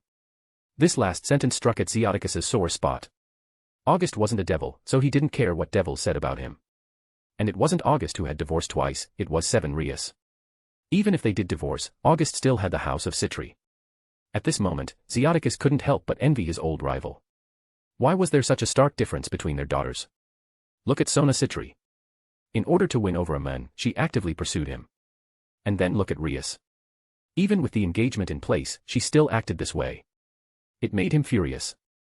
In fact, Xioticus harbored a secret ambition. He had married Venelana of the House of Baal, and both his son and daughter had inherited the power of destruction unique to the House of Baal. If Rias were to marry August, their future children might possess both the powers of darkness and destruction. When those children grew up, they could inherit the legacy of the House of Grimorys and lead them even further. They could even truly unite the House of Grimorys with the House of Demon. This was much better than the House of Phoenix. Most importantly, although the House of Demon was a single entity, there was only one person. If they married into it, that person would become the head of the family. When compared, the difference was clear. Alright, I'll talk to Vanillana in the next few days and create an opportunity for you too. Of course, you can also take in Rias's 3 peerages. A fallen angel, a Nikosho, and a holy sword wielder. That's not bad. August's eyes widened at these words. My, oh my, this was a kindred spirit indeed. Was this plan really so audacious? However, August didn't know that, unlike the original story, in this world, Surzex and Graphia had no offspring. Therefore, the House of Gremory had no next generation. This made Zeodicus Gremory very anxious. He was willing to go to any lengths to hold his grandson. Knock, knock. Come in. At the sound of a knock, Zeodicus furrowed his brow slightly but still responded. Lord Zeodicus, Lady Vanillana heard that Lord August is here and wishes to see him. Alright, we're done here. August, go meet Vanillana. Okay. August stood up and followed Graphia out. Aren't you supposed to be with Surzex? Lord Surzex and Lord Beelzebub are busy arranging the upcoming banquet, so they don't need my service for the time being. I see. But you really work hard, huh? Either serving Surzex or coming back to serve your in-laws. Being a daughter-in-law like you is quite exhausting. I'm used to it. 3 words, plain yet laden with bitterness and resignation. August didn't notice, or perhaps he just didn't care about Graphia at all. These days spent recklessly with Sona had filled his mind with her. Especially under his influence, he had already begun to evolve from a quite big to a really big. Soon, they arrived at a room next to the garden. Knock, knock. Please come in. My lady, Lord August is here. We finally meet, August. Hello, Auntie. August greeted his beautiful mother-in-law. To be honest, even if Rias were to join them, they would be mistaken for sisters rather than mother and daughter. This was one of the benefits of immortality, eternal youth and beauty. Graphia went to the side to make tea, while August sat in front of Vanillana. I've heard about you and Rias. Her strong personality might have caused you some dissatisfaction. No dissatisfaction at all. Upon hearing August's immediate response, Vanillana sighed. Expressing anger was a form of concern, but this indifferent response made her even more worried. You've been doing well at the Citri household these days. Yes, it's been good. But mainly because of the forbidden fruit. I couldn't resist, so please forgive me, Auntie. I understand. You're still young, so it's understandable. She naturally understood that August was hinting at something. He might as well have told her directly, your daughter won't give herself to me. Unlike men, as a mother, Vanillana didn't see anything wrong with Rias. Instead, her impression of August diminished significantly. To bring up such a topic upon meeting for the first time. Chapter 279, 278, Widow is the best. Without much conversation with Vanillana, August left. Under the guidance of Graphia, he made his way to the guest room. Unlike the Citri household, Rias had not yet become August's woman, so naturally, he did not receive the same treatment as he did at the Citri household. This was also the first time August carefully observed Graphia. However, while looking at her, he noticed something strange. His nominal sister-in-law seemed to haven't bloomed yet. Moreover, even though he had been at the Gremory household for a while, he hadn't seen any children between Surzex and Graphia, as depicted in the original story. Combined with his previous observations of Surzex's odd behavior, August began to suspect. Graphia. Lord August, is there something you need? I'm just curious, nothing more. What is it? You've been married to Surzex for quite some time, haven't you? Yes. So, do you have any sons or daughters?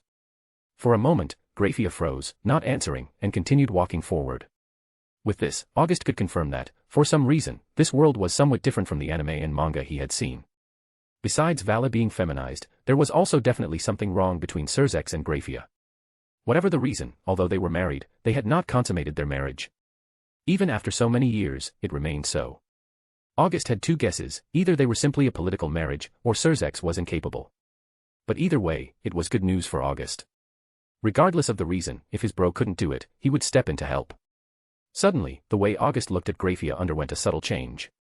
Lord August, this is your room. Please rest well. If you need anything, you can call for me at any time.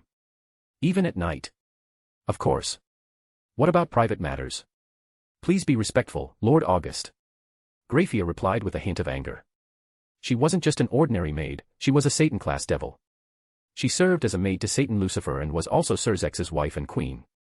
August's words now were no different from challenging the dignity of Satan Lucifer. Don't be agitated. I was just speaking casually. I just feel that such a beautiful woman not receiving a man's love is somewhat pitiful, that's all. You. Graphia's eyes widened, but she didn't say another word. She didn't know if August truly knew something or was just bluffing. Therefore, until she was certain, she wouldn't lose her composure. As for August, although he didn't get any information, he could now be sure that there was definitely something between Surzex and Graphia. The current Graphia was no different from being a widow. I'll be leaving now. If there's anything you need, please instruct me. Graphia's face was covered in frost, obviously on the verge of a violent outburst if not for her position. But this made August smile. He had grasped her understanding. In the Grimorys household, she couldn't lay a finger on August.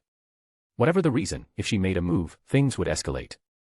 Because she was the daughter-in-law of the House of Grimorys and the wife of Satan Lucifer, her actions would carry a different weight.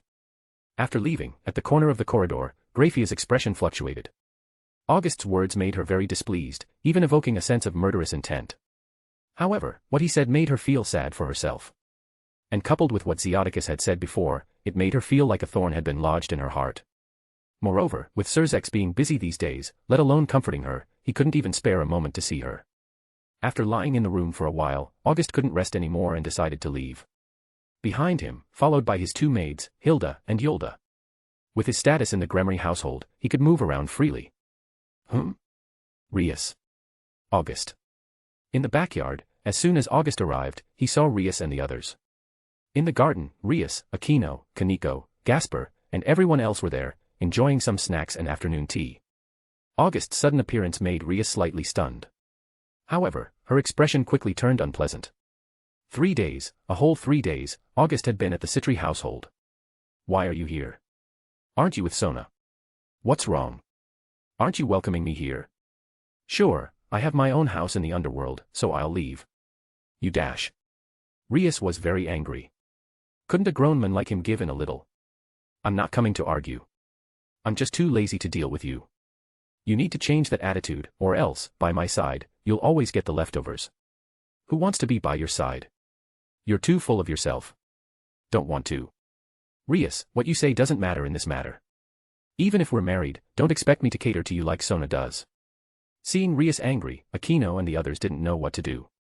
They couldn't get involved in this kind of conversation, it was between two people. Rias, you still haven't figured out the situation. Right now, you're the one pursuing me. Otherwise, you'd have been thrown onto the bed by Riser long ago. You. Don't get angry, don't deny it. It only shows your helplessness. Why didn't I see through what kind of person you were back then? Don't act like you know me so well, Rias. Don't be too conceited. Your understanding of me is probably not even as much as your peerage. Rias was very dissatisfied because it seemed like he was saying that her peerage were better than her. Seeing Rias wanting to explode but having to suppress it, August couldn't help but smile. August liked this feeling of you wanting to hit me but not daring to. After persisting for a while, Rias finally gave up because she had no way to win. Oh, by the way, Rias, there's something I should tell you in advance. What is it? Tonight, I'll leave the door open for you. You can choose to come or not.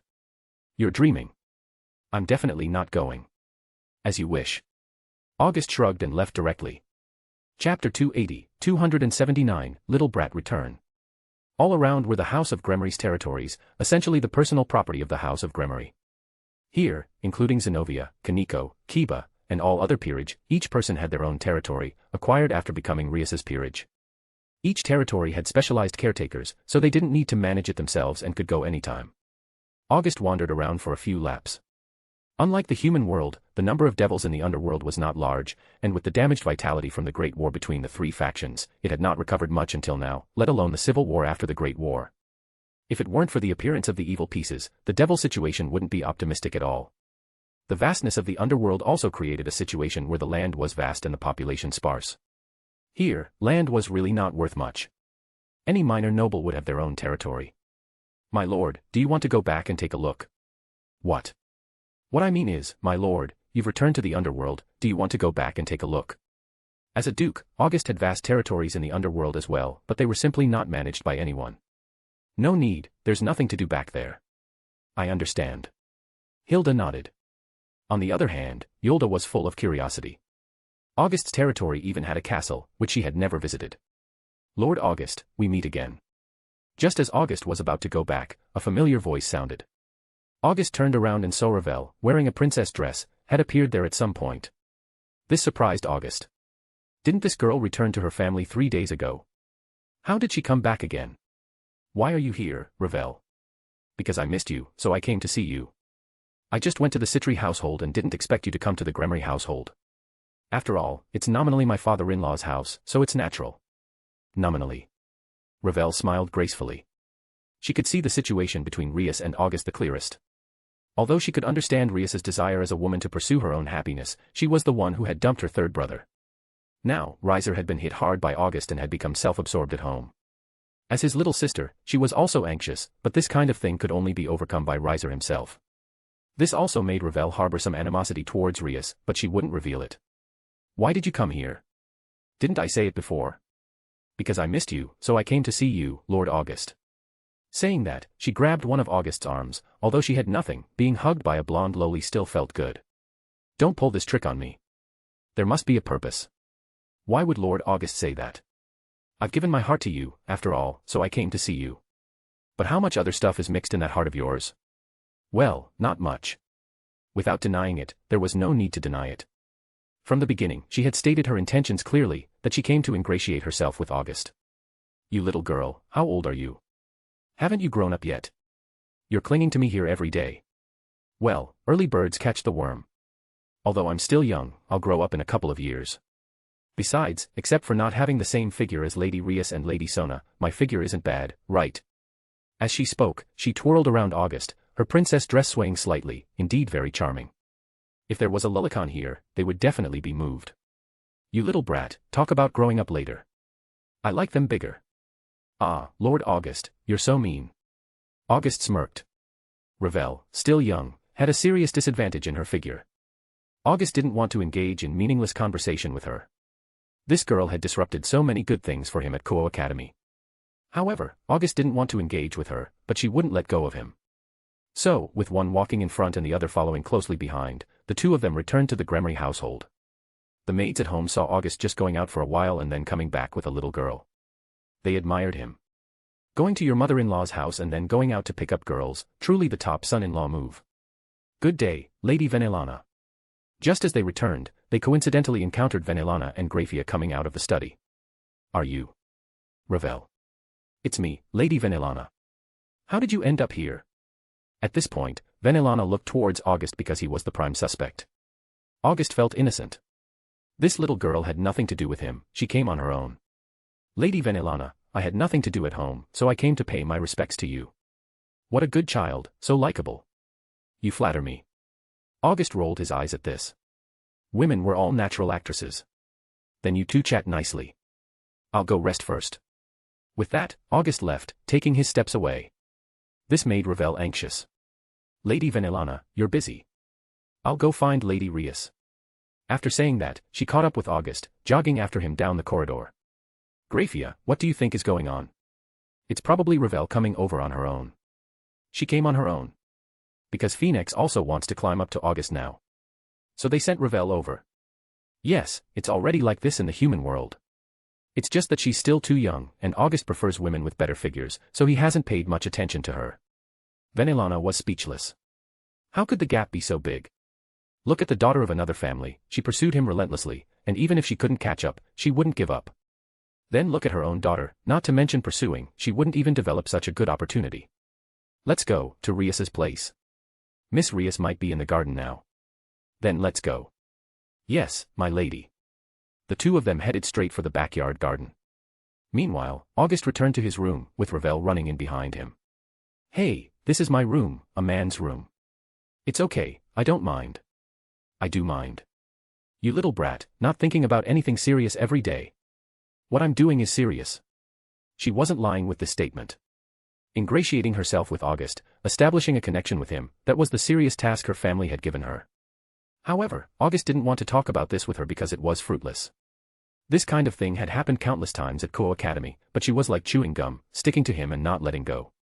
Chapter 281, 280, done. The scene shifted to Rias's room, where Venelana looked at her daughter. Rias looked back at her mother, puzzled by why she was suddenly so anxious to see her. Rias, I want to ask you, what do you think of August? Mom, what do you mean? Just asking. If you truly don't like him, I can personally talk to your father and dissolve this engagement. What does that mean? I am your mother, you are my daughter, naturally, I will stand by you.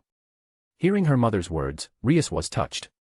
If this engagement were to be called off again, it would be a slap in the face for the house of Grimorys, but her mother was still willing to do it. Rias, my daughter, as a mother, I want to know, what is your attitude? What's happened? Ravel just arrived, and now she's with Auguste. What? Ravel.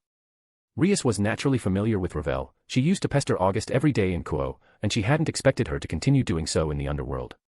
She subconsciously associated Ravel with her persistent pursuit, but overlooked the reasons behind her actions. As a princess of the House of Phoenix, she was only slightly inferior to Rias herself, yet she was willing to lower herself like this. Rias had never considered why. Don't worry, Mom. It's nothing. She's always been like this in Kuo. Rias, you still don't understand. Even an outsider is pursuing Auguste so relentlessly. As his fiancé, you are so distant from him, worse than an outsider. Do you really intend to marry him? I'll ask one last time, Rias, what is your attitude, or rather, what are your thoughts?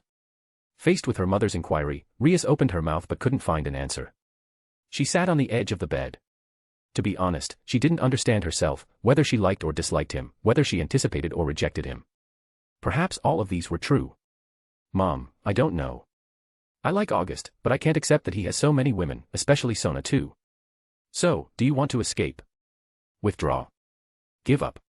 I don't know. Rias, you don't have much time left. If you continue like this, when you come to your senses, it will be too late. What do you mean? A man's patience with a woman is limited. If you want to keep a man guessing, unless he truly loves you, he will leave sooner or later. Mom, do you want me to please him? I won't force you to do anything you don't want to do, but you need to make a decision, whether to give up or not. This is important. In a few days, at the banquet, it will be your last chance. What do you mean? It means, at that time, will you choose to enter the venue with Auguste's arm around you or alone? This banquet is for the entire underworld. Venelana patted Rias's shoulder and stood up, leaving. As a mother, this was all she could do. Whether Rias chose to give up or not, it was her choice. Rias lay on the bed, with her mother's words echoing in her mind. What should she do? And so, time passed little by little. Soon, it was nighttime. After dinner, everyone went back to rest.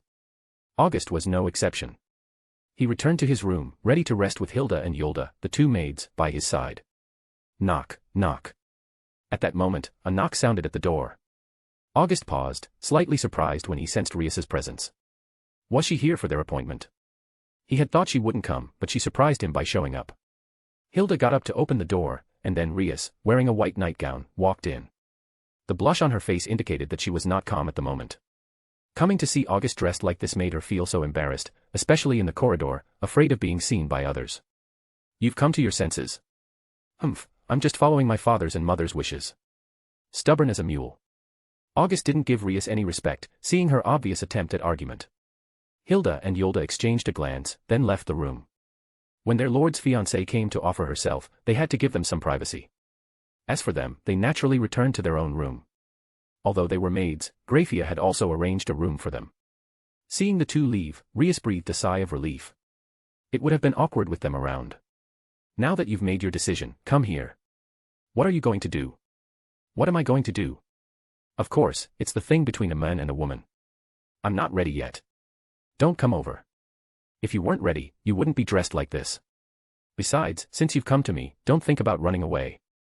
Auguste grabbed Rias and lifted her up, then tossed her onto the bed. Clad in a sheer white nightgown, with her face flushed, Rias's charm was undeniable. The night passed without words. The next morning, Auguste slept until late. When he opened his eyes, the first thing he saw was Rias in his arms. Auguste had to admit, she truly deserved to be the main female lead.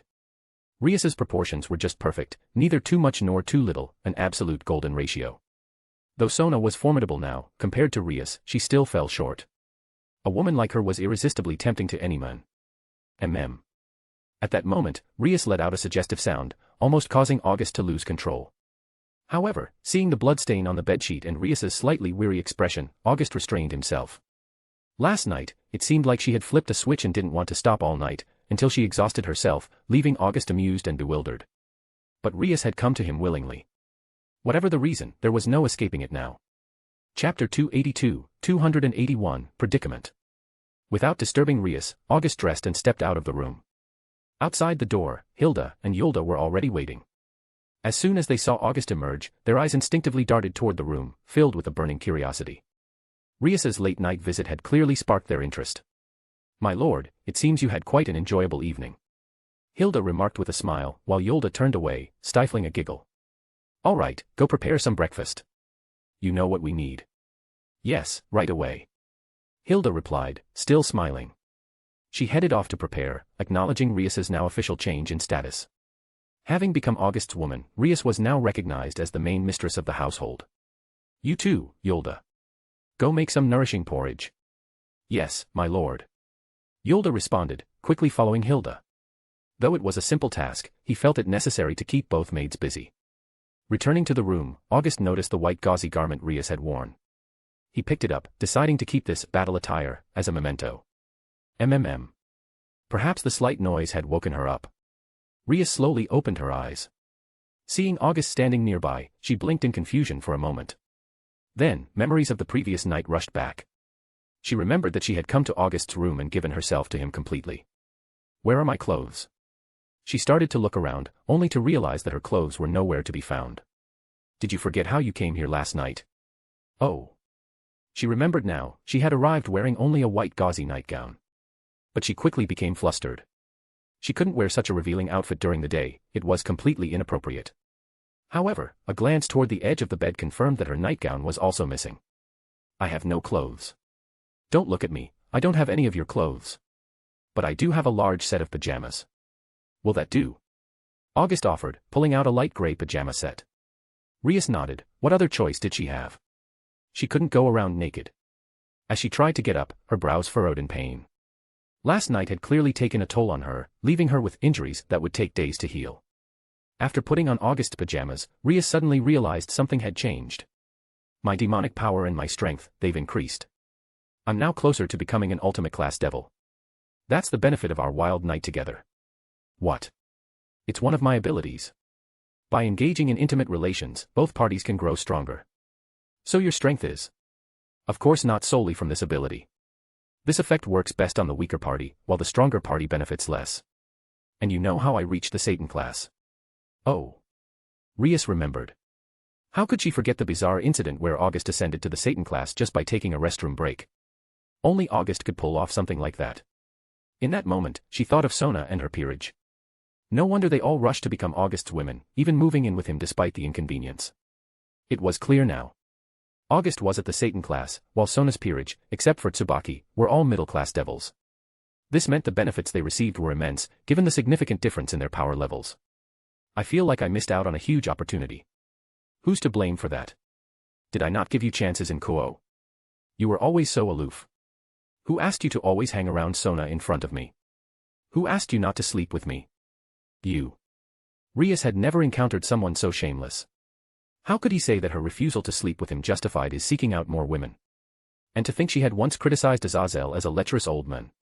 August was no better. No wonder they got along so well, they were birds of a feather. At that moment, Hilda and Yolda returned, carrying breakfast and a bowl of juju porridge. Already? That was fast. August was surprised at their speed. "It wasn't us.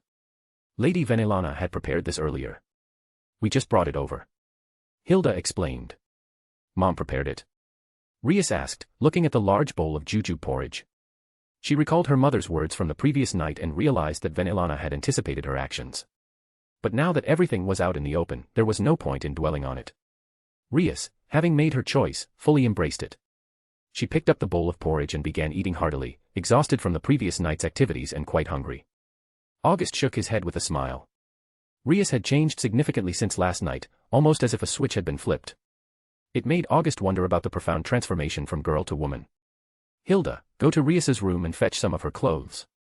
"Understood." Just as she was about to leave, there was a knock at the door. August was puzzled. Who would be knocking this early in the morning? Opening the door, he found Graphia standing there, holding a neatly folded set of clothes, complete with undergarments and outerwear. "This is..." "Lady Venelana said Miss Rias left in a hurry last night and forgot to bring clothes. She asked me to deliver them." Her words made Rias, who was drinking porridge inside, freeze. She felt a sense of social death. Had everyone already known about her late-night visit to August? Rias, my mother-in-law is quite impressive, isn't she? She's got you completely figured out. August remarked, taking the clothes from Graphia, who then left without another word, her demeanor towards August frosty due to the events of the previous night. Rias looked at the bowl of jujube porridge in her hands, suddenly finding it less appetizing. Her mother hadn't spared her any embarrassment, knowing all along and arranging both food and clothing. August couldn't guess what was going through Rias's mind, but he had a good idea from her dazed expression. Feeling completely under her mother's control wasn't pleasant for Rias. And now, her most private affairs were practically public knowledge. Chapter 283, 282, The Banquet. Time flew by, and before anyone realized it, a week had passed. After staying at the Grimorys household for 3 days, August felt it was time to return to his own territory. He had spent 3 days with the House of Citri and 3 days with the House of Grimorys, maintaining a balance. Upon returning to the place where his journey in this world began, August felt a twinge of nostalgia. This place was both familiar and strange to him. It's worth mentioning that this time, Rias, Sona, and Ravel did not accompany him. The only ones returning with August were Hilda, Yolda, and Asia. After spending 4 days in his castle, the time finally arrived for the banquet held in the Lilith. Every notable family in the underworld attended, and the gathering of the new generation's elites made the event even more spectacular. Among all these distinguished guests, August stood out as a unique presence. Despite not being a devil, he held the title of Duke and was always surrounded by a bevy of beautiful women. Most notably, he was accompanied by the princesses from the Citri, Grimorys, and Phoenix. This instantly made August the envy of all male devils, a living symbol of success. Contrary to August's expectations, no dramatic confrontations or face-offs occurred, much to his disappointment. It turned out that manga and novels had exaggerated these situations. Even the most frivolous family scions were still products of their noble upbringing, not reckless fools seeking to make enemies unnecessarily. Under the gaze of many, August found a seat in a corner of the banquet hall. Immediately, a noticeable gap formed around him as people instinctively kept their distance. Anyone capable of attracting the princesses of 3 prominent families was certainly no ordinary person. Both Sona and Rias were the sisters of Satans, making them true princesses of the underworld. How disappointing. So these are the new generation of devils. August scanned the room. Most were high-class devils, but it was clear that many of them had achieved this status through their family's resources, sacrificing their future potential for immediate strength. Such individuals were unlikely to progress beyond ultimate-class devils, if even that. Feeling let down, August's thoughts drifted to Sona and Rias. With their current strength, they were among the top tier of the new generation. Tap tap tap. Excuse me, are you Asia? At that moment, a rather ordinary-looking devil approached, smiling at Asia. His actions immediately drew the attention of many onlookers. A brave soul had stepped forward to engage with someone who was clearly not to be trifled with. Yes. I am. And you are? Asia responded politely. Don't you remember me? You saved me once. I never had the chance to thank you. Ah, you're. Both Rias and Sona were taken aback. Could this man really be the devil Asia had saved? It seemed impossible. As the current heir of the House of Astaroth, a close bloodline to the current Satan Beelzebub, his strength should be that of a high-class devil. How could someone of his stature have been injured in the human world? In that instant, they both sensed something amiss. Hey, boy. Diodora turned his head, only to freeze in place. He found himself staring into a pair of eyes radiating a palpable aura of death. That girl belongs to me. If you want to touch my property, do you have a death wish? This gentleman, Asia, is not anyone's property. You shouldn't speak like that. Oh. Interesting. Are you challenging me? If you think so, for Asia's sake, you can take it that way. His words shocked many of the devils present. One of the leading figures of the new generation, caring so much for a seemingly insignificant girl. Meanwhile, those familiar with August looked at Diodora as if he were an idiot. Did he have any idea what he was getting himself into? August's strength was no secret to them. A high-class devil challenging someone of Satan-class caliber. The mere thought was laughable. Above the banquet hall, in the VIP section, the most influential figures were gathered: Surzex, Seraphal, Azazel, and Odin. Naturally, the confrontation between August and Diodora had caught their attention. Is that the young lad from the House of Demon? Odin remarked, eyeing August and the bevy of girls around him with a tinge of envy. Yes. Impressive. To reach that strength at such a young age is remarkable. Indeed, among the new generation, there are few who can match August. Surzex said with a smile. Seraphal and Azazel, standing beside him, also smiled. They all had connections to August. Serzex and Seraphal's sisters were involved with him, and Azazel considered August a friend. Additionally, Azazel's friend's daughter was one of Rias' peerage members. But who is this devil boy? With that silly strength? How dare he challenge him? That's Diodora Astaroth, the heir of the house of Astaroth and a blood relative of Ajuka Beelzebub. Even if he is a relative of Beelzebub, challenging him is sheer foolishness. If he dies, it's no more than he deserves. Odin stated, his voice full of disdain for Diodora. From the moment he saw him, Odin had taken a dislike to the young devil. In contrast, despite his jealousy of August's entourage, he found himself somewhat liking the young man. It was just the recognition of an old lecher, after all. Back in the banquet hall, August looked at the righteous Diodora in front of him and burst into laughter. This fool, trying to provoke him without any instigation, was almost too good to be true. Diodora was the mastermind behind Asia's expulsion from the church, a twisted individual who derived pleasure from corrupting pure and holy nuns and saints, then discarding them. He had feigned injury to manipulate Asia into saving him, which led to her banishment and gave him the opportunity to ensnare her. But August had intervened, thwarting all of Diodora's plans and inadvertently reaping the benefits. Seeing August now, Diodora's heart was filled with animosity and murderous intent. Diodora's boldness in confronting August stemmed from a simple reason: he possessed the snake granted by Ophis. Chapter 284, 283, Demon Duke. August looked at Diodora and smiled before beckoning Asia over with a wave of his hand. Obediently, Asia walked over and sat beside August, looking every bit like a devoted companion. She is my peerage. If not my property, then what is she? With that single statement, every devil in the banquet hall nodded in agreement. This was the rule among devils. Any reincarnated devil belonged to their master unequivocally. Asia herself showed no sign of dissatisfaction, instead, her face flushed with joy and contentment. That sealed it. If she saw it that way, who were they to argue? Sir, Asia is not an object. However, if you insist on this, I am willing to exchange one of my pieces for Asia. As he spoke, a beautiful woman with a pure aura appeared at Diodora's side, leaving a favorable first impression on everyone. But August smelled something foul and repulsive. This woman was rotten to the core, her appearance was just a facade created by Diodora. I find it amusing that you claim Asia is not an object, yet you wish to trade her for one of your pieces. Quite the contradiction, don't you think? Everyone in the room looked at Diodora with contempt. So, he was interested in someone else's peerage after all. Those who knew Diodora well were especially disdainful. This was the heir of the house of Astaroth. What a disgrace, and in such a public setting. Diodora's expression faltered slightly, his previously calm demeanor now tinged with embarrassment. And to think you could trade pieces with me? Who do you think you are? Boom. A power of darkness surged forth, enveloping the entire banquet hall. Diodora, being the closest, was immediately crushed under the pressure, unable to move. Satan-class power. Incredible, he's actually a Satan-class. Does anyone know who he is? I've never heard of a Satan-class from any family. No idea. Never seen him before. The entire hall buzzed with astonished whispers as they tried to make sense of the powerful presence before them. The entire banquet hall erupted into murmurs and discussions, yet no one seemed angered by August's actions. In the world of devils, the strong ruled over the weak, and August, with his immense power and Satan-class strength, was simply exercising his rightful authority. Strength was truth. What are you planning to do? I am the heir to the house of Astaroth, a blood relative of the Satan Beelzebub. A blood relative of a Satan. How interesting. I have plenty of those around me. August replied, glancing at Sona and Rias, who were both true blood relatives of Satan's, being the younger sisters of Satan-class devils. In contrast, Diodora was merely from the same family as Beelzebub, sharing a distant connection that was hardly significant in comparison. You dash. Enough with the talk. You've dared to have designs on one of my people, and for that, your boldness must be addressed. However, this is not the occasion for killing, so a small punishment will suffice.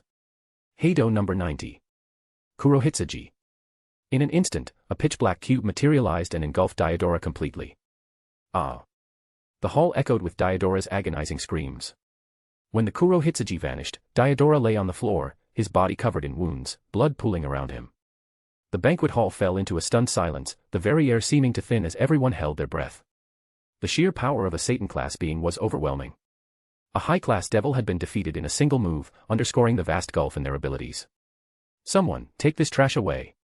Two attendants hurried over, lifted the wounded Diodora, and carried him away for treatment. After all, he was still the heir to the House of Astaroth, and any severe injury could spark significant trouble. The surrounding devils gasped. August's ruthless efficiency was terrifying. Even a blood relative of a Satan received no mercy from him. At this moment, everyone in the hall realized one thing: August was a monster, not to be provoked. Diodora's fate was a stark warning to all. But then, a realization dawned on the crowd. To have the princesses of the Citri, Grimorys, and Phoenix by his side, August could not be an ordinary person. Wait a minute, isn't Lady Rias engaged to the Demon Duke? The Demon Duke? Yes, the last descendant of the ancient demon god, holding the title of Duke. Wait, does that mean dash? This man is the legendary Demon Duke. The revelation hit the hall like a depth charge. The elusive Demon Duke was not only a Satan-class powerhouse but also Rias's fiancé and, seemingly, a significant figure to the Citri and Phoenix. Meanwhile, in the VIP section, the most influential figures watched the events unfold below. When August defeated Diodora in a single move, everyone's eyes lit up. The spell he used was clearly extraordinary. Impressive, swift, and ruthless. Odin remarked with a smile, clearly pleased. Old man, you haven't seen his true power yet. That's where things get really terrifying. What do you mean by that, you fallen angel rascal? That guy isn't just a descendant of the demon god. He's also the Red Dragon Emperor of this generation. A descendant of the demon god and the Red Dragon Emperor. How is that possible? He seized the boosted gear from the previous Red Dragon Emperor. Incredible. This kid is really something.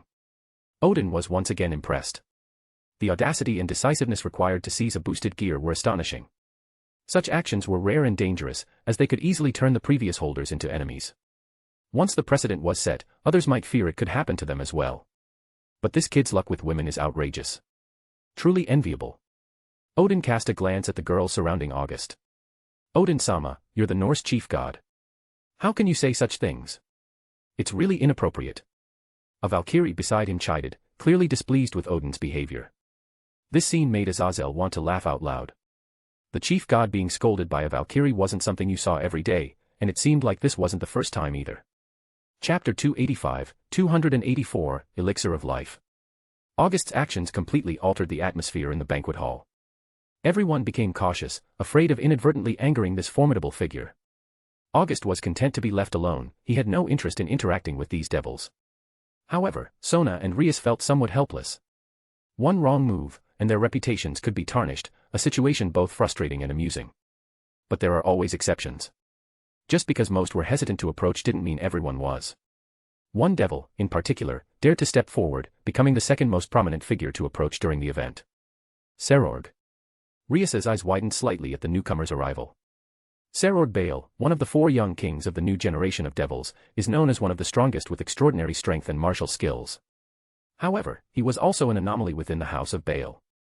Despite being born into the family, he did not inherit the power of destruction. Interestingly, Serzex's mother hailed from the House of Baal.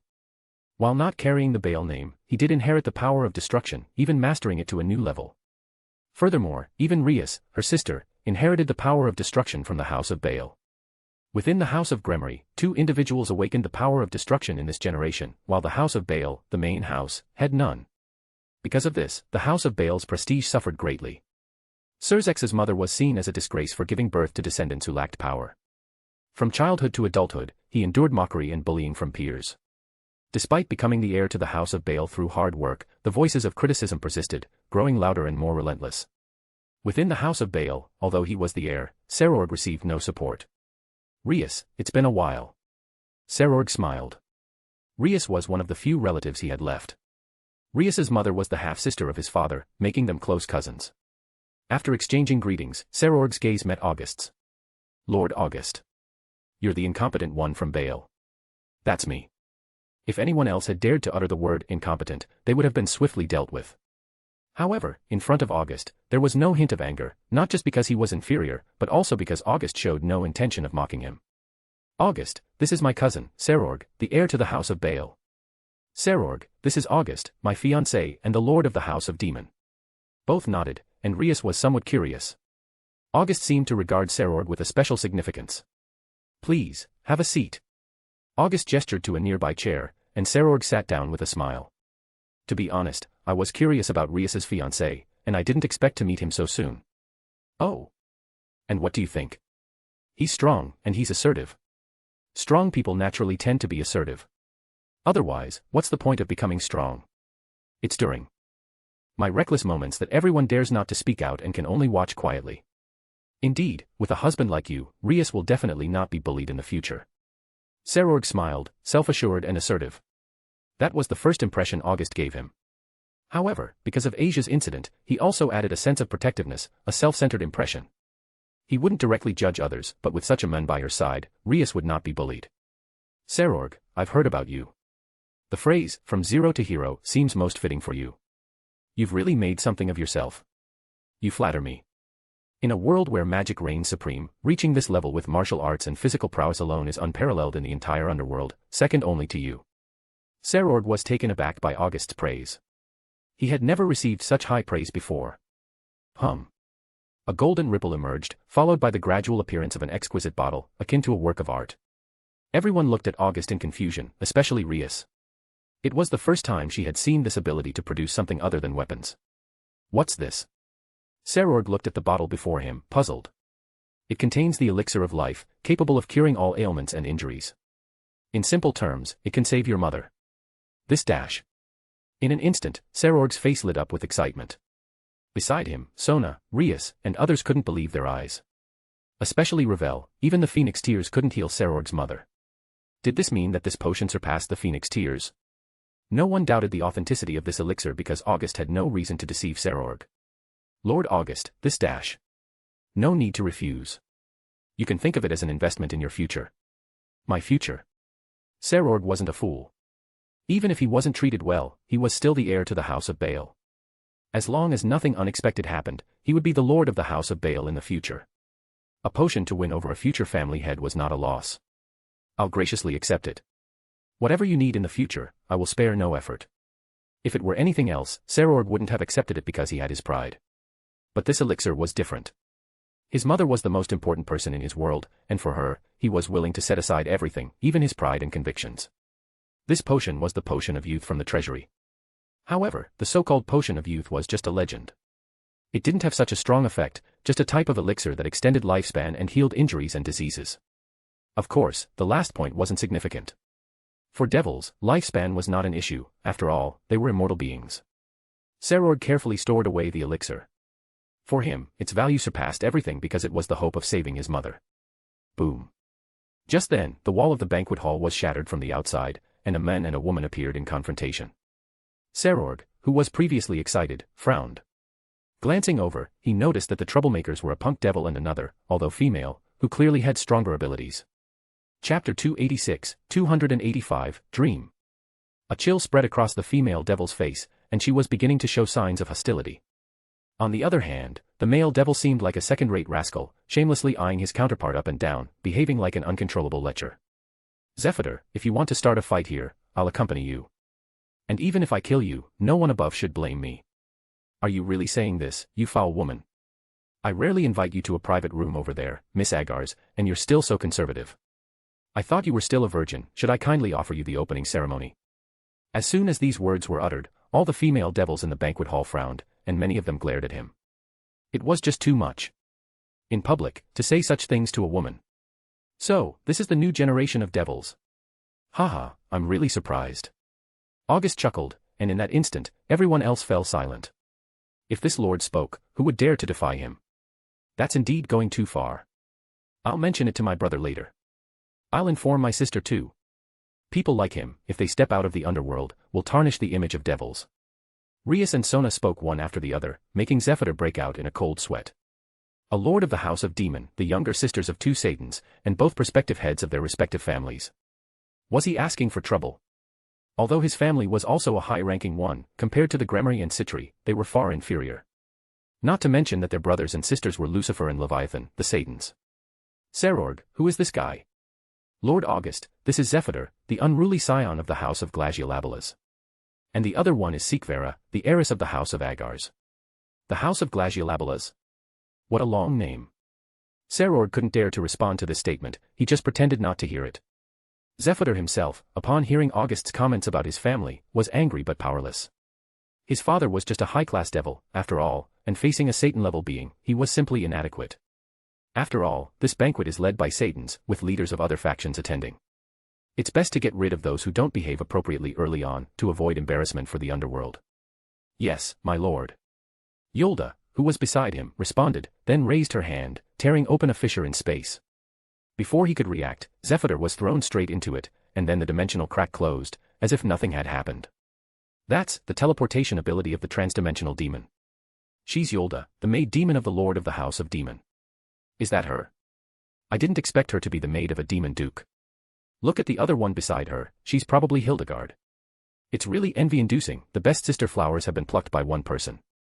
Surrounding voices buzzed with discussion. The fame of Hilda and Yolda had spread far and wide some time ago. Now, both serving under August, they left many devils feeling envious and admiring. Tap, tap, tap. At this moment, several figures emerged on the podium in the banquet hall. In an instant, everyone fell silent, for these were the highest rulers of the devils, the Satans. Whether male or female, regardless of their character, all eyes were now fervently fixed upon the stage. The Satans, akin to God in the eyes of angels, were objects of admiration and devotion for most devils. From the terror of the old Satan's rule to the current era of peace, although the Satans had changed, the devil's reverence for them had never waned. Even Sona and Rias watched with anticipation as Surzex and the others took the stage. Throughout the banquet hall, only August remained indifferent. You've come here, and it's been hard work. This banquet is to give you a clear view of the responsibilities you'll bear in the next generation, as well as an opportunity for you to get to know each other. Surzex said as they approached the podium. With Surzex's words, several people stepped forward. Serorg, Rias, Sona, and the glasses-wearing girl, Sikvera, who had just been involved in a conflict. There was also one more, Diodora, but unfortunately, this unlucky child had just been taken out by August and was still in recovery. These four were the cream of the crop among the new generation of devils, the four young kings. Each of you is a standout of the new era, and for this reason, I want you to compete on the same stage before your true debut, to collectively enhance your strength. So, does that mean we'll eventually participate in battles with the Cow's Brigade, Your Majesty? Serord couldn't help but ask. He had a natural inclination toward combat, perhaps due to his focus on physical training. Not yet. If I could help it, I wouldn't want you to be involved in all this. Why? We're strong too, not just weaklings. Serord, I understand how you feel, but you are our treasures, the future of devils. That's why I want you to grow even more. Yes, I understand. Serord stepped back, but it was evident to perceptive eyes that he was not content, he longed for battle. August recalled a line from a certain series, a sentiment he wholeheartedly agreed with: the mightiest warriors are often born on the most brutal battlefields. Surzex's intentions were good, to protect the flame and seeds of devils. However, even Surzex himself had grown step by step in the war between the old and new Satans. To protect the new generation of devils, Surzex must shoulder heavy burdens. Perhaps, this was what it meant to be a Satan. You are the future of devils, treasures in your own right. So, I'd like to hear your dreams. Would you indulge me?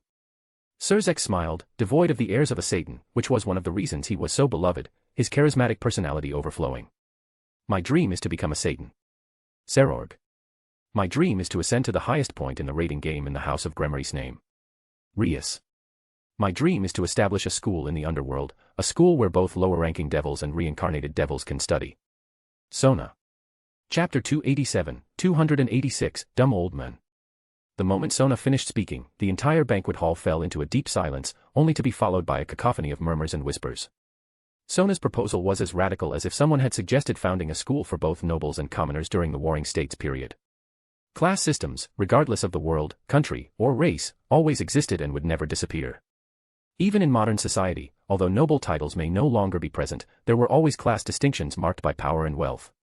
The wealthy and powerful naturally stood above others. As harsh as it may seem, this was reality. The daily expenses of the rich might equal the monthly or even yearly income of an ordinary person. And that's not to mention the magnates and those in positions of power. Class distinctions would always exist and would never be broken, merely changing names over time. The heiress of the House of Citri is too naive. Indeed, spending a few days in the human world has made her forget her status.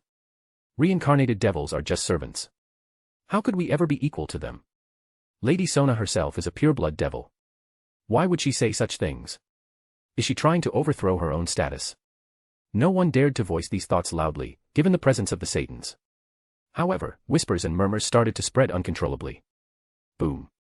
Suddenly, an overwhelming aura burst forth, a blend of conqueror's hockey, Satan class being pressure, and killing intent, enveloping the entire banquet hall. All voices ceased instantly, even Surzex and Seraphol looked at August in surprise. There's a saying, the law doesn't blame the masses.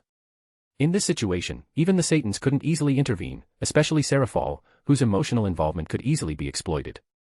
What are you all whispering about? Care to share with me? August's gaze swept over everyone present, sending a shiver down their spines. It wasn't just an aura, it was killing intent. Genuine, murderous intent. Saror glanced at Sona beside him and immediately understood. Like Rias, Sona was also under August's protection. This confirmed his suspicion.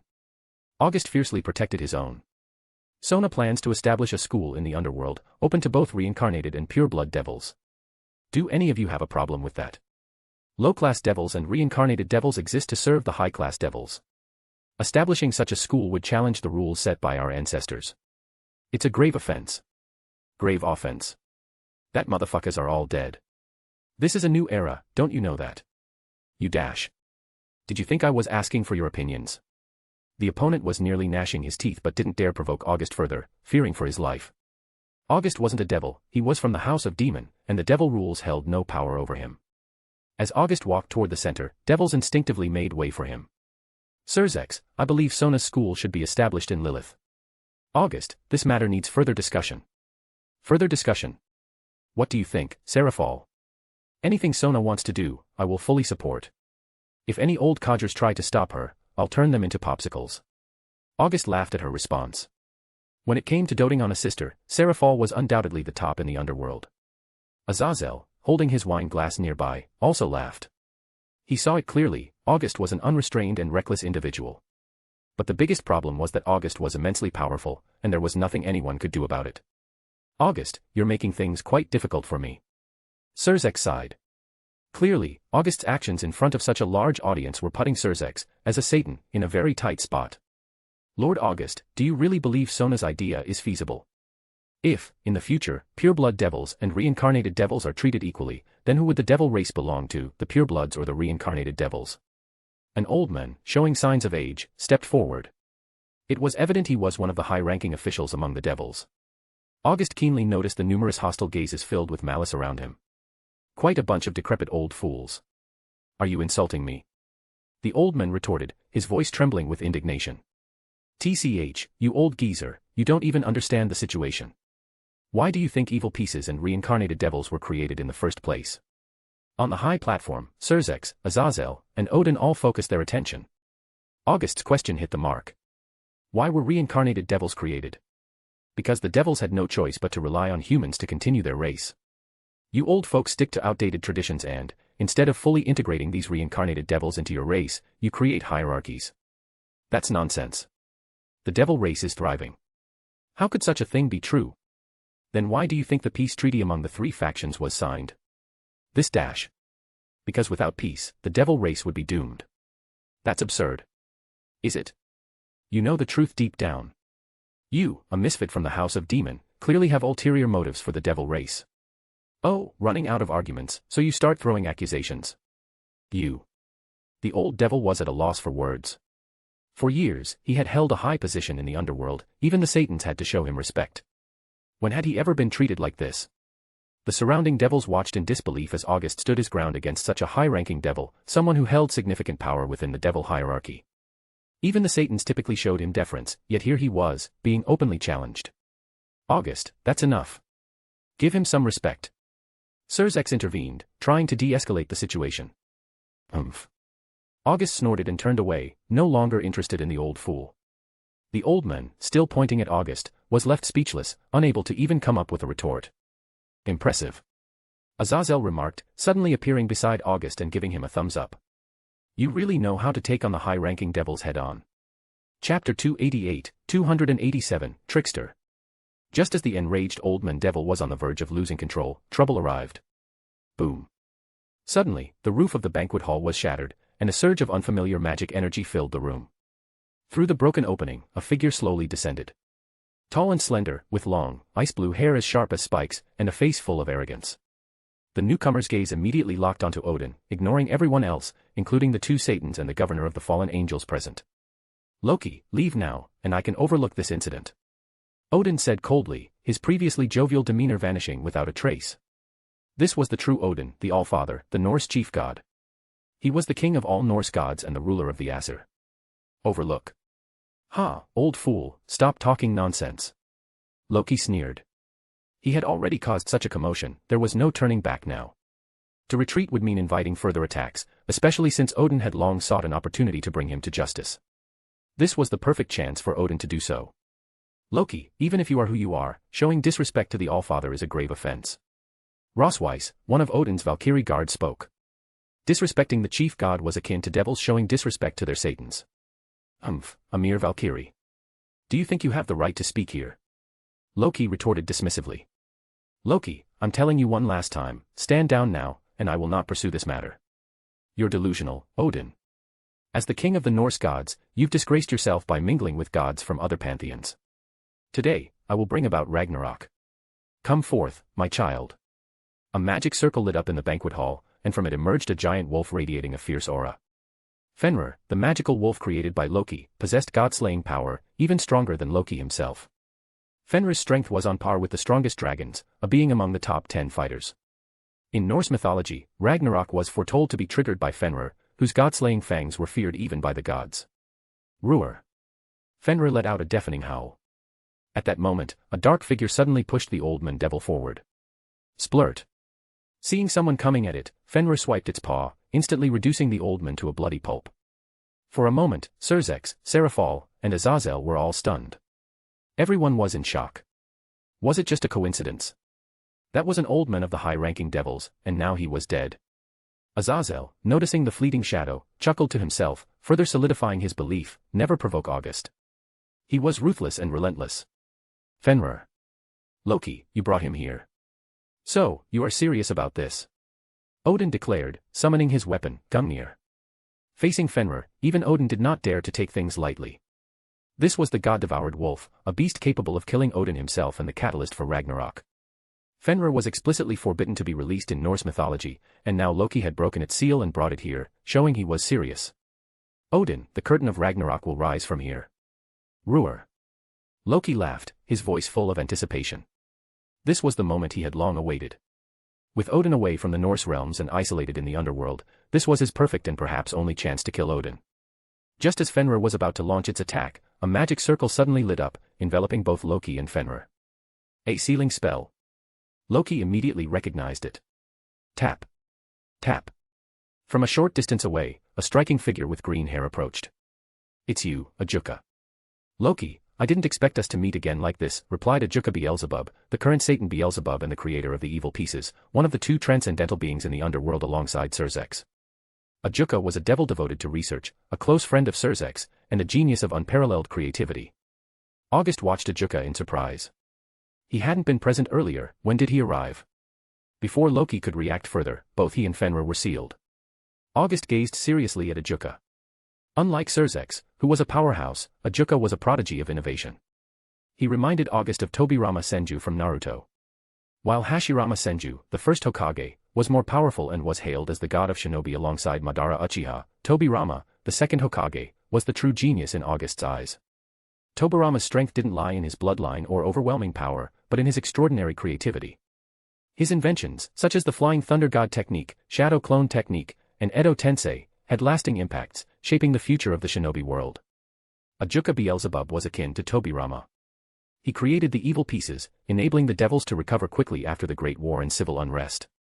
He also established the raiding game and later, along with Shiva and Tiamat, turned it into an international competition involving various factions. Ajuka, thank you for going out of your way. It's nothing. I was curious about some things myself, so it wasn't a wasted trip. Ajuka replied, his gaze falling on August. August felt a chill. Was Ajuka here because of the demon pieces? Ajuka only glanced at him, not probing further, leaving August uncertain. Surzex, this seal will only hold for a while. It won't be long before it breaks. This is troublesome. If it were just Loki, it wouldn't be so bad.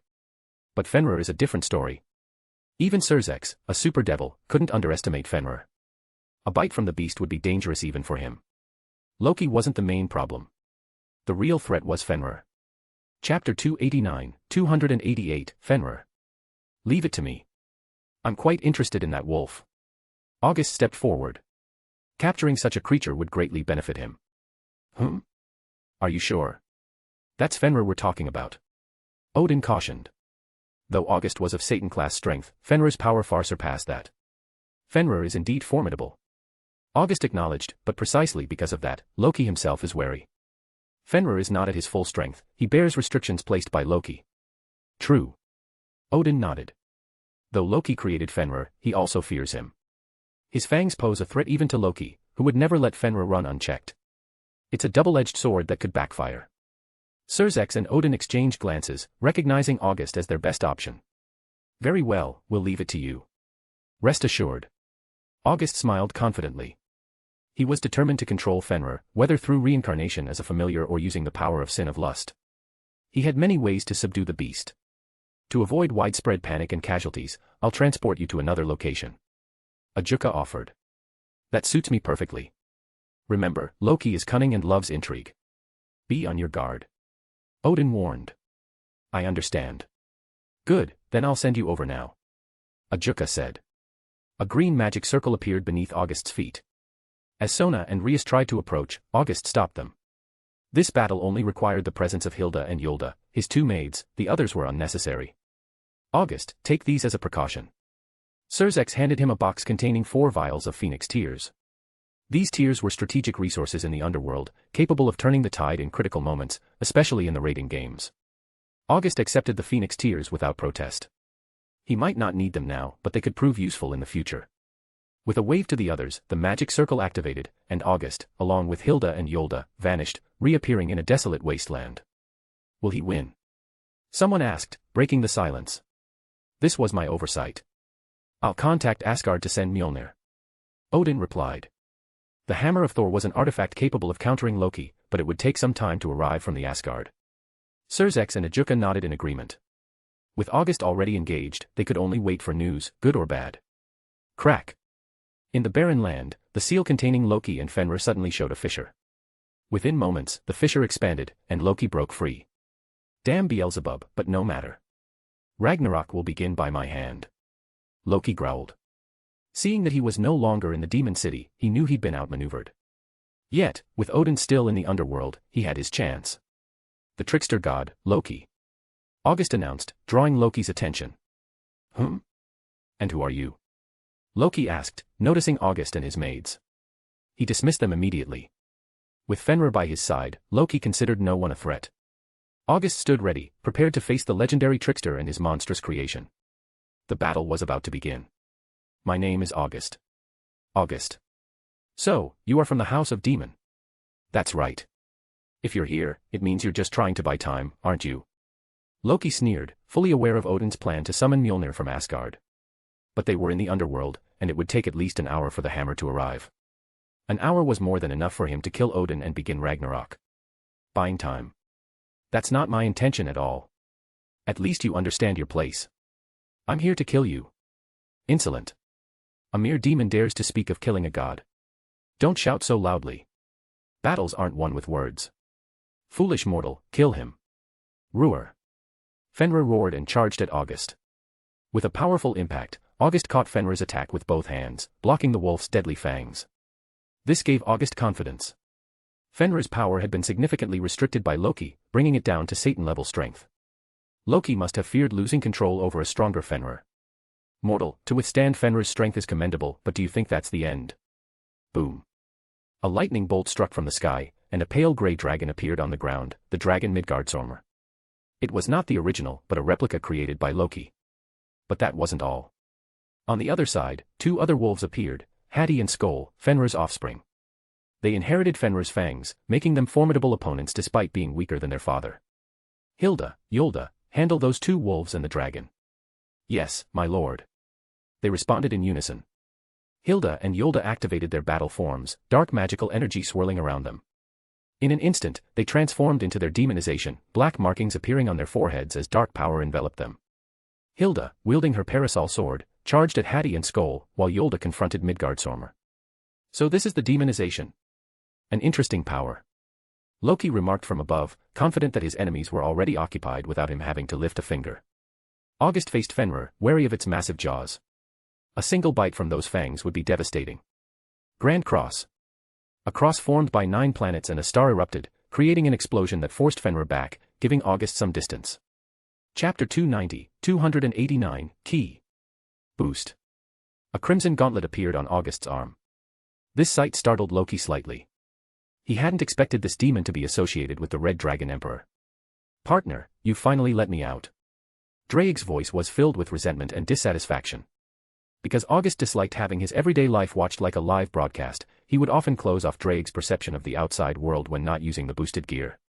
Previous hosts of the Red Dragon Emperor might not have achieved this, but August could. It was because of this that Drake experienced for the first time what it felt like to be locked in a dark room. It was truly dark in August's mental world. Sorry, Drake, I've been busy these past few days, so I didn't have the time. I know, just some girls from the house of Citri and Grimorys. Enough talk. We have a tough battle ahead. Fenrir? How did you provoke this guy? Drake was slightly surprised. Fenrir, at its peak, was on par with him. Plus, with his fangs, even she and Albion didn't want to mess with him. No choice. Its master wants to kill me, and I want to kill him, so we naturally clashed. You're quite something, partner. Though the previous hosts of the Red Dragon Emperor never had a good ending, there weren't many who were as reckless as he was. It had only been a few days, yet August had caused one trouble after another. She became August's sacred gear, but it had only been a few months in total. Enough talk. I'm going all out now. This guy is completely different from my previous opponents. Then let's go. As the Red Dragon Emperor, I fear no battle. Balance Breaker. August entered Balance Breaker, and the darkness emanating from her far surpassed the sum of Hilda and Yolda's. Boost. Balance Breaker. Boosted gear, scale male. August didn't waste any time and entered Forbidden Move while also activating Balance Breaker, causing her strength to skyrocket exponentially, almost like cheating. Balance Breaker. Even so, you're no match for Fenrir. Go, Fenrir, tear him apart for me. Loki loosened some of the restrictions. In an instant, Fenrir's aura skyrocketed, reaching the peak of Satan class. This was already its limit because if it increased further, Loki might not be able to control Fenrir. Partner, Fenrir's power suddenly surged rapidly, but why do I feel like it's getting weaker? That's Loki's restriction on it, fearing backlash from the prohibition. Pitiful indeed. Do you pity it? You're worse off than it. A single sentence almost choked Drake. Although Fenrir's power was restricted, at least he was still alive. Drake, on the other hand, was killed, and her body was made into a sacred gear. Her soul was also imprisoned inside it, becoming the soul of the sacred gear. Partner, let's not bring that up. We're still friends. August didn't continue arguing with Drake because Fenrir was already approaching. Boost. Inferno, Great Spiraling Ring. Without any reservation, August directly created an enormous spiral flame. The figure traversed space, appearing 100 meters away in an instant. The next moment, amidst a resounding boom, a massive spiral fireball rose from the ground, enveloping Fenrir inside. Boost. Boost. Boost. Grand Cross. Black Zero. Kurohitsuji. 3 attacks, completely disregarding the consumption of magical power, were all released by August. Rumble. The bombardment of the Grand Cross, the impact of the Black Zero, coupled with the final pinpoint cut of the Kurohitsuji. Terrifying magical power directly stirred up a torrential explosion, even causing Loki to be pushed back. I'm truly surprised. A mere mortal possessing such power. However, if you think you can defeat Fenrir like this, you're too naive. Loki said arrogantly. Fenrir was his masterpiece, especially his trump card. Ignoring the magical energy consumption, August continuously blinked, creating some distance. At this moment, August's left arm was dripping with blood. There were 4 blood holes on his arm, and a force kept damaging August's body, preventing him from healing. Then, August took out a bottle of greater healing potion and drank it. The effect was minimal, only replenishing a bit of life force. The wounds remained. This was the power of Fenrir's fangs. Apart from restraining gods, the fangs almost ignored any defense. Moreover, wounds inflicted by the fangs were difficult to heal. Hey, is this all you can do? Quite disappointing, mortal. Loki taunted upon seeing August injured by Fenrir. Seeing Loki's arrogant demeanor, August's anger surged. He directly took out a vial of phoenix tears, opened it, and dripped it onto his wounds. The next moment, the 4 blood holes visibly began to heal at a rapid pace. This was the remarkable aspect of phoenix tears, they could instantly restore combat power in battle.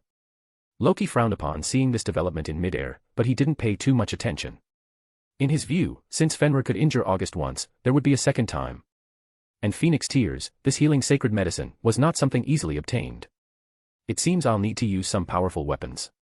Otherwise, defeating Fenrir is simply unrealistic. Swish. In August's hand, a golden large key appeared. The key of the king's law, the key to the entire treasury of the king, and also the key to unlocking the strongest treasures within.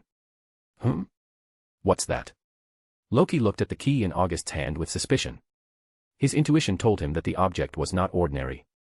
Chapter 291, 290, EA. Swish swish swish. As August lifted the key of the king's law, it seemed to unlock a switch in the void. A dense network of crimson lines shot up into the sky, resembling a technology tree that kept ascending. The Sword of Rupture, EA, the strongest treasure within the Gate of Babylon, belonged to Gilgamesh, the mightiest sword in his arsenal. In Mesopotamian mythology, it was a sword bearing the name of a god, standing at the pinnacle of treasures, known as the sword that slices through the world. However, to wield the Sword of Rupture, one must decipher the rules of the world they inhabit. When August first acquired the Gate of Babylon, he couldn't use this sword. But now, all preparations were complete. The sword from the world of fate, specialized in pinpointing treasures, would now unveil its brilliance in this world. Whoosh. It looked more like a spear than a sword, with its entire body composed of 3 rotating rings in different positions. These rings represented the 3 realms, heaven, earth, and underworld. This was the ultimate sword of Mesopotamian mythology. What is that? That weapon is definitely not just a sacred gear. The moment the Sword of Rupture appeared, the arrogance on Loki's face vanished, replaced by astonishment and fear. He could sense the threat of death emanating from the sword. Fenrir, kill him quickly. Now. Roar. For some reason, Loki felt an incessant urge to warn him to kill August immediately and destroy this sword. Following Loki's command, Fenrir leaped towards August. I shall perform this final blow as a parting gift to you. I will tell you of the beginning. Heaven and earth split, nothing is praised creation, my Sword of Rupture cleaved the world. Mortar of the stars, heaven's hell is the eve of creation's celebration. Now you shall die and be silent. Enoma Elish. Boom. A force capable of annihilating all creation transformed into a vortex, unleashed forward. August felt the rapid depletion of his magical power within him. Using such a peerless treasure and wielding such immense power naturally came at a high cost. The Sword of Rupture, EA, an EX-ranked anti-world noble phantasm, wielded the power to sever worlds. In an instant, the entire wasteland was torn apart by this terrifying force, a raging torrent of magic obliterating everything in its path. Even Fenrir, faced with this power, felt fear, a genuine threat of death. Rumble. The deafening roar and the raging storm of magical energy created a massive chasm, 100 meters wide, extending into the distance. When the dust settled, 4/5 of August's magical power had been drained. Even August found it hard to believe the scene before him. Was this the power of the Sword of Rupture? It was truly terrifying, deserving of its name as the sword that tears through time. Amidst the debris filled with chaotic magical energy, August sensed a lingering life force. Despite the devastating attack, Fenrir was still alive. How is this possible? A mere mortal, just a mere mortal, wielding such power. Loki couldn't accept it. The residual force alone was enough to crush him, yet this power originated from a human. It was inconceivable. Hearing Loki's voice, August turned his gaze towards him, noting Loki's near-maniacal expression. A slight smirk appeared on August's lips. Clang. Raising a hand, August pointed at Loki. Immediately, a chain shot through the ripples of the Gate of Babylon, heading straight for Loki. Loki, not paying attention to his surroundings, was instantly bound by the chain. What is this thing? It actually binds me. Loki struggled to break free, but soon realized he couldn't muster his strength. The chain carried a power that restrained him, or more specifically, restrained gods, making it impossible for him to use his abilities. The chains of heaven, a divine noble phantasm, held the power to bind gods, acting as their natural nemesis. Damn mortal, what have you done to me? Powerless, Loki plummeted from the sky, left with nothing but rage-filled roars at August. But August ignored him. The immediate concern was Fenrir. Dragging Loki with the chains of heaven, August walked step by step into the chasm created by the Sword of Rupture. Fenrir lay there, severely injured. Roar. Even gravely wounded, Fenrir snarled at August as he approached. As long as it still lived, it would bite anyone who dared come close. Fenrir, submit to me. Roar. Fenrir growled furiously. Submit. He was the god-devouring wolf, a bane to the gods. If not for Loki being its creator and having the means to control it, Fenrir wouldn't have acknowledged even him. You should understand that I have the power to kill you. I held back in my last strike because I don't want to kill you. You are strong, capable of ushering in Ragnarok. If you die here, you won't rest in peace. Fenrir fell silent at August's words. He did not fear death but didn't wish for it either. From birth, he had been chained like a dog. Was he destined to live and die like this? Let's make a deal. I need your power. In return, he's yours. With a wave of his hand, the chains of heaven dragged Loki to Fenrir's feet. The moment Fenrir saw Loki, a cold, murderous glint flickered in his eyes. No one likes being collared and treated like a dog. Fenrir, a top-tier magical creature, was no exception. Now, seeing a powerless Loki, Fenrir's killing intent surged. Fenrir, what do you intend to do? I am your creator. Do you dare to turn against me? Have you forgotten the fear from before? Loki's furious roar only fueled Fenrir's rage. Mentioning the past only served to enrage the wolf further. When Fenrir was first born, he had no intention of submitting to Loki. But Loki used secret arts to control and torture it, eventually enslaving it with prohibitive restrictions that severely weakened its power. Seeing Loki now, the wolf's bloodlust was overwhelming. Submit to me, Fenrir, and he is yours to deal with as you see fit. Fenrir's gaze shifted from Loki to August.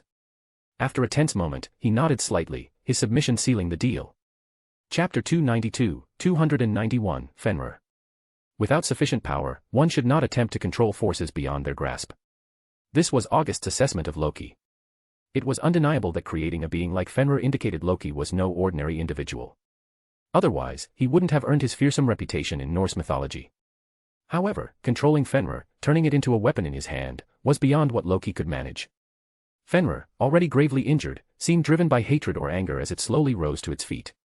Despite its wounds, it remained the god-devouring wolf. What are you trying to do, you damned beast? Do you intend to devour your master? Grr. Without any hesitation, Fenrir bit off Loki's head and swallowed it. But it didn't end there. Fenrir quickly devoured Loki's entire body. Loki's fate was truly tragic. His greatest creation, his most powerful card, turned out to be his final doom. Ayu. After consuming Loki, Fenrir let out a long, triumphant howl, releasing all its pent-up emotions. It had finally killed its tormentor. However, with Loki dead, Fenrir now faced another choice, to submit to the men before him. Ordinarily, with Fenrir's pride, it would rather die than submit to anyone. But August was different. He had defeated Fenrir head-on with absolute power. Though Fenrir's strength had been diminished by Loki, a defeat was still a defeat. August took out a demonic chess piece, a black pawn, and it floated before Fenrir. Fenrir, what is your decision? August stared at Fenrir, and Fenrir returned his gaze. After a long moment of hesitation, Fenrir swallowed the evil piece, surprising August. Agreeing was one thing, but swallowing the piece. August was speechless. However, it didn't hinder the reincarnation ritual. Buzz. A deep green crest symbolizing the sin of lust appeared beneath Fenrir. A power of darkness and demonic power flowed into Fenrir, beginning the reincarnation process. Boom. During this process, the restrictions Loki had placed on Fenrir shattered. Fenrir's power surged dramatically, surpassing the level of Satan and reaching that of a transcendent superclass. In an instant, August realized a problem with the reincarnation ritual: a single pawn piece wasn't enough to complete Fenrir's reincarnation. This made sense. The greater the reincarnation potential and the stronger the creature, the more pieces it required. Without hesitation, August, who had a total of 16 pawn pieces, confidently continued the ritual. He inserted a second piece, then a third, a fourth, until he had used up 8 demonic chess pieces to complete Fenrir's reincarnation. August was astonished. This was on par with the original protagonist, Issei Hayadu. This was the full-powered Fenrir, an entity comparable to the Peak 2 heavenly dragons, a top-tier transcendent. Now that Fenrir was on his side, August didn't hold back. He took out a phoenix tear and healed all of Fenrir's wounds. Congratulations, host, for completing the hidden task, taming the god-devouring wolf. Reward, Advanced Gacha Draw X6. August was momentarily stunned. He had completed a mission as well. With 6 high-level draw cards in hand, August felt a surge of excitement. It had been a while since he had the chance to draw cards again. Boom. Suddenly, the sound of battle in the distance drew August and Fenrir's attention. August looked over to see that the fight on the other side was still ongoing. Hilda, wielding her umbrella sword, was locked in combat with Fenrir's 2 offspring, Hati and Skoll, while Yolda was engaged with Midgardsormr. Roar.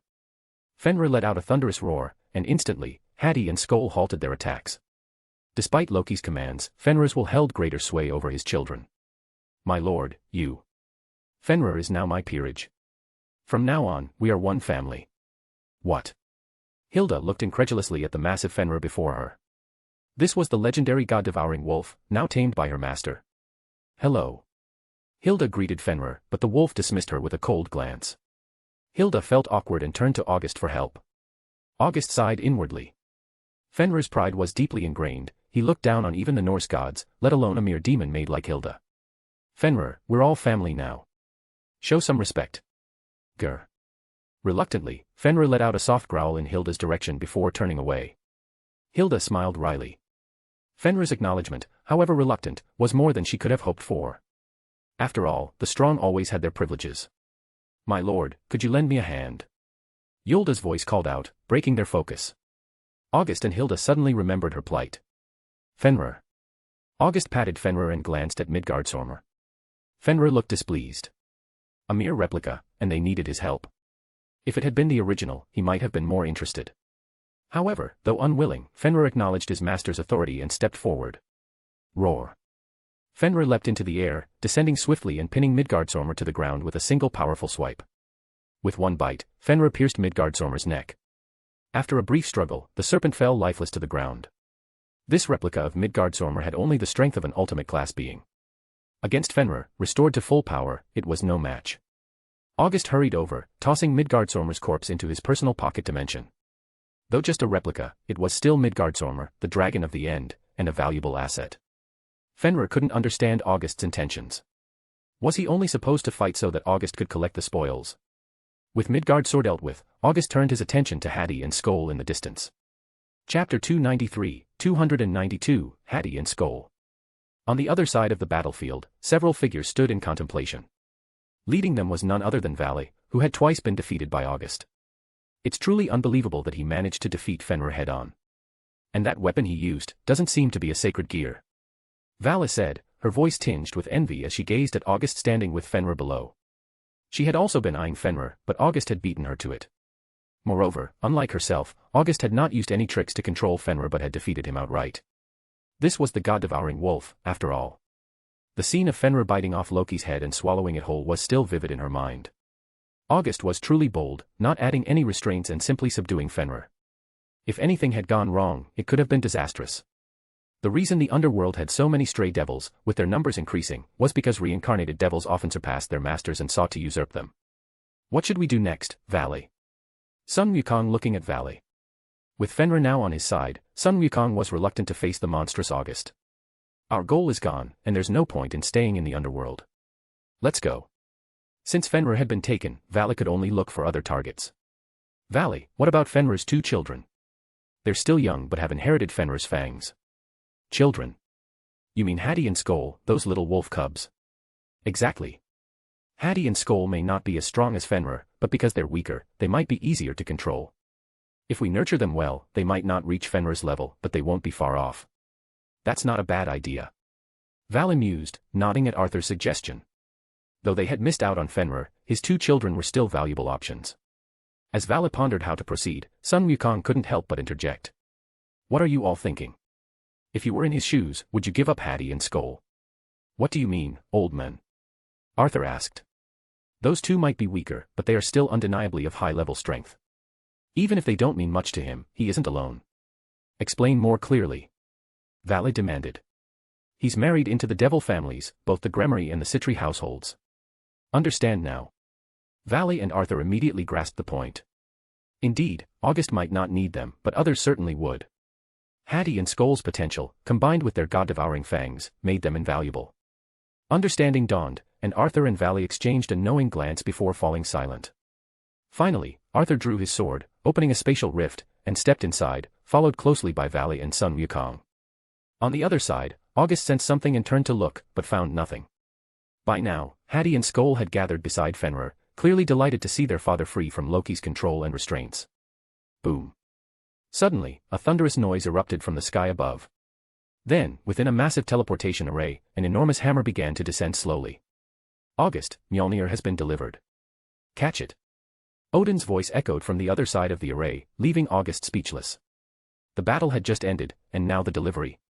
August made no move, simply watching as the gigantic hammer passed through the array and landed with a resounding crash. In Lilith, Odin and his entourage were perplexed by August's inaction. But upon seeing Fenrir, along with Hattie and Skoll beside him, a shocking realization dawned on them.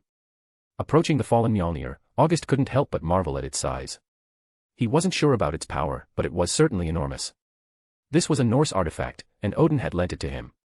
Otherwise, August would have loved to add it to his own treasure trove. Buzz. At that moment, a large teleportation circle lit up, and Sona, Rias, Serorg, and their group arrived. August, are you all right?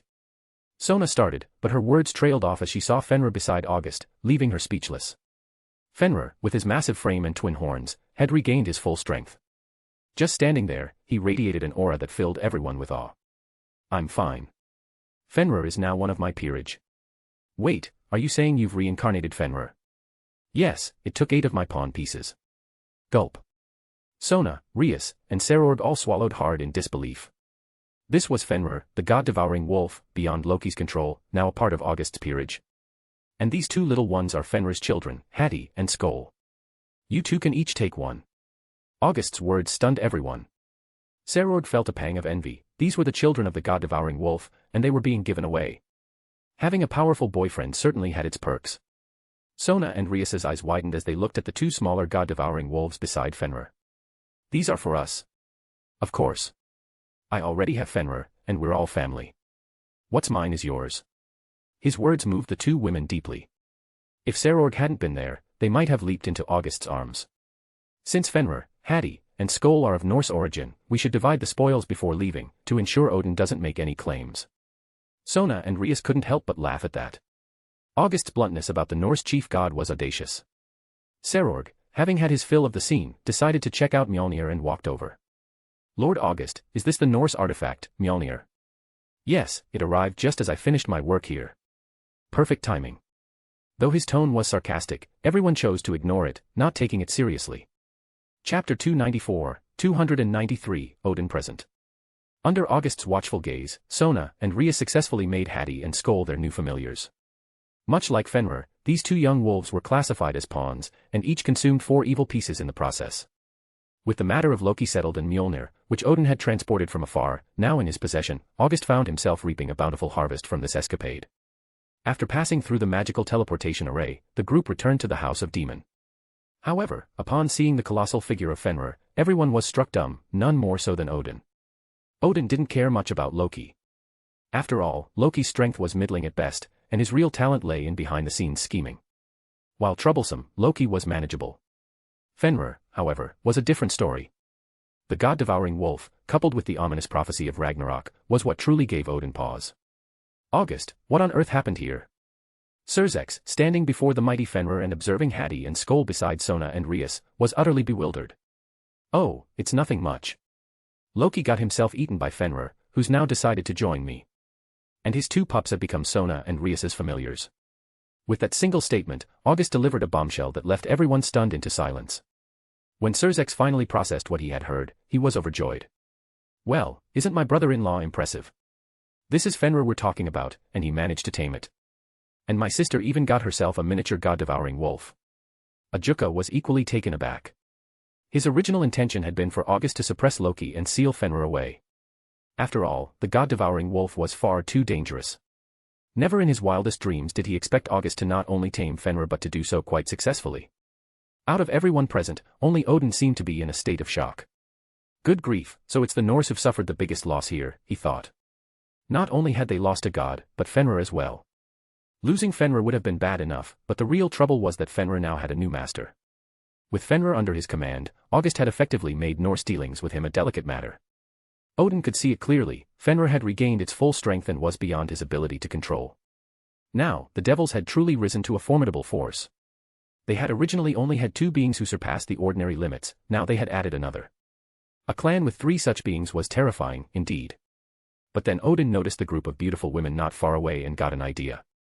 This young man seems to have a fondness for pretty women. If push comes to shove, why not gift him one? Even if it doesn't sway him, it might at least yield some intelligence. And extending a gesture of goodwill now is better than facing future conflicts. Little did August know that Odin was already plotting to play matchmaker.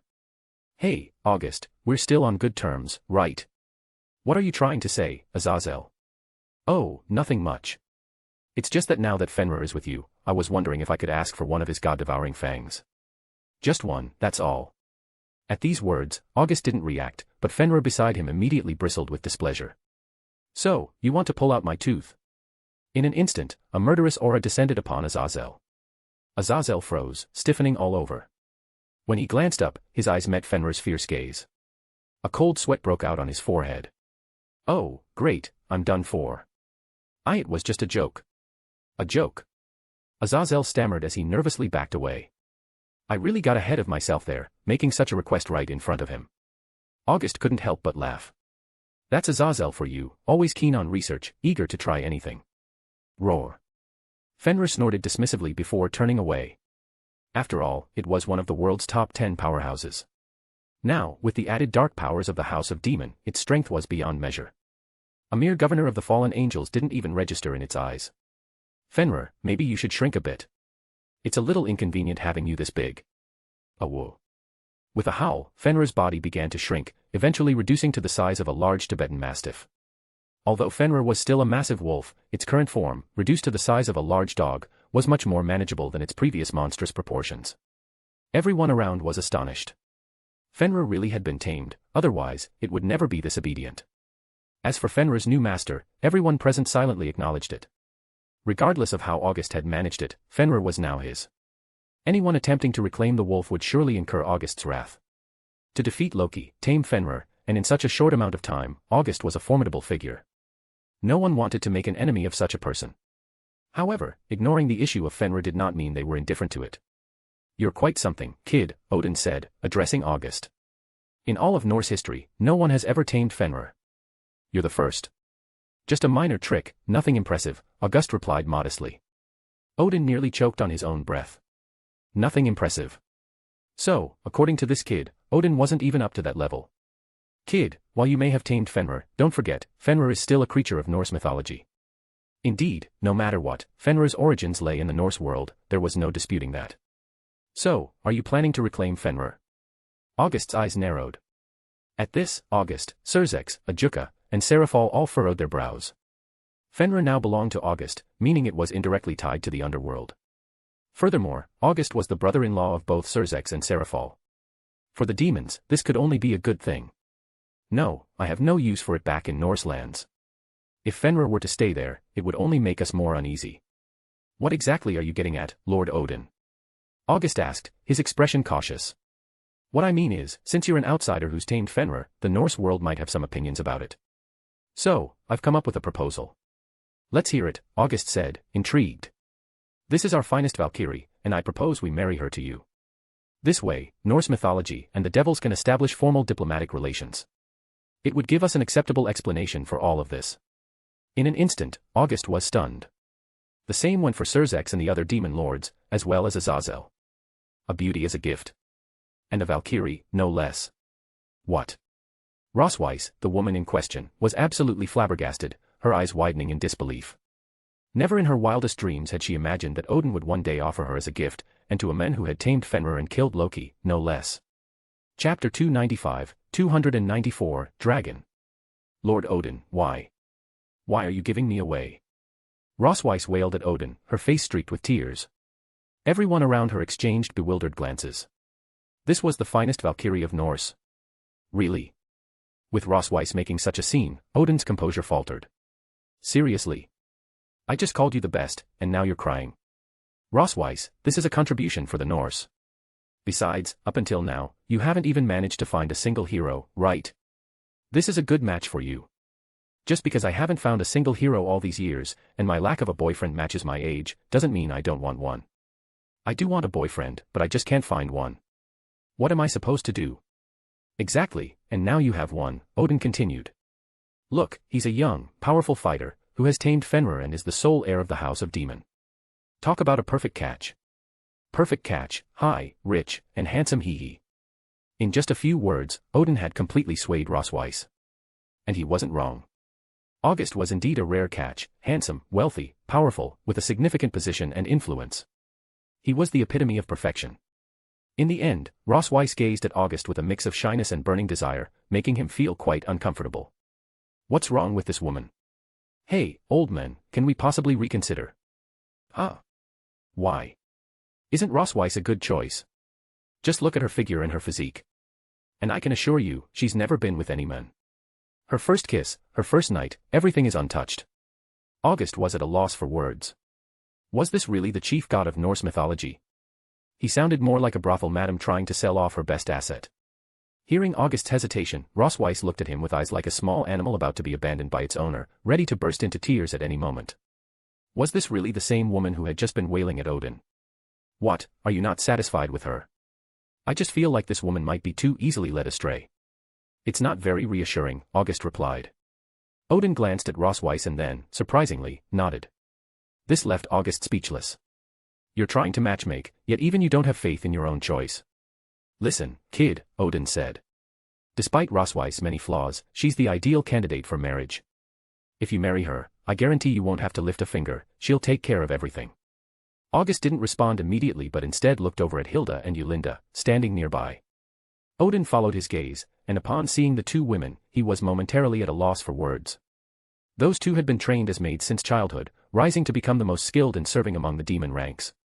How could a warrior Valkyrie, who specialized in combat, possibly compete? This situation was becoming increasingly awkward for Odin. The competition was far too strong. How about this, August suggested, let Rosweiss become Rias's peerage. She can stay with Rias. After all, we're all on the same side. Huh? Why don't you want her? Odin blurted out instinctively. August didn't answer. Instead, he glanced at Fenrir beside him. Fenrir gazed at Odin with a scrutinizing look, its meaning clear. Do you think a Valkyrie could ever stand on equal footing with me? All right, do as you please. But you must take care of Rosweiss, Odin conceded. Fine, it's not like it's any loss to me. Good, that settles it then. Rosweiss felt utterly helpless, like an object being bartered back and forth. Neither Surzex nor Azazel paid much attention to the arrangement, or rather, they were more than happy to see it unfold this way. August had become something of a catalyst, because of his immense power, no one felt entirely at ease. As a result, everyone wanted to form alliances with him, creating a network of relationships between various factions. Take Rosweiss, for example.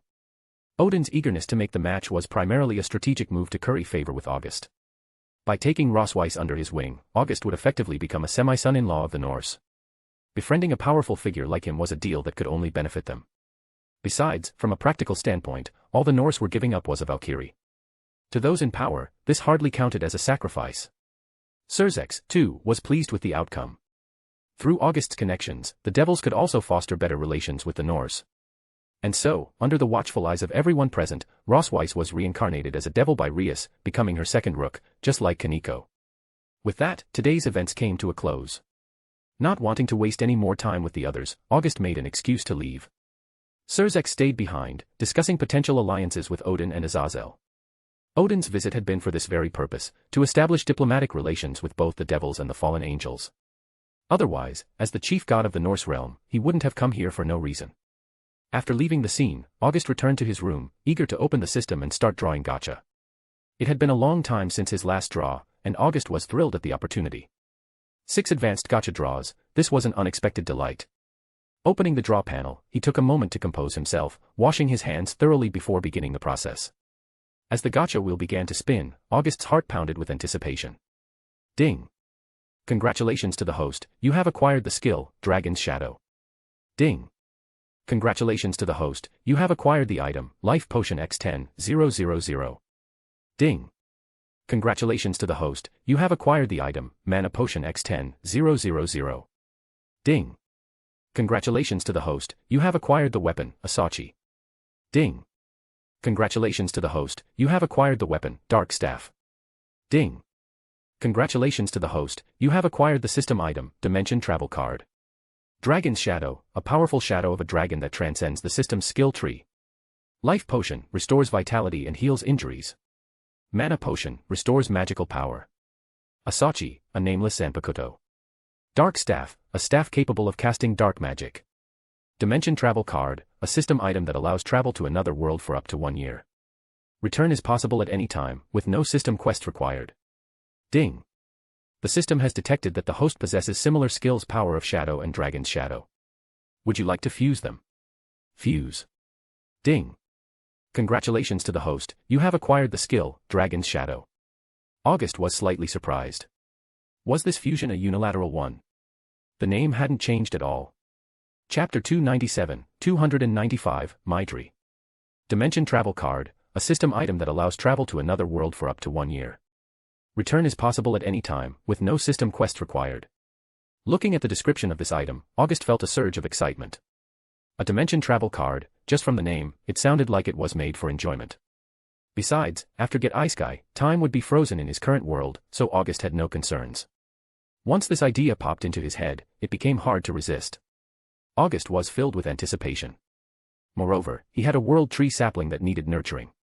If he could travel to another world, he might even get to play the role of a Dark Lord, helping the world tree sapling grow a bit faster. Since the time in DxD would freeze after he traveled, it was perfectly fine to go have some fun. Without much hesitation, August picked up the travel card and used it immediately. Boom. A familiar sensation of spinning and dizziness took over. In that moment, the entire world seemed to whirl around him. August's consciousness began to blur. This is a fantastical Western world, a place where genuine peace and tranquility have been achieved. In this world, besides humans, there are also elves, fairies, beastfolk, demons, yokai, angels, and devils, an array of various races living together. This world, where different species coexist, has even developed a comprehensive societal structure. All races live together in harmony. The Ale and Eats Tavern is a pub in this town, a popular gathering spot for countless adventurers. The food and drinks here are not only reasonably priced but also taste great, making it a favored spot. Maitri, a birdwing person, works at the tavern as what could be considered a waitress in this world. However, today is a special day for Maitri. Unlike humans, winged people don't bleed during their monthly cycle, instead, they lay unfertilized eggs. Today was one of those days. Maitri had unusually asked the tavern's owner for a day off and was resting in her room. Ugh. Maitri lay on her bed, experiencing her winged people's physiological period. Plop. Soon, an egg plopped onto the floor, but this wasn't the last one.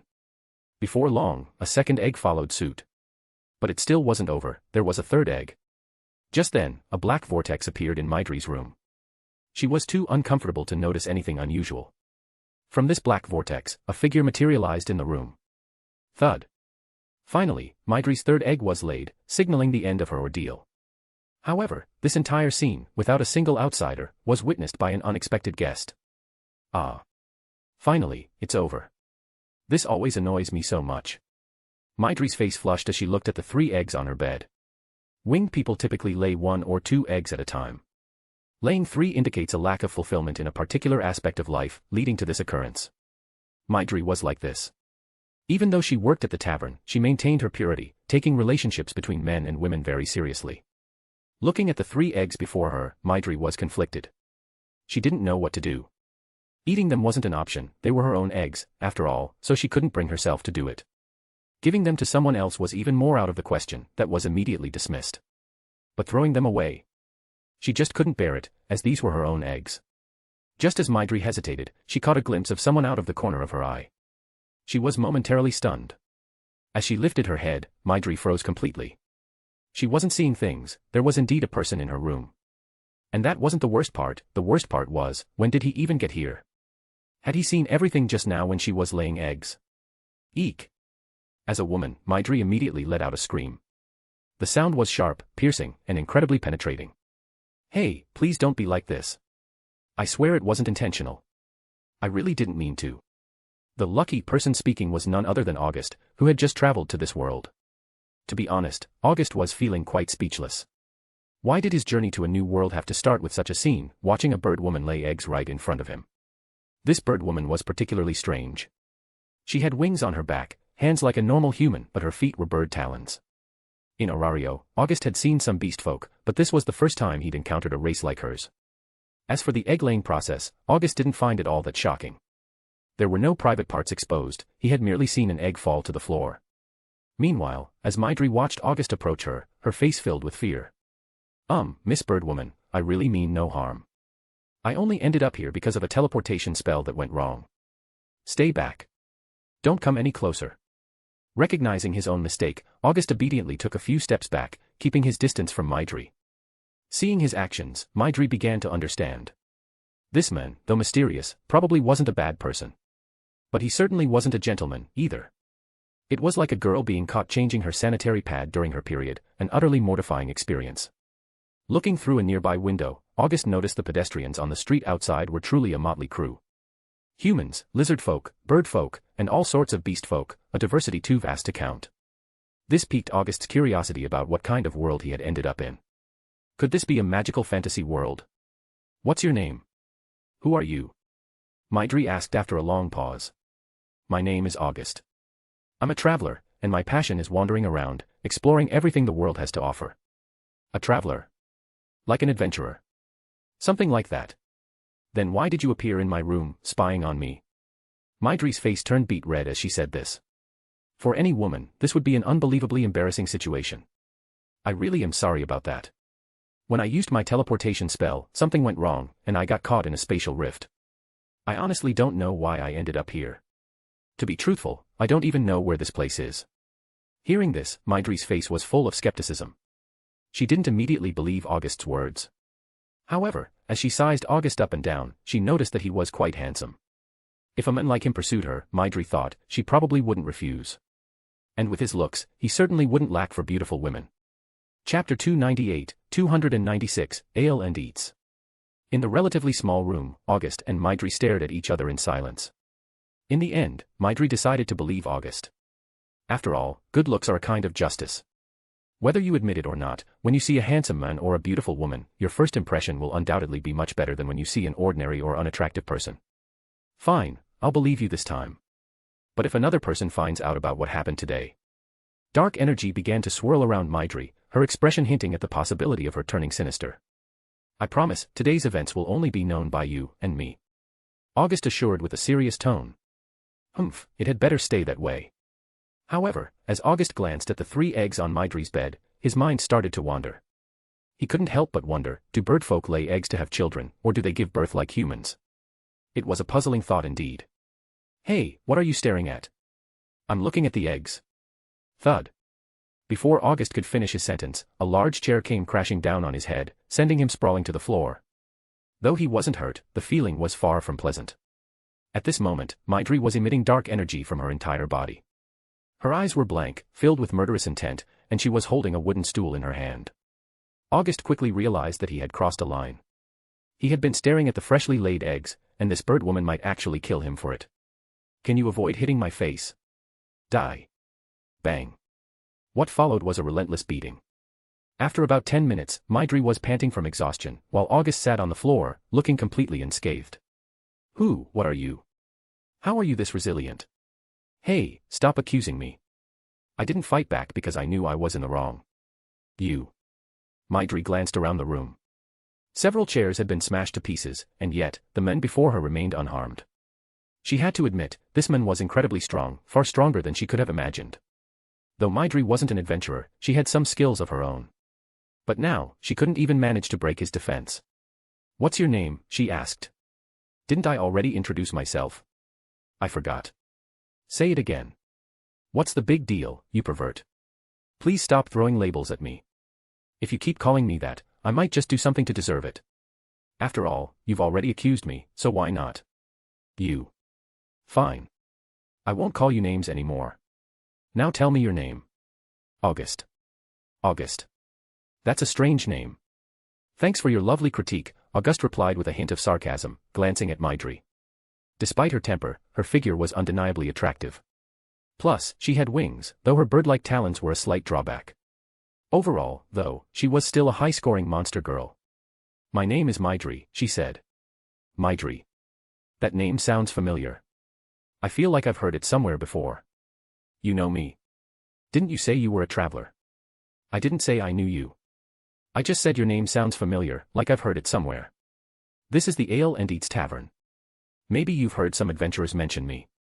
Maidri didn't think too much of it. After all, the tavern was a bustling place filled with people coming and going daily. It wasn't unusual for someone to have heard of her in passing. Maidri was confident in her own charm. Among the winged people, she was considered quite a beauty. Ale and Eats Tavern. Is that a pub? That's right, and the best one at that. Well, aren't you proud of your establishment, Miss Maidri? Humph. With a cold huff, Maidri felt she had gained a preliminary understanding of this man. Although he seemed a bit frivolous, he didn't appear to be a bad person. If August really intended to do something to her, there wasn't much she could do to stop him. During their brief scuffle, she realized that August was incredibly strong, superhumanly so. By the way, I just arrived here and don't have a place to stay. Since this is a tavern, do you have any rooms available? No. That can't be. Isn't this a tavern? You still think this is a tavern? Does your tavern offer lodging? Yes, it does. For a moment, Maidri felt her blood pressure rising. This man was infuriatingly annoying, a waste of such a handsome face. I don't know where you're from, but we serve drinks, food, and fruit here. We just don't offer lodging. Thud. August pulled out a gold brick. Yes, a pure gold brick. In August's treasury, these gold bricks were so plentiful they could be used to pave roads. He had no idea how many he possessed. Maidri was stunned by the sight. A gold brick. Although she couldn't be certain if it was real, it certainly looked genuine. What are you trying to do? I think your place is quite nice. This should cover the rent.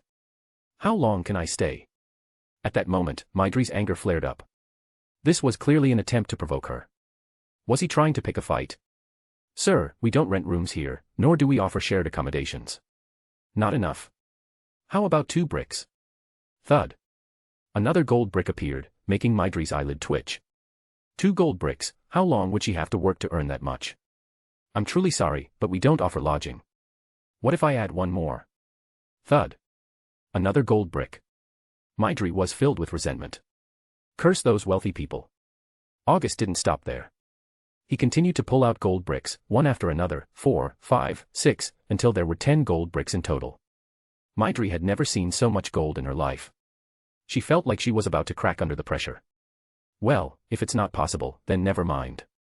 Just as Maidri was about to give in, August suddenly stopped and put all the gold bricks away. For a moment, Maidri was dumbfounded.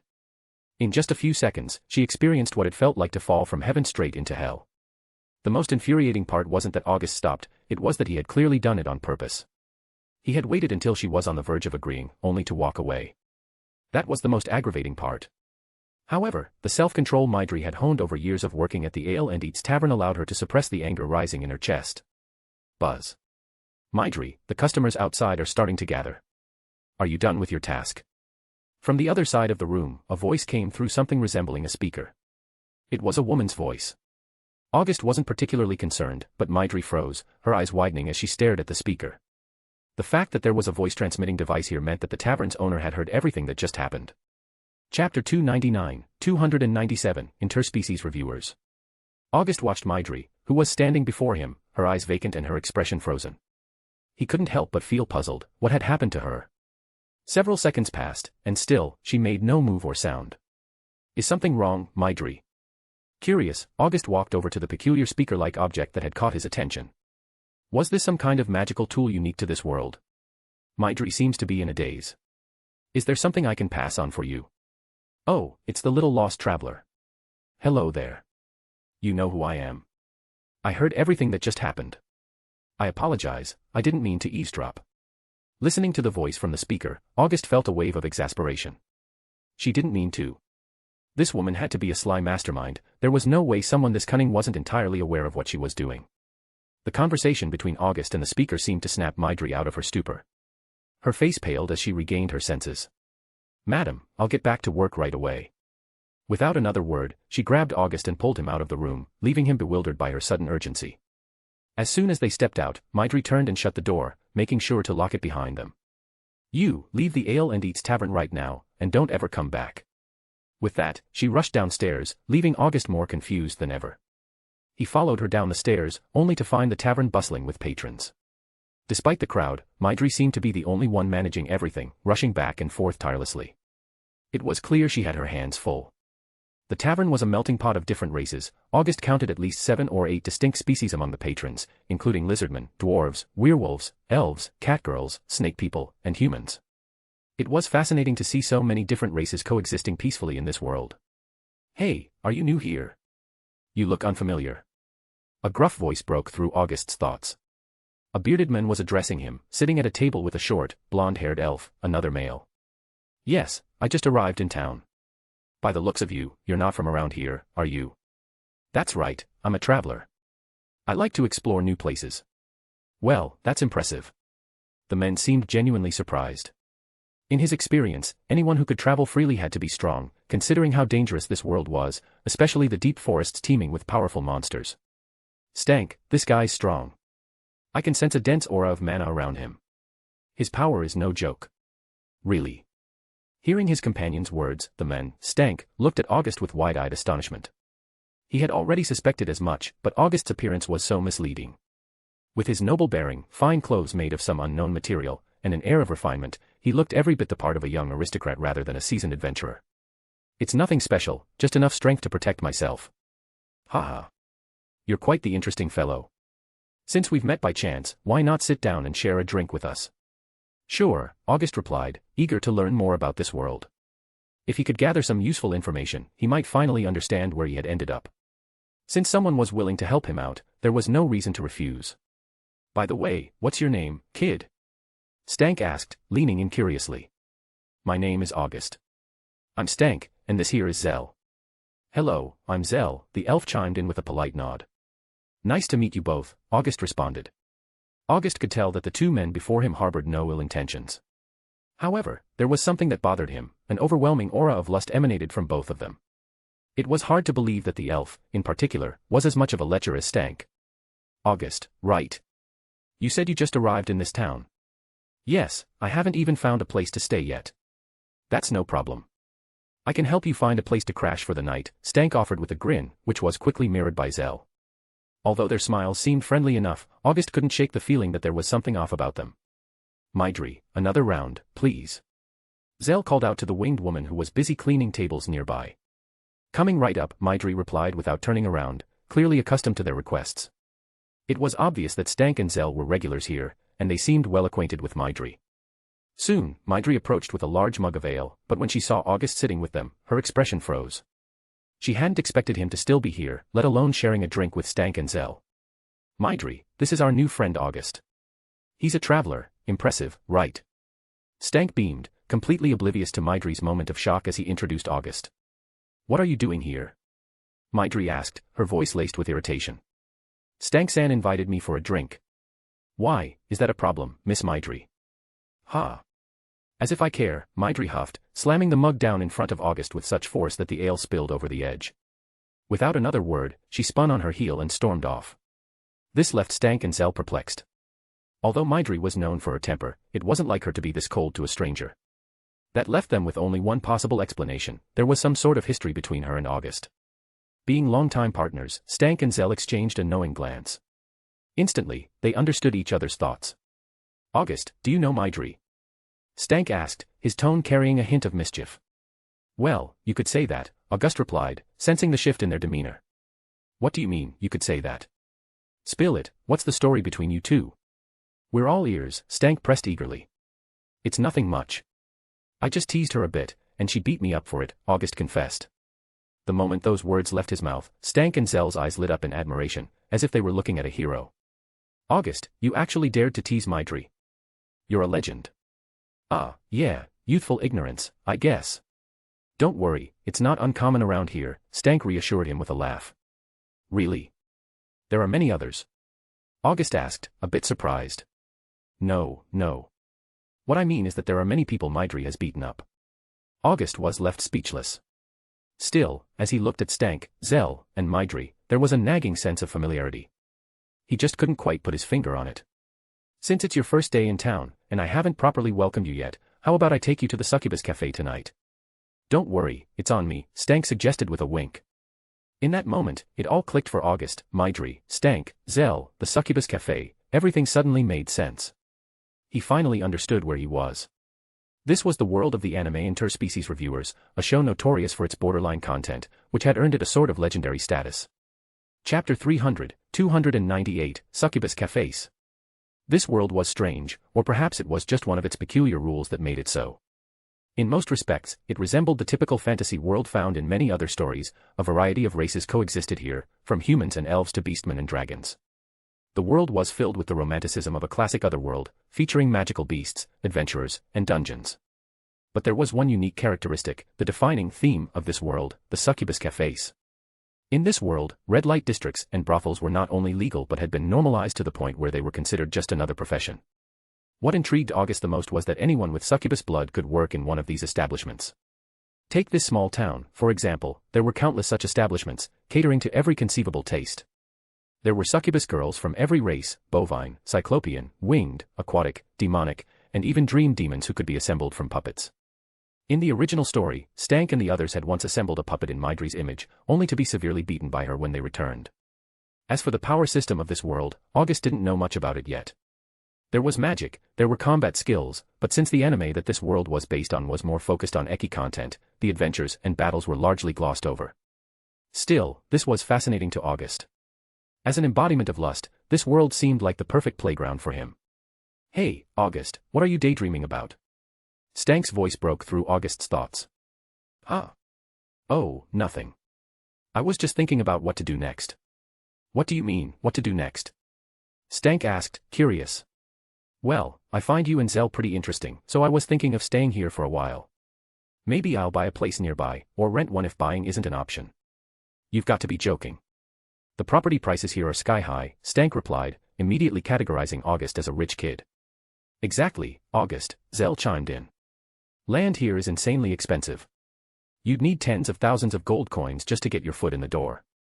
Tens of thousands of gold coins, Stank and Zell would need years of saving, even without spending anything, to amass that much. Of course, it wasn't that they were broke, they were quite well known as adventurers in the area. But their extravagant spending habits, particularly their frequent visits to the succubus cafes, left them perpetually short on funds. No matter the world, brothels were always money pits, draining wallets faster than anyone liked to admit. Money. Don't worry about that. If there's one thing I have plenty of, it's money, August said nonchalantly. With a wave of his hand, a golden ripple spread across the table, and coins began to spill out. Stank and Zell were only mildly surprised by this display of spatial magic. In this world, while spatial magic wasn't exactly common, it wasn't rare enough to be shocking either. Stank picked up one of the coins, examining the unfamiliar symbols and inscriptions on it. Never seen this kind of coin before, he muttered. Zell also took a coin, scrutinizing it carefully before setting it back down. Hey, August, are these ancient coins from a dungeon? I've never seen anything like them, but they're definitely pure gold. I found them in an old dungeon deep in the mountains.